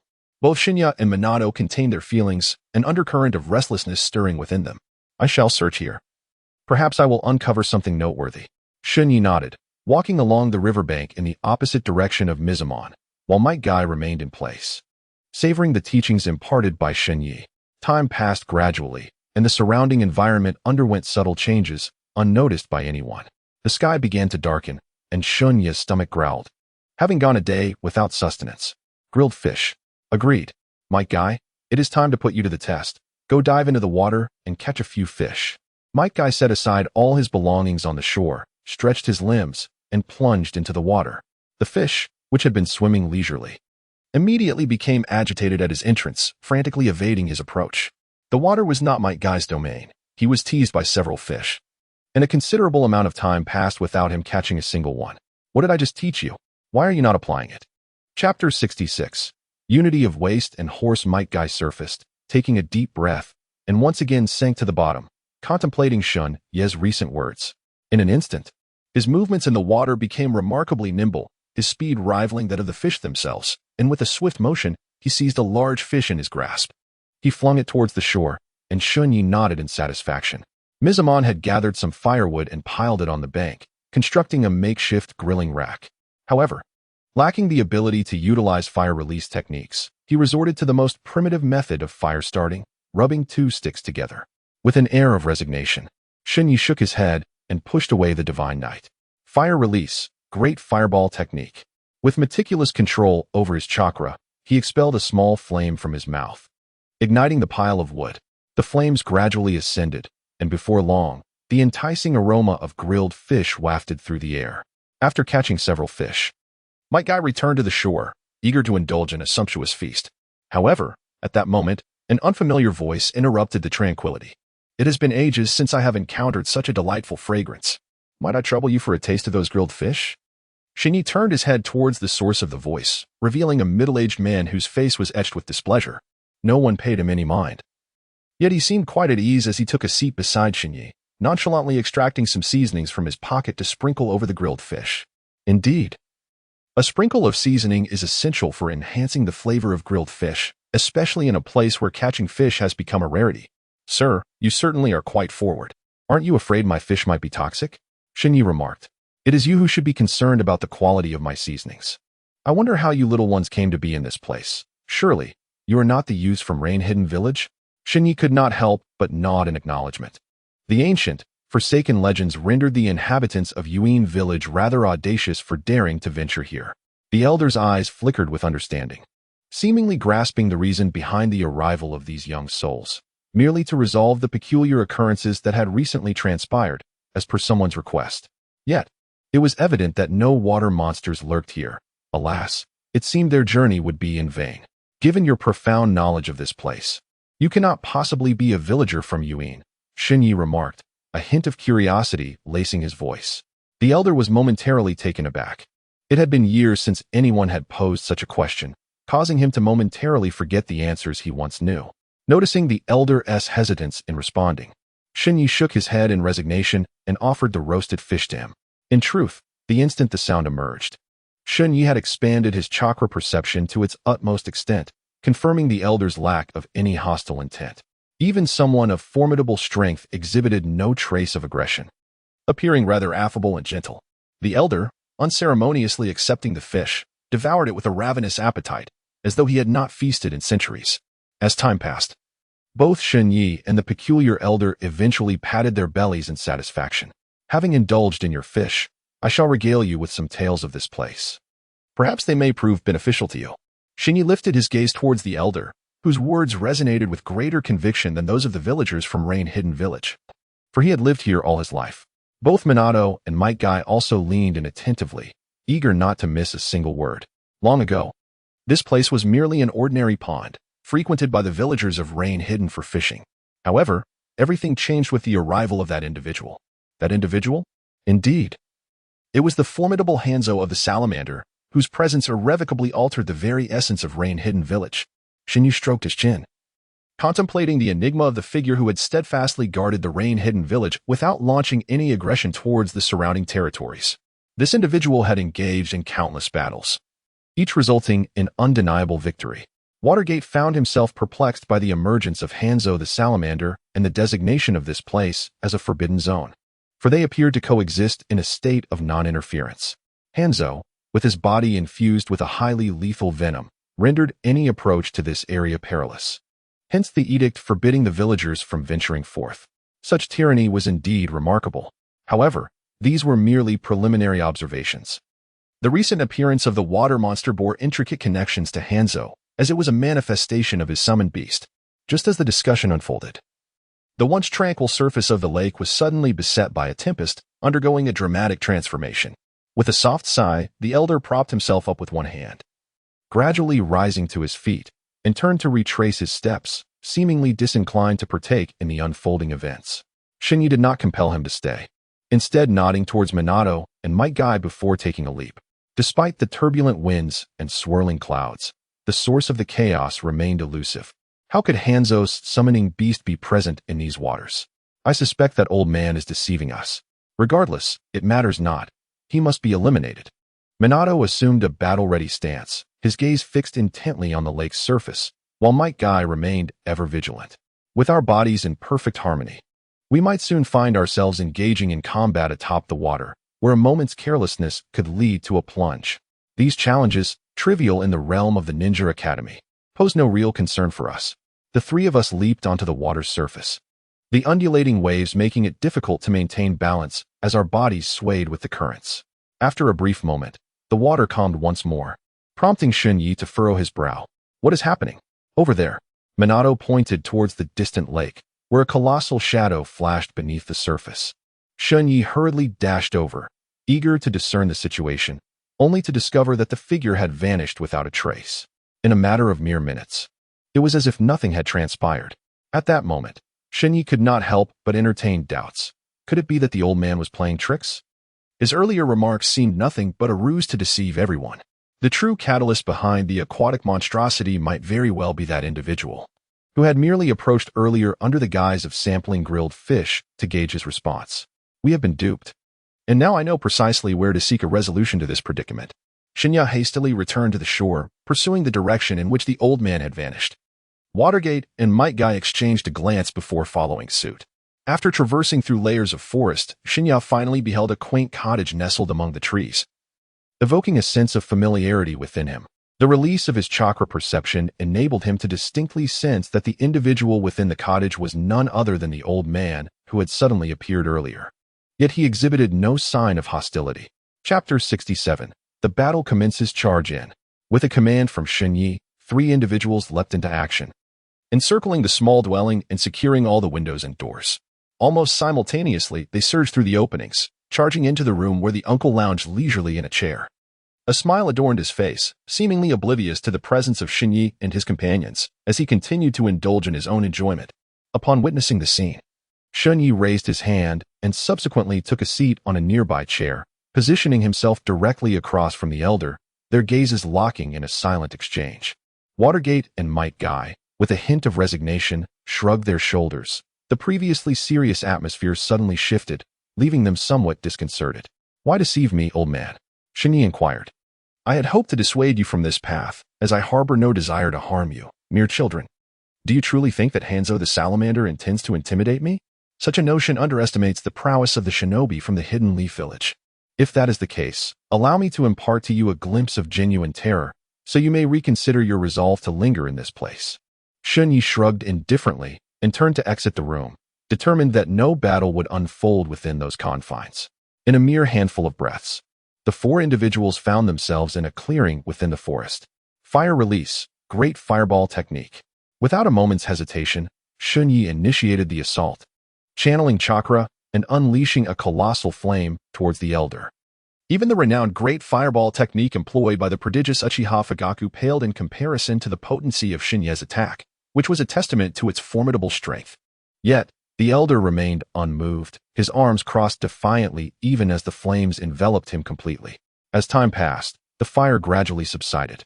It was perplexing to discern the method he employed, for the elder bore not a single mark, nor was there any indication of harm upon him. "Now you understand the chasm that lies between us," he remarked, "a divide that is insurmountable." Shen Ye curled his lips slightly, his chakra perception perpetually activated, allowing him to discern the rapid fluctuations of chakra within the uncle's body. Despite appearing calm and unperturbed, he was evidently enduring immense pressure. As the beads of sweat dotting his forehead betrayed him, it was not as simple as it seemed. Shen Ye smiled faintly and took 2 steps back. The uncle furrowed his brow, sensing an intangible scheme at play, yet he could not pinpoint anything amiss. In the blink of an eye, Watergate and Might Guy appeared simultaneously at his sides, their formidable fists hurtling towards his face with great force. At this moment, the uncle could no longer maintain his nonchalant demeanor. He hurriedly retreated to avoid the impending blows, just narrowly evading the attack. The uncle finally comprehended that these 3 youngsters were far from trifling. A moment's carelessness could render him eternally ensnared here. Water release, water bullet technique. The uncle swiftly formed hand seals, channeling chakra into his mouth, and directed it towards Shen Ye. He understood that the leader of this group was Shen Ye, and if he could eliminate him in one fell swoop, the subsequent battle would become considerably easier. However, Shen Ye's prowess was not mere bravado. Even in a one-on-one confrontation, he posed a significant threat to the uncle, especially with Watergate and Might Guy coordinating their attacks. In an instant, a column of water surged towards Shen Ye, whose lips curled into a slight smirk. Unlike the uncle, he would not choose to endure the assault head-on, pretending to be unfazed in the face of his adversary. Partial multiplication technique. Shen Ye enlarged his arm, shielding his body before him. The force of the impact struck his arm, propelling him backwards for a considerable distance. Once he steadied himself, Shen Ye shook his arm, though no lasting harm was evident. The pain was undeniably real. Seizing the opportunity while the uncle was preoccupied with his attack, Might Guy dashed a few steps to the uncle's side, engaging him in a physical confrontation. The uncle proved no match for Might Guy, quickly finding himself at a disadvantage. If this continued, he would undoubtedly be subdued with ease. Water release, water prison. The uncle delivered a fierce kick to Might Guy while swiftly forming hand seals, conjuring a pale blue glow in his palms and thrusting it towards him. Unfamiliar with ninjutsu, Might Guy raised his hand to meet the energy. The pale blue light expanded instantaneously, enveloping him in a colossal water sphere, rendering him immobile. Despite exerting all his strength, he remained trapped. Konoha's 4th Hokage, Minato, furrowed his brow. Such an advanced technique could not possibly be wielded by a mere genin, indicating at least J-nin-level prowess. Shen Ye, this situation has become rather troublesome. His strength far exceeds ours. We must find a way to rescue Might Guy. Minato nodded, creating distance from the uncle, poised to intervene at any moment near the water sphere that imprisoned Might Guy, with Shen Ye drawing the uncle's attention in the forefront. Might Guy, unleash your strength.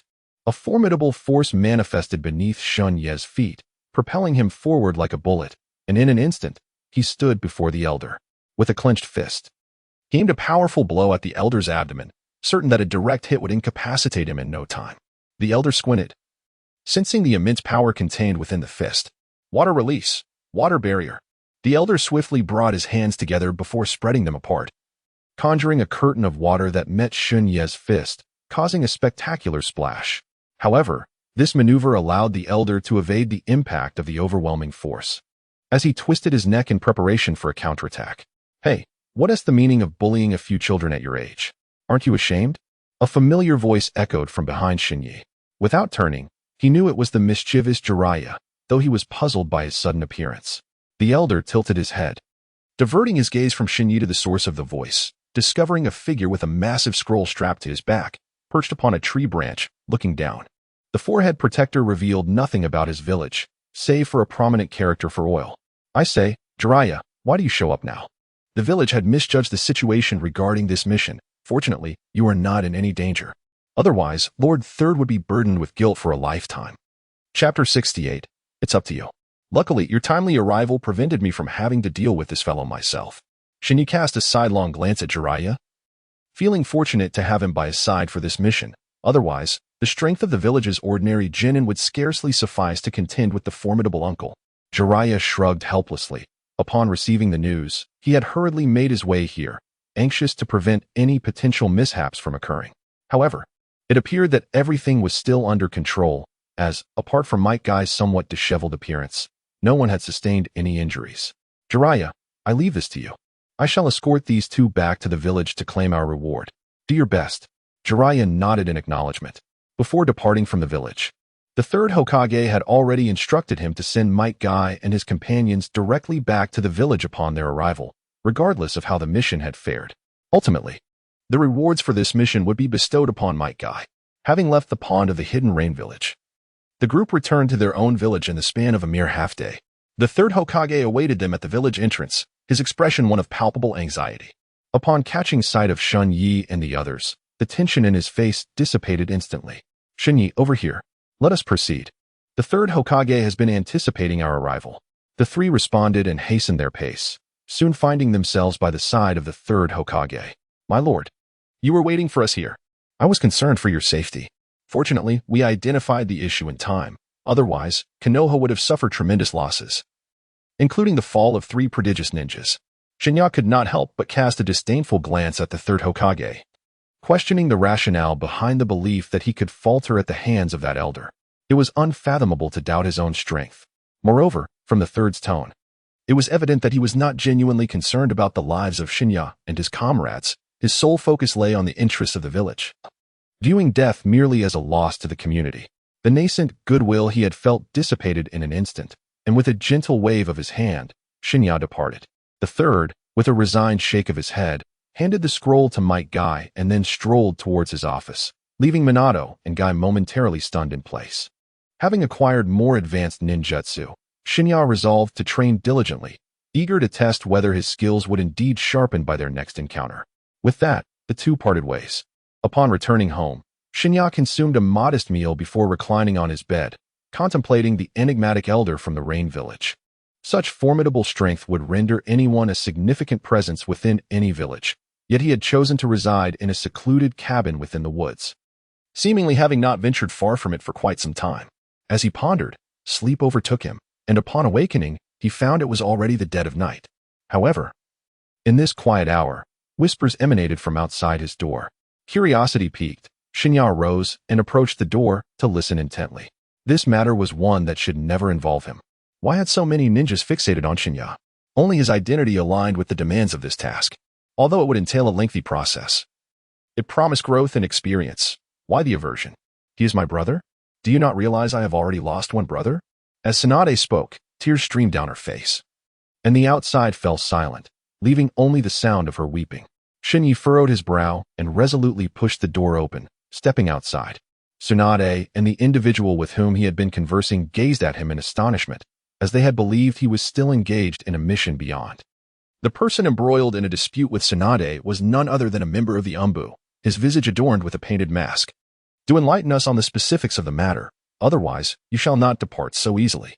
Shen Ye sat imperiously to one side, his gaze steeped in the essence of mortality, fixed intently upon the members of the Anbu, for reasons unbeknownst to him. The individual under Shen Ye's scrutiny felt an inexplicable chill coursing through him, a compelling urge to withdraw manifesting within. It was thus that Lord Danzo had issued a directive, instructing you to infiltrate the adversarial village as a spy, with no one ever suspecting your origins from Konohagakure. Allow me to suggest a more suitable candidate for this task, one who would serve your needs far better than I could, enabling you to return with satisfactory results. The masked man nodded repeatedly, utterly astonished that Shen Ye not only refrained from anger, but instead sought a more fitting alternative to shield him from Danzo's ire upon his return. Tsunade wiped away the tears gathering at the corners of her eyes. Now that Shen Ye was aware of the situation, she need not fret over the ensuing developments. Should Shen Ye truly wish to depart from Konohagakure, there would be no stopping him, and if he desired to remain, her involvement would be unnecessary. Simultaneously, Tsunade felt a profound curiosity regarding whom Shen Ye would endorse for the Anbu's endeavor. Any individual chosen from your ranks could easily assume the role of the spy, and they would have already been effectively indoctrinated by your Lord Danzo, thus posing no threat of betrayal against the village. In that moment, the masked man found himself at a loss for words, unable to muster even the slightest rebuttal. Entrusting Shen Ye with the role of a spy appeared fraught with peril, as he might very well choose to betray Konohagakure upon witnessing the allure of other villages. After all, Shen Ye was not genuinely of Konohagakure, but rather a product of its legacy. I shall return to report. The masked man nodded, turning to leave without further exchange with Shen Ye. Sister Tsunade, should these individuals trouble you again, I shall ensure they are driven away. Today serves as a lesson for them. Tsunade smiled gently, enveloping Shen Ye in her embrace. Saying nothing, simply holding him in quietude. Shen Ye gently patted Tsunade's back, receiving no resistance, and slowly savored the softness of her form. Time passed gradually, and the two embraced throughout the night, until Shen Ye eventually noticed that Tsunade had fallen asleep. Concerned about disturbing her slumber, Shen Ye refrained from any movements. At dawn, Tsunade slowly opened her eyes, realizing she had dozed off in such a predicament, her cheeks flushing slightly. You have finally awakened, Sister Tsunade. You must be utterly exhausted after last night. Releasing his hold on her shoulder, Shen Ye quickly twisted his body a few times, like a rusty machine. His body emitted cracking sounds, yet accompanied by a delightful sense of relief. Shen Ye, do you have anything planned for today? Perhaps we could venture out together for some leisure, as it has been quite some time since we last relaxed.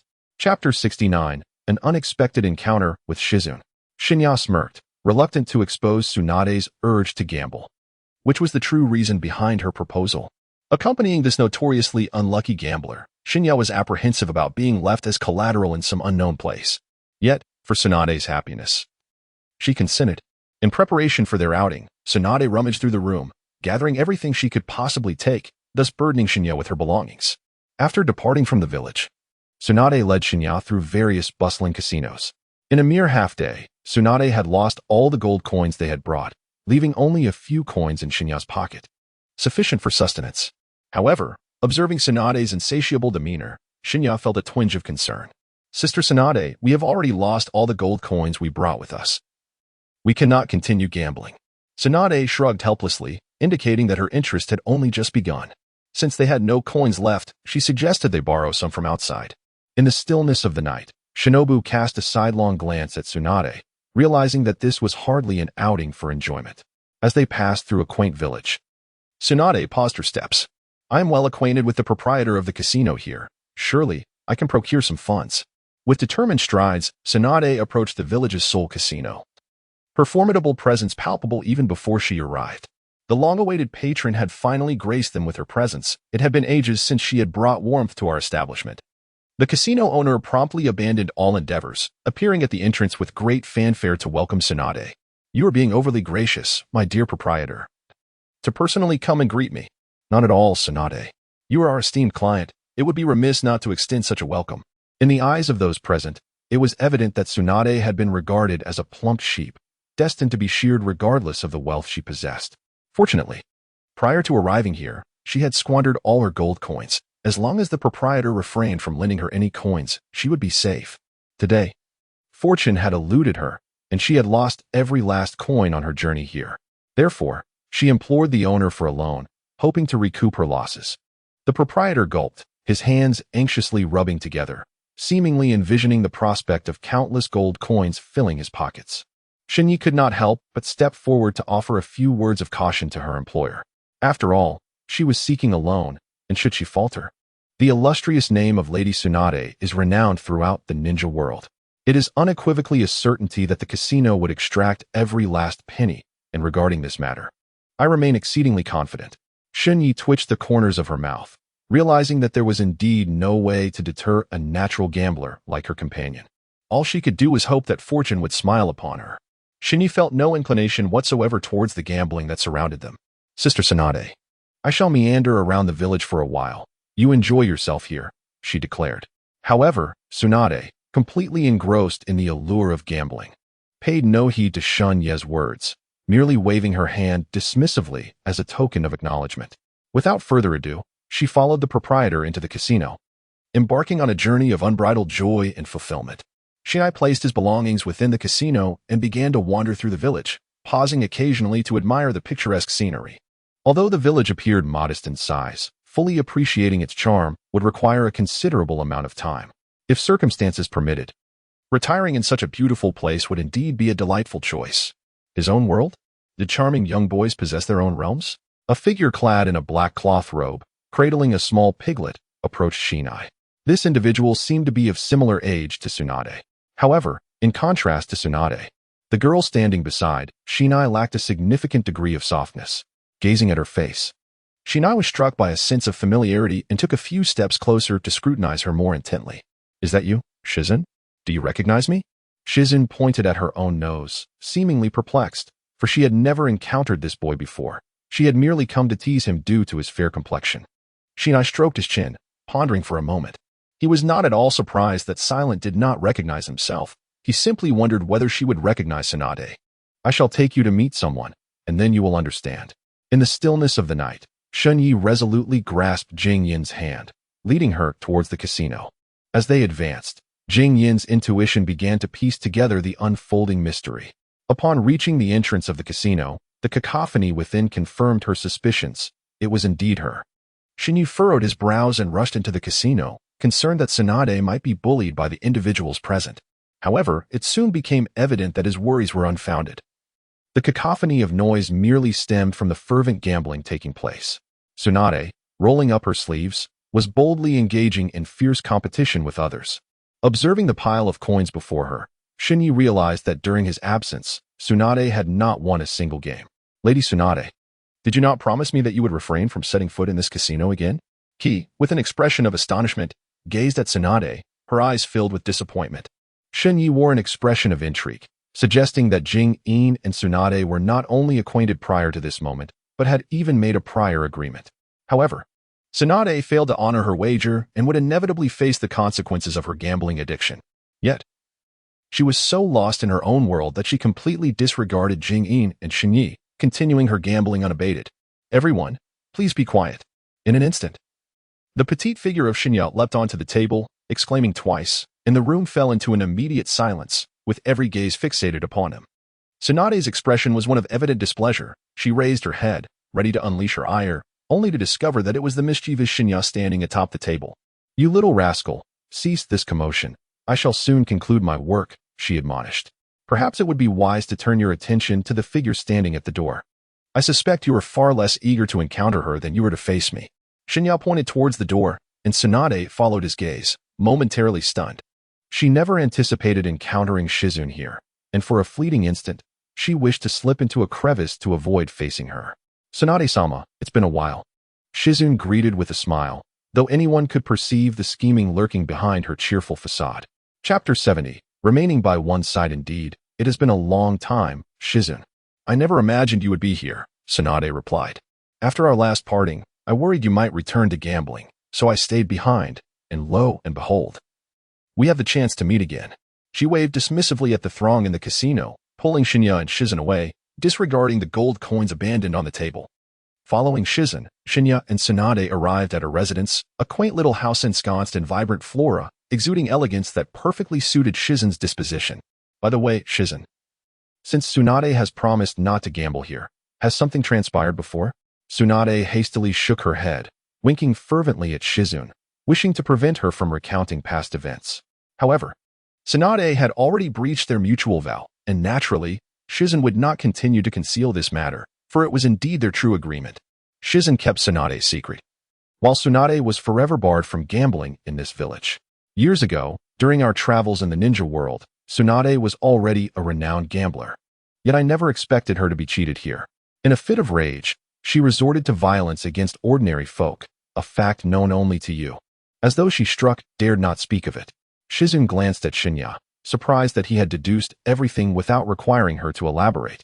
Tsunade lowered her head, hesitant to utter another word. Resorting to violence against ordinary people was intolerable in any village. In the days that followed, Tsunade felt profound guilt towards those individuals. Preparing numerous gold coins for Shizen to deliver and instructing her to travel for a time. Shizen, from today onward, please stay by Tsunade's side, lest she succumb to endless gambling. Shizen raised her gaze towards Tsunade. In truth, she wished to remain with her, for her medical ninjutsu was still in its infancy and required honing. Moreover, Tsunade was her only remaining family in this world, and only by her side could she feel a semblance of warmth. The day had already slipped away, and what was meant to be a shared outing had devolved into Tsunade's solitary gambling escapade. At this moment, Shen Ye was filled with regret for having been deceived by Tsunade's appearance in the morning. Otherwise, he might have been joyfully seated before Ichiraku Ramen, eagerly awaiting his meal. Come back. Your heart has undergone sufficient training. From now on, stay by my side and diligently learn the art of medical ninjutsu. Ino nodded repeatedly, finally anticipating the day of her return, though she had not expected it to unfold in such a manner. It is getting late. We should return, Sister Tsunade. Shinai gazed at Tsunade, a wry smile gracing his lips, as he found himself relegated to the role of a mere laborer for the day, nearly surrendering all the gold coins from his pockets. Tsunade, stroking her chin, cast an embarrassed glance at Shizen. In response, Shizen shook her head in resignation. She had witnessed such a countenance years prior and instantly grasped the situation at hand. After rummaging through the room for a while, Shizen produced a bag filled with gold coins. Shen Ye's eyes widened as he beheld the coins within the bag. Even Tsunade, after scouring the room for every coin she could carry, could not match the wealth contained in this one pouch. The seemingly delicate and fragile Shizen turned out to be quite the affluent lady. Had Shen Ye known earlier, he would have deceived her into parting with some coins for himself, leaving the remainder for Tsunade to settle her debts. Noticing Shen Ye's gaze, Shizen helplessly shook her head. After all, they were about to leave this place, and the coins would serve no purpose. Thus, she produced another bag. This pouch is for you, she declared. There's no need for such envious looks. Shen Ye swiftly grasped the situation in his hands. After all, who would willingly oppose wealth? Once they had meticulously organized their belongings, the trio embarked on their journey back to the village. It was not until they finally stepped into the Leaf Village that Shen Ye truly comprehended a profound truth. Tsunade had not only lost the gold coins she had taken with her, but had also accumulated debts at every gambling establishment they visited. At each casino along the way, Tsunade would produce some coins to settle her debts, leaving even Shen Ye's pockets utterly barren by the time they returned to the village. As diligent ninjas, we must recognize a vital principle. It is our own strength that holds paramount importance, while gold is merely a transient possession unworthy of excessive concern. Shen Ye smirked, for it was the first time he had encountered such an audacious expression on Tsunade's face, one so brazen that she could effortlessly spew forth a plethora of fallacies. Suddenly confronted by a stranger in Konoha, Tsunade felt compelled to verify Shizen's identity in the Hokage's office. However, Shen Ye had already grown weary of Tsunade's company. He waved his hand dismissively and departed alone towards Ichiraku Ramen. Shen Ye, it has been 2 days since I last saw you. Have you been off on yet another mission? Aoyama from Yamashiro leaned against the stone pillar at the entrance, a blade of straw perched in his mouth. What mission? I wish I could enjoy the leisurely pace like you, Aoyama. He shook his head. Almost everyone he encountered would express envy over such a comfortable assignment. Yet no one comprehended his innermost thoughts, though he too was contributing to the village's welfare. Standing guard at the gate left him pondering when he would ever see the ravages of war. Only during an attack on the village would he truly make an impact. Go and indulge in your ramen. You look rather haggard, Aoyama urged. Shen Ye scratched his head, feeling the weariness that stemmed from a day spent under Tsunade's relentless scrutiny. However, a sudden shift in his thoughts led him to decide to return home for a much-needed rest, as his stomach was, in fact, not hungry at all. Following a familiar path, he soon arrived at his doorstep, only to find it surrounded by a throng of villagers. Everyone, What has transpired? Why are you all gathered at my door? At last, you have arrived, Shen Ye? One wonders what you and Tsunade have been preoccupied with. A grave matter has arisen at your home. The crowd parted for Shen Ye, yet from the outside, nothing appeared amiss, leaving him perplexed by their ominous words. What could be the matter? I cannot discern what has happened inside. One can only discover the truth by stepping through the door. Shen Ye furrowed his brow and gently pushed open the door, only to discover the interior of the room in disarray, resembling a scene of a robbery. How could anyone dare to pilfer from Tsunade's abode? Chapter 71. Orochimaru. An increasing number of onlookers had gathered, their disbelief palpable at the thought that Tsunade's home had been violated. Throughout the entirety of Konoha, not a single soul would dare provoke Tsunade, let alone stealthily intrude upon her home to wreak havoc. Shen Ye surveyed the chaotic disarray that filled the room, furrowing his brow as he pondered the identity of the individual capable of such an act. Yet, despite his contemplation, no conclusions emerged. Everyone disperse. Do not linger here any longer. The enigmatic figure of Shen Ye beckoned, dispersing the crowd with a sweeping gaze, endeavoring to discern the individual responsible through mere eye contact, yet found each face to be utterly innocent. At that moment, Tsunade entered the office alongside Shizune, still oblivious to the turmoil back home. Had she been aware, her fury would have been uncontainable. Third Hokage, Shizune has been training outside for an extended period. She can now accompany me once more, Tsunade remarked. The third nodded in acknowledgement, yet his eyes betrayed a hint of resignation, leaving him at a loss for words in the presence of Tsunade. Upon leaving the office, Tsunade, accompanied by Shizune, intended to return to her residence, only to find Shen Ye lingering at the entrance, inexplicably absent from the confines of the room. What troubles you, Shen Ye? Why are you not inside? Tsunade inquired. Sister Tsunade, you may find it hard to believe, but something significant has transpired at home. It would be best for you to see it for yourself, Shen Ye replied. With a sense of foreboding, Tsunade pushed open the door, and upon witnessing the scene within, she stood frozen for a brief 2 seconds.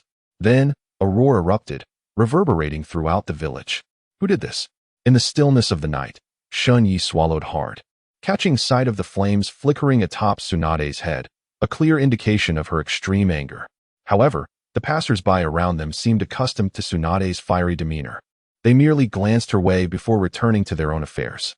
My lady Tsunade, I believe I may have an inkling as to who is responsible, Shizune whispered, her voice laced with concern over provoking Tsunade's wrath a second time, a burden she felt ill-equipped to bear. Who? Observing the remnants left in the room, I deduced that Orochimaru had returned, undoubtedly presenting you with a rather unwelcome gift. Orochimaru? That detestable scoundrel. Tsunade fumed, turning sharply towards the office. Shen Ye, blinking innocently, chose to follow closely behind her, apprehensive of any rash action she might take in her fury. Shizune, shaking her head in resignation, entered the room to methodically tidy up the chaos. Wasting no time, Tsunade and Shen Ye swiftly made their way into the office, where they found Orochimaru standing before the third Hokage, his pallor evident. Orochimaru, you wretched fiend!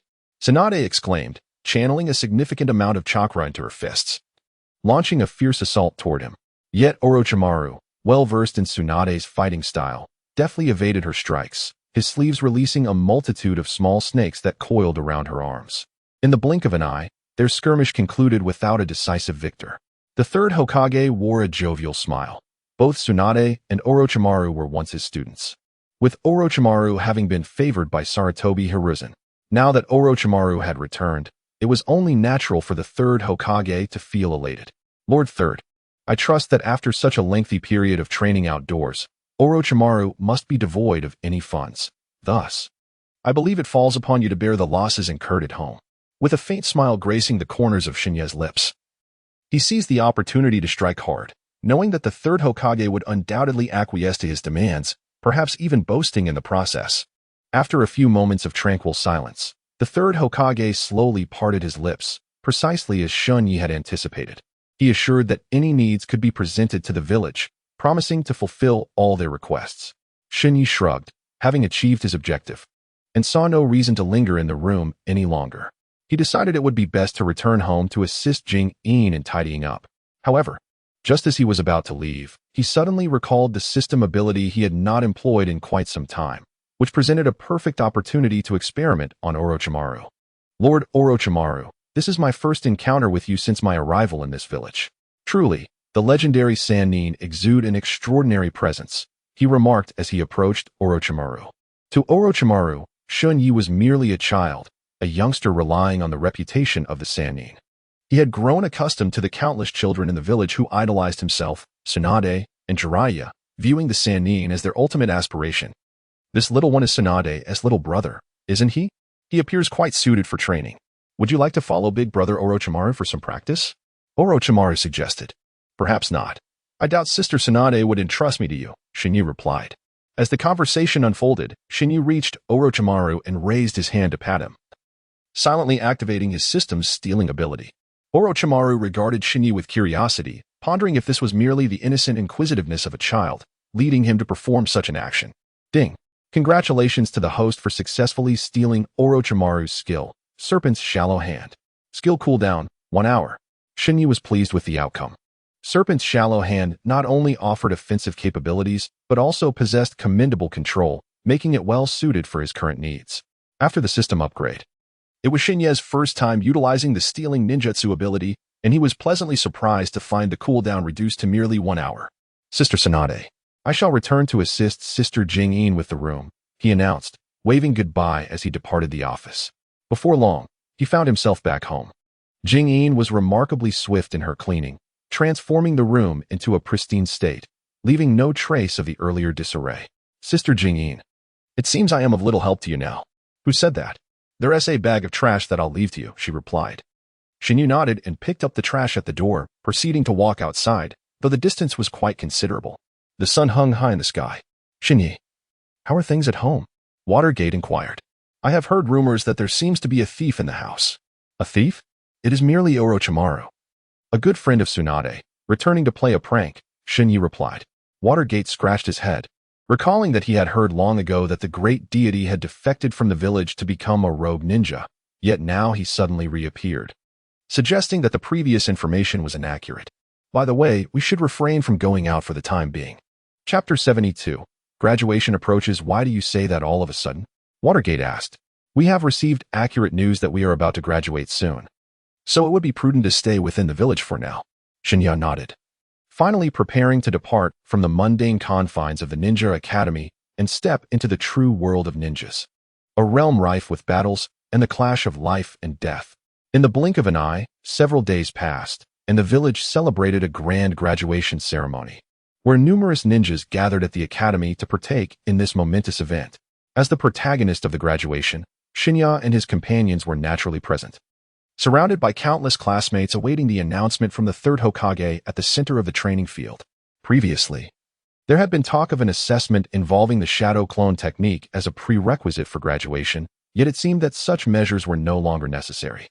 The candidates deemed worthy had all assembled here, while those denied graduation could only watch enviously from the audience. Minato glanced around, recognizing many familiar figures standing amidst the throng of ninjas, their faces etched with expressions of envy. Although these individuals shared the same classroom experience, they faced a delay of 1 more year before graduation, which weighed heavily on their hearts. Under the auspices of the third Hokage, the graduation ceremony proceeded in an orderly fashion. However, within the crowd, a pair of eyes remained fixated on Shen Ye. Uchiha Fugaku had long harbored disdain for Shen Ye, biding his time with pent-up anger until this day of graduation arrived. Once Shen Ye became a true genin, Fugaku would possess ample justification to engage him in combat, seizing the opportunity to eliminate him. From this day forth, you shall be recognized as genin of Konohagakure, embarking on a journey fraught with greater hardships and challenges, where danger intertwines with opportunity. Shen Ye was not inclined to endure the incessant chatter of the third generation any longer. He eagerly anticipated the conclusion of the ceremony, so he could finally receive his forehead protector and ascend to the rank of a true genin. However, the ceremony persisted for an extended duration, and before they knew it, the sky gradually darkened, approaching the depths of night. All the children were invited to step forward and receive their forehead protectors, for once adorned with this symbol, they would no longer be mere children. Shen Ye, with unwavering determination, swiftly approached the third generation, seizing the protective headband before departing from the training grounds, eager to return home for a well-deserved slumber. However, en route, a familiar figure emerged, blocking his path. In a flurry to return home, he wondered if he had truly been forgotten. As he lifted his gaze, he was met with the sight of Uchiha Fugaku standing before him, prompting a resigned shake of his head. The persistent presence of this individual was indeed bothersome. Even during their time at the Ninja Academy, Shen Ye had faced trouble from this man, and now, as an equal-ranking Genin, Fugaku's audacity had only intensified. Initially, he had merely dispatched his subordinates to provoke Shen Ye at the academy, but now, Uchiha Fugaku was prepared to take matters into his own hands. Even if he sought out Shen Ye for a challenge, none would accuse him of bullying. He could openly defeat him, demonstrating to Uchiha Mikoto who the man she ought to gravitate towards truly was. Shen Ye shook his head, feeling an overwhelming sense of boredom.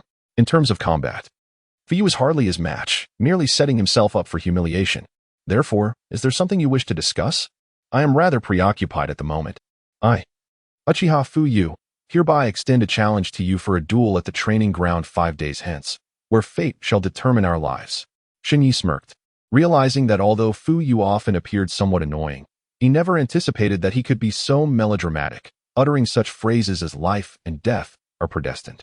Even though he consented to this duel, he believed that the village would never allow the two to truly risk their lives in combat.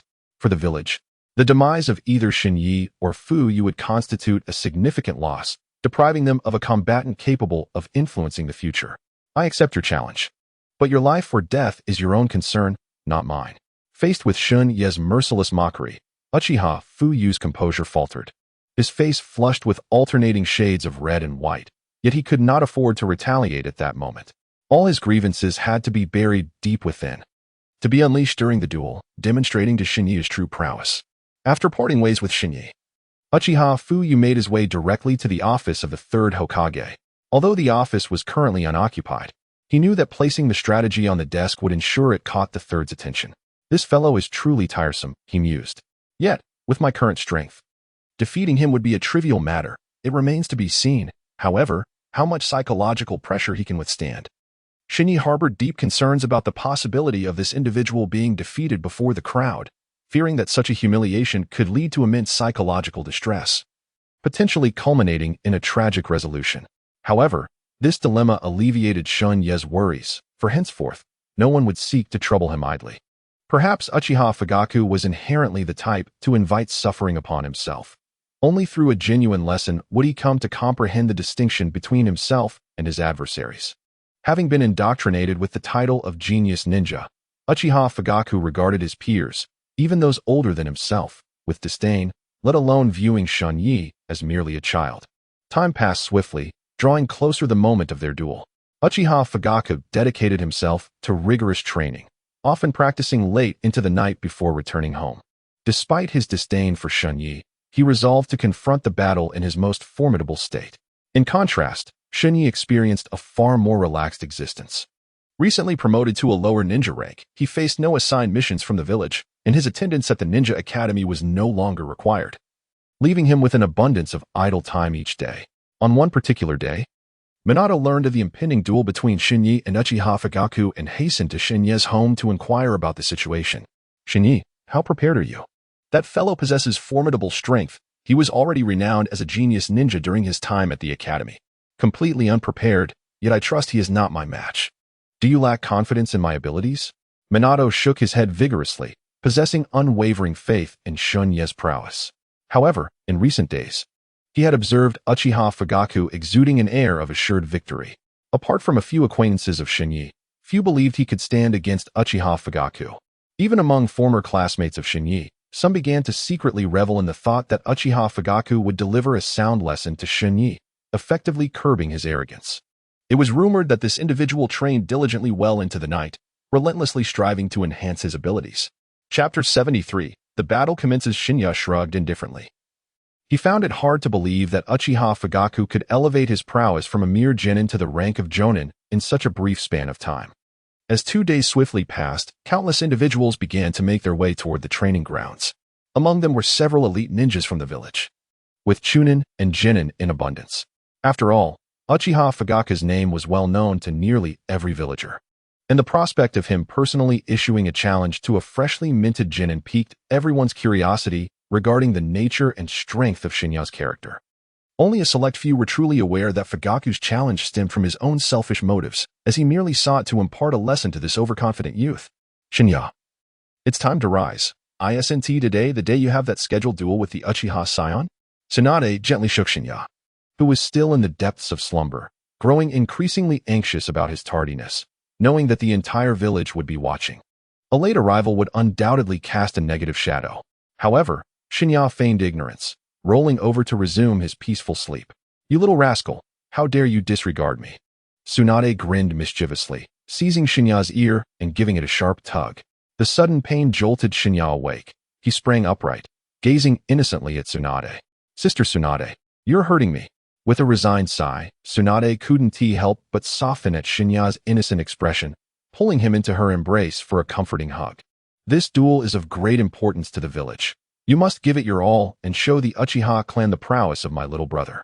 Rest assured, Fugaku is not a match for me.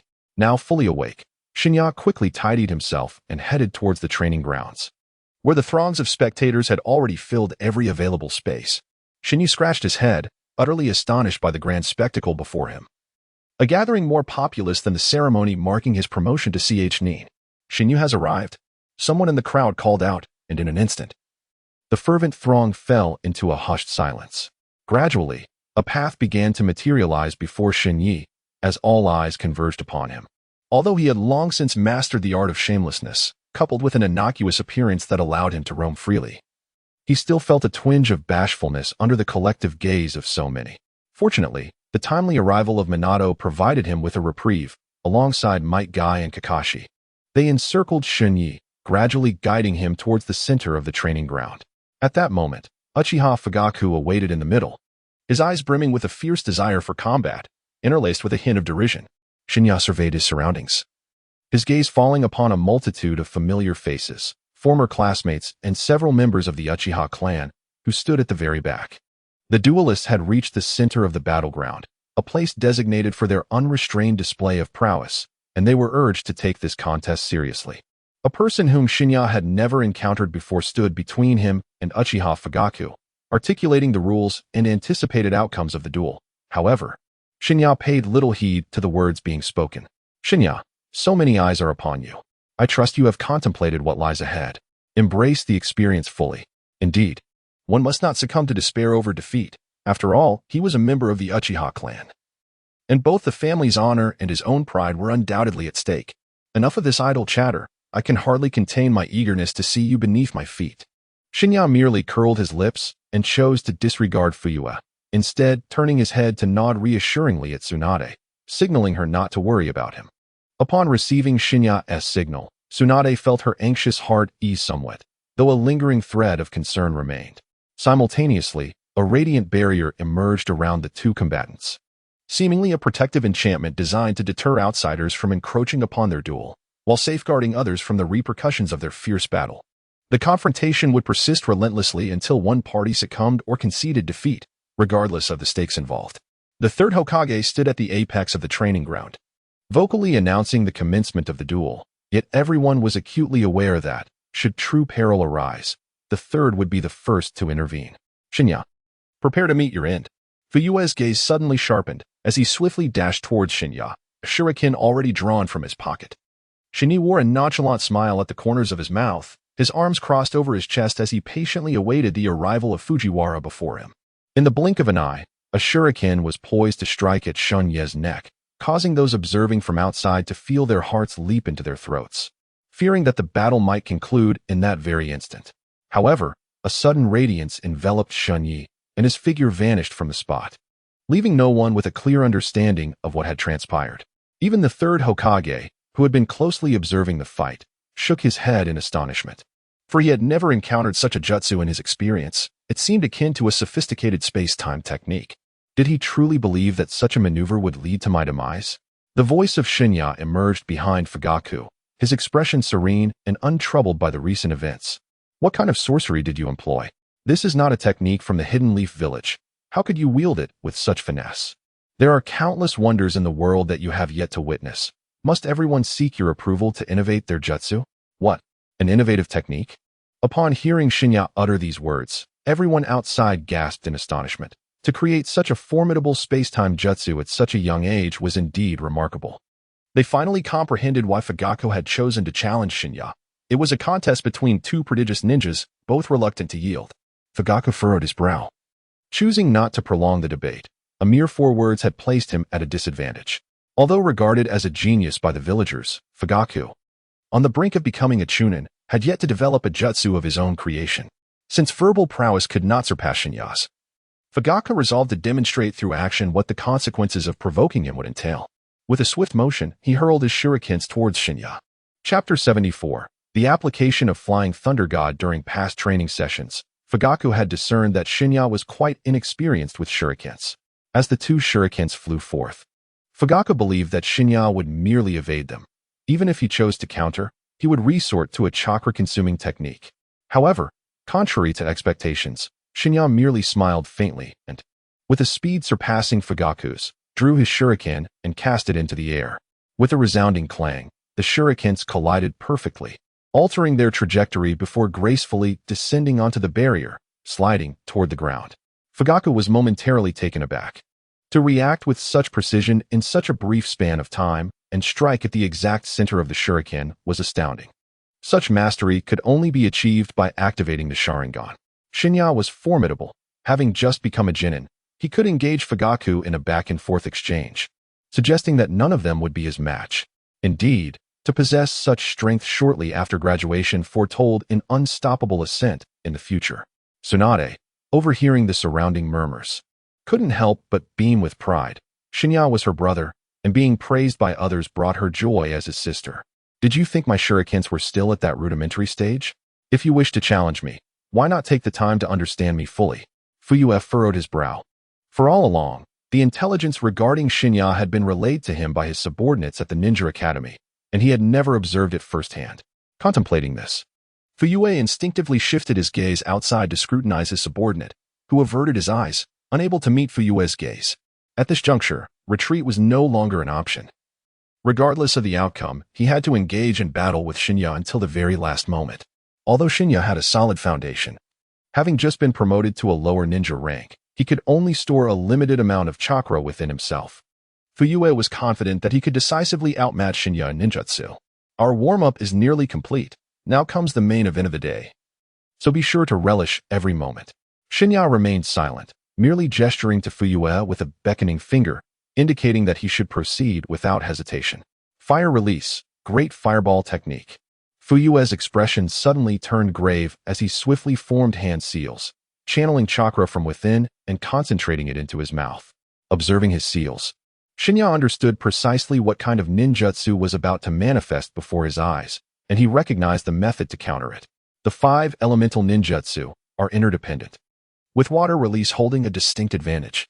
However, Shen Ye had not acquired water release techniques from anyone, thus he was compelled to seek alternative strategies. During the brief interval while Fuyue was forming his seals, Shen Ye retrieved 2 shurikens marked with seals from his pocket. One he hurled directly at Fuyue, while the other he cast in a different direction. Fuyue snorted in disdain, mistakenly believing Shen Ye intended to disrupt his hand seals, prompting him to shift his body to the sides. A colossal fireball erupted from Fuyue's mouth, surging toward Shen Ye, the searing heat crashing against his face. So this is what it feels like to be assaulted by the great fireball technique. It is truly agonizing. Shen Ye shook his head gently, murmuring incantations under his breath. Yet his hands remained still as he awaited the arrival of the flames. In the blink of an eye, the fire was but a mere few centimeters away from him. And to all observers, it seemed there was no possibility for Shen Ye to evade. Flying Thunder God technique. The silhouette of Shen Ye vanished from the spot. Yet the surrounding flames blazed fiercely. Apart from the 3rd generation, no one witnessed Shen Ye's actions, and Fuyue began to swell with confidence. Surely, you do not naively believe that the battle, having only just commenced, would conclude so swiftly. Do you truly think such ninjutsu could possibly inflict harm upon me? The voice of Shen Ye echoed in Fuyue's ears, causing him to turn in alarm, abandoning the fire release technique. He soon discovered Shen Ye standing not far from him, precisely where he had just evaded the shuriken. Upon closer inspection, he noticed that the shuriken on the ground bore distinct differences from ordinary ones. Given that I can conjure space-time ninjutsu, a mere teleportation should come as no surprise. Remain vigilant. In an instant, Shen Ye raised his fist and struck towards Fuyue's face without any prior indication, causing a rush of air that echoed around them. However, Fuyue, a prodigious ninja of the Uchiha clan, possessed remarkably swift reflexes. The moment Shen Ye swung his fist, Fuyue promptly reacted. He swiftly sidestepped while raising one arm to shield his face, simultaneously launching his other hand to deliver a blow to Shen Ye's abdomen. The corners of Shen Ye's mouth curled into a subtle smile as the speed of his fist surged dramatically. With his other hand raised, he deftly blocked the point of Uchiha Fugaku's attack. Two resounding thuds echoed, yet neither party gained the upper hand, both sustaining the impact of a powerful blow to their arms. However, it was evident that Uchiha Fugaku was at a greater disadvantage.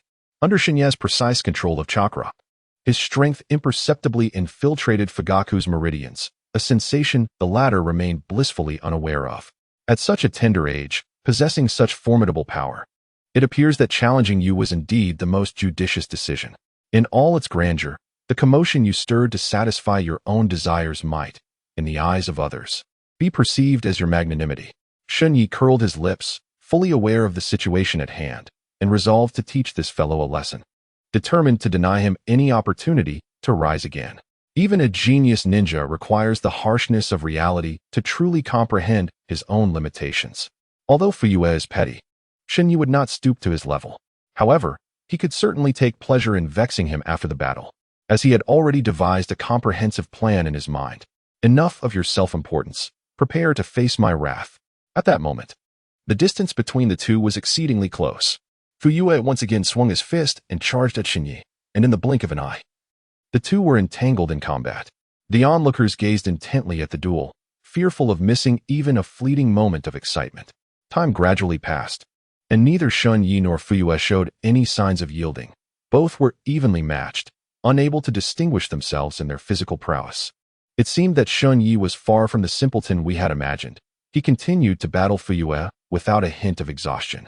Naturally, one should not overlook who his brother is. Under my guidance, how could he possibly be weak? Jiraiya cast a sidelong glance at Tsunade, for in truth, she had never imparted any knowledge regarding training. Chapter 75. Determining the victor. Could it be that Shen Ye is actually holding his own against Fuyue in physical combat? The spectators were astonished that the two could contend for such an extended period.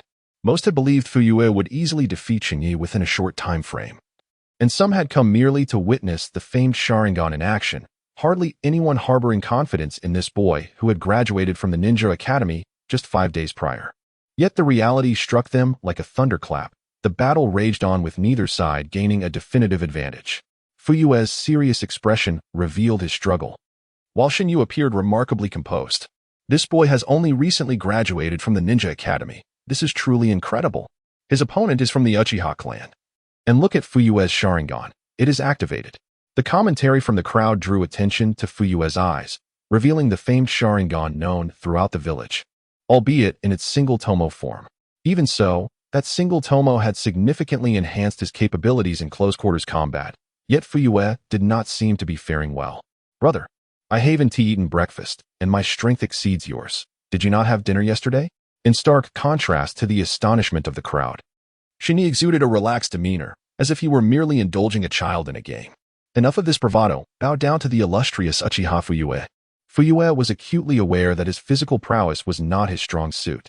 After delivering a swift uppercut, he promptly created distance between himself and his adversary, simultaneously forming hand seals to unleash the ninjutsu he had painstakingly honed over the past days. Ah, is it fire release again after creating distance? I shall not fall for such tricks as I did last time. One must concede that Fuyue, bearing the illustrious name of the Uchiha clan, possessed remarkable combat intelligence.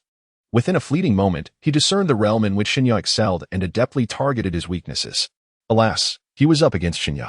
As Fuyue retreated to prepare for his fire release, Shen Ye chose not to withdraw, but instead advanced boldly. Although fire release ninjutsu wielded tremendous power, it was not easily controlled. The necessity of maintaining distance arose from the fear of self-inflicted harm. Shen Ye capitalized on this very aspect, daring to close the gap with Fuyue. He was gambling on Fuyue's reluctance to engage in a mutually destructive confrontation. At such close range, employing fire release would surely inflict harm on 1,000 enemies, while damaging oneself 800. However, Shen Ye had miscalculated. Despite witnessing Shen Ye's rapid approach, Fu Yue's hand seal movements remained unceasing, executed with even greater speed. My goodness, has this fellow lost his mind? In the depths of his heart, Shen Ye could not help but feel a surge of trepidation. He certainly did not wish to emerge from this encounter impaired. Yet, retreating was no longer an option. With remarkable swiftness, Shen Ye reached for the ninja pouch at his back, swiftly launching 4 shurikens to either side. Just at that moment, Fu Yu's hand seals came to completion. Observing this turn of events, Shen Ye furrowed his brow through his heightened perception. He sensed that Fu Yu's chakra was now double that of their previous encounter. However, there was no time for further contemplation as he rapidly withdrew. Fire release, great fireball technique. A fireball, larger than Shen Ye himself, hurtled towards him with terrifying heat. Such fervor was indeed commendable. It appeared that Fu Yu, in an effort to avoid self-harm, had angled the trajectory of the fireball slightly downward rather than directly at Shen Ye. This minor deviation ultimately allowed Shen Ye to narrowly evade the attack. The colossal fireball grazed the hem of Shen Ye's garment before crashing into the ground before him, unleashing a formidable explosion that scattered dust across the arena. Even the once unyielding surface showed signs of cracking under the immense force. The power was sufficient, yet the accuracy fell just short. Shen Ye rolled over, extinguishing the flames enveloping him, and spoke sullenly to Fu Yu. Oh, is that so? However, the response to Shen Ye was not one of sympathy, but rather laced with a hint of mockery. This is bad. The scattered dust provided the perfect opportunity to unleash a ninjutsu. The earlier great fireball technique had merely been a diversion. As if to validate Shen Ye's suspicion, several crimson lights suddenly flickered amidst the swirling dust, seemingly imbued with life as they hurtled towards him. Fire release, poppy technique. Sparks flew from all directions. And even with Shen Ye's formidable strength, breaking free from this encirclement was impossible. What a clever tactic. In the face of the encroaching sparks, Shen Ye first admired Fu Yu's combat intelligence, then a cold smile crept across his lips. However, the onlookers could not perceive Shen Ye's expression. They could only witness the scene of him being cornered by the poppy technique. With a wave of his hands, the signature hat of the Hokage fell to the ground. Tsunade, come quickly. Tsunade, upon being called, was momentarily taken aback, clearly not anticipating such a strong reaction from the third Hokage. She had assumed Fu Yu would merely teach Shen Ye a lesson, not resort to genuine measures. But upon seeing the increasingly ominous flames of the poppy technique, she realized something was amiss, yet it was already too late. Uchiha, stop. However, the technique unleashed could not be cancelled. The third Hokage, having just activated the barrier, had no time to use water release. At least 4 or 5 fiery blossoms had already descended upon Shen Ye's location. Water release, water barrier. A jet of water materialized at the point where the flames converged, extinguishing the roaring fire in less than a second. Yet, when the third Hokage and Tsunade arrived, Shen Yu's figure had completely vanished.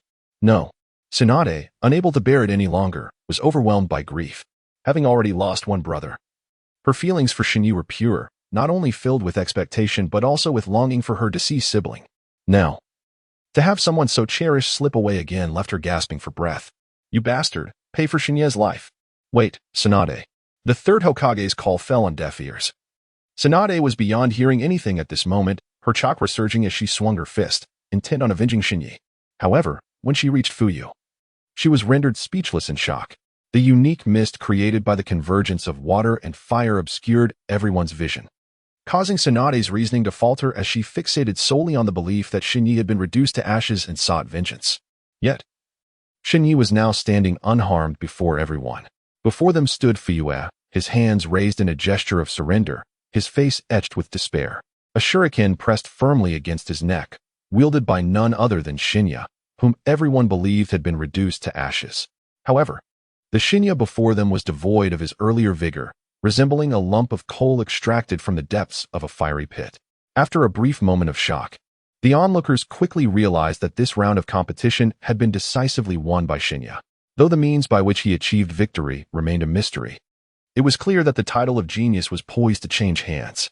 Chapter 76. The moment obscured by dust. You worried me to death, you little rascal. Tsunade, brimming with pent-up frustration, unleashed her ire upon Shen Ye, delivering a flurry of mock punches to his chest. Of course, she refrained from applying any real force. Her gestures were merely symbolic, For had she struck with any true strength, even 10 lives would not suffice for Shen Ye's survival. Sister Tsunade, could you please ease your grip? Surely, you must have some awareness of your own strength. The words of Shen Ye left Tsunade feeling slightly embarrassed. Yet the somber atmosphere dissipated with his remark. You little rascal, how did you manage that? Do share with your sister. Hee, perhaps another time. Shen Ye replied as he released Uchiha Fugaku. It was evident from Fugaku's gaze that he harbored a deep-seated animosity towards Shen Ye, yet his respect far outweighed his hatred. Clearly, Shen Ye had subdued Fugaku with his prowess. Not only Fugaku was shaken, the spectators below were effusively cheering, having witnessed the battle of a prodigy. Though they could not discern how he had triumphed, there was no doubt that he would become another legendary figure in Konoha. Nearby, the third Hokage observed the scene without interrupting, allowing Shen Ye to revel in the joy of victory. All right, it was merely a match. Is it necessary to be so exuberant? Everyone disperse, he declared. However, the atmosphere below did not seem to affect Shen Ye on stage at that moment. He merely yearned to return home and change his attire, feeling somewhat unsightly, akin to a miner emerging from a coal pit. Such a promising student is truly a treasure one wishes to claim for oneself, echoed a sinister voice from a distance, belonging to Orochimaru, whose eyes gleamed with avarice. Oh please, do you think Tsunade would part with such a gem? Although he may not possess the qualities of a medical ninja, he remarked. In contrast to Orochimaru's greed, Jiraiya appeared more carefree. While he envied such a disciple, he recognized that the opportunity was too close to home for him to seize.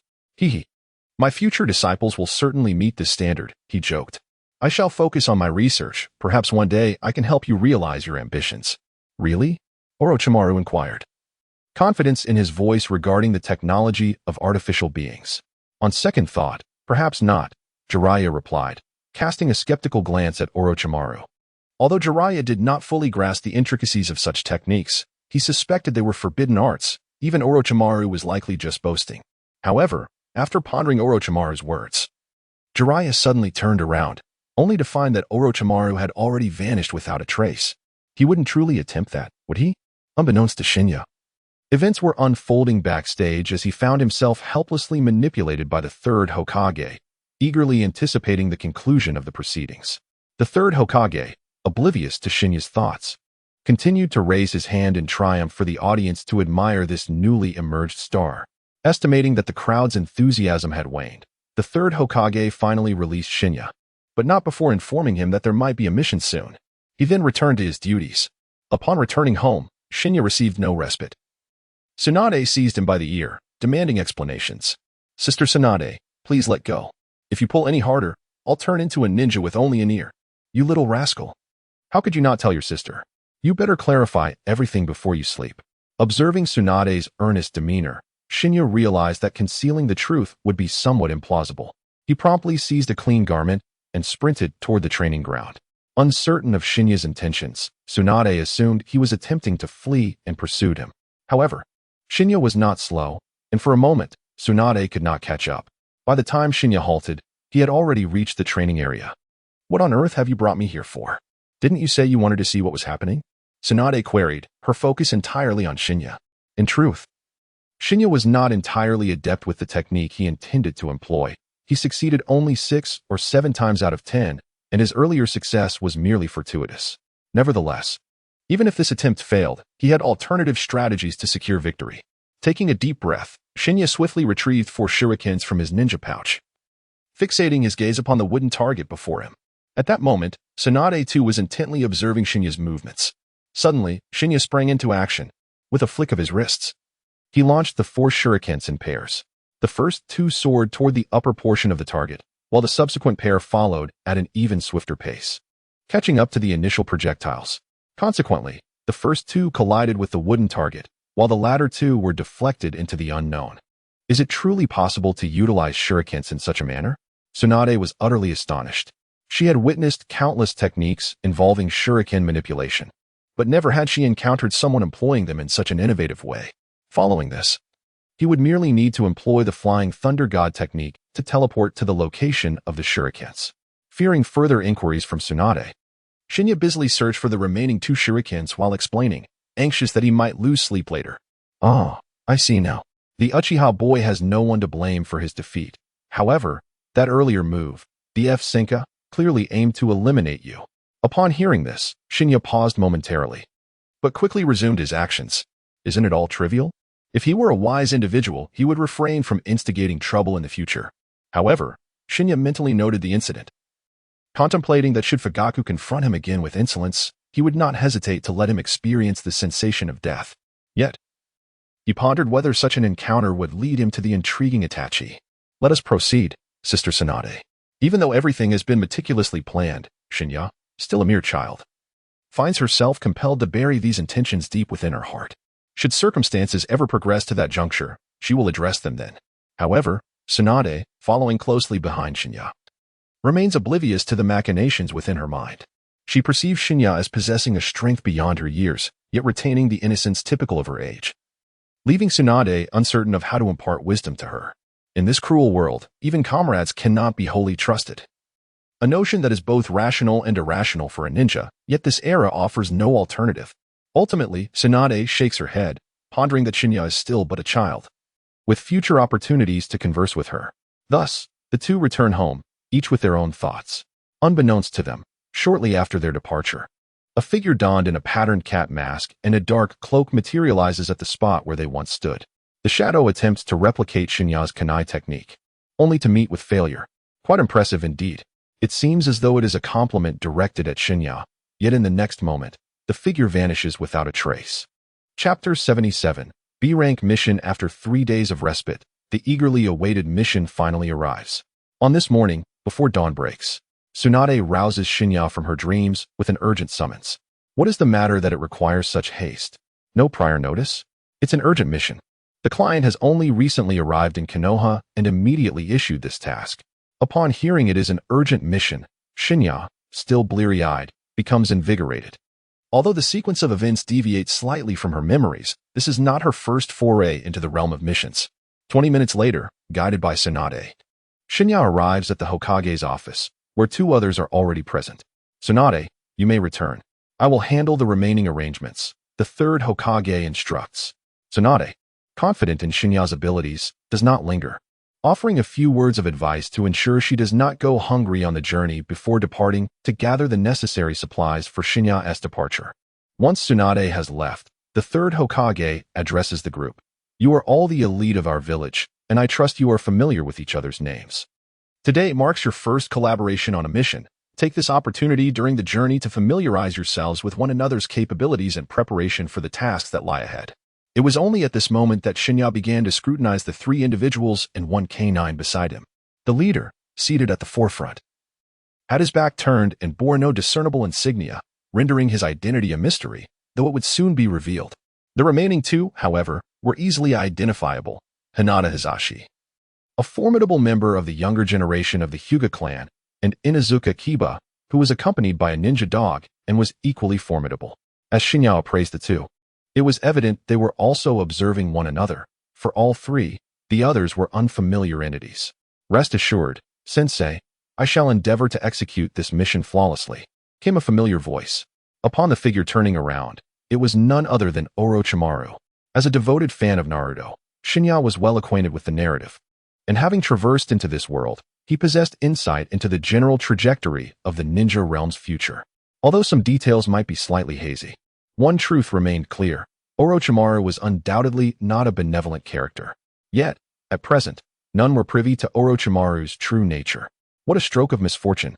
Though a pang of sorrow coursed through him, Shen Ye maintained an outward expression of delight, appearing exceedingly thrilled at the prospect of Orochimaru leading their team. Despite the uncertainty surrounding his placement under Orochimaru's command, both Inuzuka Kiba and Hinata Hisashi were pivotal characters who survived until the very end of Naruto, suggesting that this mission might not pose a significant threat. The client was Mr. Marizawa of the Land of Grass. They had reviewed the mission, which was categorized between C rank and B rank in difficulty. Due to the recent surge of events in the village, it was decided that a few lower-ranked ninjas would undertake it. However, with Orochimaru at the helm, in the presence of these capable individuals, it was certain that no harm would befall them. One could only wonder where the 3rd Hokage derived such confidence. With an encouraging expression, he dismissed any opportunity for debate and instructed them to prepare individually. Tsunade, why is Orochimaru the one leading this time? Shen Ye endeavored to maintain his composure, suppressing any unusual emotions as he casually inquired of Tsunade. I have heard that Orochimaru seems rather interested in you. It appears he has even forsaken his own research to personally accompany you on this mission. Tsunade, not delving too deeply into the matter, found it somewhat peculiar. Typically, Orochimaru exhibited an unwavering commitment to his studies, seemingly unconcerned even when adversaries approached his doorstep. Thus, his willingness to embark on a mission for the sake of a mere child seemed out of character. While the speaker was oblivious, the listener was acutely aware. Upon hearing that Orochimaru had specifically come for her, Shen Ye's hands trembled slightly as he accepted the bag Tsunade handed him. Even with his steadfast nature, the prospect of being ensnared by Orochimaru instilled a modicum of fear within him. However, the notion of being abducted by Orochimaru was not the most dreadful fate in Shen Ye's eyes. The true horror lay in the potential of becoming a subject of experimentation. Who could fathom what bizarre creations Orochimaru might cultivate in some clandestine laboratory? After all, those who attracted Orochimaru's attention seldom met favorable ends. Fear not, Tsunade reassured him. Orochimaru may appear somewhat intimidating, yet his pallid complexion has been consistent since I first met him. Over time, one becomes accustomed to it. Once you embark on this mission, you will discover that Orochimaru is, in fact, quite dependable. On the surface, Shen Ye appeared to have regained his composure after receiving some comfort, nodding slightly. Yet, within the depths of his heart, he was incessantly devising strategies on how to contend with such formidable individuals. Although his strength had significantly increased, it remained insufficient when faced with one of the legendary Sanin, the most formidable among them. After much contemplation, Shen Ye could not conjure any ingenious plans. However, time was of the essence. Before he knew it, the hour to gather at the village entrance had arrived. Tsunade, I will take my leave now. Please look after things at home. Go ahead, and upon your return, I shall treat you to a delightful feast. Such familial affection enveloped Shen Ye in warmth, further solidifying his resolve to survive in this world of ninjas, no matter the cost. Upon reaching the village entrance, he found himself to be the last to arrive. Noticing that the others had been waiting for quite some time. I must say, you are remarkably punctual, remarked an elderly gentleman as he stepped out from the gatehouse. Taking a moment to compliment Shen Ye. Wasn't I on time? Isn't that what matters? Shen Ye pointed to the pocket watch in his hand. It was merely the designated assembly time.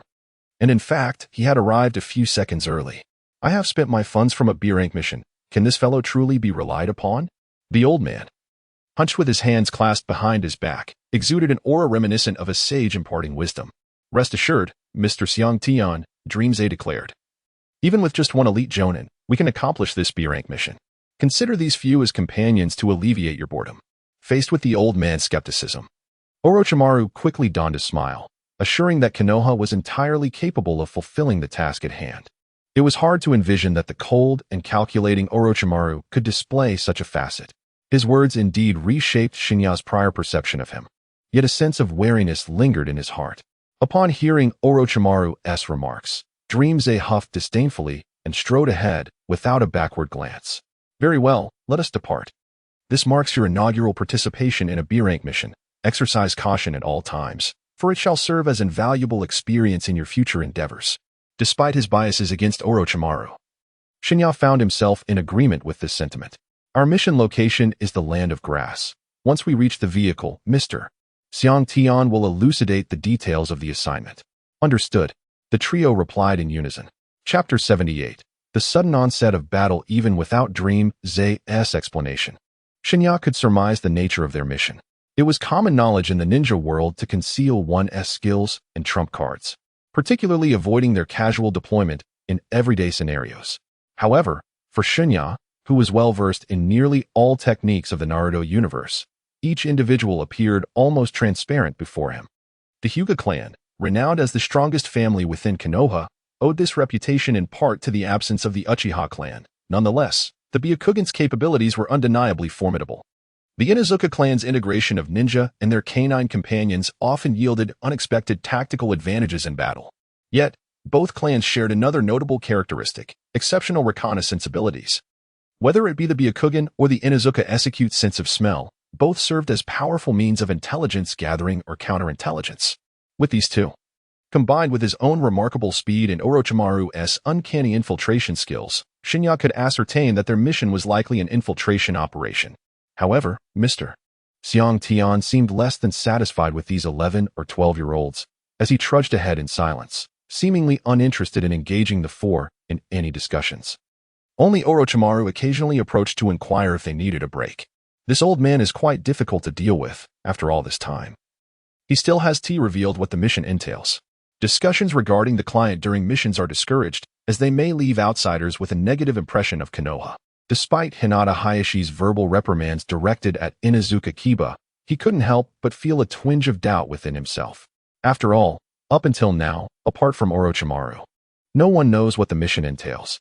Shen Ye, I have heard that you triumphed over Uchiha Fugaku in a one-on-one duel. When might we have the opportunity to spar? Beside them, Inuzuka Tsum seemed restless, as though he could not bear idleness, perpetually eager to ignite a conversation. Meanwhile, Hyuga Hizashi displayed an air of nonchalance, as if nothing pertained to him. During missions, are we not required to remain ever vigilant, conserving our strength for the foes that may appear at any moment? Although Shen Ye found this state of affairs rather tedious, he understood the necessity of conserving energy. For he had to contend not only with the unknown adversaries, but also with Orochimaru, whose thoughts remained inscrutable. On the journey, Shen Ye was filled with trepidation, his gaze never straying from the figure of Orochimaru ahead, who appeared to stroll leisurely as if meandering through a market. Remarkably, apart from the 2 brief remarks made upon departure, he had uttered nothing since. The 2 companions beside Shen Ye assumed that his anxious demeanor stemmed from the fact that it was his first B-rank mission, and thus refrained from probing further. Only Orochimaru, at the forefront, wore an enigmatic smile that left others perplexed. The vigilant presence of Shen Ye piqued Orochimaru's interest even further. As one of the elite ninjas from Konohagakure, Orochimaru possessed overwhelming strength, yet he refrained from employing forceful methods against Shen Ye. Perhaps only he was aware of his true intentions. While the 3 lower-ranked ninjas languished in boredom, a sudden scream erupted from the forefront, where Muke's Takeda stood, followed by the resounding noise of an explosion. What transpired? Before the trio could comprehend the situation, numerous figures emerged, surrounding them. At that critical moment, Orochimaru, who had been in their line of sight, vanished without a trace. Could it be that he had dispatched his subordinates? Oddly, instead of contemplating how to confront these assailants, Shen Ye found himself pondering the possibility of Orochimaru launching a surprise attack from the shadows. It was not surprising that Shen Ye harbored such wariness towards Orochimaru. His knowledge of history revealed the events unfolding in the world of Naruto. After the Second Shinobi World War, Orochimaru had ceased to be solely dedicated to his village. His thoughts were consumed with the pursuit of immortality and the bizarre experiments he conducted, often recruiting ninjas for his endeavors, with few surviving the harrowing consequences. As Shen Ye contemplated these matters, his companions, a duo of formidable fighters, had already sprung into action. Byakugan, Kuromaru, let's go, they declared, entering battle mode, while Shen Ye remained still, merely gripping a kunai from his ninja pouch, ever prepared for unforeseen circumstances. The adversaries encroaching upon them were not numerous. With the formidable combat prowess of Hinata Nichi and Inuzuka Kiba backing them, the enemies were swiftly vanquished. As Shen Ye surveyed the aftermath, a slight churn stirred within his stomach. Such occurrences were commonplace in the world of ninjas, yet for Shen Ye, who had grown up in a peaceful environment, this was his first intimate encounter with death since arriving in the Naruto realm. He struggled to suppress the urge to regurgitate his breakfast. I shall check on Mr. Takeda, he muttered, fabricating an excuse to distance himself from the bloodstained battlefield. He made his way to the spot where Muke's Takeda had cried out, only to find it deserted. Save for the severe remnants of the explosion that had occurred. Could it be that he had perished in the blast? But he had never heard of anything akin to landmines in the world of Naruto. And where could Orochimaru have vanished? Shen Ye continuously surveyed his surroundings. Yet apart from the vast pit before him, there was naught else in sight. Just as he sought to locate their mission's client, the ground beneath his feet suddenly gave way, followed by an eruption of force rivaling that of the formidable fireball of Fuji. Realizing the peril he faced, Shen Ye had no time for hesitation and swiftly activated the Flying Thunder God technique. With a resounding crash, he found himself tumbling clumsily behind Inuzuka Joie. What transpired? Shen Ye? Inuzuka Joie, initially startled by the thunderous noise, felt her heart race at the unexpected appearance of Shen Ye behind her. Shen Ye rose and brushed off the dust from his clothing, stating, "There are explosives ahead, likely buried beneath the ground. The moment we step near, they will detonate. If I hadn't entrusted you both with my specially crafted shuriken earlier, I would probably be done for by now." Meanwhile, Hinata Nichi, having bound the remaining survivors, approached Shen Ye, prompting him to ponder whether this meant the client had. Shen Ye could only nod in resignation. Given the current circumstances, it seemed plausible. However, the recent explosion had occurred quite a distance from Orochimaru, and considering his strength, escaping from the epicenter of such an explosion would hardly be a challenge for him. Why had he vanished?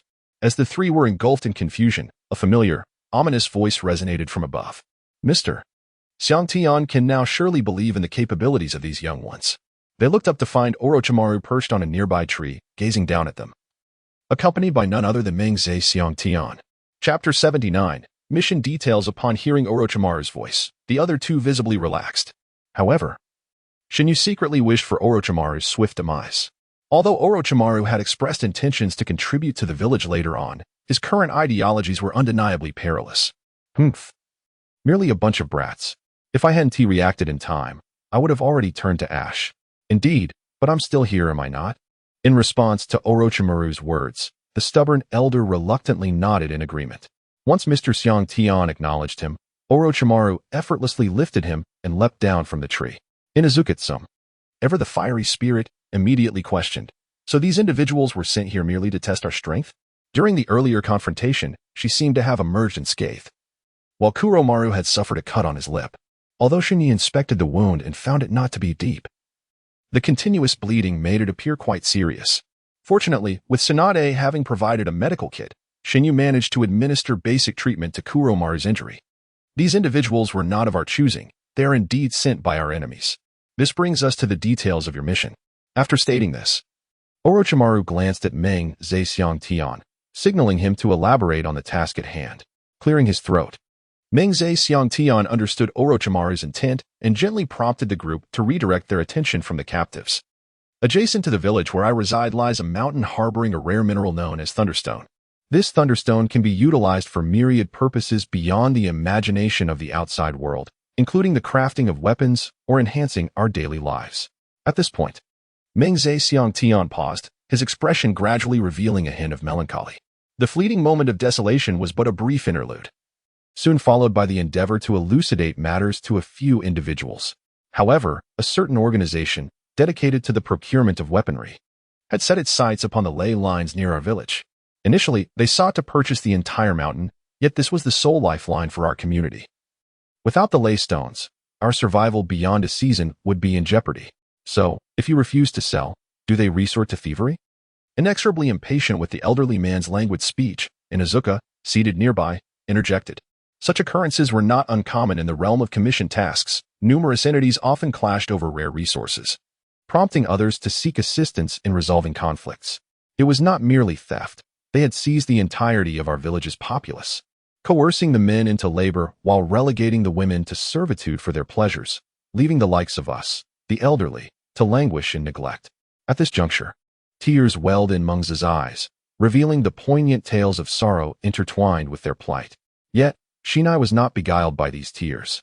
After a meticulous analysis, he retrieved his ninja handbook and perused it earnestly for a moment before inquiring, shouldn't this be classified as an A-rank mission? He gestured toward the task classification guide on a preceding page, which clearly delineated that assisting other nations or villages in resolving their predicaments fell under the A-rank category. Thus, only one conclusion remained. This old man had deceitfully misrepresented the mission's rank to economize on costs. In the depths of his heart, Shen Ye shook his head, realizing that such occurrences are frequent within the world of Naruto, yet experiencing it firsthand revealed just how disconcerting it truly was. The classification of missions does not always adhere to the rigid guidelines outlined in manuals. This particular mission was indeed applied for as an A-rank task by Mr. Tan, but it was subsequently downgraded to B rank by the task analyst. Orochimaru's explanation struck Shen Ye as somewhat peculiar. However, since it had been thoroughly analyzed, it indicated that this mission was not exceedingly difficult, and all that was required was to proceed with it. So, what exactly is our mission this time? The ever-silent Hinata Hizashi could no longer contain himself. If this old man continued, he would likely weep until dawn.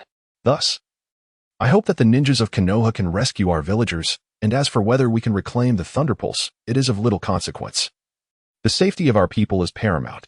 Dreamze finally ceased his weeping, though his speech remained trembling. Who are these people? At last, someone recalled the captives, and Shen Ye brought forth an individual who appeared to be the leader, stating, "These individuals should belong to the organization you mentioned." Although the team that came to intercept them consisted of more than a dozen members, their strength was evidently lacking, despite their numbers. They failed to inflict any harm upon the trio, even in the absence of Orochimaru. It was clear that Tan was uncertain about how to handle these individuals. Shifting his hesitant gaze toward Orochimaru, who responded with a sly smile, indicating he had formulated a plan. "Please proceed ahead. It is unlikely that anyone will arrive shortly. I will take care of these individuals."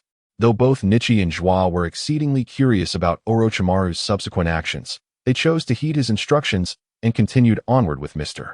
Mune. Meanwhile, Shen Ye, under the pretense of surveying the vicinity for any lurking foes, diverged from the trio and dashed in the opposite direction. Once assured that the others were oblivious to his presence, Shen Ye circled back, feeling the necessity to keep a watchful eye on Orochimaru. After all, such a menace lingering in the village was akin to a ticking time bomb. If he could unearth evidence to apprehend him sooner rather than later, it would be most fortuitous.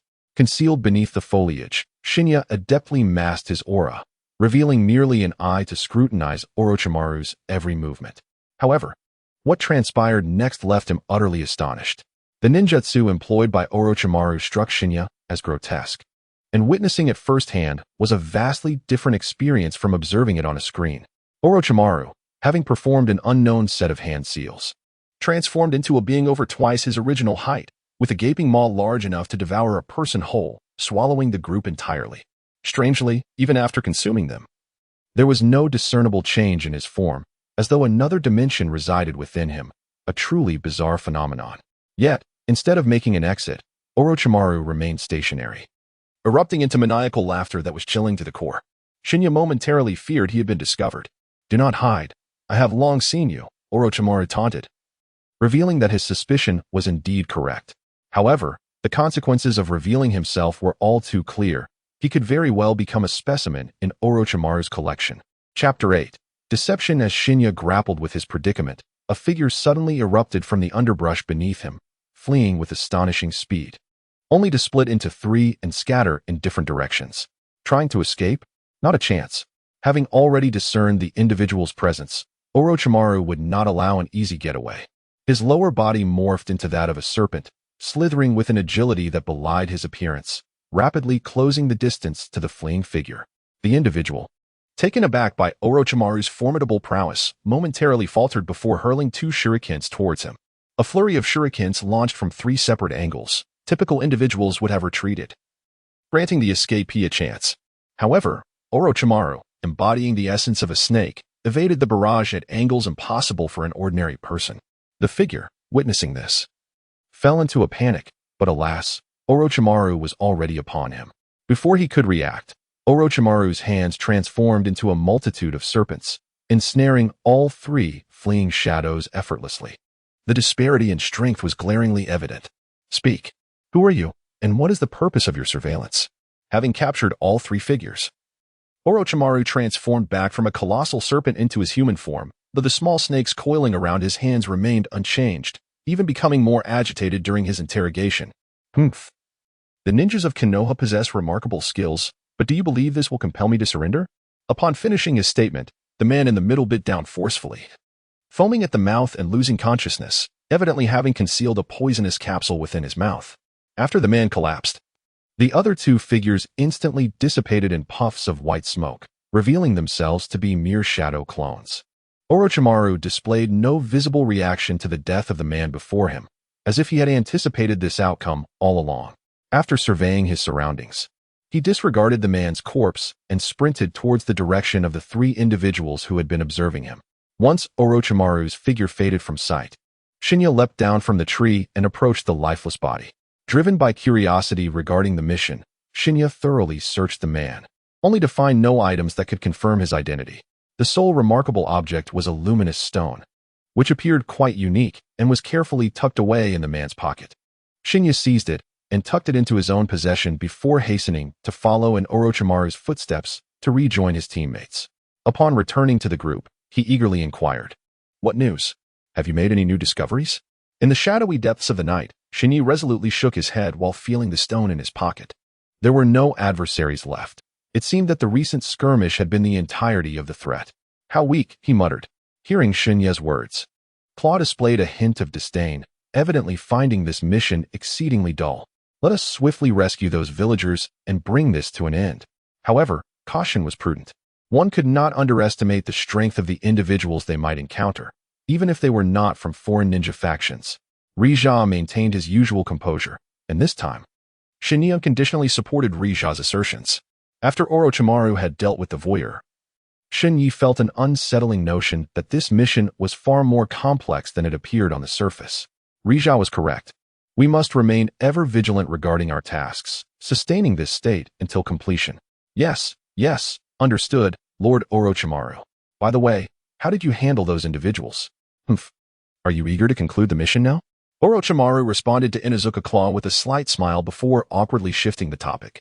After more than 3 days of travel, the group finally arrived at the village of Mengzi-Xiangtian.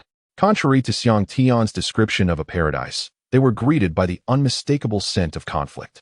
The streets were strewn with forcibly broken doors and collapsed structures. Not a soul was in sight during the daylight hours, and in the corners, one could faintly see dried bloodstains. In the face of this scene, Mengzi-Xiangtian's shock was no less than that of his companions. Disbelief marred his features, as if the village had undergone a cataclysmic transformation in his brief absence. Yet, to become a true ninja, mere acting skills were insufficient. One also required substantial knowledge. Although Shen Ye and the others recognized that the old man's despair was feigned, they chose not to expose it, curious to see what he would say next. The old man dashed into a nearly demolished house, rummaging through the debris while calling out a name. Long, where are you, Long? However, silence awaited him. Mr. Xiangtian, if you have something to say, please do so. Sitting on the ground is detrimental to your health. Despite knowing it was a performance, Shen Ye approached and assisted the old man to his feet. Who is Long? If you wouldn't mind, could you describe her to us? We can help you find her. Long is my daughter. My old partner left early, and I raised her all by myself. I have become quite an elderly man, with little left to hope for in this life, placing all my aspirations upon Long. However, now, as I spoke, tears welled up in my eyes, prompting those around me to come forward and offer comfort. Yet, behind the scenes, their exchanged glances revealed an understanding that this matter was far from simple. 10 days ago, I had instructed her to hide, no matter what transpired, for that group would seize anyone who was not an elderly or a child.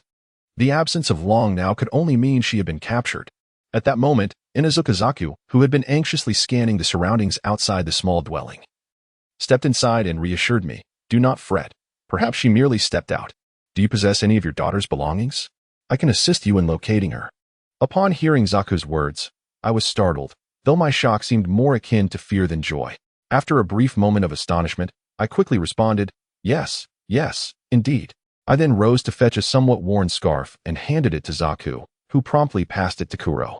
The scent of the scarf had faded significantly, making the tracking quite challenging. Do you have anything she has used recently? That dog can talk. Mr. Sakita's expression was one of sheer disbelief, revealing his genuine surprise for the first time. Fear not, this is my companion. A talking creature is not uncommon in the realm of shinobi.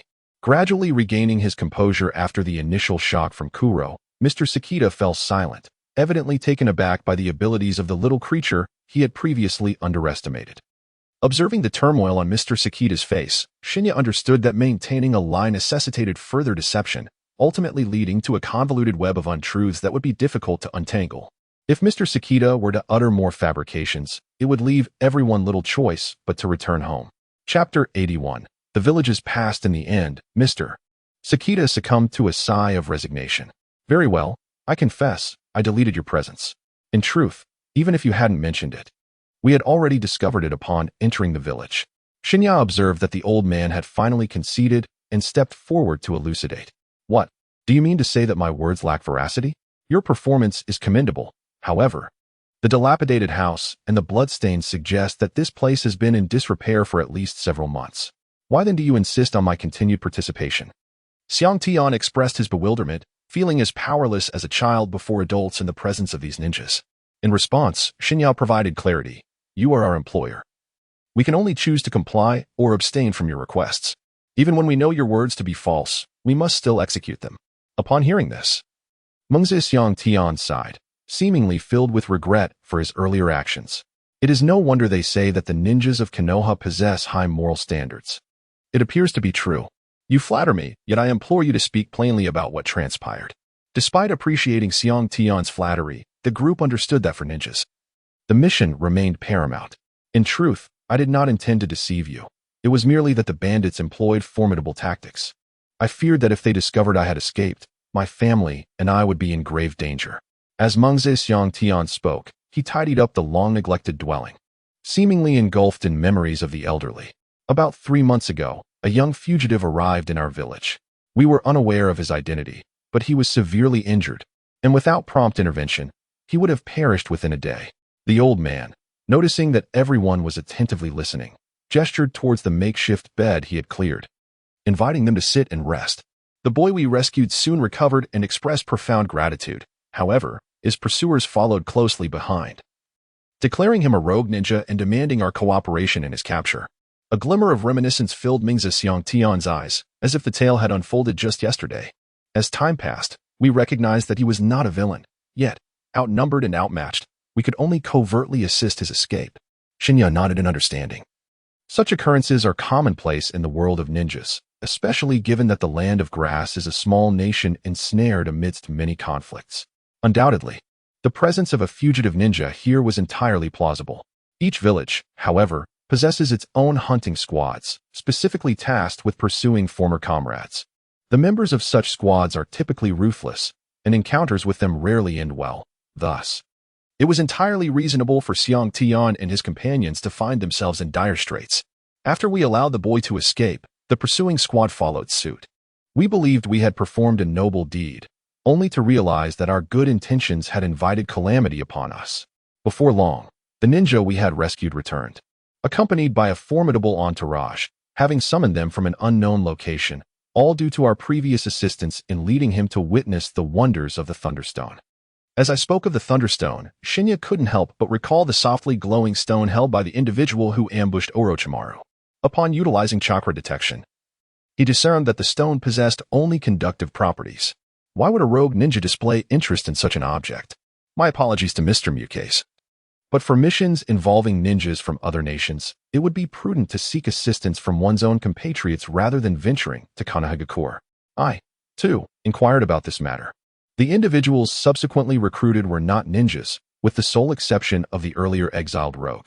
However, I remain unaware of their country of origin. Thus I was compelled to contact the neighboring great nations. Orochimaru's question struck at the heart of the issue, although Mukase's response was not flawed.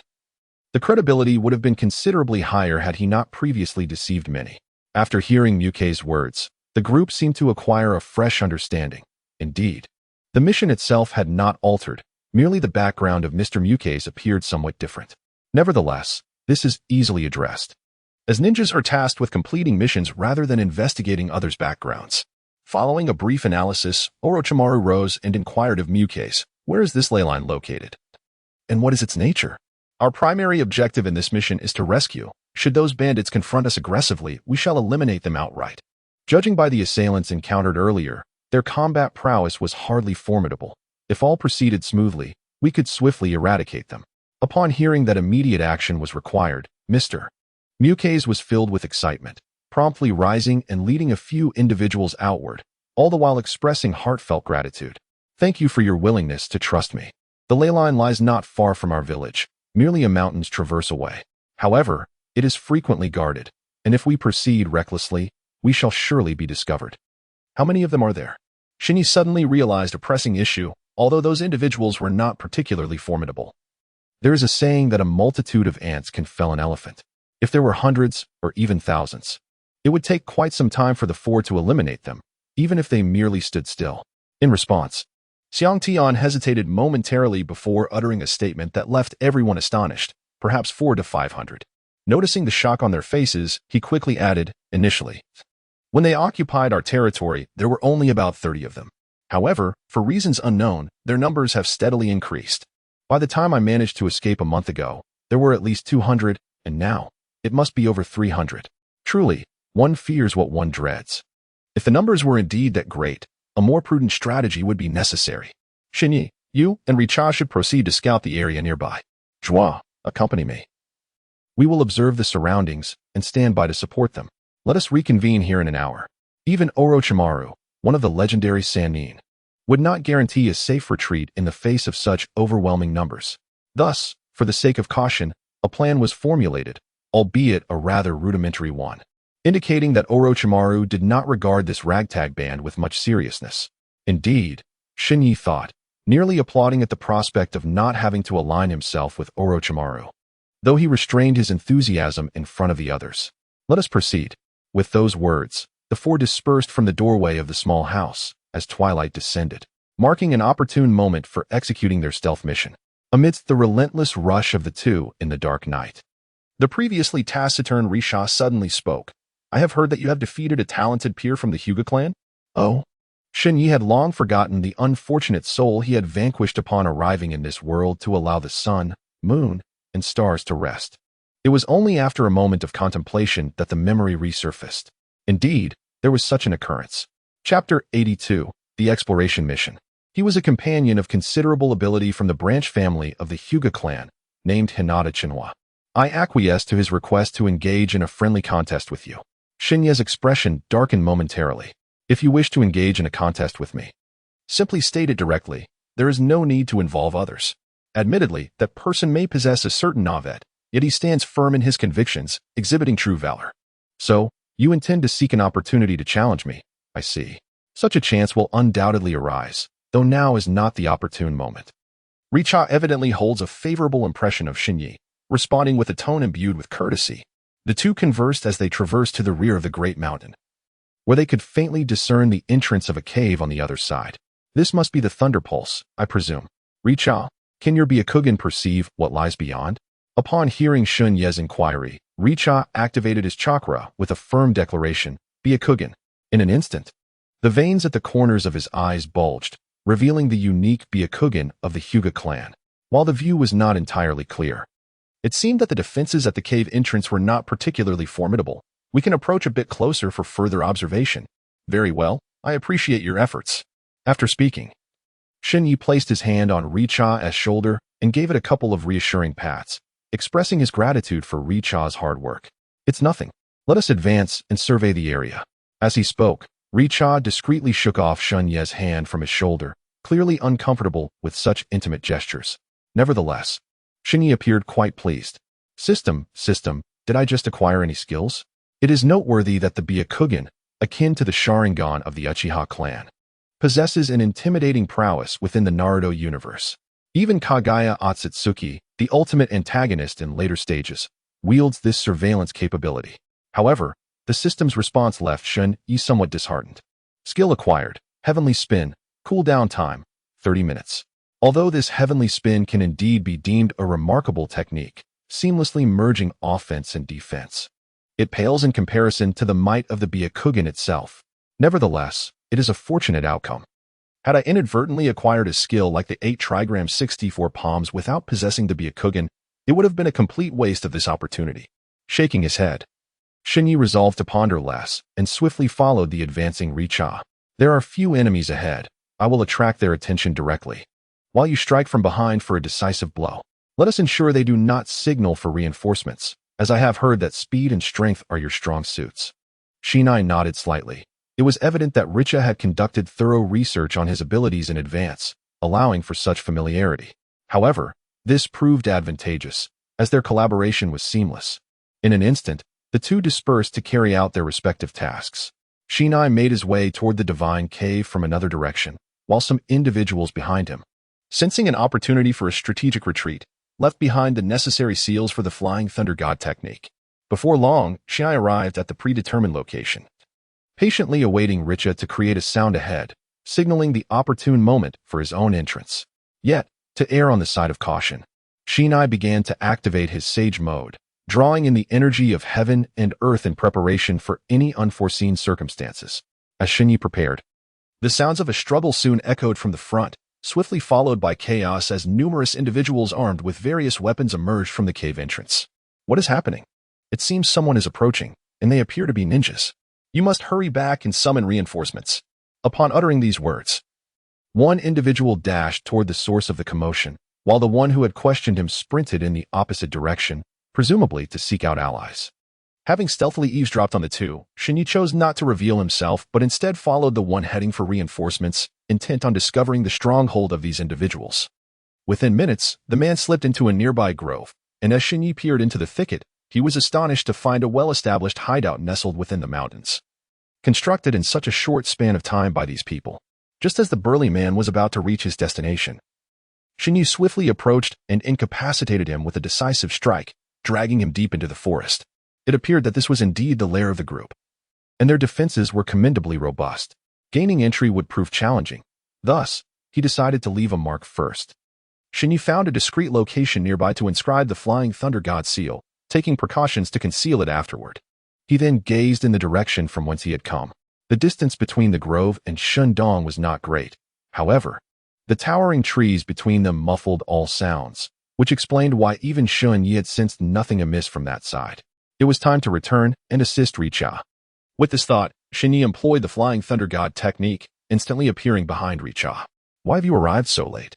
Although there were not many adversaries before Uchiha, the ground was littered with over a dozen fallen foes. We shall discuss matters later. For now, let us resolve the enemies at hand. In a swift motion, Shen Ye was unable to explain himself as he exerted immense force, sending a bandit, who had intended to launch a surprise attack from the side, flying. Uchiha observed Shen Ye instantly plunge into battle and merely shook his head lightly. These adversaries were no match for them. What vexed him was that Shen Ye had seemingly begun to earn a favorable impression, only to breach their agreement in an instant, an act unbecoming of a reliable companion. Nonetheless, he concealed his frustration and continued to face the enemies ahead. Within mere minutes, both had vanquished their foes, leaving only one survivor, whom they bound to extract information. Speak. What is your origin?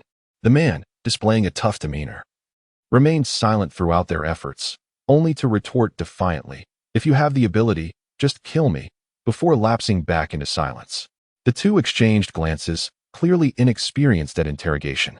At that moment, Shen Ye couldn't help but wish for Ibiki's presence. Unfortunately, reality seldom aligns with imagination, and they had to strive to elicit a response from him.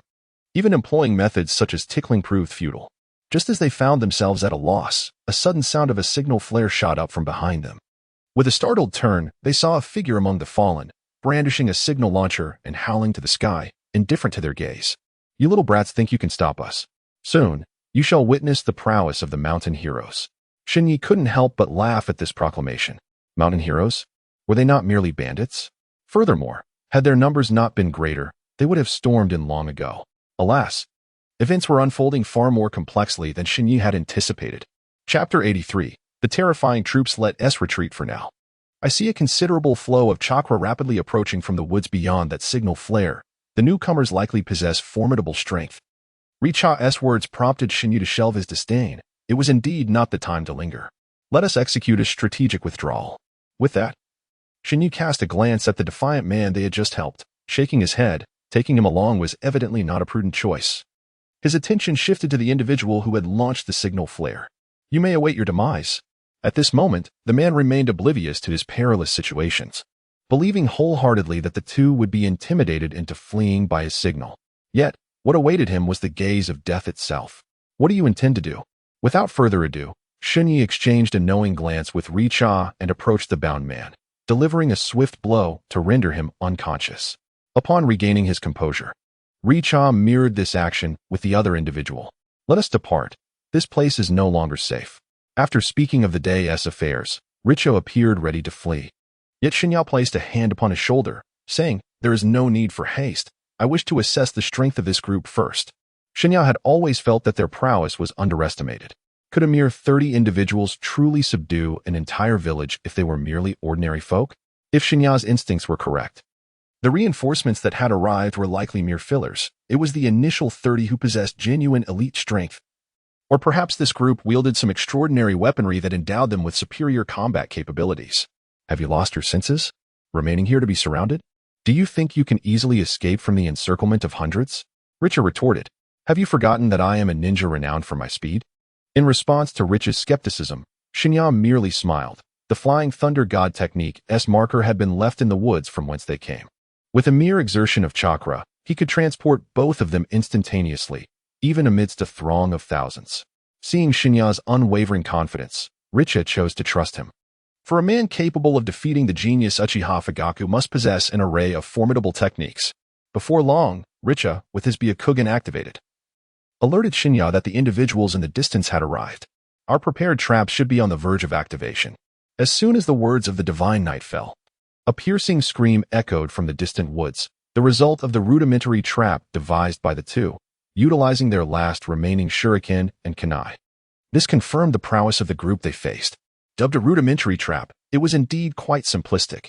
Anyone with a modicum of training would easily evade it. Unfortunately, this particular group lacked formal training. However, the scream was short-lived, fading quickly, as it was evident that the others had prepared themselves, making it increasingly unlikely for them to fall victim to the trap. Did you two little brats ambush the mine? The man clad in blood-red armor clearly underestimated the two, but his expression shifted upon noticing the forehead protectors of Konoha adorning their brows. These two brats are ninjas from Konoha. Enter a state of emergency. With the commander's shout, nearly 100 members of the group swiftly drew their swords. What, is there a new discovery? Daylight inquired, noticing Shen Ye's interest in the blade. In silence, Shen Ye withdrew a stone from his embrace, and to their astonishment, the faint glow emanating from it seemed to intensify amidst the interplay of light and shadow. Before the two could comprehend the phenomenon, the group before them charged forth, their katanas slicing through the air with a menacing whoosh that sent shivers down their spines. In a perilous moment, Shen Ye narrowly evaded a deadly blade, which subsequently struck the ground, cleaving a precise incision into the hard marble surface. Both individuals gasped in astonishment. The guards at the entrance had not wielded such terrifying weaponry before. The previous strikes had scarcely left a trace upon the ground, highlighting the stark contrast in lethality. Air palm. After a fierce skirmish, Richa's stamina appeared undiminished. However, for reasons unbeknownst to him, this latest air palm attack lacked the previous impact, merely pushing the foe back a couple of steps. Remarkably, the adversary seemed unfazed, charging forward again as if nothing had occurred. How could this be? Shen Ye, though baffled, was aware that the Hyuga clan's unique technique involved channeling chakra into the enemy's body in a forceful manner, causing discomfort even without visible wounds. This was evident from previous encounters, yet this particular foe appeared as impenetrable as a fortress, utterly unaffected. Undeterred, Shen Ye retaliated with a powerful punch after dodging another blade. But despite the immense strength behind it, the expected outcome was not achieved. The opponent was merely sent sprawling, only to rise again after a brief struggle. However, this time, he did not advance, but instead trailed silently behind the others, indicating that Shen Ye's strike had indeed caused him some pain. Damn it, we can't win. We must retreat. Faced with such overwhelming odds, Shen Ye realized that the situation had escalated beyond their capabilities. Unbeknownst to him, Richa had already fought and retreated to a considerable distance, leaving them surrounded by an innumerable legion of armored foes. In desperation, Shen Ye resolved to unleash his secret technique. Without warning, his hands transformed into countless serpents, hissing at the enemies before him. Serpent shadow hands. Shen Ye was acutely aware of the formidable power of this binding technique, nearly invincible in one-on-one confrontations. However, against a multitude, its efficacy faltered, but at this moment, he merely sought to instill fear. As anticipated, the sight of Shen Ye's hands morphing into serpents struck terror into the hearts of the crowd. Some retreated in haste, while others fainted from sheer fright. What a splendid opportunity. In a swift motion, Shen Ye employed the shadow serpent hand technique, darting towards Richa, causing the armored troops obstructing their path to be utterly terrified. Richa, seize that captive. Upon hearing Shen Ye's command, Richa turned back, initially startled by Shen Ye's hand, but quickly regained his composure. He retrieved the discarded captive with one hand, while clearing a path towards Shen Ye with the other. At the moment they converged, Shen Ye transformed one hand back into a normal arm while ensnaring an armored soldier with the other, instantly activating the Flying Thunder God technique. A series of thuds echoed as bodies hit the ground, and when the two regained their senses, they found themselves back in the grove near the small village. Chapter 84. Report what transpired. Both Richa and Shen Ye collapsed onto the ground in the grove, utterly exhausted.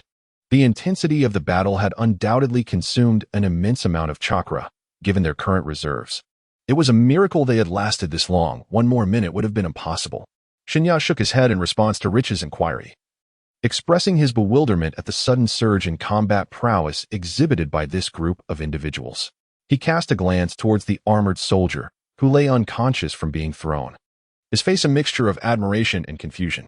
The weaponry wielded by these armored troops was evidently crafted from thunderstone, a fact Shen Ye discerned at first sight upon observing the luminous armor and weapons adorning them. Yet, could the properties of thunderstone truly be so formidable? With this question lingering in his mind, Shen Ye meticulously stripped the armored soldier of his formidable attire, dismantling the intimidating armor piece by piece. However, for reasons unknown, Shen Ye felt that the armor did not radiate the same brilliance it had when he first encountered it at the Shandong Gate. Upon delivering a powerful punch to the armor, he was astonished to discover that it was far from the nearly invincible armor he had previously witnessed. Accompanied by Shen Ye's immense strength, the once dreaded armor shattered into countless fragments upon impact, losing its earlier formidable presence. Why was this the case? Not only Shen Ye, but even the usually composed Uchiha widened his eyes in disbelief. After all, the soldiers they had just faced moments ago appeared nearly identical. And yet the armor's strength had inexplicably diminished from near invincibility to fragility in the span of a mere minute. Even though Shen Ye's ordinary strength was considerable, this was sufficient to demonstrate a dramatic decrease in the armor's defensive capabilities. However, despite their astonishment, neither of them could fathom the reasoning behind this phenomenon. They could only store their questions for later, waiting until they returned to the village to regroup with Orochimaru for further deliberation. Is it not time for us to return to the village? Shen Ye estimated the time. It had been nearly an hour since the two of them set out. If Orochimaru and Zhua were fortunate, they should have already returned to the village. Nichon nodded in agreement, and the two of them hurried back to the dilapidated village of Mengzi, carrying two captives. Upon their return, they immediately sensed a much livelier atmosphere than before. Upon closer inspection, they discovered Mengzi embracing a young woman, weeping profusely, surrounded by a dozen or so people, with Orochimaru and Zhua among them. Confused, they were unsure of the situation until Zhua wrinkled his nose and dashed over upon seeing their return. The commotion you caused was quite significant. Without your intervention, Orochimaru-sensei and I would never have managed to rescue these people. He gestured towards a group of a dozen individuals nearby, who appeared gaunt and emaciated, clearly having suffered greatly under the oppression of the bandits.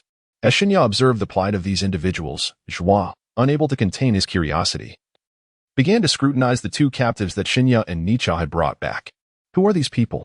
The engrossed Shen Ye failed to respond to Zhua's inquiry, instead fixating on the girl sobbing in Mengzi embrace, alongside Orochimaru standing nearby.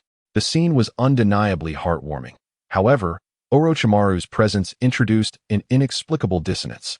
These are the guards at the cave entrance, along with one of the rescue teams.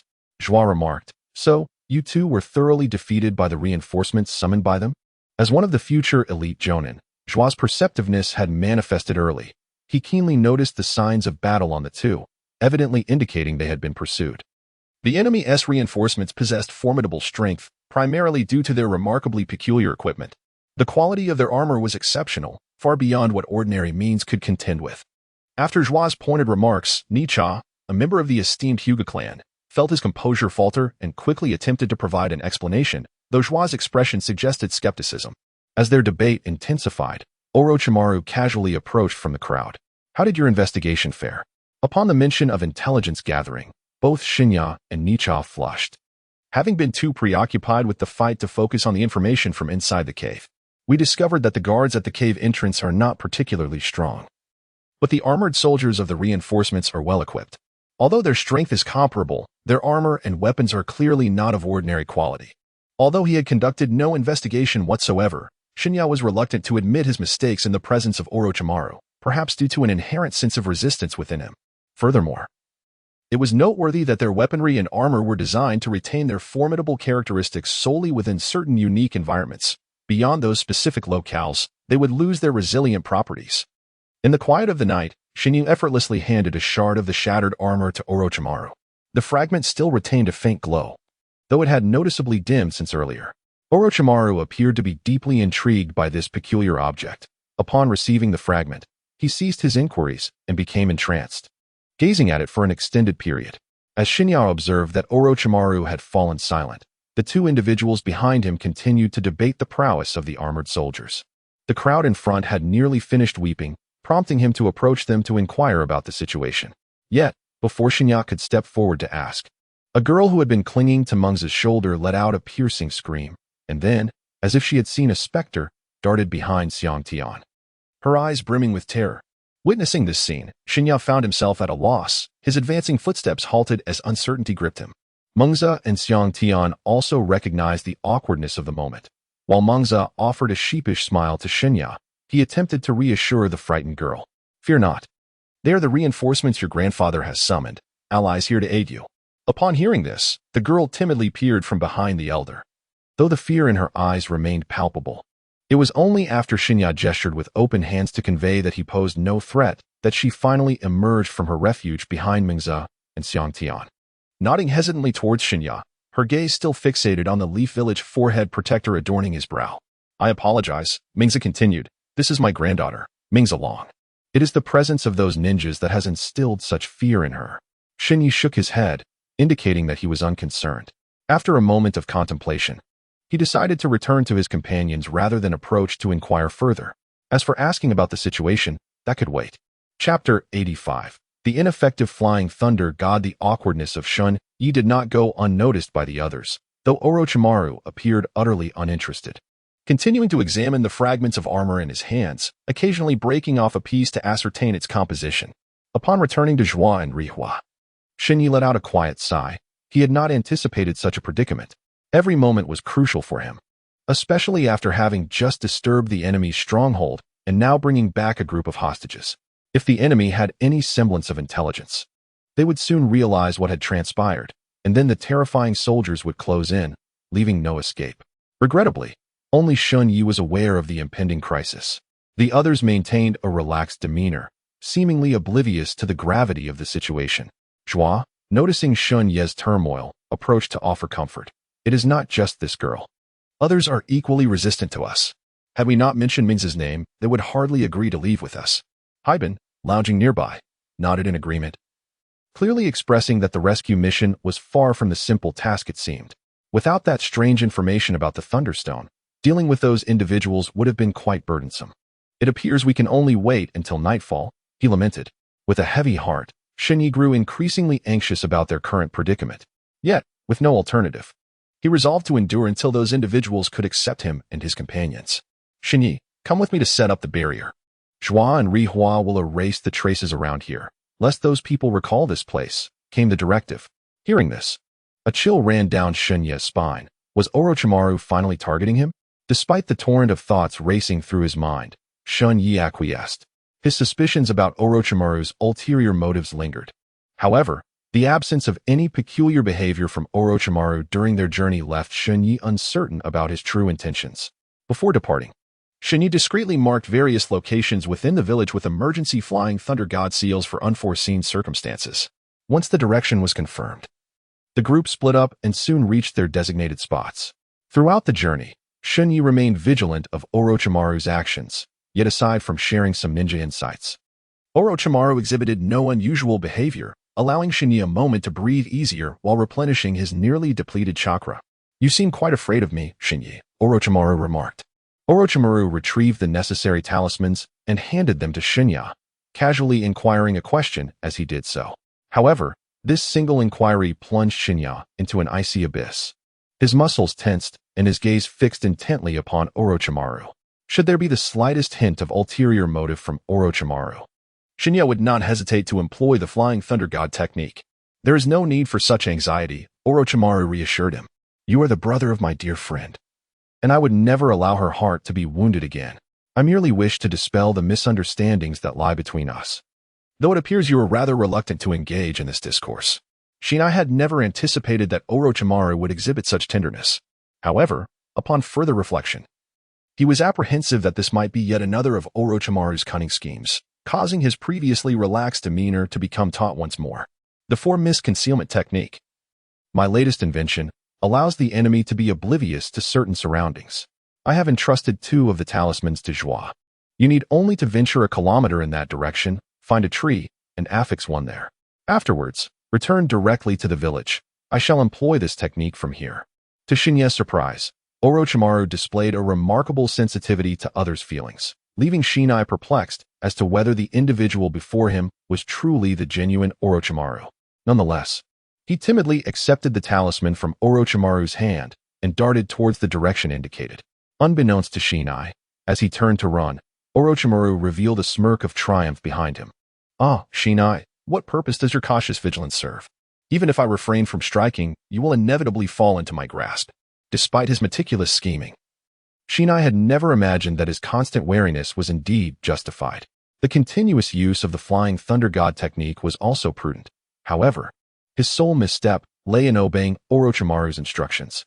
After parting ways with Orochimaru, Shen Ye remained vigilant, scanning his surroundings and even activating his chakra sensing abilities to ensure no one was pursuing him. Only after confirming he was alone did he gradually ease his mind. As he sprinted through the forest, Shen Ye began to contemplate whether he had misjudged Orochimaru. Perhaps the current Orochimaru harbored no ill intentions towards the village and was solely engrossed in his research. Yet, according to the narrative's conventional trajectory, Orochimaru should be engaged in a terrifying experiment, with over 60 young, brilliant ninja assisting him. Why, then, did he choose to spare Shen Ye? Perplexed, Shen Ye resolved not to remove Orochimaru from his list of dangerous individuals. Such a figure possessed power that was far beyond what Shen Ye could currently contend with, and maintaining caution was undoubtedly wise. Just as Shen Ye navigated through the trees while pondering Orochimaru's motives, a sudden sound of slicing air captured his attention. With no time to turn back, Shen Ye quickly crouched and descended from the towering trees to the ground. At the moment he landed, a series of explosions erupted where he had just been. Who goes there? He had recently employed a reconnaissance technique, and it was still in cooldown, leaving him no choice but to activate his Sharingan. However, the Sharingan, effective in combat, was far less advantageous for observing enemies compared to the Byakugan, which could directly perceive chakra. Yet, for the time being, Shen Ye had no alternative but to rely on this ocular technique. "I can't believe you possess the Sharingan." It seems that esteemed individual will be even more intrigued. That esteemed individual? Could it be Orochimaru? Indeed. As a time traveler guiding the majority of the main storylines in Naruto, Shen Ye is acutely aware that the two individuals most covetous of the Sharingan in this world are none other than Orochimaru, who has just pointed him in a certain direction, and the darkest entity within Konoha, Danzo Shimura, the leader of Root. It is evident that the one capable of engaging with such figures is none other than Lord Orochimaru. It seems my judgment was indeed correct. Orochimaru intends to reclaim me for his experiments, though this time he is likely to be disappointed. Flying Thunder God Technique. As I secretly channel my chakra to activate the Flying Thunder God Technique, the ensuing events take an unexpected turn. Why is there no response? Chapter 86, A Call for Help. Stunned, Shen Ye stands there, realizing that the technique he has mastered so well has suddenly failed him. System, what is happening? Returning to the host, this space has been disrupted. It appears that the opponent has prepared this measure specifically to counter the Flying Thunder God, rendering it temporarily unusable. Damn it. Faced with this predicament, Shen Ye can only activate his Sharingan and scan his surroundings, yet all he sees are dense woods, devoid of any enemy presence. Haha. You little brat, your teleportation technique has failed, hasn't it? We have thoroughly mastered all your information, and we painstakingly devise strategies to counter your troublesome techniques. As this voice echoes, a figure swiftly charges towards Shen Ye from the side. However, with the Sharingan activated, Shen Ye swiftly perceives the motion and draws a kunai from his back pouch to intercept the shadow. Clang! A metallic clash reverberates between the two, causing the rushing figure to halt momentarily, allowing Shen Ye to discern the assailant's appearance. With small eyes devoid of eyebrows and a mouth entirely wrapped in a scarf, the forehead protector emblazoned with a leaf reveals that this individual is a native ninja from the land of grass. Clearly taken aback by being blocked, the ninja quickly retreats to a safe distance after a fleeting moment of surprise. I didn't expect you to be so strong, even with my prior research. I must admit I am somewhat astonished. In that moment of urgency, Shen Ye had acted instinctively, unleashing immense force in his confrontation with the grass ninja, which prompted the latter to adopt a defensive stance and refrain from engaging in close combat. In that fleeting moment, Shen Ye seized the opportunity to catch his breath. Hastily distancing himself from the shadowy figure, his gaze flitted around, apprehensive that he might not be facing a solitary adversary. This clever lad is quite astute, yet, no matter how alert he is, he remains no match for me. The ninja from the land of grass had also noticed Shen Ye's vigilant observation and wasted no time, charging directly at him once more. However, this time, the ninja refrained from a straightforward assault. Instead, he skillfully maintained a distance that was neither too close nor too far, forming hand seals in an attempt to eliminate Shen Ye with ninjutsu from afar. Yet, Shen Ye had already activated his Sharingan, rendering him acutely aware of every gesture made by the grass ninja. As the ninja completed his seals, Shen Ye mirrored his movements with precision. The infamous reputation of the Sharingan is known throughout the ninja world, though the enemies who have encountered it often met their demise beneath its gaze. Consequently, not all are aware of its ability to replicate the techniques of others. This particular grass ninja, for instance, remained oblivious to this skill. Nevertheless, once the hand seals were initiated, there was no turning back. The ninja, determined, attempted to compete with Shen Ye in the manipulation of chakra. Unbeknownst to him, Shen Ye had been quietly accumulating Sage Mode energy moments prior. Although the amassed energy was not substantial, its full application in a single technique would undoubtedly unleash formidable power. Wind Release, Vacuum Wave. In a synchronized display of skill, Shen Ye and the ninja from the Land of Grass unleashed their techniques with impeccable timing. Two blades of wind, sharp as scythes, wreaked havoc between them, severing the towering trees around them in an instant. The volatile energy of their ninjutsu shattered the barriers of space. And in that fleeting moment, the system alerted Shen Ye that he could utilize the Flying Thunder God technique. However, for Shen Ye, the time for retreat had long since passed. The formidable wind-style jutsu would rend him to pieces the moment he ceased to supply chakra, a fact he fully comprehended. Even if he managed to escape using the Flying Thunder God technique, the ninja would undoubtedly report his strength to Orochimaru. Thus, it seemed more prudent to eradicate this threat before it could blossom. The contest of ninjutsu soon yielded a victor. Although the ninja from the Land of Grass exhibited a mastery of the technique far exceeding Shen Ye's, he had infused the natural energy into his wind-style jutsu. The defeat of the grass ninja was inevitable, and by the time he realized his peril, it was too late to flee, resulting in a scream as he was vanquished. Yet, after defeating that foe, Shen Ye did not cease his onslaught. Instead, he redirected his jutsu toward an adversary lurking behind him. Impossible! Another scream pierced the air before Shen Ye finally halted his chakra release. Initially, he had not noticed the ninja behind him.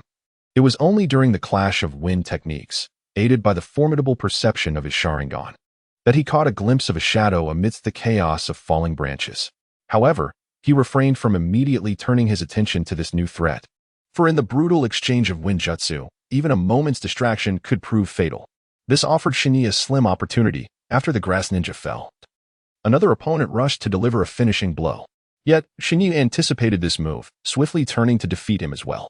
In what seemed an impossible feat, Shen Ye, having graduated from the academy mere days prior, had faced and triumphed over two enemy ninjas.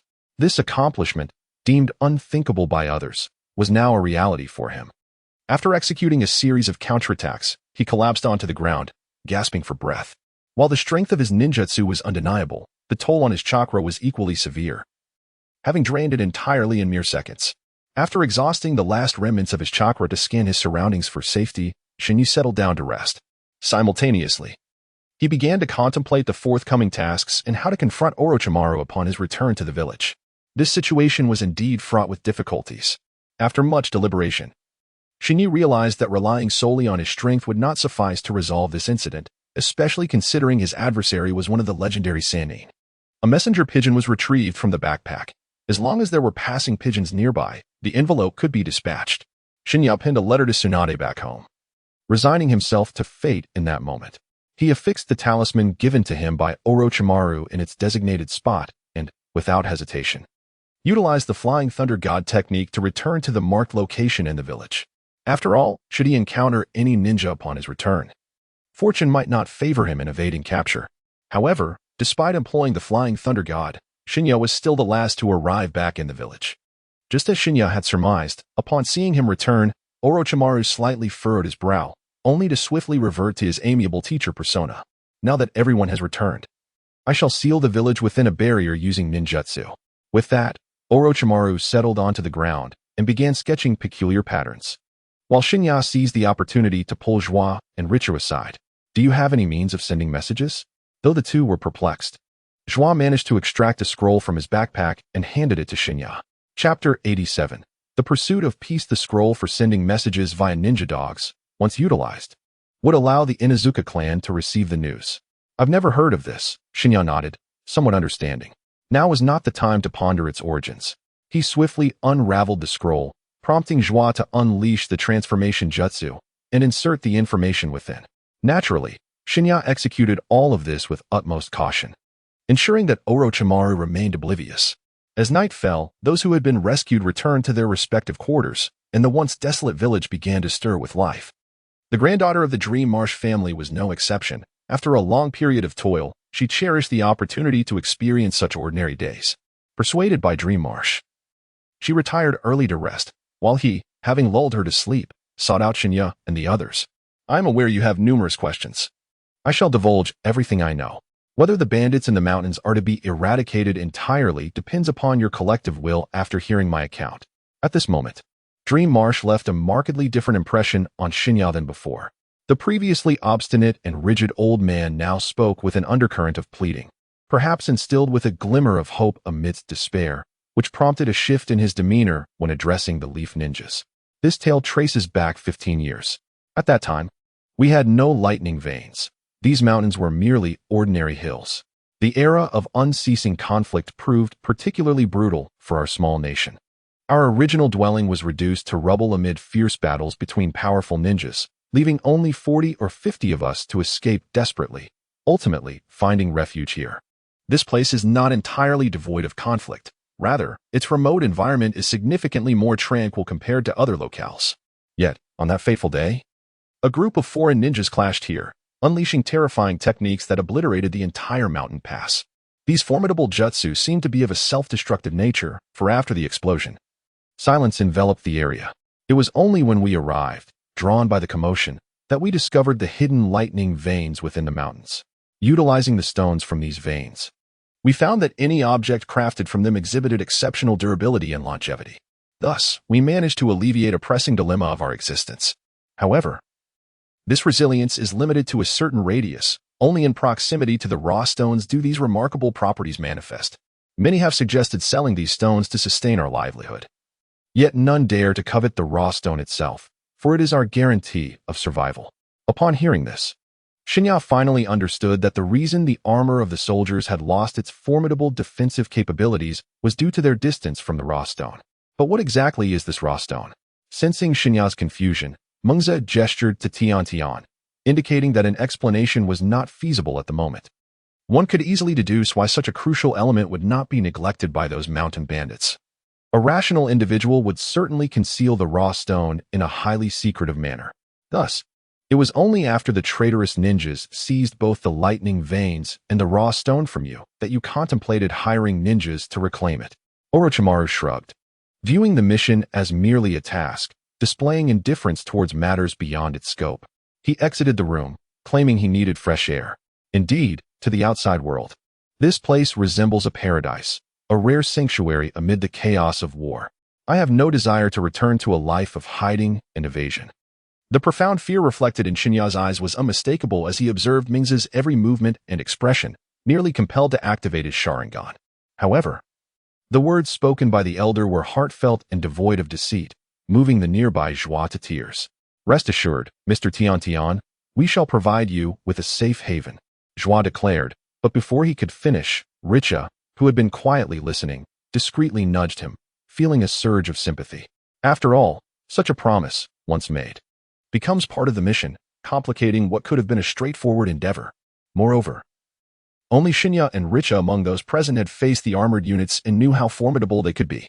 Yet, have you considered that even if we repel these mountain bandits, will this place truly revert to being the paradise it once was? Risha recognized that his actions were somewhat discourteous, yet it was evident that the elder before him perceived the world in an overly simplistic manner. Even if the group from Konoha managed to eliminate these bandits, the location had already been compromised, setting aside the potential collusion with arms dealers by those mountain bandits. One must consider the rogue ninja who had never shown his face. Should he become aware of the situation here, he would undoubtedly come to investigate. Moreover, his strength would be sufficient to confront them all. Thus, it seemed that no matter how the situation was handled, it would inevitably lead to a troubling outcome.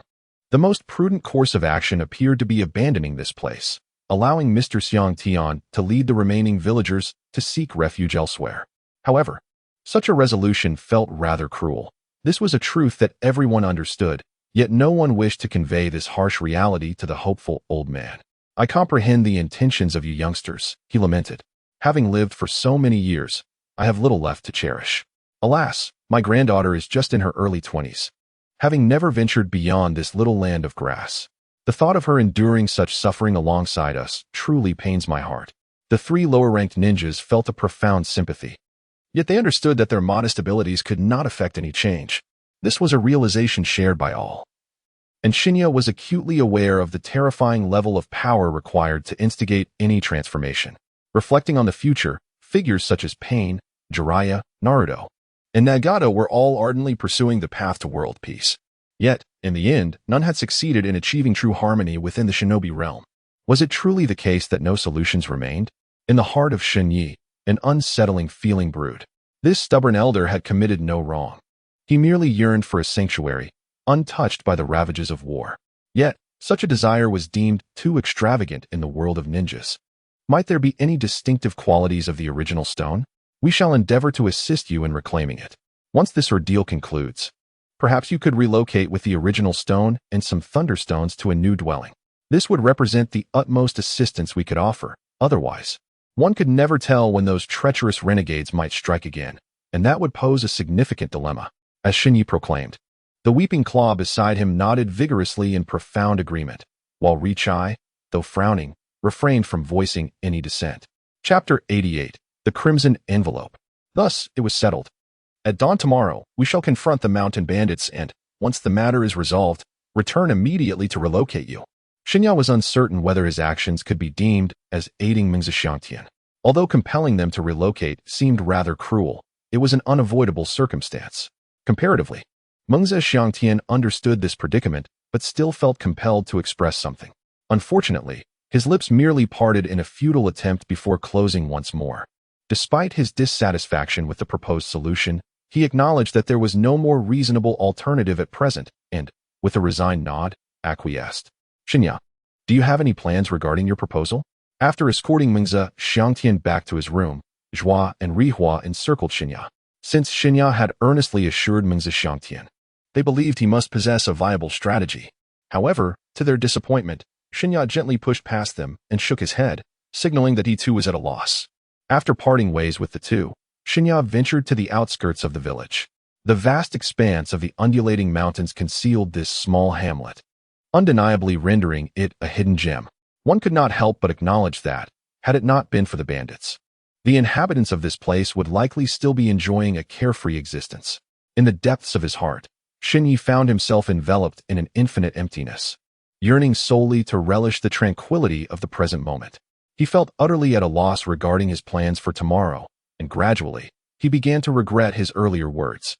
In this world, he was merely a passerby. The lives of these individuals were akin to books he had once perused, read but never destined to revisit. Yet, Shen Ye understood that if given the chance to choose again, he would still opt to assist Mengzi in his endeavors.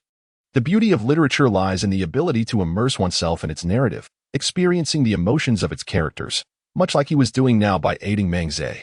As Shen Ye pondered this profound reflection, his peripheral vision suddenly caught sight of Orochimaru, who had inexplicably materialized beside him, having been only a short distance away at the village gate moments before.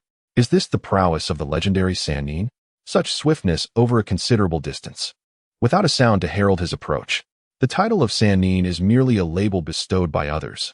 I, however, prefer to embrace my own name. But tell me, if you possess no means, why did you agree to this? Orochimaru seemed genuinely inquisitive, his demeanor shifting from an ominous presence to one of earnest exploration. Shen Ye was taken aback by this unexpected humility, never anticipating that Orochimaru would seek his counsel. I merely aspire to contribute to a world of beauty, aware that my efforts may seem trivial. Yet, should a day of true peace arrive in the future, I would take pride in being able to claim a part in its realization. In the depths of Shen Ye's heart, there had never been such intentions. Living in an era of law and peace, he had never envisioned a life like this. He once found his existence exceedingly mundane and often fantasized about a day when he could experience the fervor akin to that of the ninja world. Yet, he realized that he had only perceived the surface. It was only upon truly stepping into this world that he recalled the peace he enjoyed was forged through the sacrifices of countless individuals. Uncharacteristically, Orochimaru appeared to comprehend Shen Ye's words, but understanding is one thing, and agreement is another. You bear a resemblance to a friend of mine. Yet true peace does not stem from the prosperous tranquility of a single village. Who can truly fathom the distance to genuine peace? Shen Ye found himself questioning the reliability of his own ears. There was an unmistakable sense of yearning mingled with frustration in Orochimaru's recent words. Although Shen Ye remained oblivious to Orochimaru's true thoughts, the deep-seated aversion he harbored towards him began to dissipate at that moment. Perhaps, he mused, this was a soul burdened by turmoil. This was an urgent distress signal. If one could not cope, they were to tear it open without hesitation. The opportunity was singular and meant to be unveiled in the direst of circumstances. A blood-red envelope materialized in Orochimaru's hand, a novel object to Shen Ye. Yet he felt no astonishment emanating from its origin. At that moment, Orochimaru exuded an aura of reliability, yet understanding him did not equate to relinquishing his wariness. What purpose did this peculiar item serve? Orochimaru perceived Shen Ye's inner turmoil but chose not to elaborate further. After placing the envelope upon the stone table between them, he turned and departed. It was only after a considerable time had elapsed post Orochimaru's exit that Shen Ye relaxed his taut muscles, his gaze fixated upon the crimson envelope. A sense of oddity stirring within him. Ultimately, he succumbed to an inexplicable impulse and tucked the envelope away. He could not quite fathom why. But he felt that this time, Orochimaru meant him no harm. Moreover, even though the distress signal had been dispatched, assistance from Konoha would not arrive for at least 2 days. Encountering the armored troops during that interval could spell doom for many. And if the envelope truly possessed the promised aid, why not seize the opportunity? The silent night resembled the calm before a storm. Meanwhile, unbeknownst to everyone, outside the barrier, a search party of dozens traversed the deep mountains, seemingly having deduced the origin of the assailants. Regrettably, while their awareness was intact, their strength fell short. Orochimaru's barrier technique entirely cast them outside its confines, leaving them oblivious even as they brushed past the village. As time slipped away, the morning sunlight illuminated the faces of several individuals, casting their resolve in stark relief. Shen Ye, with dark circles under his eyes, bore witness to the toll of a sleepless night spent devising strategies against the armored soldiers. Though the efficacy of his efforts would only be revealed in the face of actual confrontation. Orochimaru-sama, are you not coming? Mungzo inquired, perplexed by Orochimaru's leisurely repose in bed. After all, he was the primary force behind their current mission, yet here he lay, seemingly preparing for yet another slumber. While the younger generation was poised to return to the front lines alone. We have already discussed this. My duty is to remain here to protect you. They are merely off to procure some stones. If they cannot handle that, what does it say about Konoha's ninja?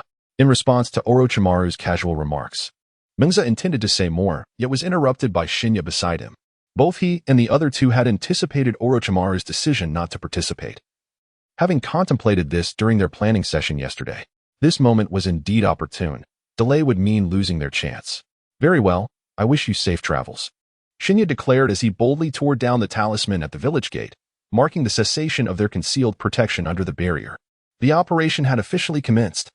Chapter 89. Trapped in a deadlock as the morning sun bathed the landscape, the trio strode forth with the majesty of commanding generals, their figures weaving through the forest like leaping cheetahs on the savannah. Whenever they spotted a solitary armored soldier, they would swiftly engage him in a 3-on-1 assault, dispatching him before he could react. In truth, after a night of contemplation, Shen Ye had not uncovered any brilliant strategies, but rather recognized a flaw in the attack patterns he and Nichi had employed. The soldiers' armor, evidently their strongest line of defense, had absorbed the brunt of their previous assaults, as their strikes had landed squarely upon the heavy plating.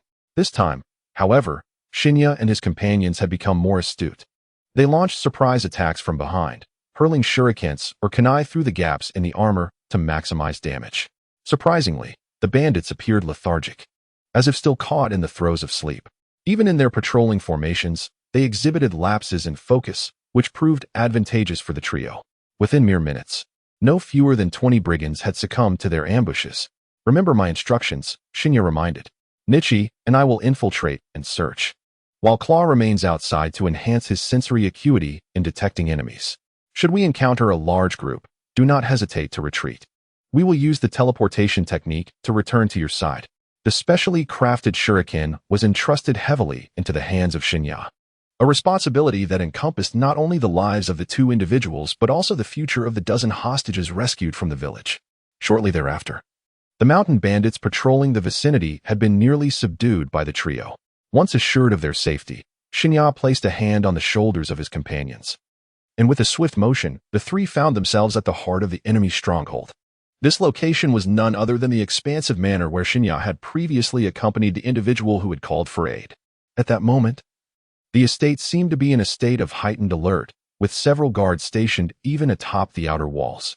Unfortunately, the vigilance of ordinary guards proved to be woefully inadequate against the prowess of ninjas. Choosing a sparsely defended spot, the trio leaped onto the wall, and before the soldier atop could issue a warning, a prepared strike from Rihitsu rendered him unconscious, concealing the guard's body. They swiftly descended the wall and surged toward the innermost part of the compound. None among them had ever visited this place, although they were unfamiliar with the stronghold. They surmised that the layout of bandit hideouts was typically similar. A reasonable deduction regarding where the bandits might stash their valuables led them to a building at the center that bore a resemblance to the Hokage's office. Shen Ye nodded to his companions, signaling that this was likely the location of the precious stones. However, upon crossing the outer wall, an unsettling silence enveloped the compound, starkly contrasting the cacophony one would expect from a base housing hundreds. A few paces forward revealed silhouettes of men and women confined within cages, their limbs bound as if they were mere pets awaiting sale. Yet, what struck Shen Ye most profoundly was not the indifference of these captives upon seeing the trio, but rather the fleeting glimmer of hope that swiftly morphed into despair upon noticing the symbols on their foreheads. Perhaps it was for the best. Had these individuals pleaded for Shen Ye's assistance from within their cages, it would have undoubtedly compromised their safety, he reassured himself. Nevertheless, as they ventured deeper, an unsettling realization took hold. The vast compound was devoid of life. Such an overly simplistic task raised doubts as to whether they had fallen into a trap. Rihitsu, are there any enemies nearby? Even without Shen Ye's inquiry, Rihitsu had already activated his Byakugan, yet the majority of the structures were crafted from a material that impeded chakra transmission, limiting the effectiveness of his vision. Consequently, no adversaries had been detected thus far. Shen Ye's own chakra sensing yielded similar results, amplifying the eerie atmosphere. Who knew how many armored soldiers might be lurking in the shadows, awaiting their arrival? Suddenly, a presence approached, and it was numerous. As they pressed forward, it was not Rihitsu or Shen Ye who first sensed the trouble, but rather Inuzuka Joie's canine companion, Kuramaru. They had already been surrounded, seemingly possessing knowledge of their abilities. Otherwise, it would be inexplicable for them to employ such tactics to nullify the ninjutsu of the two. The sound of rustling began to resonate around them. Even though Shen Ye lacked the acute sense of smell and hearing akin to that of a black orb, he could still discern the encroaching presence of enemies. This mission could be deemed an utter failure, and Shen Ye showed no signs of reluctance, immediately seizing the two individuals to employ the Flying Thunder God technique. However, the technique faltered once more in this dire situation. What was happening? They needed to hasten their escape according to the plan. The increasingly closer footsteps made it difficult to ascertain the number of adversaries, but one thing was certain. There were undoubtedly over 300. It seemed that, much like your Byakugan, they were also restricted. This revelation felt catastrophic to all present. If they could not break free from the encirclement, everything would be rendered meaningless. Yet, the footsteps drew ever nearer until silhouettes emerged from all directions, surrounding them completely. Who would have thought you possessed such audacity? Are you truly here to annihilate us? The leader, clad in slightly distinct armor that exuded a more imposing presence, let out a mocking laugh, soon followed by a chorus of derisive chuckles from his comrades. Damn it, what should we do? Joie asked, flustered.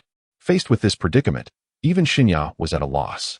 The meticulously devised plan had unraveled entirely, rendering all his efforts from the previous night to naught. Most troubling was the certainty that this group would not spare the three of them. Their only option was to break through the front lines, expending every ounce of strength, for even one escapee would be a victory. The night of destiny has arrived, and Shen Ye is resolute in his determination to fight with all his might. The Flying Thunder God technique has inexplicably become restricted, leaving the encircled individuals bereft of their absolute advantage and safety. Two specially crafted kunai are tightly gripped in his hands. Now, it is a matter of life and death. However, amidst this misfortune, a glimmer of hope remains. Though the long-distance teleportation of the Flying Thunder God is unavailable, its short-range application still holds promise, serving as the sole means of survival for the trio. How many more times can we utilize it? It appears the chakra is nearly depleted. We can manage to transport ourselves twice at most. Rija has certainly noticed the pallor creeping onto Shen Ye's face. The immense chakra consumption from repeatedly employing such a formidable ninjutsu is staggering. Yet, the distance to the walls remains insurmountable, and 2 uses will not suffice. Chapter 90. The final move. Shen Ye, take Joie and flee. Quickly seek out Lord Orochimaru. I still possess a bit more chakra. I can hold off this group for a while longer. Hurry back with Lord Orochimaru. Realizing the impossibility of everyone escaping, Rija made a decisive choice. He embodies the spirit of the Hyuga clan, willing to sacrifice himself for the sake of his comrades. In a moment of critical urgency, it becomes evident that remaining behind would only lead to inevitable death. Indeed, if captured by the enemy, it would be far better to embrace death with honor. Even so, Rija resolutely declared, "Let me be the one to hold the rear." For reasons unknown, the corners of Shen Ye's eyes glistened with unshed tears. After all, these individuals were merely fleeting figures in his life. Why, then, does he feel this way? It is essential to understand that experiencing an anime and feeling it firsthand are worlds apart. Only through the profound, selfless act of sacrifice can one genuinely grasp its significance. I will not allow anyone to be abandoned. I still have faith in my ability. As Shen Ye spoke, he hurled a specially crafted shuriken outside the encirclement, advancing further towards the gate. Flying Thunder God technique. He placed his hands upon the shoulders of his 2 companions and executed the technique once more. By now, Shen Ye's vision was beginning to blur, a clear indication of chakra depletion. Yet, in his dazed state, he did not succumb to unconsciousness. Instead, before the armored soldiers behind him could react, he cast his specially designed shuriken once again towards the gate, this time unhindered by any obstacles along the way. The shuriken flew farther than the previous ones, albeit only slightly so. Unfortunately, such a minor improvement would not alter their dire predicament. It seemed that this was where they would meet their end. He lamented his inadequate planning and lack of strength, feeling remorseful for endangering his companions. "I'm truly sorry," he thought. "This is the result of the enemy's cunning, compounded by our failure to enlist Orochimaru's assistance. Otherwise, these minions would have posed no challenge for him."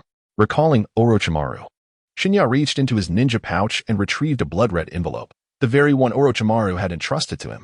At this moment, Shen Ye was utterly spent, clearly at the critical juncture that Orochimaru had warned about.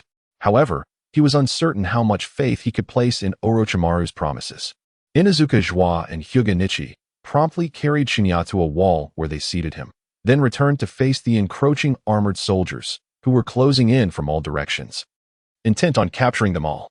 "Joie, Nichi, buy me some time. If you cannot hold on, retreat to my side. I have one final technique to counter the enemy, but I need a moment to gather my chakra." At this juncture, Shen Ye had resolved to stake the lives of the 3 of them on the contents of Orochimaru's letter. Understood. They replied in unison, then dashed towards the foes. "Orochimaru, I hope you do not disappoint me." Summoning the last vestiges of his strength, Shen Ye tore open the blood-red envelope. However, to his dismay, only a thin wisp of crimson mist emanated from it, vanishing almost instantaneously, leaving no further events in its wake. What is this?" Shen Ye, bewildered, glanced at the now torn envelope in his hand, realizing that nothing extraordinary had occurred. He had anticipated an immensely powerful jutsu or a formidable summoning beast, yet to his utter astonishment, Orochimaru had merely enclosed a puff of red smoke, which bore no effect whatsoever. Damn Orochimaru, could he be mocking me at this critical moment? A profound sorrow enveloped Shen Ye's heart as he gazed upon his 2 steadfast companions, who stood resolutely against a throng of hundreds, unyielding in their stance. Was this truly where their journey would culminate? No. Despite the tempest of grief and anger raging within him, Shen Ye found himself devoid of the confidence to ensure the survival of all 3. It was time to take a gamble. The ethereal energy began to coalesce within him. As he attuned himself to the forces of nature, he felt as if he were on the cusp of mastering the essence of the celestial arts. Yet this was not the moment for meticulous study. He merely absorbed the energy with haste. Approximately 2 minutes elapsed, and Shen Ye's reservoir of energy remained insufficient. Hinata Nichi and Inuzuka's were successively repelled, their bodies marred by grievous wounds, indicating they were no longer fit for battle. "I'm sorry I cannot afford you more time," Nichi managed, having only coughed up blood. He yearned to rise and continue the fight, but was halted by Shen Ye. "What? 2, was sent sprawling, crashing against the wall, unconscious. Leave the rest to me. Shen Ye felt a twinge of uncertainty. Yet he realized he could rely on no one but himself. With trembling resolve, he stood before the raucous mountain bandits who mocked the trio, ignoring their taunts as he formed hand seals, one after another. You little rascals have caused us considerable losses. How do you intend to compensate us? Perhaps we should turn you into playthings. That woman has a certain charm. Why not let our brothers have some fun? Their laughter echoed mockingly. Nichi, seething with rage, could only grit his teeth, lacking the strength to rise, his eyes wide with indignation. Wind release, vacuum wave. It must be noted that the ninjutsu learned from the assassins dispatched by Orochimaru was indeed formidable in the face of overwhelming odds. For Shen Ye, it was the most opportune technique. A ferocious gale erupted from his lips, the violent energy sweeping away all foes before him. Even the seemingly sturdy buildings were scattered, save for those constructed of luminous thunderstones, which remained unscathed. However, against this cadre of armored warriors, even the wind enhanced by celestial arts could not inflict harm. Nonetheless, the sheer force sent many of the armored soldiers tumbling through the air. In the face of dire circumstances, Shen Ye turned back and unleashed his powers, attempting to disperse the houses and walls, hoping to escape. Unfortunately, although the buildings behind him crumbled, the nearby wall unexpectedly emitted a bright light, revealing its true nature. To his dismay, this wall was also constructed from thunderstones. Shen Ye was engulfed in despair as the potency of his wind techniques diminished. Sapped by the nearly depleted chakra within him, it seemed fate conspired against him. As the final gentle breeze swept by, Shen Ye resignedly sank to the ground, while the cautious enemy forces approached, leaving him incapable of even lifting an arm. You have done remarkably well, Shen Ye. Chapter 91. Orochimaru appears. A familiar voice resonated from behind Shen Ye and his companions, catching them by surprise. Turning around, they beheld Orochimaru, who emerged with the demeanor of a savior. Despite his inner reluctance, Shen Ye had to concede that Orochimaru's arrival provided a sense of relief. Orochimaru-sensei, when did you arrive? In stark contrast to Shen Ye's astonishment, Nichi had a face brimming with admiration, clearly viewing Orochimaru as a figure of foresight. To this, Orochimaru merely offered Shen Ye a mysterious smile, evidently aided by the crimson envelope that had signaled him of the perilous situation. Humph, what difference does another make? Your ninjutsu is ineffective against thunderstones. Countless have verified this before. Bringing in another merely invites more death. The leader of the opposing forces was evidently blinded by his previous victories, believing that even with an additional adversary, he would prevail effortlessly. Oh, is that so? Brothers, charge. Let this peculiar individual witness our might. At this, Shen Ye's face twitched, while Orochimaru's expression was exceptionally captivating. Behold, battles involving Sanin are a rare spectacle. In the stillness of the night, Shen Ye addressed the sun's rays and the recently awakened claw, reminding himself that this was indeed his future aspiration. In response to the cold, mocking glances from across the way, Orochimaru's fury became palpable. He bit into his finger, causing crimson droplets of blood to flow forth. Subsequently, he smeared the blood upon his hand, initiating a series of intricate hand seals. Although the nature of these seals remained a mystery to the onlookers, the necessity for blood indicated the invocation of a singular jutsu summoning technique, the threefold Rashomon. As Orochimaru's voice echoed through the air, an immense cloud of smoke erupted before the four individuals, revealing three colossal gates adorned with the terrifying visages of demonic entities, resembling three fearsome deities. The armored soldiers, clearly taken aback by this spectacle, had previously encountered only minor skirmishes and had never witnessed such formidable prowess from a ninja. The mere sight of the gigantic iron gates instilled a sense of regret, but alas, it was far too late. The three monumental gates positioned themselves in a triangular formation, encircling all present, leaving them with no avenue for concealment or escape. As the throng found themselves ensnared, a chilling smile crept across Orochimaru's face, and he leaped onto the nearest Rashomon gate, poised to unleash his impending onslaught. The trio of Shen Ye, despite their eager desire to witness Orochimaru's prowess, found themselves unable to even rise to their feet, let alone leap forward, and could only gaze from a distance as Orochimaru unleashed his ninjutsu. Wind-style, great breakthrough. Perched at the pinnacle, Orochimaru exhibited no haste, resembling a cat toying with its prey as he unleashed a torrent of power upon the gathered crowd below. Although Raishur possessed a certain resistance to ninjutsu, the overwhelming force of Orochimaru's techniques proved capable of inflicting harm. A fact that became evident only after the terrifying display of wind style was unleashed. The disparity in strength was glaringly apparent. In stark contrast to the astonished reactions of his companions, Shen Ye was not merely struck with awe at Orochimaru's might. Rather, he felt an intense yearning for such power. The Great Breakthrough was merely a C-rank technique, yet its effects were scarcely distinguishable from those of an A rank, thus highlighting the sheer terror of Orochimaru's capabilities. However, what truly garnered Shen Ye's admiration was Orochimaru's formidable tactical intellect. After ensnaring the crowd with the summoning Rashomon, he did not unleash his ninjutsu aimlessly. The formidable force of the wind style, while not directly harmful, was sufficient to send everyone careening backward, crashing heavily against the distant Rashomon, thereby incapacitating them in an instant. Was this truly the might of the legendary Sanin? It was utterly terrifying. Nearby, Joie voiced her envy, prompting Shen Ye to cast a sympathetic glance her way. In Shen Ye's mind, the last skill he wished to acquire was that of the Inuzuka clan. The combat style of the ninja world is diverse. Yet the Inuzuka's methods are not only singular, but also laden with limitations. Moreover, without the accompaniment of a ninja dog, Shen Ye found it nearly impossible to manifest the Inuzuka's already modest combat prowess. Consequently, throughout their prolonged interactions, he had never entertained the idea of appropriating her skills, even cautioning the system against pilfering abilities when near Joie, as it would yield no benefit. Despite his internal resignation, Shen Ye maintained a composed exterior, offering a gentle smile as he remarked, "One day in the future, we shall all possess such strength. If only that were the case." Joie's words were tinged with an overwhelming sense of desolation, but fortunately, Kuramaru arrived in a timely manner, licking her hand as a gesture of comfort, prompting Joie to stroke Kuramaru's head with a grateful smile. "Rest assured, although your combat styles may differ, you will all become exceptional jonin in the future." Shen Ye was resolute in this belief, for in Naruto's era, these individuals had already attained the status of renowned elite jonin. He was merely conveying the truths of the future, leaving the decision of belief to them. "Thank you, Shen Ye." With the comfort provided by Shen Ye, Claw appeared to have improved significantly and resumed observing Orochimaru's battle above.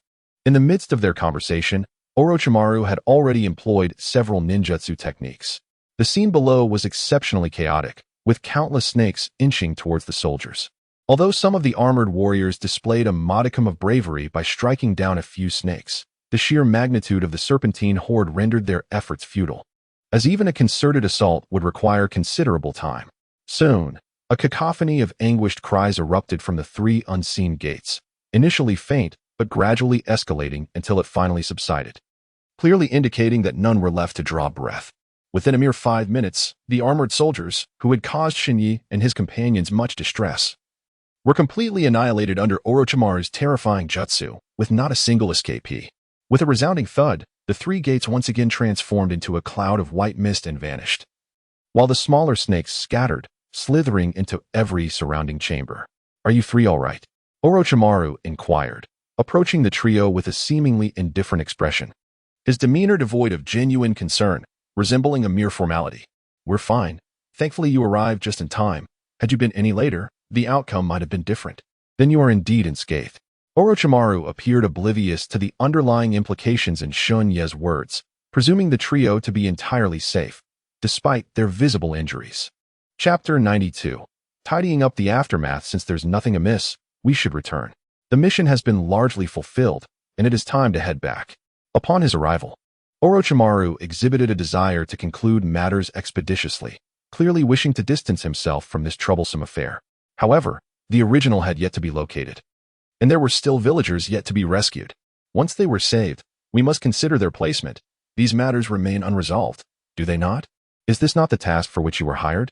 In response to Claw's remarks, Orochimaru dismissed her concerns with indifference, perhaps a habit cultivated over years of conflict that led him to disregard matters that did not pique his interest.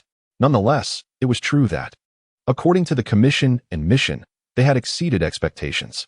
Claw hesitated, shaking her head in response to Orochimaru's inquiry. She understood that, as a ninja, one should not allow personal emotions to interfere with the mission. However, the plight of the homeless individuals stirred within her a compelling urge to assist them. "If anyone wishes to help those people, they may do so. Those who do not can return with me." His tone remained devoid of any emotion. as if Orochimaru were a machine, expressing feelings only towards matters that intrigued him. In light of this, Claw found herself at a loss, instinctively casting her gaze towards Shen Ye, who was resting nearby. Shen Ye also noticed the puzzled gaze of Zhua, while Uchiha turned his head as well, evidently eager to hear his thoughts.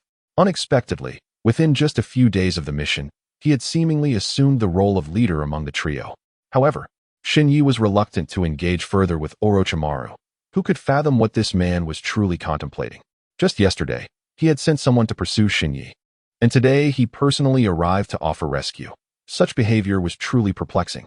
Let us first locate the raw stone, and we shall leave the rest to our own.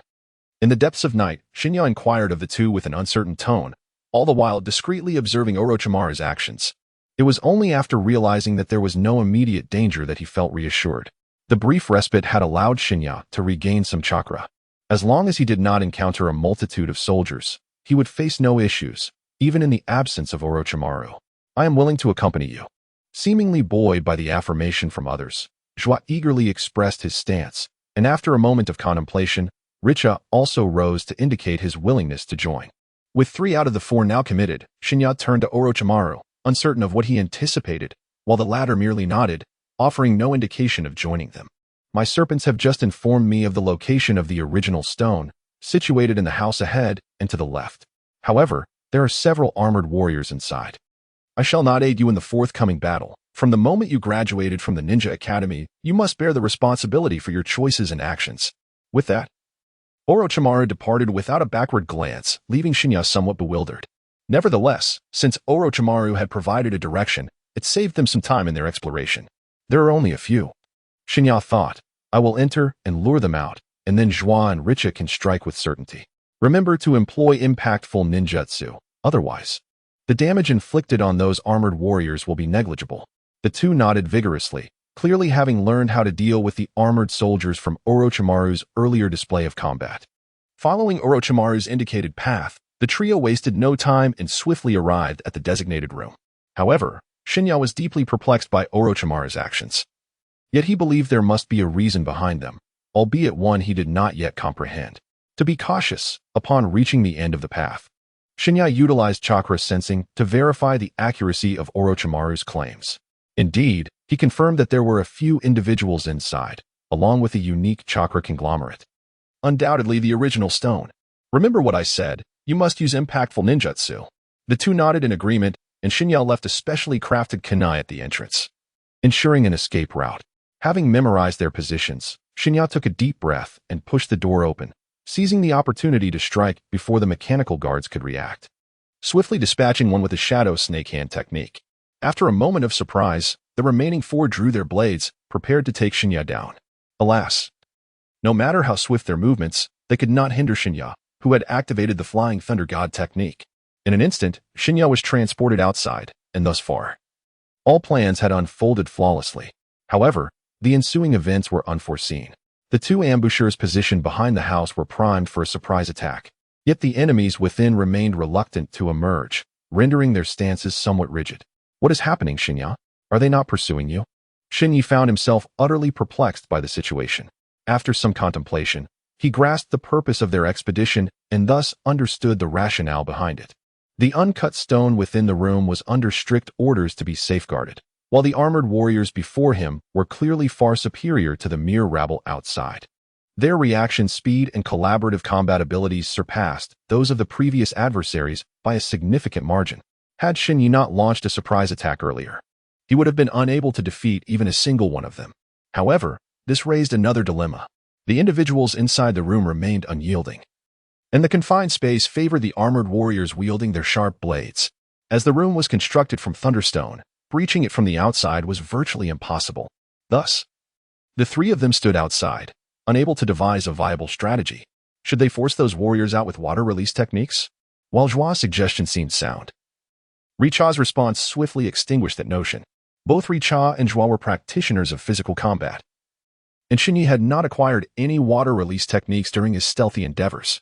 The trio was left in a state of bewilderment, pondering whether illusion techniques might prove effective. In Shen Ye's mind, the memory of having previously stolen the illusion technique 3,000 crows from Aoba during Jiraiya's investigation suddenly resurfaced. Shen Ye, You possess illusion techniques? I had assumed we were assigned to the same team solely due to our proficiency in physical combat. The astonishment of Joie was immeasurable. And the same could be said for Nakaira beside him. However, if they were to uncover the truth, their shock would only deepen. Yet, Shen Ye would ensure that the truth remained concealed. Following the legendary 3 ninjas, one ought to maintain a semblance of decorum. With that, Shen Ye disregarded the 2 and promptly retreated into the room to confront the remaining 4 individuals. Kid, you dare return? Prepare to face my blade. Indeed. The individuals within the room had been waiting for Shen Ye's return, blocking the entrance on either side. As Shen Ye stepped inside, they immediately charged with their weapons drawn. Ninjutsu, 3,000 crows.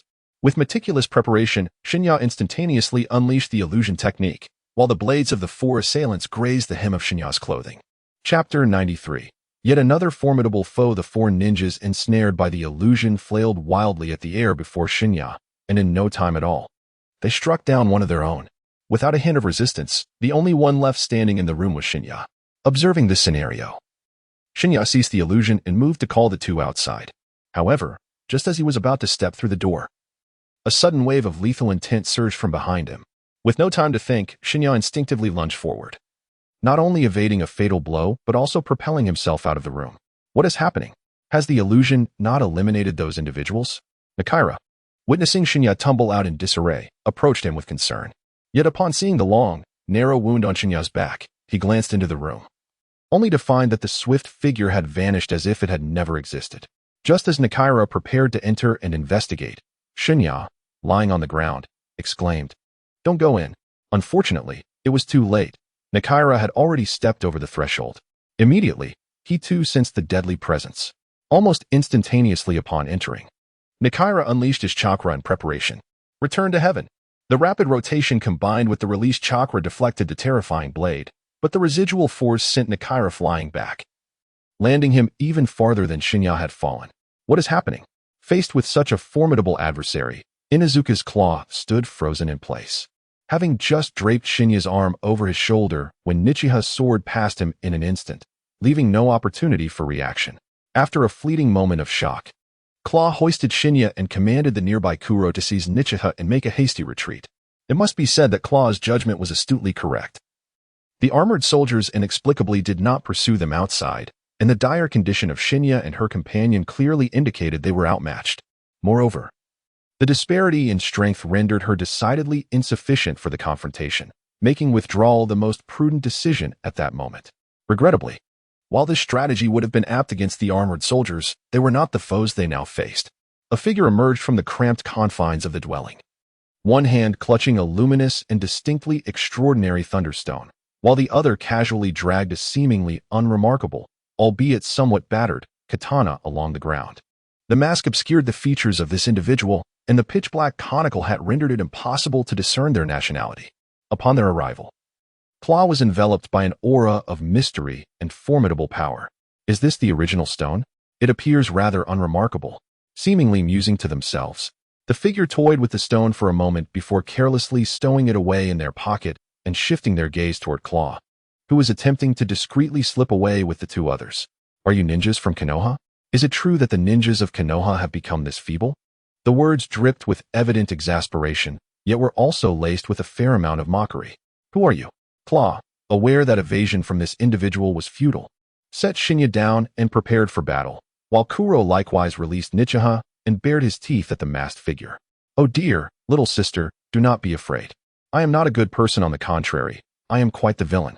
Faced with the desperate demeanor of the Claw, the masked man appeared utterly indifferent, his formidable strength lending him ample reason to be so brazen.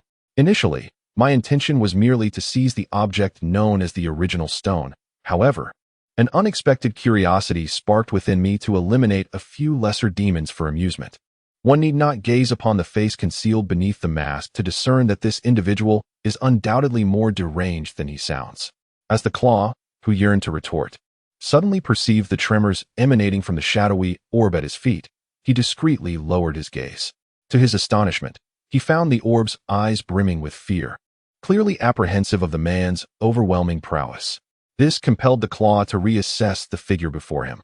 While others may not be acquainted with the orb, the Claw, having grown up alongside it, recognized its combative nature. The orb typically harbored a thirst for confrontation against formidable adversaries, yet it had never displayed such a despondent expression before. Look, look, the little pup is frightened. Fear not, for soon, in the depths of the underworld, you shall feel no terror. The masked man's voice, soothing and gentle, resembled that of someone comforting a wounded child with candy. Yet, the more tender his tone, the more chilling his words became. In the next instant, the masked man brandished his katana defensively. The claw, caught off guard and uncertain of the cause, was met with the sudden appearance of Shen Ye behind the masked man. His kunai poised threateningly at the trajectory of the man's blade. Confounded. Have I been discovered? Realizing his ambush had failed, Shen Ye wasted no time and utilized the flying thunder god technique to return to the claw's side. When did you? The claw regarded Shen Ye with astonishment. For just moments ago, he had been observing the spot where Shen Ye had lain. Now only a small wooden figure remained, quietly resting. You little demon. Attempting to deceive me with such a rudimentary substitution technique seems to underestimate my abilities. Nonetheless, it is quite impressive that someone of your tender age can wield space ninjutsu. Are you a descendant of the second Hokage? The masked man exhibited a notable familiarity with the lore of Konohagakure, casually referencing its history, albeit misjudging every detail. Enough with the chatter. You have two choices, either turn and leave, or relinquish your life here. In contrast to the claw and the orb's trepidation, Shen Ye maintained a semblance of composure, though he remained acutely aware of the threat posed by his formidable opponent. After all, he had narrowly escaped death by letting his guard down moments ago. Oh dear, how frightful. Little one from Konoha. Should I then plead for my life? His tone, though inquisitive, clearly conveyed his intent. Since you are unwilling to depart, then prepare to forfeit your life. After exchanging a glance with the claw, Shen Ye surged forward towards the masked man, his hands rapidly forming seals as his chakra coalesced within his chest. Fire style, great fireball technique. A small fireball was unleashed from the mouth of Shen Ye, hurtling towards the masked man with terrifying heat. Oh, this is rather intriguing. Instead of dodging or evading the oncoming inferno, the masked man faced Shen Ye's fireball head-on. This audacity utterly astonished Shen Ye. How could it be so easily resolved? However, reality swiftly dealt Shen Ye a staggering blow. Chapter 94. 2 against 1 indeed. It is somewhat scorching, yet merely average. I could manage to cook a meal at home with such flames. As the fire subsided, the masked man remained resolute before him, his hands continually gesticulating. Clearly, he had just withstood that formidable fireball technique with his bare hands. Such remarkable defensive prowess. With a silent sigh, Shen Ye concealed his thoughts, merely casting his specially crafted shurikens in all directions before advancing. Zhao, provide me with support. Aware that teamwork was essential to overcome the formidable foe before him, Shen Ye recognized that his own combat style was characterized by agility and adaptability, coupled with the synergy between Zhao and Haiwanu, who could deliver a decisive blow. They could certainly handle their powerful adversary if they coordinated effectively. Excellent. The claw behind Shen Ye gently comforted the gradually recovering Haiwan, then tossed a crimson pill into Haiwan's mouth, encouraging, just like usual, Haiwan, prepare. Encouraged, Haiwan regained his spirits, and under the influence of the pill, his body began to swell until he almost reached the height of a man. Beast mimicry ninjutsu. Beast clone technique. Instantly, a white mist enveloped them, transforming both the claw and Haiwan into bloodthirsty werewolf forms. Witnessing this scene, Shen Ye felt a sense of relief. The claw had earlier appeared to lose its fighting will, which could have been perilous during battle. Thus, Shen Ye had called it to assist him. Humph. What can two little brats accomplish together? Before me, they are merely sheep to be slaughtered. With both hands wielding the katana, Shen Ye danced with it as though it were the wind, and whenever he attempted to advance, a formidable force would retaliate against him.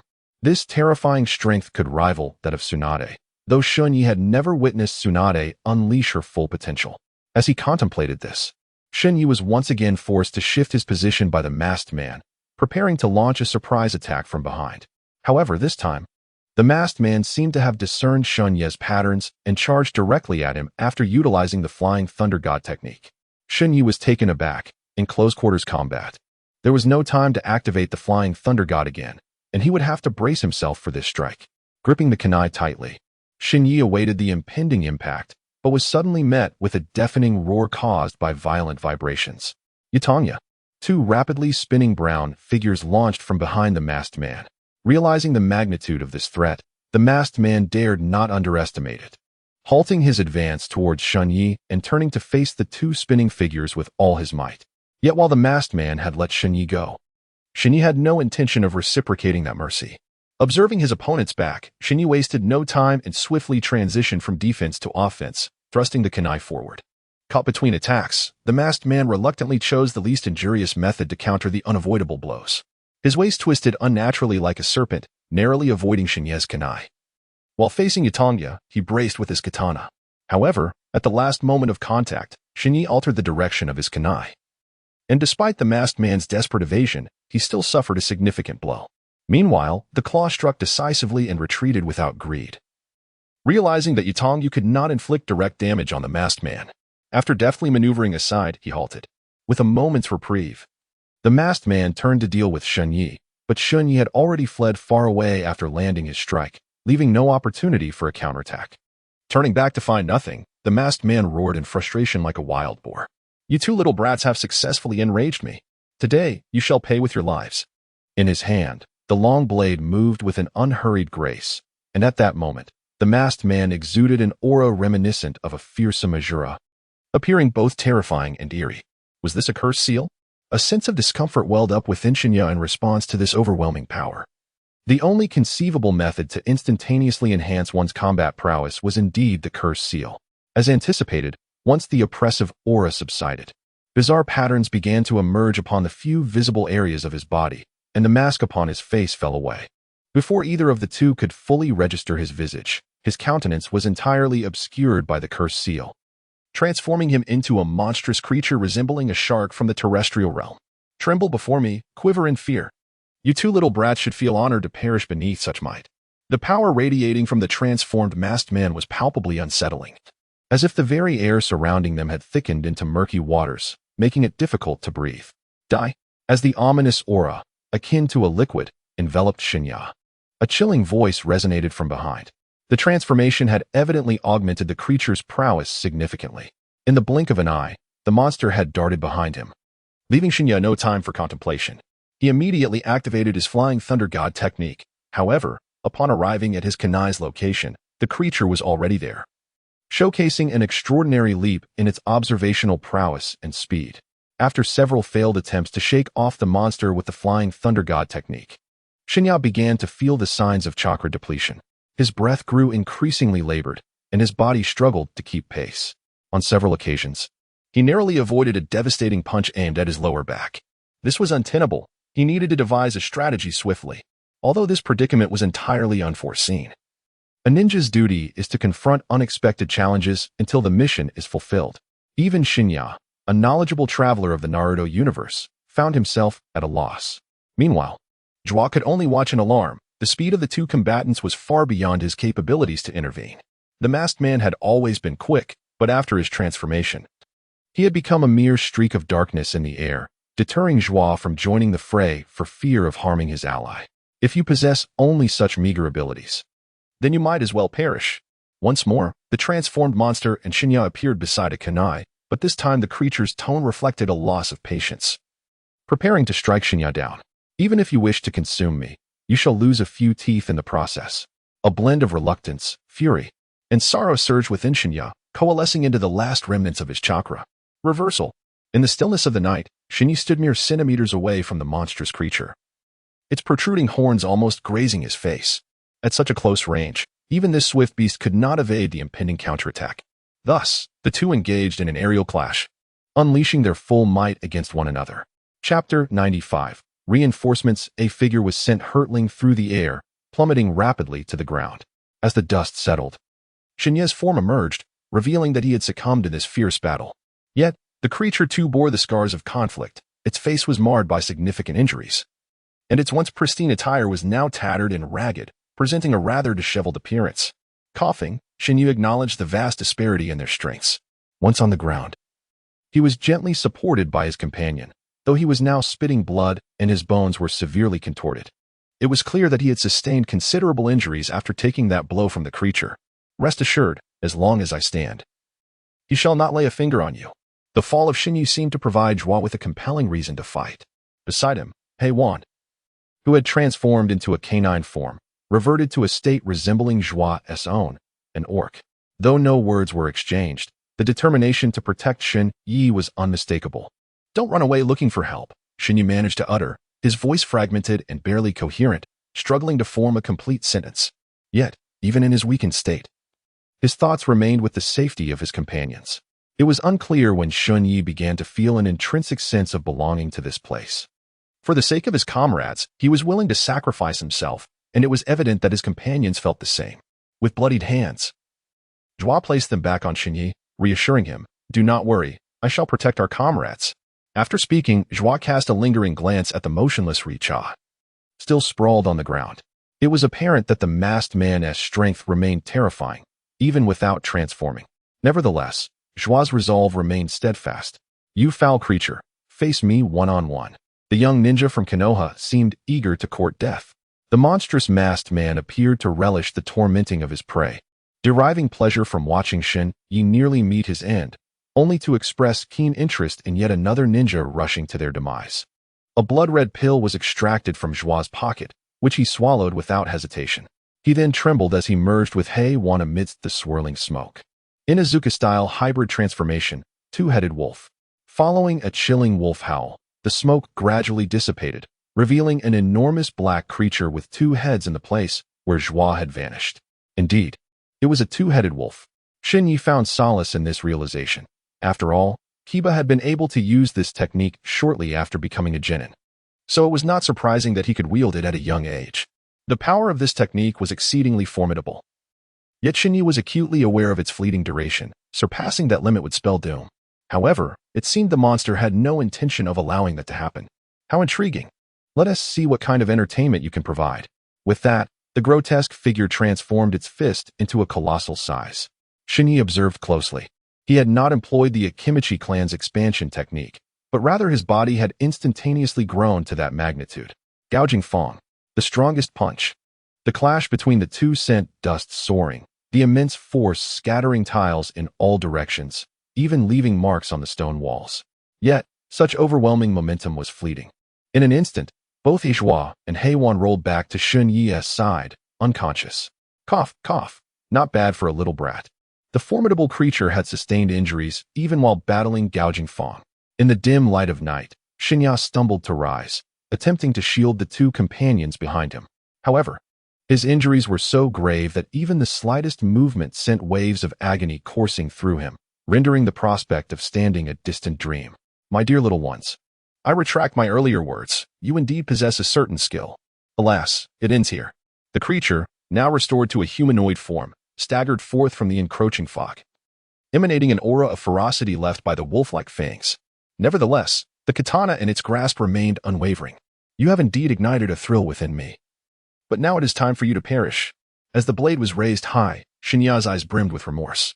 Had he not made this fateful decision, he might have been relishing a long-awaited bowl of Ichiraku ramen back in Konoha, perhaps even in the company of Tsunade.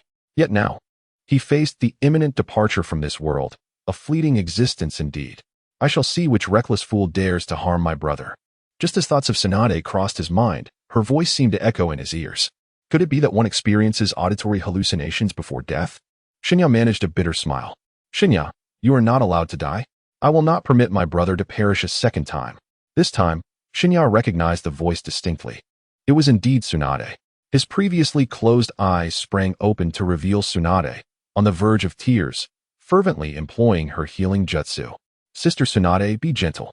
Grateful for this rare opportunity to survive, Shen Ye exhaled deeply. If there were one person in this world he could trust above all, it was undoubtedly Tsunade. "Shen Ye, how wonderful." Cough, cough. "This is hardly the moment for reminiscing, Tsunade." An incongruous voice shattered the tender scene, and Shen Ye turned with great difficulty to see Jiraiya. Jealousy etched upon his face as he gazed at Shen Ye lying on the ground. "You speak the truth, Jiraiya. Why don't you lend a hand with the foe before us?" "You little brat, I shouldn't have come to save you," Jiraiya retorted. Yet, Shen Ye understood that when it came to action, Jiraiya would not falter. "Little Shen Ye, you mustn't speak. Your wounds are severe. Who did this to you?" Tsunade inquired, her teeth gritted as she worked to mend Shen Ye's injuries. "By the way, Sister Tsunade, please check on Joie and Uchiha. They too have been hurt. Do not worry, I am here." Joie is in a precarious condition, but Uchiha should be fine. A gentler voice responded. Shen Ye lowered his head to see Kiko, and upon realizing that his comrades were being cared for, he finally felt a sense of relief. Soon after, he could no longer maintain consciousness, and his head drooped as he succumbed to darkness. Such a sentimental fellow, Jiraiya mused, noting that Shen Ye had persevered solely through sheer will. He faced the injured masked man without regard, occasionally glancing back at Shen Ye's condition. However, this behavior drew the ire of Tsunade. Hurry up and finish him off. Then bring him back to the village, so I can give him a proper thrashing to vent my frustrations. At this moment, Tsunade was tending to Kamiyo's wounds, leaving her no time to attend to the masked man. Otherwise, that individual would have been reduced to mere pulp by now. As you command, my lady. Jiraiya nonchalantly intercepted the masked man's strike, taking a step back. Instantly, the nonchalance in his eyes vanished, replaced by an unwavering seriousness. 1 minute should suffice. I still need to locate Orochimaru. Chapter 96. Unexpected developments. Faced with the timely reinforcements from Konoha, the masked man hesitated momentarily, clearly torn within about whether to advance. However, while he deliberated, Jiraiya had already launched himself into action with unwavering resolve. To lay such ruthless hands on my friend's younger brother. Prepare yourself. As the distance between them closed, Jiraiya began forming hand seals, evidently determined to resolve this matter swiftly. You think a mere trio can hold me back? The masked man donned another mask from seemingly nowhere, having kept his true identity concealed throughout, yet his tone betrayed a hint of fear. After issuing his menacing proclamation, the masked man turned to flee without hesitation, embodying the adage that a wise man does not court danger unnecessarily. Unfortunately for him, Jiraiya had no intention of letting him escape from the very beginning. Fire style, great fireball technique. A colossal fireball erupted from Jiraiya's mouth, hurtling towards the masked man's head. Should the masked man fail to evade it, he would be struck a second after his escape. Yet, should he attempt to dodge, the path before him would be ignited, rendering his escape futile.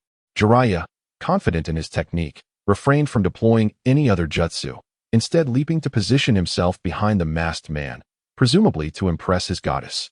However, to the astonishment of all present, the masked man suddenly transformed into a grotesque monster, accelerating with alarming speed, narrowly slipping past the great fireball. In light of this unforeseen scenario, Jiraiya was momentarily at a loss. Yet, even as the monster barely evaded capture, onlookers noted that its feet had been singed by the fireball, limiting its distance of escape. Do not pursue. We must take these children to the village first. Tsunade interjected urgently as she saw Jiraiya prepare to chase. In her eyes, nothing was more important than her brother's safety, although the fleeing figure was despicable. It paled in comparison to the urgency of Kamiyo's well-being. Jiraiya, feeling disheartened by his failed display of bravado, simmered with dissatisfaction at the fleeing masked man, prompting him to devise a makeshift plan. Shadow clone technique. An identical Jiraiya appeared before the group, the newly manifested clone nodding in agreement before dashing off in pursuit of the masked man. What a superfluous endeavor! If only I had acted differently from the start. Upon witnessing Jiraiya's remedial measures, Tsunade's frosty demeanor softened considerably. However, Uchiha remained dissatisfied, for had it not been for Jiraiya's showboating, that individual would have already been apprehended. As Tsunade's comrade, she held unwavering trust in Jiraiya's abilities. Hee, weren't we supposed to escort those little ones back to the village? Let us hasten. By the way, what about Orochimaru? Tsunade's aura turned frigid upon hearing Orochimaru's name, her heart conflicted and filled with fury. Over a day prior, she had been drinking with Shizen in a tavern in Konoha when a sealed letter arrived in her hands, its contents utterly shocking. Orochimaru's assassination plot, immediate assistance required. These succinct words, accompanied by an address, comprised the message conveyed by Shen Ye. Just as Tsunade was fervently preparing to leave the village, she encountered Jiraiya returning from gathering materials and decided to bring him along, for even if she had tea, he would likely find some revelry elsewhere, making him a valuable asset in battle. After a swift journey spanning more than a day, they finally arrived at the location indicated by Shen Ye, alerted by Shizen's keen senses. At this moment, Tsunade was engulfed in turmoil. Although she had sensed that Orochimaru was unhinged, she never fathomed that he would resort to conducting experiments on living beings, targeting her own brother no less. This was the individual closest to her after inheriting the legacy of Rope Tree, and Tsunade would not allow Orochimaru to succeed.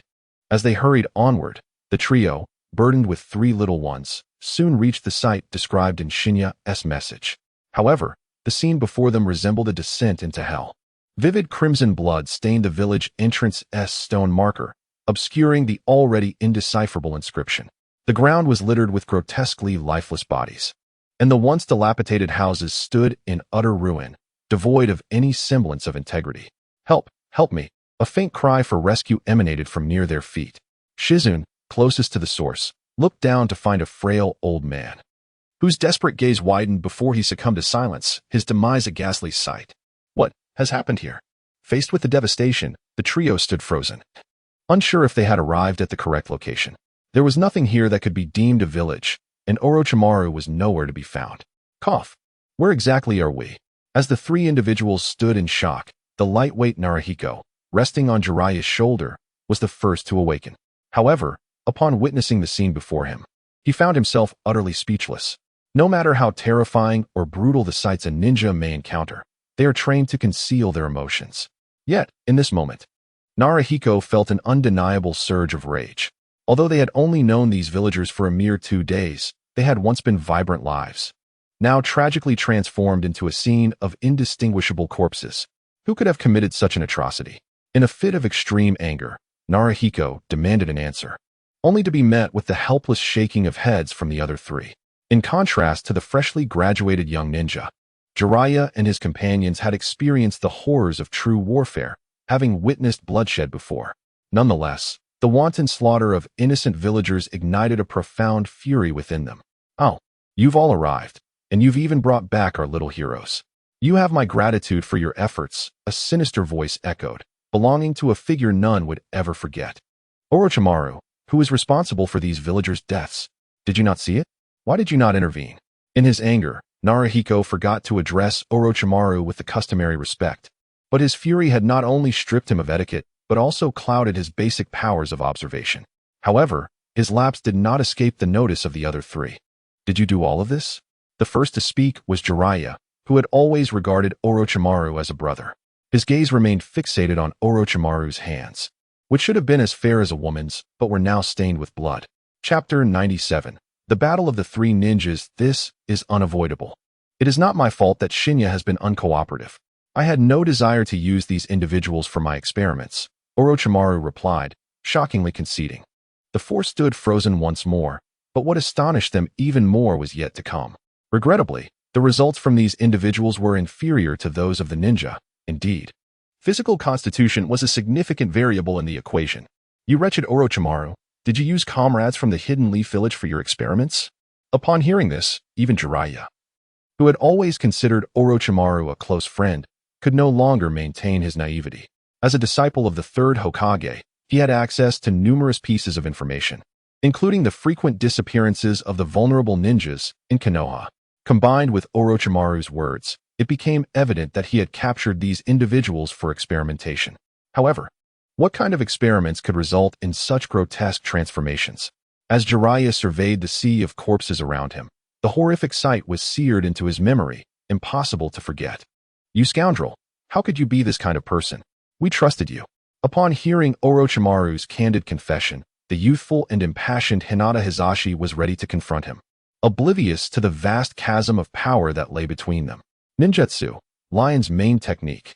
Jiraiya, fully aware of Orochimaru's formidable strength, swiftly intervened to prevent Hizashi from recklessly throwing himself into danger. With a mere flick of his head, his flowing locks transformed into a magnificent white dragon, ensnaring Hizashi and pulling him back with great force. "Young one, your abilities are insufficient for a battle of this magnitude. Your task now is to safeguard the remaining two children." Jiraiya's gaze fell upon Hizashi's furious countenance, his tone imbued with an unyielding seriousness. His resolve unmistakable. Anyone who harmed Konoha, regardless of their past camaraderie, would face his wrath. Hizashi had never witnessed such a fearsome side of Jiraiya. The usually playful legendary ninja now revealed a darker aspect of his character. In a daze, Hizashi carefully took Shinya and Katsu from Tsunade and Shizune's backs and set them down on the ground, adopting a defensive posture. "You wretched traitor, for your betrayal of Konoha, you shall pay with your life." Tsunade, leading the charge, was filled with confusion and uncertainty. Despite being the first to strike, she sensed the gravity of the battle ahead. Deep down, she still regarded Orochimaru as the teammate she once knew, Yet his current actions were a flagrant violation of her principles.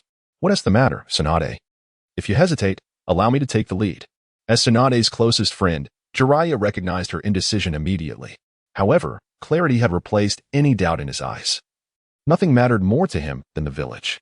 He would not forgive Orochimaru, nor would he spare Tsunade if she acted against Konoha's interests. Jiraiya advanced a step, though his figure reached Orochimaru before Tsunade, indicating that he was more adept at navigating matters of the heart. It has been a long time since I've fought earnestly. I've recently developed a few techniques that make for a fitting challenge against you. Jiraiya lunged toward Orochimaru, only to have his uppercut effortlessly blocked by the latter, who spoke with an air of arrogance, clearly dismissing Jiraiya, whom he had always overshadowed. The exchange was brief, a testament to the parity between the two warriors. Yet, it was evident from their expressions that Orochimaru appeared significantly more at ease. Since that is the case, let us not hold back any longer. Following their brief skirmish, Jiraiya comprehended that Orochimaru was earnest in his intent to take his life to silence him. Thus, the last remnants of hope he held for Orochimaru dissipated. Just as I wished. The two warriors distanced themselves and began forming hand seals, and upon closer inspection, it became apparent that they were crafting identical seals. Summoning technique. In unison, the two individuals shouted the names of their respective techniques, striking their palms against the ground. A circle of intricate seals emerged, and in an instant, their figures grew taller, transforming the white mist beneath them into two colossal beings towering several dozen meters high. Jiraiya, you rascal, are you challenging me while I am trying to rest? Exclaimed Orochimaru, a hint of nostalgia in his voice. Manda, it has been quite some time, hasn't he? This ISNTA reunion, Orochimaru has betrayed Konoha. Jiraiya interrupted, noticing the nostalgic expression on Frosh's face. Regrettably, Manda had already taken the initiative to strike. With a serpentine body, Manda slithered through the debris-laden village, seizing the moment of surprise to lash out at Frosh with a powerful swing of his tail. Clang! A tremendous sound reverberated throughout the mountains, and as the dust settled, Frosh stood firm with his short blade raised before him, having successfully deflected the destructive tail strike that had aimed for him. Clearly, this was no jest. Frosh furrowed his brow, realizing the gravity of the situation. He swiftly leveraged his agility to leap into the air. Jiraiya, prepare to unleash fire. Understood. Years of partnership had forged an unparalleled synergy between the man and the frog. Fire was the weapon needed against a serpent. Fire release, toad oil fireball. A column of flame erupted from Jiraiya's mouth, initially modest in size. But upon contact with the toad oil expelled by Frosh, it transformed into a raging inferno, surging toward Manda and the looming Orochimaru above. What is happening? Frosh inquired, landing on the ground and peering into the consuming blaze that enveloped both Orochimaru and Manda. Do not let your guard down. They may be underground. Tsunade, who had been hesitant, observed the fire technique from the sidelines and realized that neither the serpent nor its master had sustained harm, as they had retreated underground, waiting for the opportune moment to counterattack Jiraiya. Talkative woman. Orochimaru, let us dispose of her first. Manda hissed, his malicious eyes fixated on Tsunade. Do not underestimate Lady Tsunade. She is one of the legendary Shen Ye. Just as Manda charged forward, Shizen boldly stepped into the fray, her legs trembling from fear of the monstrous serpent. Yet she stood resolutely before Tsunade, as if to shield her, until a hand gently rested on her waist, causing Shizen to turn and discover Tsunade's determined gaze fixed on the advancing Manda. Fear not, Shizen, I can still distinguish between friends and traitors. With that, Tsunade gently nudged Shizen towards Shinya, signaling her to assist with healing. She then leaped forward to confront Manda, exclaiming, Heavenly Foot. Chapter 98. The Divine Knight joins the battle with a single strike. The entire village trembled, vast expanses of land shattered under the immense force of Tsunade. The colossal serpent. Manda sensed Tsunade's formidable strength and instinctively recoiled like a spring.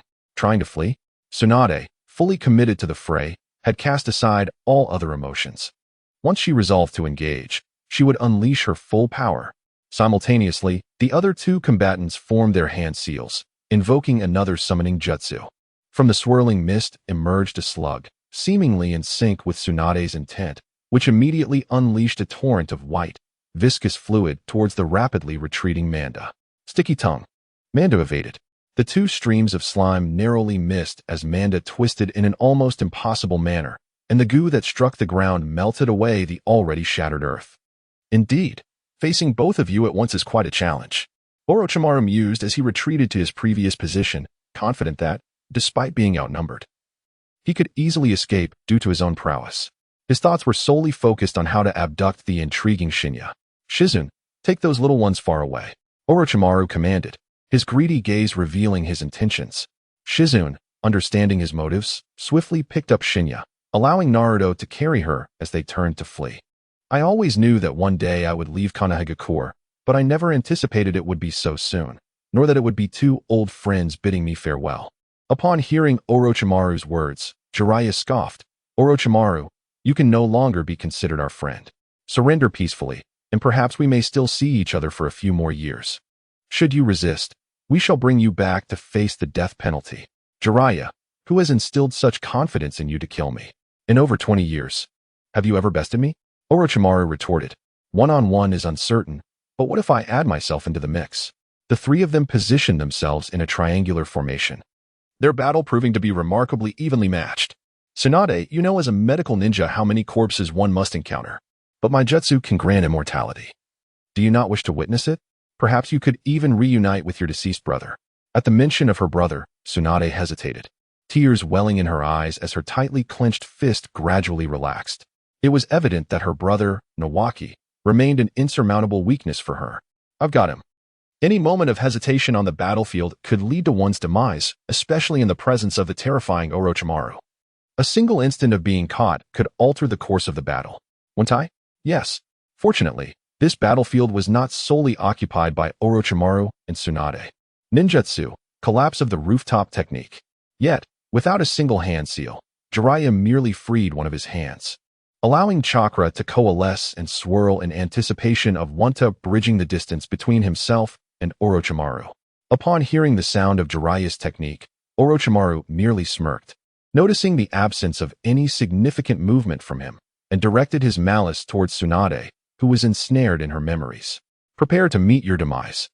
In the blink of an eye, Orochimaru's neck elongated as if capable of infinite extension, lunging towards Tsunade. At this moment, she was unable to react in time. Orochimaru's elongated neck ensnared her, and his razor-sharp fangs, more beast than human, aimed directly for her. Residing, with Wanta's colossal form crashing down. The myriad snakes bearing Orochimaru had nowhere to evade, crushed under the weight. Meanwhile, Jiraiya leaped from Wanta's descent, heading straight for Tsunade. It was the perfect moment for a counterattack. A well-aimed Residing struck Orochimaru's outstretched neck, sending him spiraling away and liberating Tsunade from peril. "Are you alright, Tsunade? During battle, you must not be distracted. The enemy may utter sweet nothings to deceive you, but you must remain focused." Jiraiya landed atop the slug, his concern for Tsunade palpable. Tsunade gradually regained her composure, her clenched fists betraying the fury within. "I understand." With that, she leapt from the slug, poised for close combat with Orochimaru. Jiraiya, fully aware of Tsunade's determination as her teammate, refrained from dissuading her, allowing her to descend. "How dare you deceive me, Orochimaru?" Upon landing, Tsunade activated her fierce mode, unleashing her immense strength to swiftly catch up with the freely falling Orochimaru. Grabbing his still extended neck, she unleashed a barrage of blows upon his once handsome visage. "I speak the truth. How could you be so eager to descend and assault me?" Despite the one-sided beating, Orochimaru's grin only grew more derisive, as if he were the true victor. Silence. A powerful kick from Tsunade struck Orochimaru's body like a punch against a sponge, yet for some inexplicable reason, the exhilaration of her blows felt oddly hollow, leaving her puzzled. Hidden Shadow Snake Hands. Instead of allowing himself to be flung away, this time, Orochimaru sought to close the distance between them, intent on continuing his psychological warfare against Tsunade. Just then, a sudden movement occurred. A kunai hurtled through the air, slicing between the serpentine limbs of Orochimaru, and in the next instant, a small, slender figure materialized beside the kunai. Fire style, Great Fireball Technique. Utilizing the Flying Thunder God technique, Shen Ye arrived just in time to unleash a fierce fireball directly upon Orochimaru's visage. The intimate damage inflicted caused Orochimaru immense anguish, simultaneously widening the distance between him and Tsunade. "Sister Tsunade, are you alright?" Shen Ye inquired, having successfully executed his attack before gracefully landing on the ground. However, to his surprise, Tsunade immediately enveloped him in a tight embrace, and through their contact, he could even sense her slight tremors. Reluctantly, Shen Ye abandoned his pursuit of Orochimaru and gently patted Tsunade's back. How audacious, young brat, to launch a sneak attack on me. Orochimaru's chilling voice echoed, though it bore a certain familiarity to Shen Ye. It was the very voice of the masked man from earlier. In shock, Shen Ye swiftly turned to face Orochimaru, only to witness his face seemingly shedding like a mask, revealing beneath it the visage of the masked man who had severely injured them moments before. Chapter 99. The escaping Orochimaru, you little brat. Flaunt your talents all you wish. The more you shine, the more I desire to possess you. The words, emanating from Orochimaru's half-burned face, were chillingly sinister, sending shivers down Shen Ye's spine, even as he prided himself on his composure in perilous situations. The younger generation is the hope of Konoha, and as a ninja of Konoha, I shall not allow you to act with impunity. It was rare to hear a serious statement from Jiraiya, which touched Shen Ye slightly. However, the overwhelming strength of Orochimaru loomed over him like an insurmountable shadow, leaving him uncertain as to when he would ever escape its grasp. Words are futile. Jiraiya, Tsunade, until we meet again. You cannot remain by Shen Ye's side forever. Soon, this lad shall become the key vessel in my research on immortality. Just wait and see.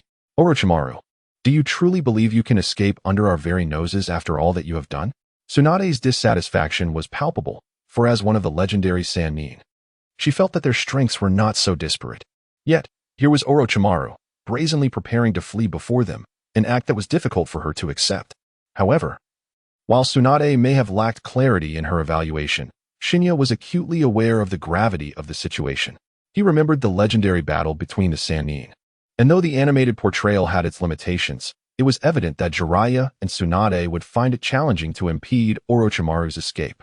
Nevertheless, Tsunade was undeterred and charged fiercely towards Orochimaru, evidently intent on preventing his departure. Painful heaven's foot, as Tsunade unleashed her most expansive area of effect taijutsu to confront the fleeing Orochimaru. It seemed a sagacious move. However, given their history as former comrades, Orochimaru was all too familiar with their tactics. The serpentine motions he executed were utterly unnatural. Evading the stones hurled by Tsunade with an uncanny grace, swiftly advancing toward her amidst the chaos of debris. Annihilate the serpents. With that command, several robust snakes materialized from thin air, lunging directly at Tsunade and Shen Ye. In the face of imminent peril, Tsunade had no time to ponder. She instinctively shielded Shen Ye with her own body, crossing her arms in a desperate bid to protect him, willing to sustain injury herself. Just as she braced for the oncoming impact, an inexplicable force from behind seized her, and in an instant, her form was inexplicably transported several dozen meters away from her previous position. Jiraiya, if you don't hurry, Orochimaru will escape. Quiet down, kid. Here it comes. With Jiraiya's response, the previously tranquil chakra surged with fervor. Even Tsunade, who had not mastered Sage Mode, could sense the shift. This Sage Mode felt distinct from before. This must be the perfected state of Sage Mode. Just look at Jiraiya's face. As they glanced at Jiraiya, they observed that what began as mere wrinkles now enveloped his entire visage, leaving only his nose and mouth exposed. Frog Sage of Miyaboku Mountain, Jiraiya, has arrived.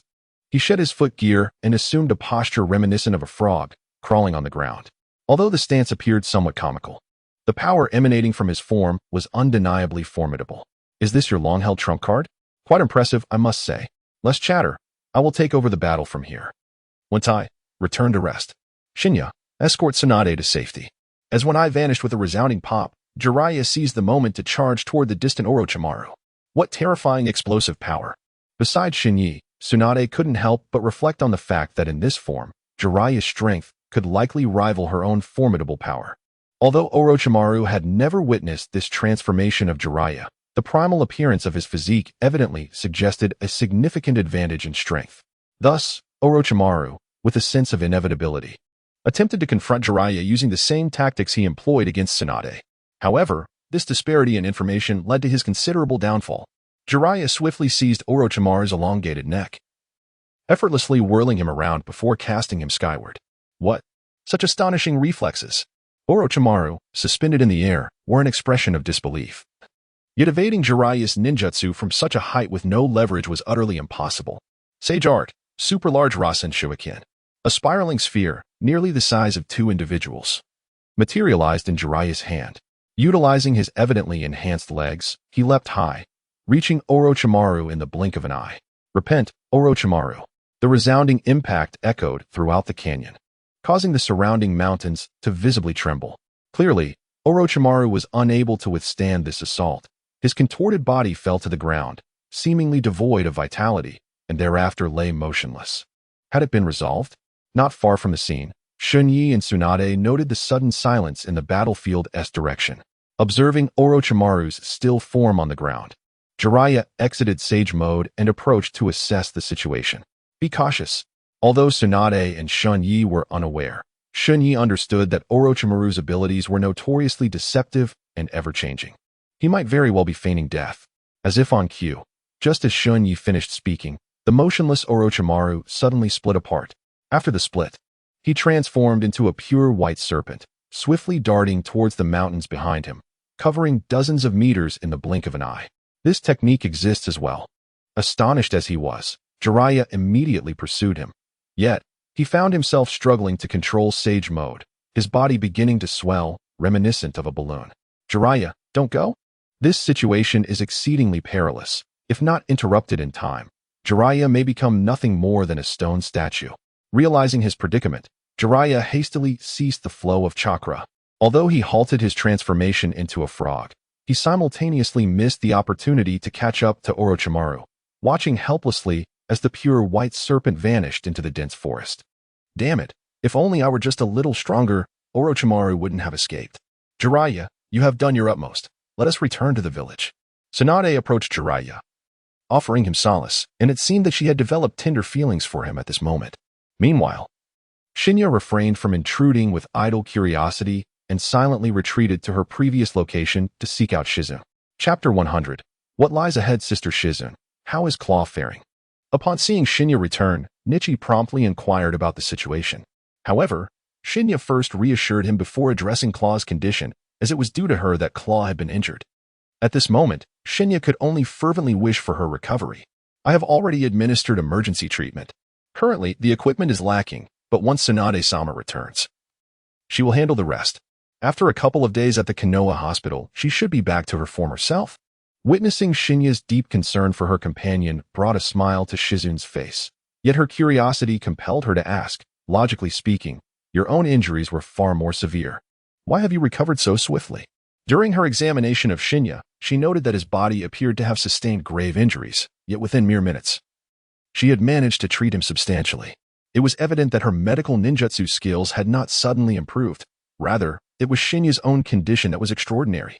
Even with Shizune's extensive experience in medical ninjutsu, she had never encountered such a remarkable physique. In response, Shen Ye merely smiled, offering no explanation. For he himself was perplexed by the situation. He had sensed that his body was on the brink of collapse, yet it seemed to be mending itself. A truly wondrous phenomenon.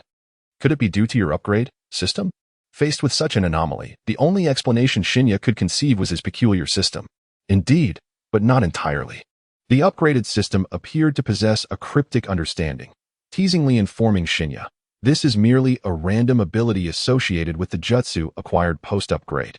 Thus it cannot be considered a direct benefit of the system's enhancement.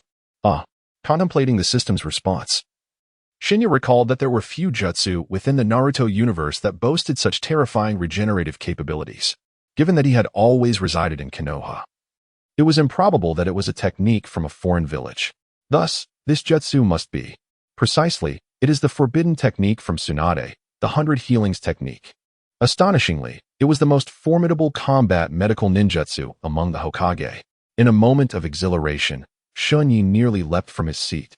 Had it not been for the many eyes upon him, he might have bellowed in celebration of his extraordinary fortune in acquiring such a skill. Yet, upon reflection, this ninjutsu did not seem to have been stolen after all, as he could not recall the system ever indicating that he had pilfered the 100 Healings technique. Indeed, this was a testament to the system's remarkable capabilities post-upgrade, enabling the extension of stolen skills into formidable new ninjutsu, potentially even forbidden techniques or S-rank abilities, though one must accumulate a certain period before they can be reused. For this, Shen Ye could only utter two words, heaven-defying.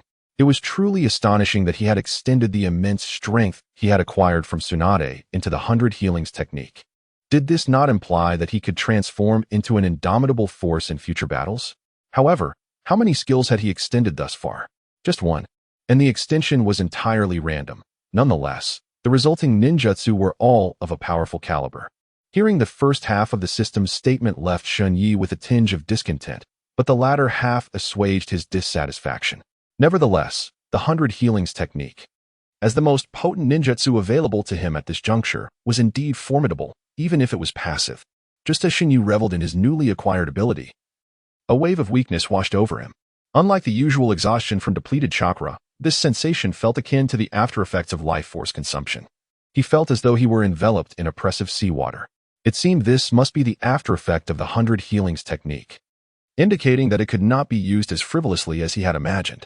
With a wry smile, he led Uchiha and the others to the ravaged village, now barely recognizable. At this moment, Tsunade's summoned slug had vanished, leaving only her tending to Jiraiya's wounds amidst the battle-scarred ruins. Upon seeing the remaining three safe, Tsunade and her companions breathed a sigh of relief.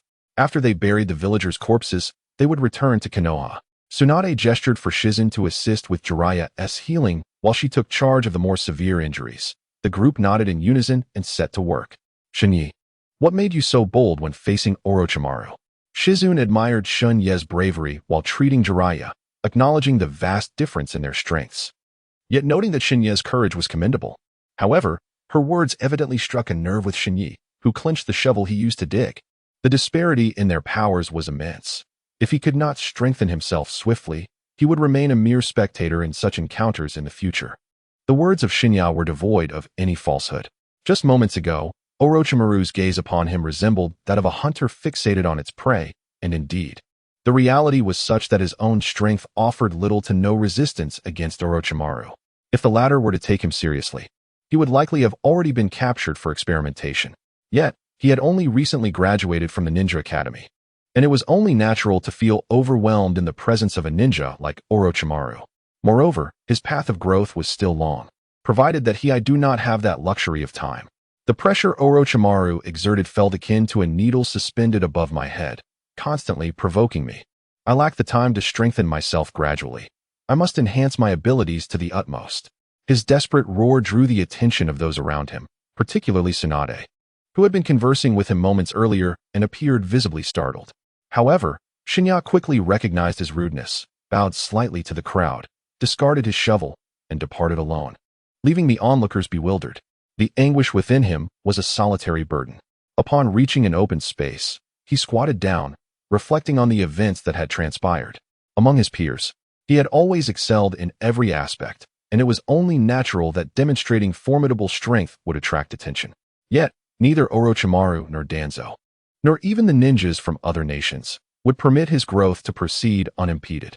In that moment, Shen Ye found himself grappling with self-doubt for the first time.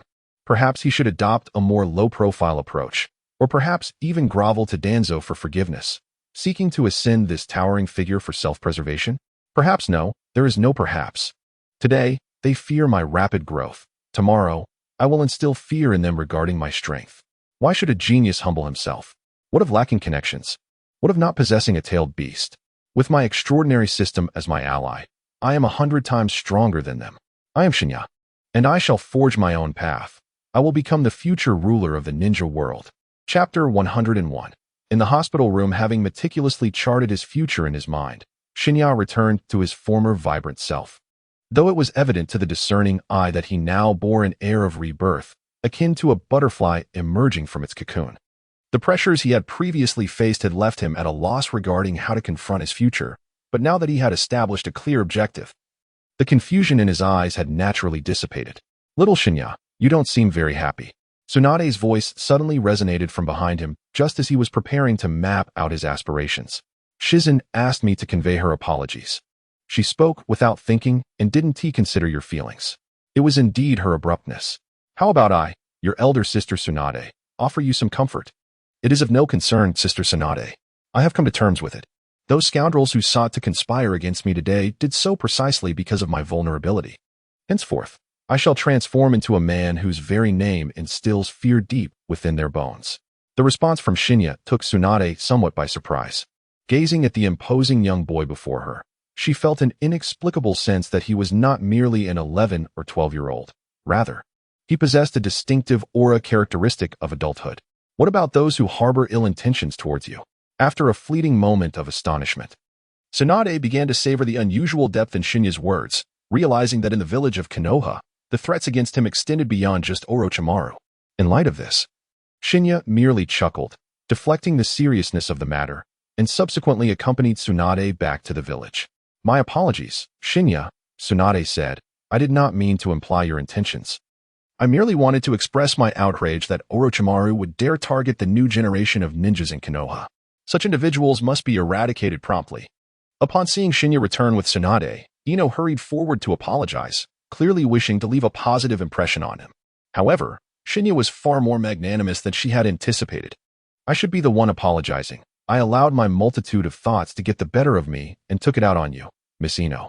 I sincerely regret it. To emphasize his earnestness, Shen Ye bowed deeply before her. Thus, the atmosphere lightened once more, and shortly thereafter, the group returned to Konoha. The first order of business upon their return was for Tsunade to escort the 3 genin, including Shen Ye, to the Konoha hospital. Although Shen Ye insisted he was nearly recovered, he was nonetheless unceremoniously compelled to stay at the hospital. Meanwhile, Tsunade and Jiraiya reported to the 3rd Hokage about the inquiries they had made of Shen Ye during their journey. The 3rd Hokage took this matter very seriously, promptly enclosing the village and using the investigation of Orochimaru's remnants as a pretext to thoroughly search nearly every ninja household. The commotion was such that even from his hospital bed, Shen Ye was acutely aware of the unfolding events. As for the source of the information, Shen Ye, confined to the hospital, felt like the happiest person in the world. Barely a day into his stay, Mei Xiang appeared, having heard the news from some source, bearing a fruit basket to visit him. The following day, Shen Ye's friends crowded into his room, rendering it nearly impossible to move. Dingzhua, can't you lose a little weight? The hospital room is already small, and you occupy the space of several people. I can't help it. My father says our Akimichi clan is meant to be this way, and he has asked me to lose weight. Quite the contrary, he encourages me to eat more. Do either of you know that you need to keep your voices down in the ward? It could disturb Shen Ye's rest. With a single remark, Mei Xiang silenced Ding Zhua and Shikaku, though the two continued their silent warfare. Come, Shen Ye, have a piece of apple. Turning to him, Mei Xiang transformed into a gentle presence, offering a small slice of cut apple. I assure you, I am truly fine. If it weren't for Tsunade's orders, I would be ready to take on my next mission right now. That is not permissible. The nurse has advised you to rest quietly, ideally refraining from utilizing any chakra. So allow us to cheer you on. Meanwhile, seeing Shen Ye indulge in the apple offered by Mei Xiang, Mei Ting, not want to be outdone, promptly presented a slice of orange to Shen Ye's lips, fully embodying tenderness, in stark contrast to the lively atmosphere surrounding Shen Ye. The adjacent hospital room housing Uchiha appeared rather desolate. It was not until recently, when his brother, Ryong Rizu, delivered a fruit basket, that there had been any visitors. Even Ryong Rizu stayed for only a brief moment before excusing himself under the pretense of returning home to practice, casting glances at Shen Ye imbued with a hint of envy. Ah, the individual in the opposite bed, Uchiha, is my comrade from this mission. Without his assistance, it is likely that my return would not have been so effortless. In the keen gaze of Shen Ye, he discerned a flicker of emotion in Richa's eyes through a narrow gap. However, upon meeting Shen Ye's gaze, Richa chose to bow his head, evidently reluctant to reveal his inner feelings. Since they were all friends, why not celebrate together? To commemorate their triumphant return, I shall treat everyone to a barbecue today. Amidst the cheers, Shen Ye noticed a glimmer of moisture in Richa's eyes, which vanished as quickly as it appeared when Richa turned away. Yet, Shen Ye understood that soon another companion would join their ranks. Since Dingzhua was treating, I must bring along my savior. What? Shen Ye, you've grown so powerful, yet still required saving? Upon hearing Shen Ye's words, the ever-astute Minato was visibly taken aback. However, after Shen Ye recounted the entire tale, he nodded in approval, clearly supportive of Shen Ye's decision. Richa, who had been among the first to be defeated and fell into unconsciousness, was astonished to learn that the masked man had been severely injured by Zhua using the Wolf Fang technique. He had been oblivious to the perilous situation that had unfolded until Shen Ye articulated it. Ahem. Just as the group of friends was deliberating where to enjoy their barbecue that evening, a familiar and steady voice interrupted from behind. Ah, little ones. I see you are all in high spirits. Lord Third. The group quickly made way, recognizing that this visit was evidently directed at Shen Ye, with the rest of them merely in attendance by chance. Just as they prepared to depart, they were called back by Sarutobi Hiruzen. Hold on, do not leave just yet. Since this matter involves you all, it saves me the trouble of seeking you out. Huh, what matter? It involves us. You have all proven yourselves to be competent genin. It is time to assign you each a mentor. Chapter 102. The Third's arrangement. Is it finally time for this? Splendid. When will the class divisions take place? I hope to be grouped with Shen Ye. Upon hearing this news, the other genin were filled with excitement, while Shen Ye felt a twinge of reluctance. For someone as free-spirited as he, mingling among powerful ninjas allowed for the acquisition of diverse jutsu. However, being assigned to a fixed group would hinder his ability to learn new techniques. Despite his reservations, Shen Ye acquiesced, contemplating whether he should join the Anbu to enhance his skill set. I have nearly finalized the class assignments. In a couple of days, once you receive your notifications, you can greet your respective mentors. The third Hokage did not explicitly address the class division. However, it can be inferred that it would resemble the grouping of the Konoha 12. Yet, numerous other elements are at play, and the specifics will only be revealed upon official notification. Now, there is another matter I wish to discuss privately with these two youngsters. So you may all return for the time being. A teacher will come to inform you when the time is right. Farewell, third Hokage. The group collectively bid their farewells to the third Hokage and waved to Shen Ye and Nichi, after which Shen Ye's companions gradually made their way home. Third Hokage. If you have something to say, please do so directly. Why be so formal with the future pillars of Konoha? Once all unrelated parties had departed, Shen Ye presented Sarutobi Hiruzen with an apple from a fruit basket, showcasing the hospitality of a host. The third Hokage, unceremoniously, set aside his hood and began to eat the apple. I merely wish to inform you about the aftermath of this incident. I truly did not anticipate Orochimaru's defection. It was a failure on my part as Hokage, and I hope you can forgive me. Despite his words, no trace of sorrow could be seen on the third Hokage's face. Instead, he savored the apple with greater enjoyment. Furthermore, I have dispatched individuals to examine Orochimaru's laboratory. And indeed, several missing ninjas from Konoha have been rescued. Additionally, upon Danzo's recommendation, we have apprehended those ninjas closely associated with Orochimaru, which may aid in the upcoming operation to capture him. Yes. Well done, very thorough. But what use is this information to me, third Hokage? In Shen Ye's mind, he had already prepared himself for this, as the original narrative depicted the third Hokage acting in such a manner following Orochimaru's defection. However, Orochimaru had numerous hidden strongholds outside of Konoha, and much of his research was not located within the village. Therefore, capturing a multitude of his followers would ultimately be futile. Of course, it is relevant. I hope you will continue to follow up on this matter. Me? An apple nearly lodged in Shen Ye's throat as he choked in disbelief. He had not expected the seemingly benevolent third Hokage to place such a burden upon him. He had previously encountered Orochimaru, and the terrifying pressure from that experience still haunted him as a nightmare. Third Hokage, you truly overestimate my abilities by asking me to follow up on this. You little rascal, do you only show respect when faced with unpleasant tasks? Of course, I would not send you alone. The third Hokage had evidently anticipated Shen Ye's reaction. With a gentle clap of his hands, he addressed the surrounding air, "Come forth." A white mist ascended, and a voice, one familiar to Shen Ye, resonated from behind the third Hokage. Allow me to introduce myself. I am a direct disciple of the great sage of MT Miyaboku, the Toad Sage of Miyaboku. Confronted by the grand entrance of Jiraiya, Shen Ye couldn't help but feel a strong urge to facepalm. This fellow, with whom he was quite familiar, was acting as if they had never met before, launching into an introduction, coupled with his somewhat formal appearance. One might easily be deceived if unaware of his notorious reputation as the lecherous sage. Jiraiya, my old friend, what brings you here? The sudden appearance of Jiraiya filled Shen Ye with a terrible foreboding, as he sensed he had once again fallen victim to the machinations of the third Hokage. Oh, I can no longer call you brother. From now on, it must be Master Jiraiya. Surely, you jest. We are far too familiar for such formalities. You cannot be serious.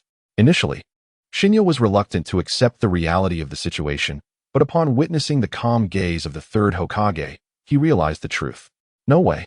This old lecher is to be my teacher? My hard-won reputation will be utterly ruined. What? You little brat. You dare to call me an old lecher? I ought to string you up and spank you. Fool, watch my fire release.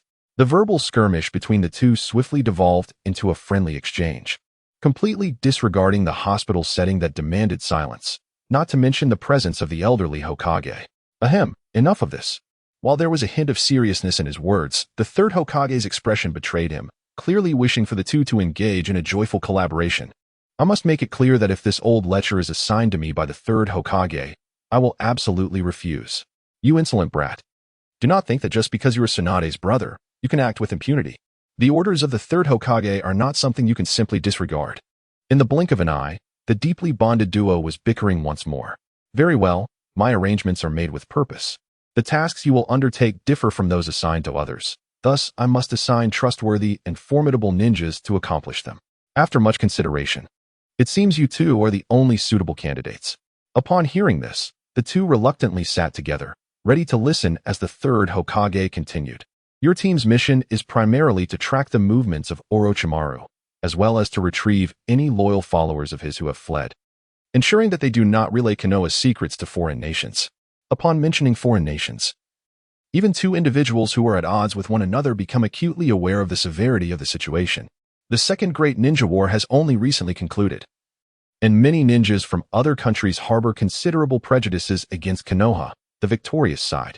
At this moment, even the slightest disturbance could ignite the Third Great Ninja War, and it would not merely be a matter of Orochimaru fleeing from the scene.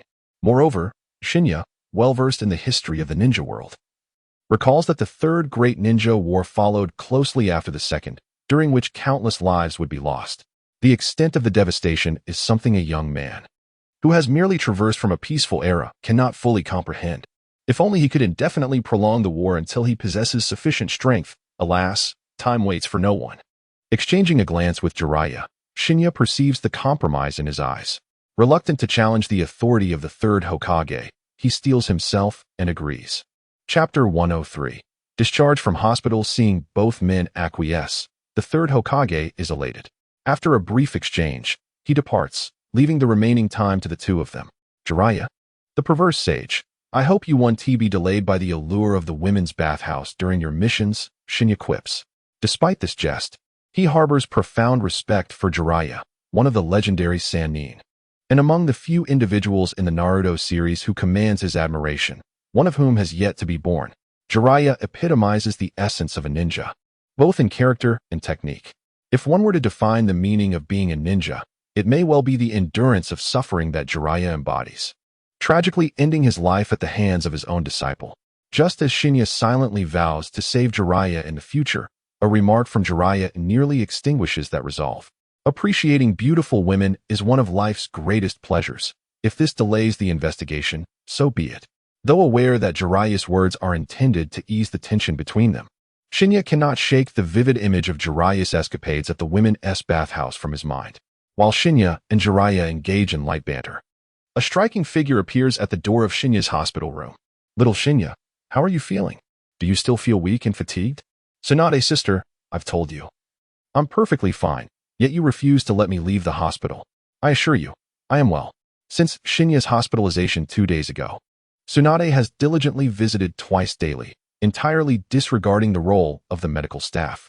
Ignoring the lecherous gaze of Jiraiya, Tsunade strides directly to Shen Ye, who is eager to demonstrate his recovery, and proceeds to utilize her chakra to examine his condition. You may feel fine now, but you are not a medical ninja, so you cannot grasp the importance of this matter. If you don't behave, I still have the injections from the day before yesterday. Would you like to reconsider? Speaking of the needle from the day before yesterday, it truly sent a shiver down Shen Ye's spine. Previously, he had stubbornly refused to enter the hospital, unwilling to cooperate with Tsunade's examinations and treatments. After all, having pilfered the 100 healing techniques, he believed it was sufficient for his needs. Moreover, Shen Ye was apprehensive that if discovered, he would be at a loss to explain his possession of such techniques.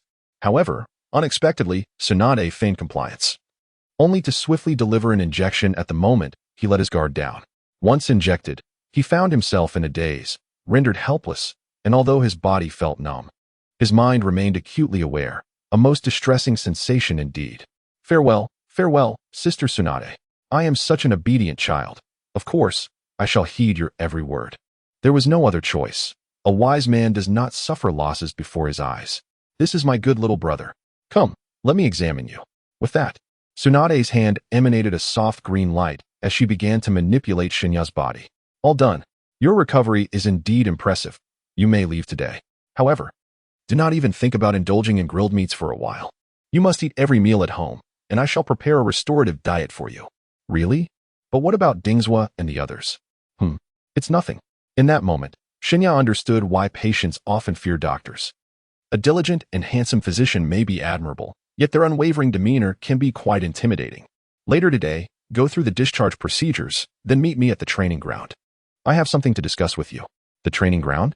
Ever since being taken in, although Shinya had spent all his time at Tsunade's residence, she had never actually taught him any ninjutsu. He had once sought her guidance on a couple of techniques, only to be turned down on the grounds of their inappropriateness. Why today, he pondered. Yet, Shinya chose not to dwell on it.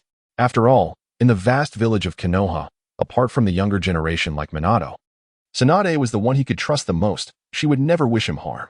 Seeing Shinya's reluctant compliance, Tsunade shook her head with a wry smile, leaving the room without further comment. Shinya, you may not know this, but Tsunade's brother and lover both perished during the Second Shinobi World War. At that time, she had lost the ability to serve as a medical ninja. It was only upon your emergence, whom she came to regard as a brother, that she found a reason to rise again. Therefore, you must not die. Under normal circumstances, Shinya would have lectured Jiraiya for saying you must not die. But in this moment, he inexplicably nodded and softly replied, I will not die. Shinya was well aware of Jiraiya's implications regarding the impossibility of becoming a medical ninja. In the context of warfare, developing hemophobia would undoubtedly signal the end of one's career as a battlefield medic. Even someone as formidable as Tsunade would be no exception. Reflecting on the fact that Tsunade had shown no lingering effects in front of him, it became evident that he held considerable significance in her eyes. Enough of this despondency. It was time to proceed with the discharge formalities. With a serious demeanor, Shinya appeared to be under considerable pressure. Jiraiya, mistakenly attributing this to himself, approached to offer comfort. Raising two fingers in the shape of chopsticks and inquiring whether Shinya wished to indulge in a bowl of Ichiraka ramen. No. I believe I shall heed Tsunade's advice and save my meal for later. However, if you wish to treat me, we can discuss it once Tsunade gives her orders. As he changed into his clothes, he glanced at the barrier surrounding him, then at the bewildered Uchiha outside, marveling at the prowess of the third Hokage, whose barrier was so adept that even Shinya, seated, had failed to notice its existence. Seeing Shinya exit the hospital room alone, Jiraiya offered an apologetic smile to Uchiha next door, then performed hand seals to dispel the barrier before departing. The feeling of being cared for was truly delightful. With their exit, Uchiha found himself alone in the room and couldn't help but reflect on how Shinya consistently attracted capable individuals around him. Perhaps this was what one referred to as charisma. Meanwhile, as Shinya completed his discharge procedures and bid farewell to Jiraiya, he returned home, where Tsunade was still occupied. He awaited her return in quiet anticipation. After an indeterminate amount of time, he was roused from his reverie by Tsunade's arrival. I was delayed at the thirds discussing some matters, but the day is still bright outside. Come with me to the training ground. Confused, Shinya followed Tsunade without understanding the purpose of their outing. Before long, they arrived at a sparsely populated training area. What is it, Tsunade? He inquired. I want to teach you a couple of techniques before you head out, so you won't be bullied in my absence. Chapter 104. Peace and War. Despite Tsunade's words being as succinct and clear as ever, the concern and care in her tone were unmistakable. After a prolonged silence from Shinya, Tsunade hurried forward to check on him, just as he discreetly wiped away the tears from the corners of his eyes. All right, Tsunade, what will you teach me? But if it's too simple, I shan't learn it. Despite the fact that Shinya had pilfered an array of skills from Tsunade, it was undeniable that none of these could rival the efficacy of those imparted directly by a master. Tsunade, ever generous, willingly shared her extensive research on forbidden techniques with Shinya, including the mastery of the Baika no Jutsu and methods to retain the power accumulated through daily practice. Thus, the two remained in the training grounds until the stroke of midnight before returning home, with Shinya experiencing a state of chakra depletion the following day. After all, the Baika no Jutsu, renowned as the most formidable forbidden technique among medical ninjas and unmatched throughout the Naruto realm, naturally posed considerable challenges in its mastery. Fortunately, it was not until the third day, while Shinya diligently practiced chakra alone at home, that he began to recover from his exhausted state. And Jiraiya had not sought him out, likely having learned of Shinya's condition from Tsunade. Only upon grasping the essence of the Baika no Jutsu from Tsunade did Shen Ye fully recuperate. And today marked the first day Tsunade had permitted him to forego his medicinal meals. Tsunade, I'm off to find my friends. With that, Shen Ye hurriedly dashed out of the door, leaving Tsunade behind, who smiled softly at the ajar door. Tsunade-sama, the third Hokage is seeking your presence. It appears there is a new mission at hand. Before Shen Ye could take more than a few steps, a shadow descended beside Tsunade, kneeling before her in a posture of humility. Understood. I shall attend to the mission shortly. Let these youngsters enjoy themselves for now. Is that truly wise? The figure inquired, raising his head with a note of uncertainty, though his expression was concealed behind a decorative mask. For a group of genin, what could be of such grave importance? It seems to involve issues concerning the land of rain. It would be prudent for you to head there sooner rather than later. After relaying the message, the shadow vanished as abruptly as it had appeared, leaving Tsunade in contemplation. After a significant pause, Tsunade emerged from her reverie, gazing at the distant Hokage rock with a wistful tone, as if addressing herself. The land of rain, a place brimming with memories.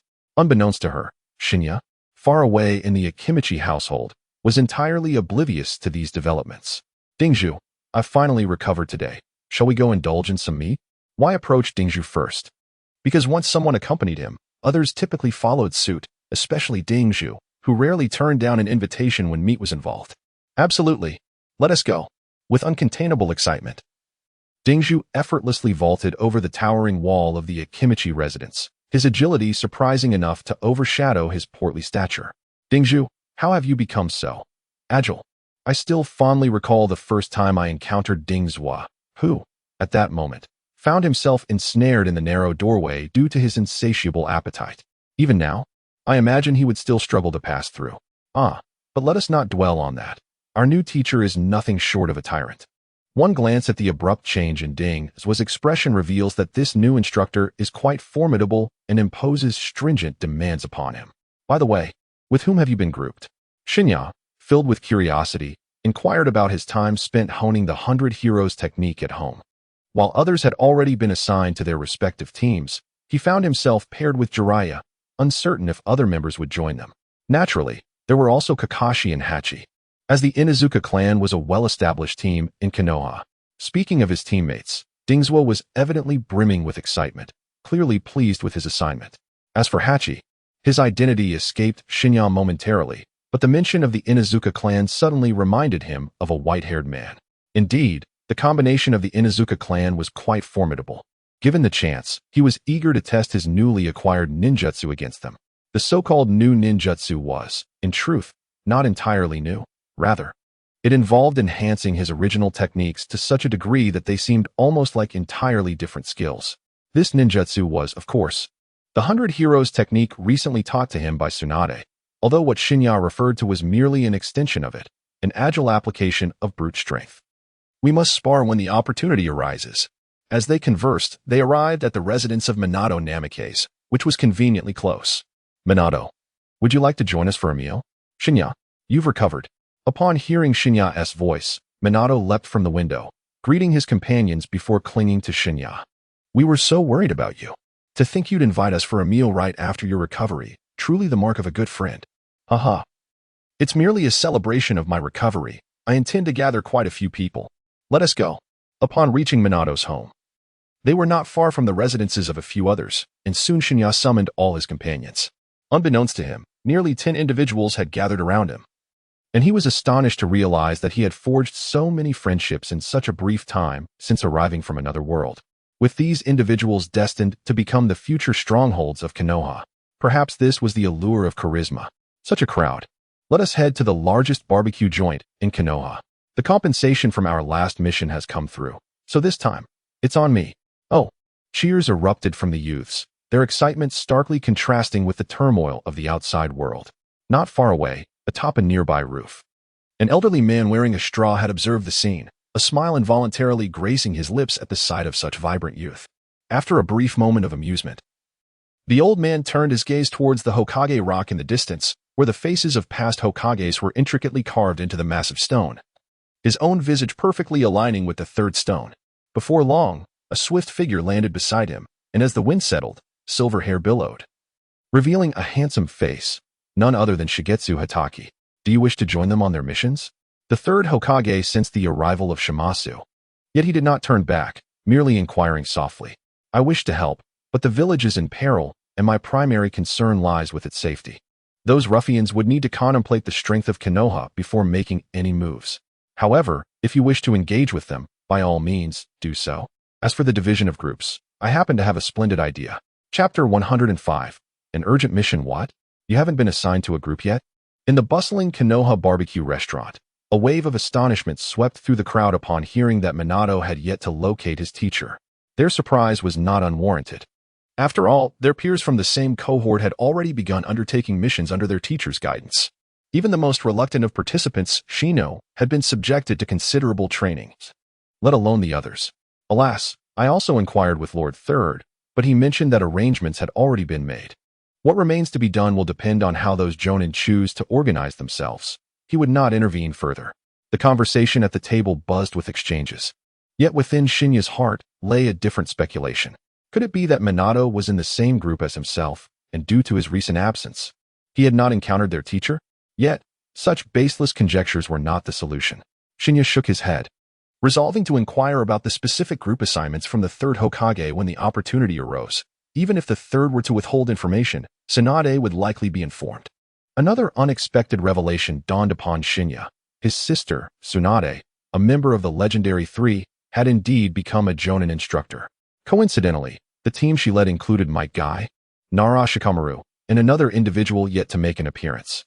According to Shikamaru, today was a day off granted by Tsunade for their group, and starting tomorrow, they would commence their missions. This brought warmth to Shinya's heart. Evidently, this unanticipated holiday was bestowed upon him so he could finally join in social gatherings. Let us raise a glass to the next generation of Konoha. With a resounding agreement, the gathering concluded after an extensive half-day of celebration. Tsunade-sensei? Just as they exited the barbecue establishment, the group encountered their respective teachers at the entrance, with the striking Tsunade leading the way. Find your respective instructors. An urgent mission awaits. Shimasu is to return to the team, while Shinya and Minato shall await Jiraiya's arrival. The others move out. This seemed to be the first instance in Shinya's memory where Tsunade disregarded his voice, and it was not difficult to comprehend the rationale. The significance of this joint mission was evidently far greater than their usual leisurely tasks. Understood. As the urgency of Tsunade's command resonated, the crowd exhibited no hesitation, swiftly locating their respective mentors and vanishing before Shiny's eyes in mere moments. Only after everyone had disappeared did Tsunade lower herself to address Shernai with a grave expression. Young Shernai, this mission is unlike any before. The situation is critical, and there is little time for elaboration. However, the jutsu I have taught you must only be employed in the direst of circumstances. One more thing, you must return alive. Shernai, bewildered, merely nodded. Although he did not fully grasp Tsunade's words, he could sense the tension, anxiety, and concern woven into her tone.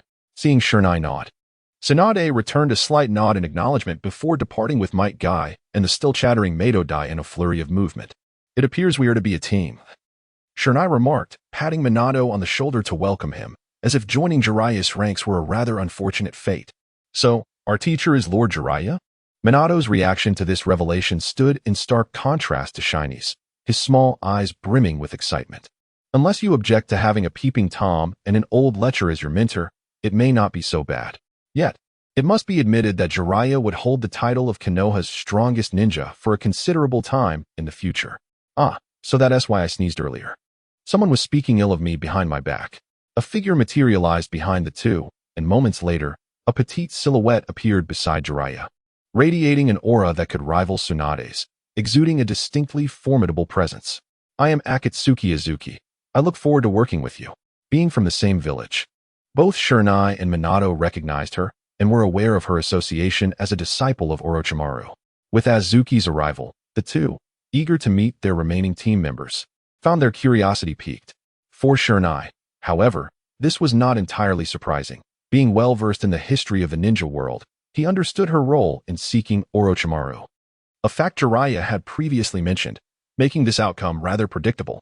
Minato, unaware of the underlying implications, regarded Akatsuki with a wary expression, evidently harboring some reservations about her identity. Rest assured, The third Hokage has conducted an investigation. Azuki is entirely uninformed of Orochimaru's plans and has merely studied under him for a short time. Her presence may very well be the key to locating Orochimaru. Upon hearing Jiraiya's words, Azuki subtly touched her neck among those present. Only Minato was oblivious to the significance of this gesture, thus his gaze toward her remained unchanged. From now on, we shall be teammates, remaining together until you all achieve the rank of Jonin. What prompted the sudden assembly just now? Moreover, why was there a coordinated effort involving multiple classes? How did this unfold so unexpectedly? The inquiries posed by Shen Ye evidently struck a chord with Jiraiya, who, initially relaxed, suddenly wore a stern expression, indicating that this mission was anything but ordinary. The crowd was considerable, so they decided to discuss the details in the Hokage's office. Since everyone had gathered and acquainted themselves, they should proceed. Upon concluding his statement, Jiraiya took the lead, swiftly making his way toward the Hokage's office. Red Bean, having become familiar with Shen Ye and Minato, had little to say and simply followed Jiraiya's pace toward their destination. Have the seals been prepared? Despite the urgency of the situation, Shen Ye was determined to complete all necessary preparations. He regarded Minato as a subordinate in need of safeguarding rather than the formidable fourth Hokage he would become in the future. Yes, everything is ready. The kunai have been marked. Now it is time to confront the enemy. Minato, filled with fervor, was eager to engage, yet Shen Ye remained apprehensive. Leave a seal on me. Should any complications arise, I will ensure your safety. I am already a capable ninja in my own right. Let us hasten to the office so as not to keep Lord Jiraiya waiting. Though reluctant, Minato affixed a Flying Thunder God seal to Shen Ye's ninja tool pouch. Still feeling uncertain, Shen Ye decided to leave a seal on Minato as well before they dashed toward the Hokage's office. Chapter 106. The Serpent Hunter from Various Perspectives. This mission appeared to be fraught with complexity. Shen Ye harbored a foreboding sense that peril awaited them. The sole consolation was that all of Konoha was now on guard against Orochimaru, unlike his prior solitary vigilance against the formidable foe. Lost in thought, Shen Ye and Minato soon arrived at the Hokage's office, where Jiraiya and Red Bean were already present. Lord Third. Upon their arrival, the two mimicked Jiraiya's earlier demeanor, kneeling on one knee, awaiting the directives of Sarutobi Hiruzen. However, the third Hokage was not one to dwell on formalities. He waved his hand, permitting them to rise. I believe Jiraiya has briefed you on the situation. You can relay the details to your team during the journey. Now, let us assign your mission. Without a moment's hesitation, he gestured for his assistant to produce a map. We have confirmed Orochimaru's stronghold at the border between the land of fire and the land of grass. We must intercept him before he and his subordinates can escape to the fire country. Move swiftly. Typically amiable, the third Hokage now exuded an air of stern gravity. The conical hat, once a symbol of peace, was absent, and despite seated at his desk, he donned a fitted suit of armor, embodying the visage of a warrior ready for battle. Yes, realizing the gravity of the situation, the four individuals dared not delay for even a moment and set off immediately upon receiving the command. Jiraiya-sensei, what exactly is happening? Despite the urgency of the matter, no one had taken the time to explain it to him. Minato, unlike Shen Ye, was not well versed in the history of the ninja world, and being merely a recent graduate, he was naturally unaware of the unfolding events. Ever since Orochimaru's defection, they had been relentlessly searching for his whereabouts. Only yesterday did the Anbu discover a stronghold of Orochimaru on the fringes of the Land of Fire. To avoid alerting him, the Anbu opted to return and regroup with the main forces. However, on their way back, they stumbled upon two additional locations resembling Orochimaru's base. A cunning rabbit has 3 burrows. Although they were aware that Orochimaru had multiple bases, Shen Ye was not privy to their exact locations. One could not help but admire Orochimaru's meticulous preparations. He had anticipated his betrayal of Konoha and established bases all around, ensuring a diverse array of research and future contingencies. Upon receiving this intelligence, they collectively concluded that Orochimaru's strongholds could not be limited to these few sites. It appeared more likely that he intended for them to discover these locations. Thus, this joint mission aimed to apprehend Orochimaru as swiftly as possible. As they hurried down the country path, Jiraiya recounted the origins of the mission, though his serious tone betrayed his own palpable anxiety. If we are uncertain how many strongholds there are, why not wait to gather more intelligence before taking action? Wouldn't striking now merely alert him? Minato's question echoed Shen Ye's thoughts. If they failed to capture Orochimaru this time, future attempts could prove exceedingly difficult. The current state of the ninja world diverged from Shen Ye's memories. Orochimaru should not have defected from Konoha at this early juncture. The Third Great Ninja War had yet to commence, and it was expected that the continuous warfare would have driven Orochimaru to his betrayal. Why, then, had the timeline advanced so significantly? Could it be the butterfly effect resulting from his own transference into this world? If that were indeed the case, his greatest advantage would vanish. He absolutely could not allow Orochimaru to stir trouble, or else his plans would be prematurely thwarted. Nevertheless, there was a silver lining in their desire to capture Orochimaru. Konoha shared Shen Ye's urgency. Ordinarily, one would expect a strategy of patience, yet reports indicated that Orochimaru had already engaged in dealings with the daimyo of the Land of Grass. Although the specifics of the transactions remained unclear, even a 1 in 1,000 chance of danger to Konoha could not be overlooked. Should they fall into the worst-case scenario? It might trigger the next great ninja war. This was undoubtedly the most dire outcome imaginable, one that neither Shen Ye nor Konoha wished to confront. However, it remained to be seen how the now divergent Orochimaru would act. So, what precisely is our mission this time? From the known bases, we must trace Orochimaru's whereabouts and bring him back to Konoha. Should that prove impossible, we shall execute him on the spot. For many years, my dear friend, Shen Ye pondered the mindset that led to such a declaration, yet the floral mask adorning his waist drew undeniable attention. It was indeed the mask of Konoha's Anbu. The significance of Jiraiya embarking on this mission with such a mask was clear. Perhaps, for Jiraiya, he had long anticipated this day. Shen Ye had never witnessed Jiraiya, who typically wore a lecherous expression, appear so solemn. Not even during the last confrontation with Tsunade against Orochimaru had he displayed such gravity. This expression was one that emanated from a resolute heart. At this moment, Jiraiya severed ties with the past, choosing to confront his closest friend for the sake of Konoha and its future. But how can we ascertain Orochimaru's location? Is it not true that several known bases exist? Jiraiya did not directly address Minato's inquiry. Instead, he cast a discreet glance at the child closely following him, the one who revered Orochimaru as his esteemed teacher and willingly offered himself as a subject for his experiments. Do you understand why we refer to ourselves as a team, while others are termed classes? I do not know. Are you aware of the distinction between the two? I do not know. Such inquiries had never graced Minato's ears, nor had Shen Ye encountered similar discourse in the original narrative. Even he was at a loss regarding Jiraiya's meaning. A class refers to a gathering of individuals who still have much to learn, led by a teacher to undertake missions, whereas we are a special operations team, formed with the intention of executing tasks, with me as your captain to guide you. Our team's name is the Serpent Hunters. The objective is clear. It appears that the third Hokage is resolute in his determination to eliminate Orochimaru. Contemplating the strength of their group, Shen Ye smiled slightly, once again marveling at the third's cunning. Could the third truly be unaware of their capabilities? A few children, alongside Jiraiya, who could merely match Orochimaru, were expected to vanquish the cunning rogue? It seemed their team merely served as a device to locate the serpent, while the true hunters remained elsewhere. Whether the third would personally intervene remained uncertain. Ultimately, everything hinged on the performance of a single individual. Chapter 107, The First Base. My cursed seal can assist us in locating Orochimaru. However, it cannot discern a specific direction, only whether he is nearby. This proclamation sent shockwaves through the assembly. This is akin to a humanoid navigation system, albeit with somewhat limited functionality. After a brief moment of astonishment, the group regained their composure.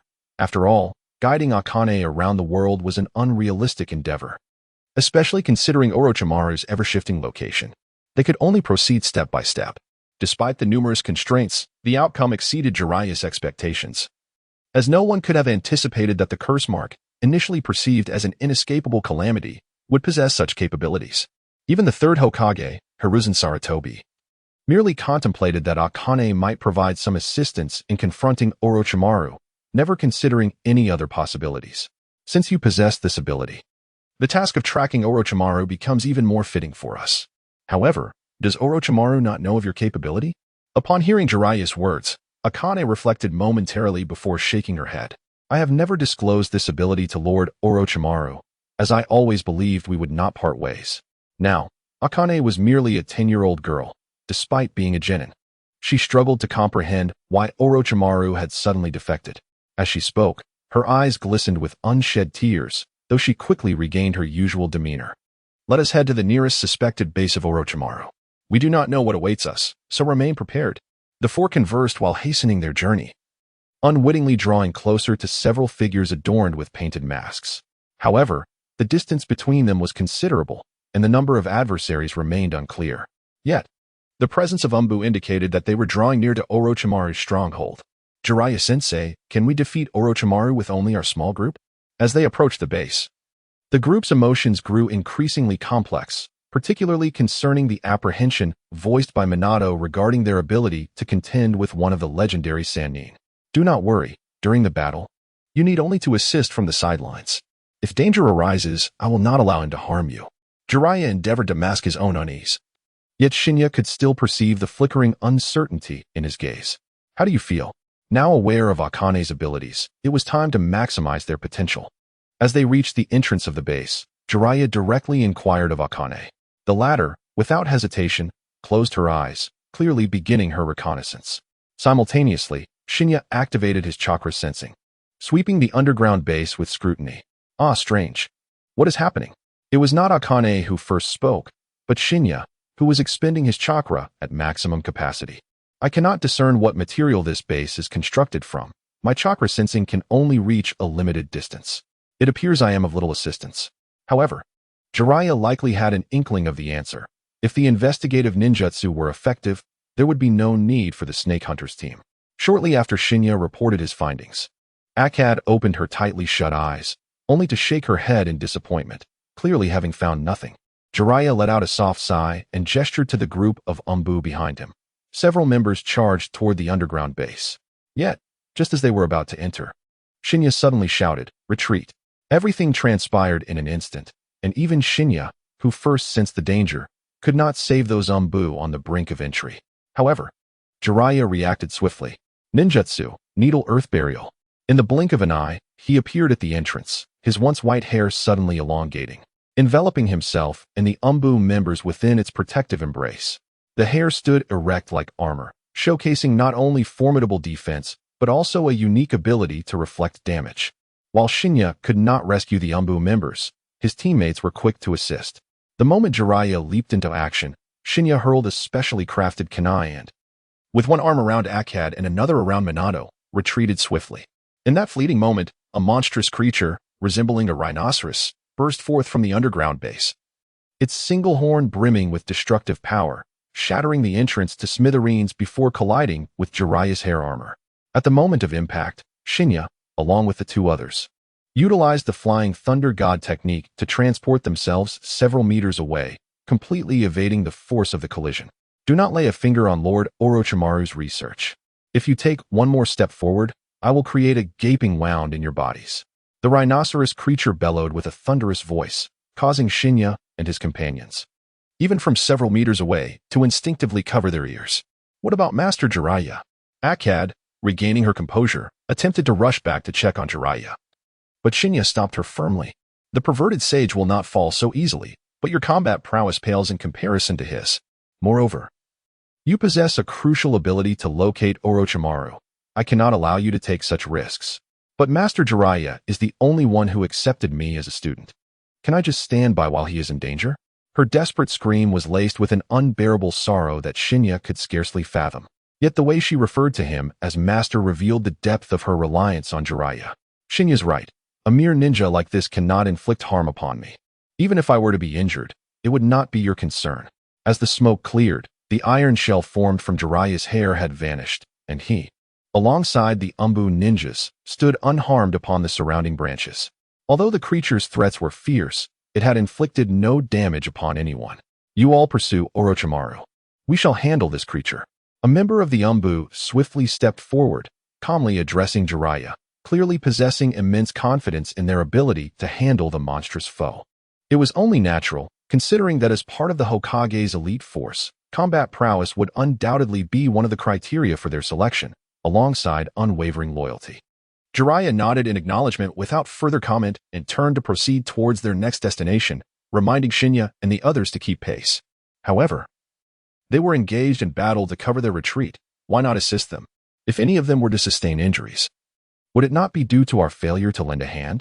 Jiraiya's decision to depart without hesitation left Minato perplexed as he stood rooted, clearly wanting to do something for those already clashing with the rhinoceros creature. Chapter 108. Catch up to Minato. What is the first rule of a ninja's code? To unconditionally fulfill the orders of one's superiors. Yet here you are, expecting me to watch them fight without intervening?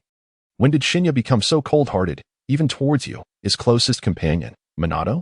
Their exchange did not halt Jiraiya, who continued onward, while Akane, following Jiraiya, took care to leave markers for the two along their path. Do not forget, you are now a ninja, no longer the child who played at being one. As a ninja, one must perform the duties expected of them. If you cannot, then you should not call yourself a ninja. This was the first time Shen Ye had spoken so sternly to his companion, especially to Minato, with whom he shared the closest bond. However, the truth remained.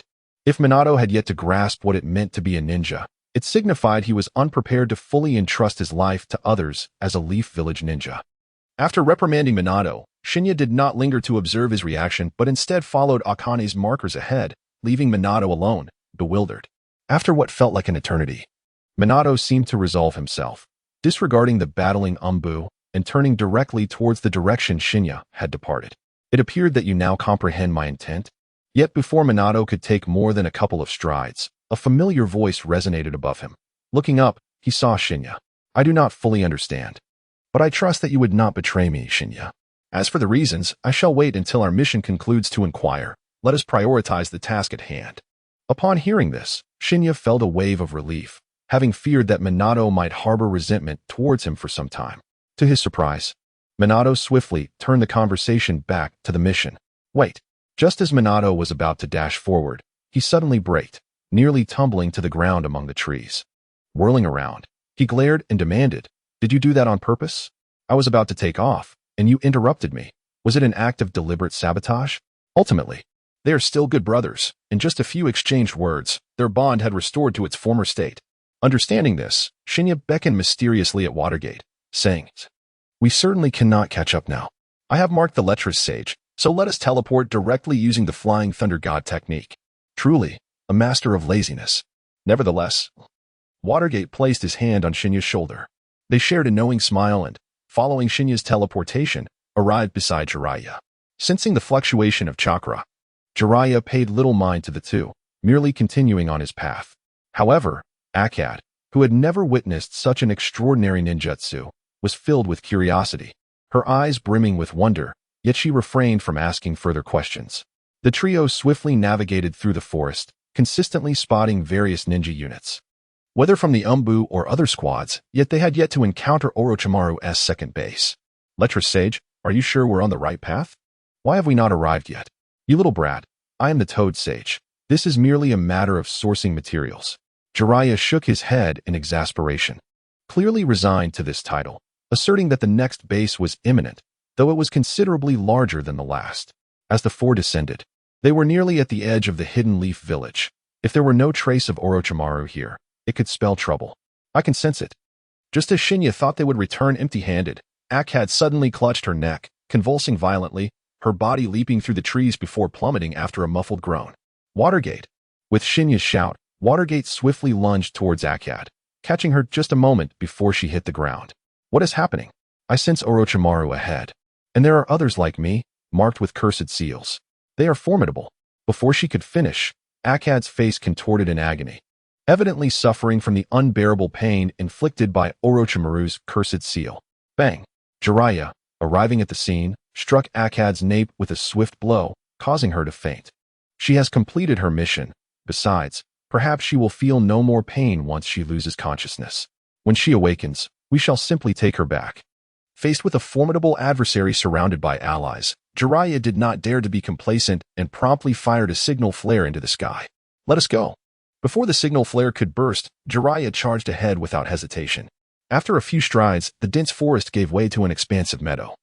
Yet the transition from trees to grassland revealed a battleground that bore the scars of a fierce conflict. The term relic aptly describes the scene. The blood of various monstrous entities and a multitude of corpses testified to the sacrifices these ninjas made in their effort to delay Orochimaru's advance. Ah, Orochimaru. It has been far too long. Care for a visit back to the village? Jiraiya, you remain as foolish as ever. Eliminate him. Orochimaru appeared unsurprised by Jiraiya's arrival, almost as if he had been awaiting this moment, remaining unfazed even as the brilliant flare erupted behind Jiraiya. Boys, buy me some time. I intend to unleash a decisive blow with sage techniques. In the face of the approaching array of bizarre creatures, Jiraiya instructed the two before he seated himself on the ground, beginning to gather the energies of heaven and earth. What a commanding teacher! Prepare yourselves. It is the perfect opportunity for you to witness my newly honed secret technique. In contrast to Shen Ye's sense of helplessness, Minato seemed invigorated, as if the lack of combat had been a torment for him. They exchanged a knowing glance and launched into action. Yet their methods were as different as night and day. With a kunai deftly thrown from Minato's hand, he initiated a rapid series of hand seals, crafting a formation that Shen Ye had never encountered before. This lad certainly puts in considerable effort. Shuriken, shadow clone technique. Minato's shout signaled that what had once been a single kunai multiplied in an instant. This must be the ninjutsu reward bestowed upon him by the third Hokage. While the Shuriken clone technique may hold little value for an ordinary ninja, as foes easily dispatched with a thrown kunai are seldom the most formidable. However, in the hands of Shen Ye and Minato, this technique proved exceptionally effective, as evidenced by the specialized kunai Minato hurled. Chapter 109. Farewell, Sage Techniques.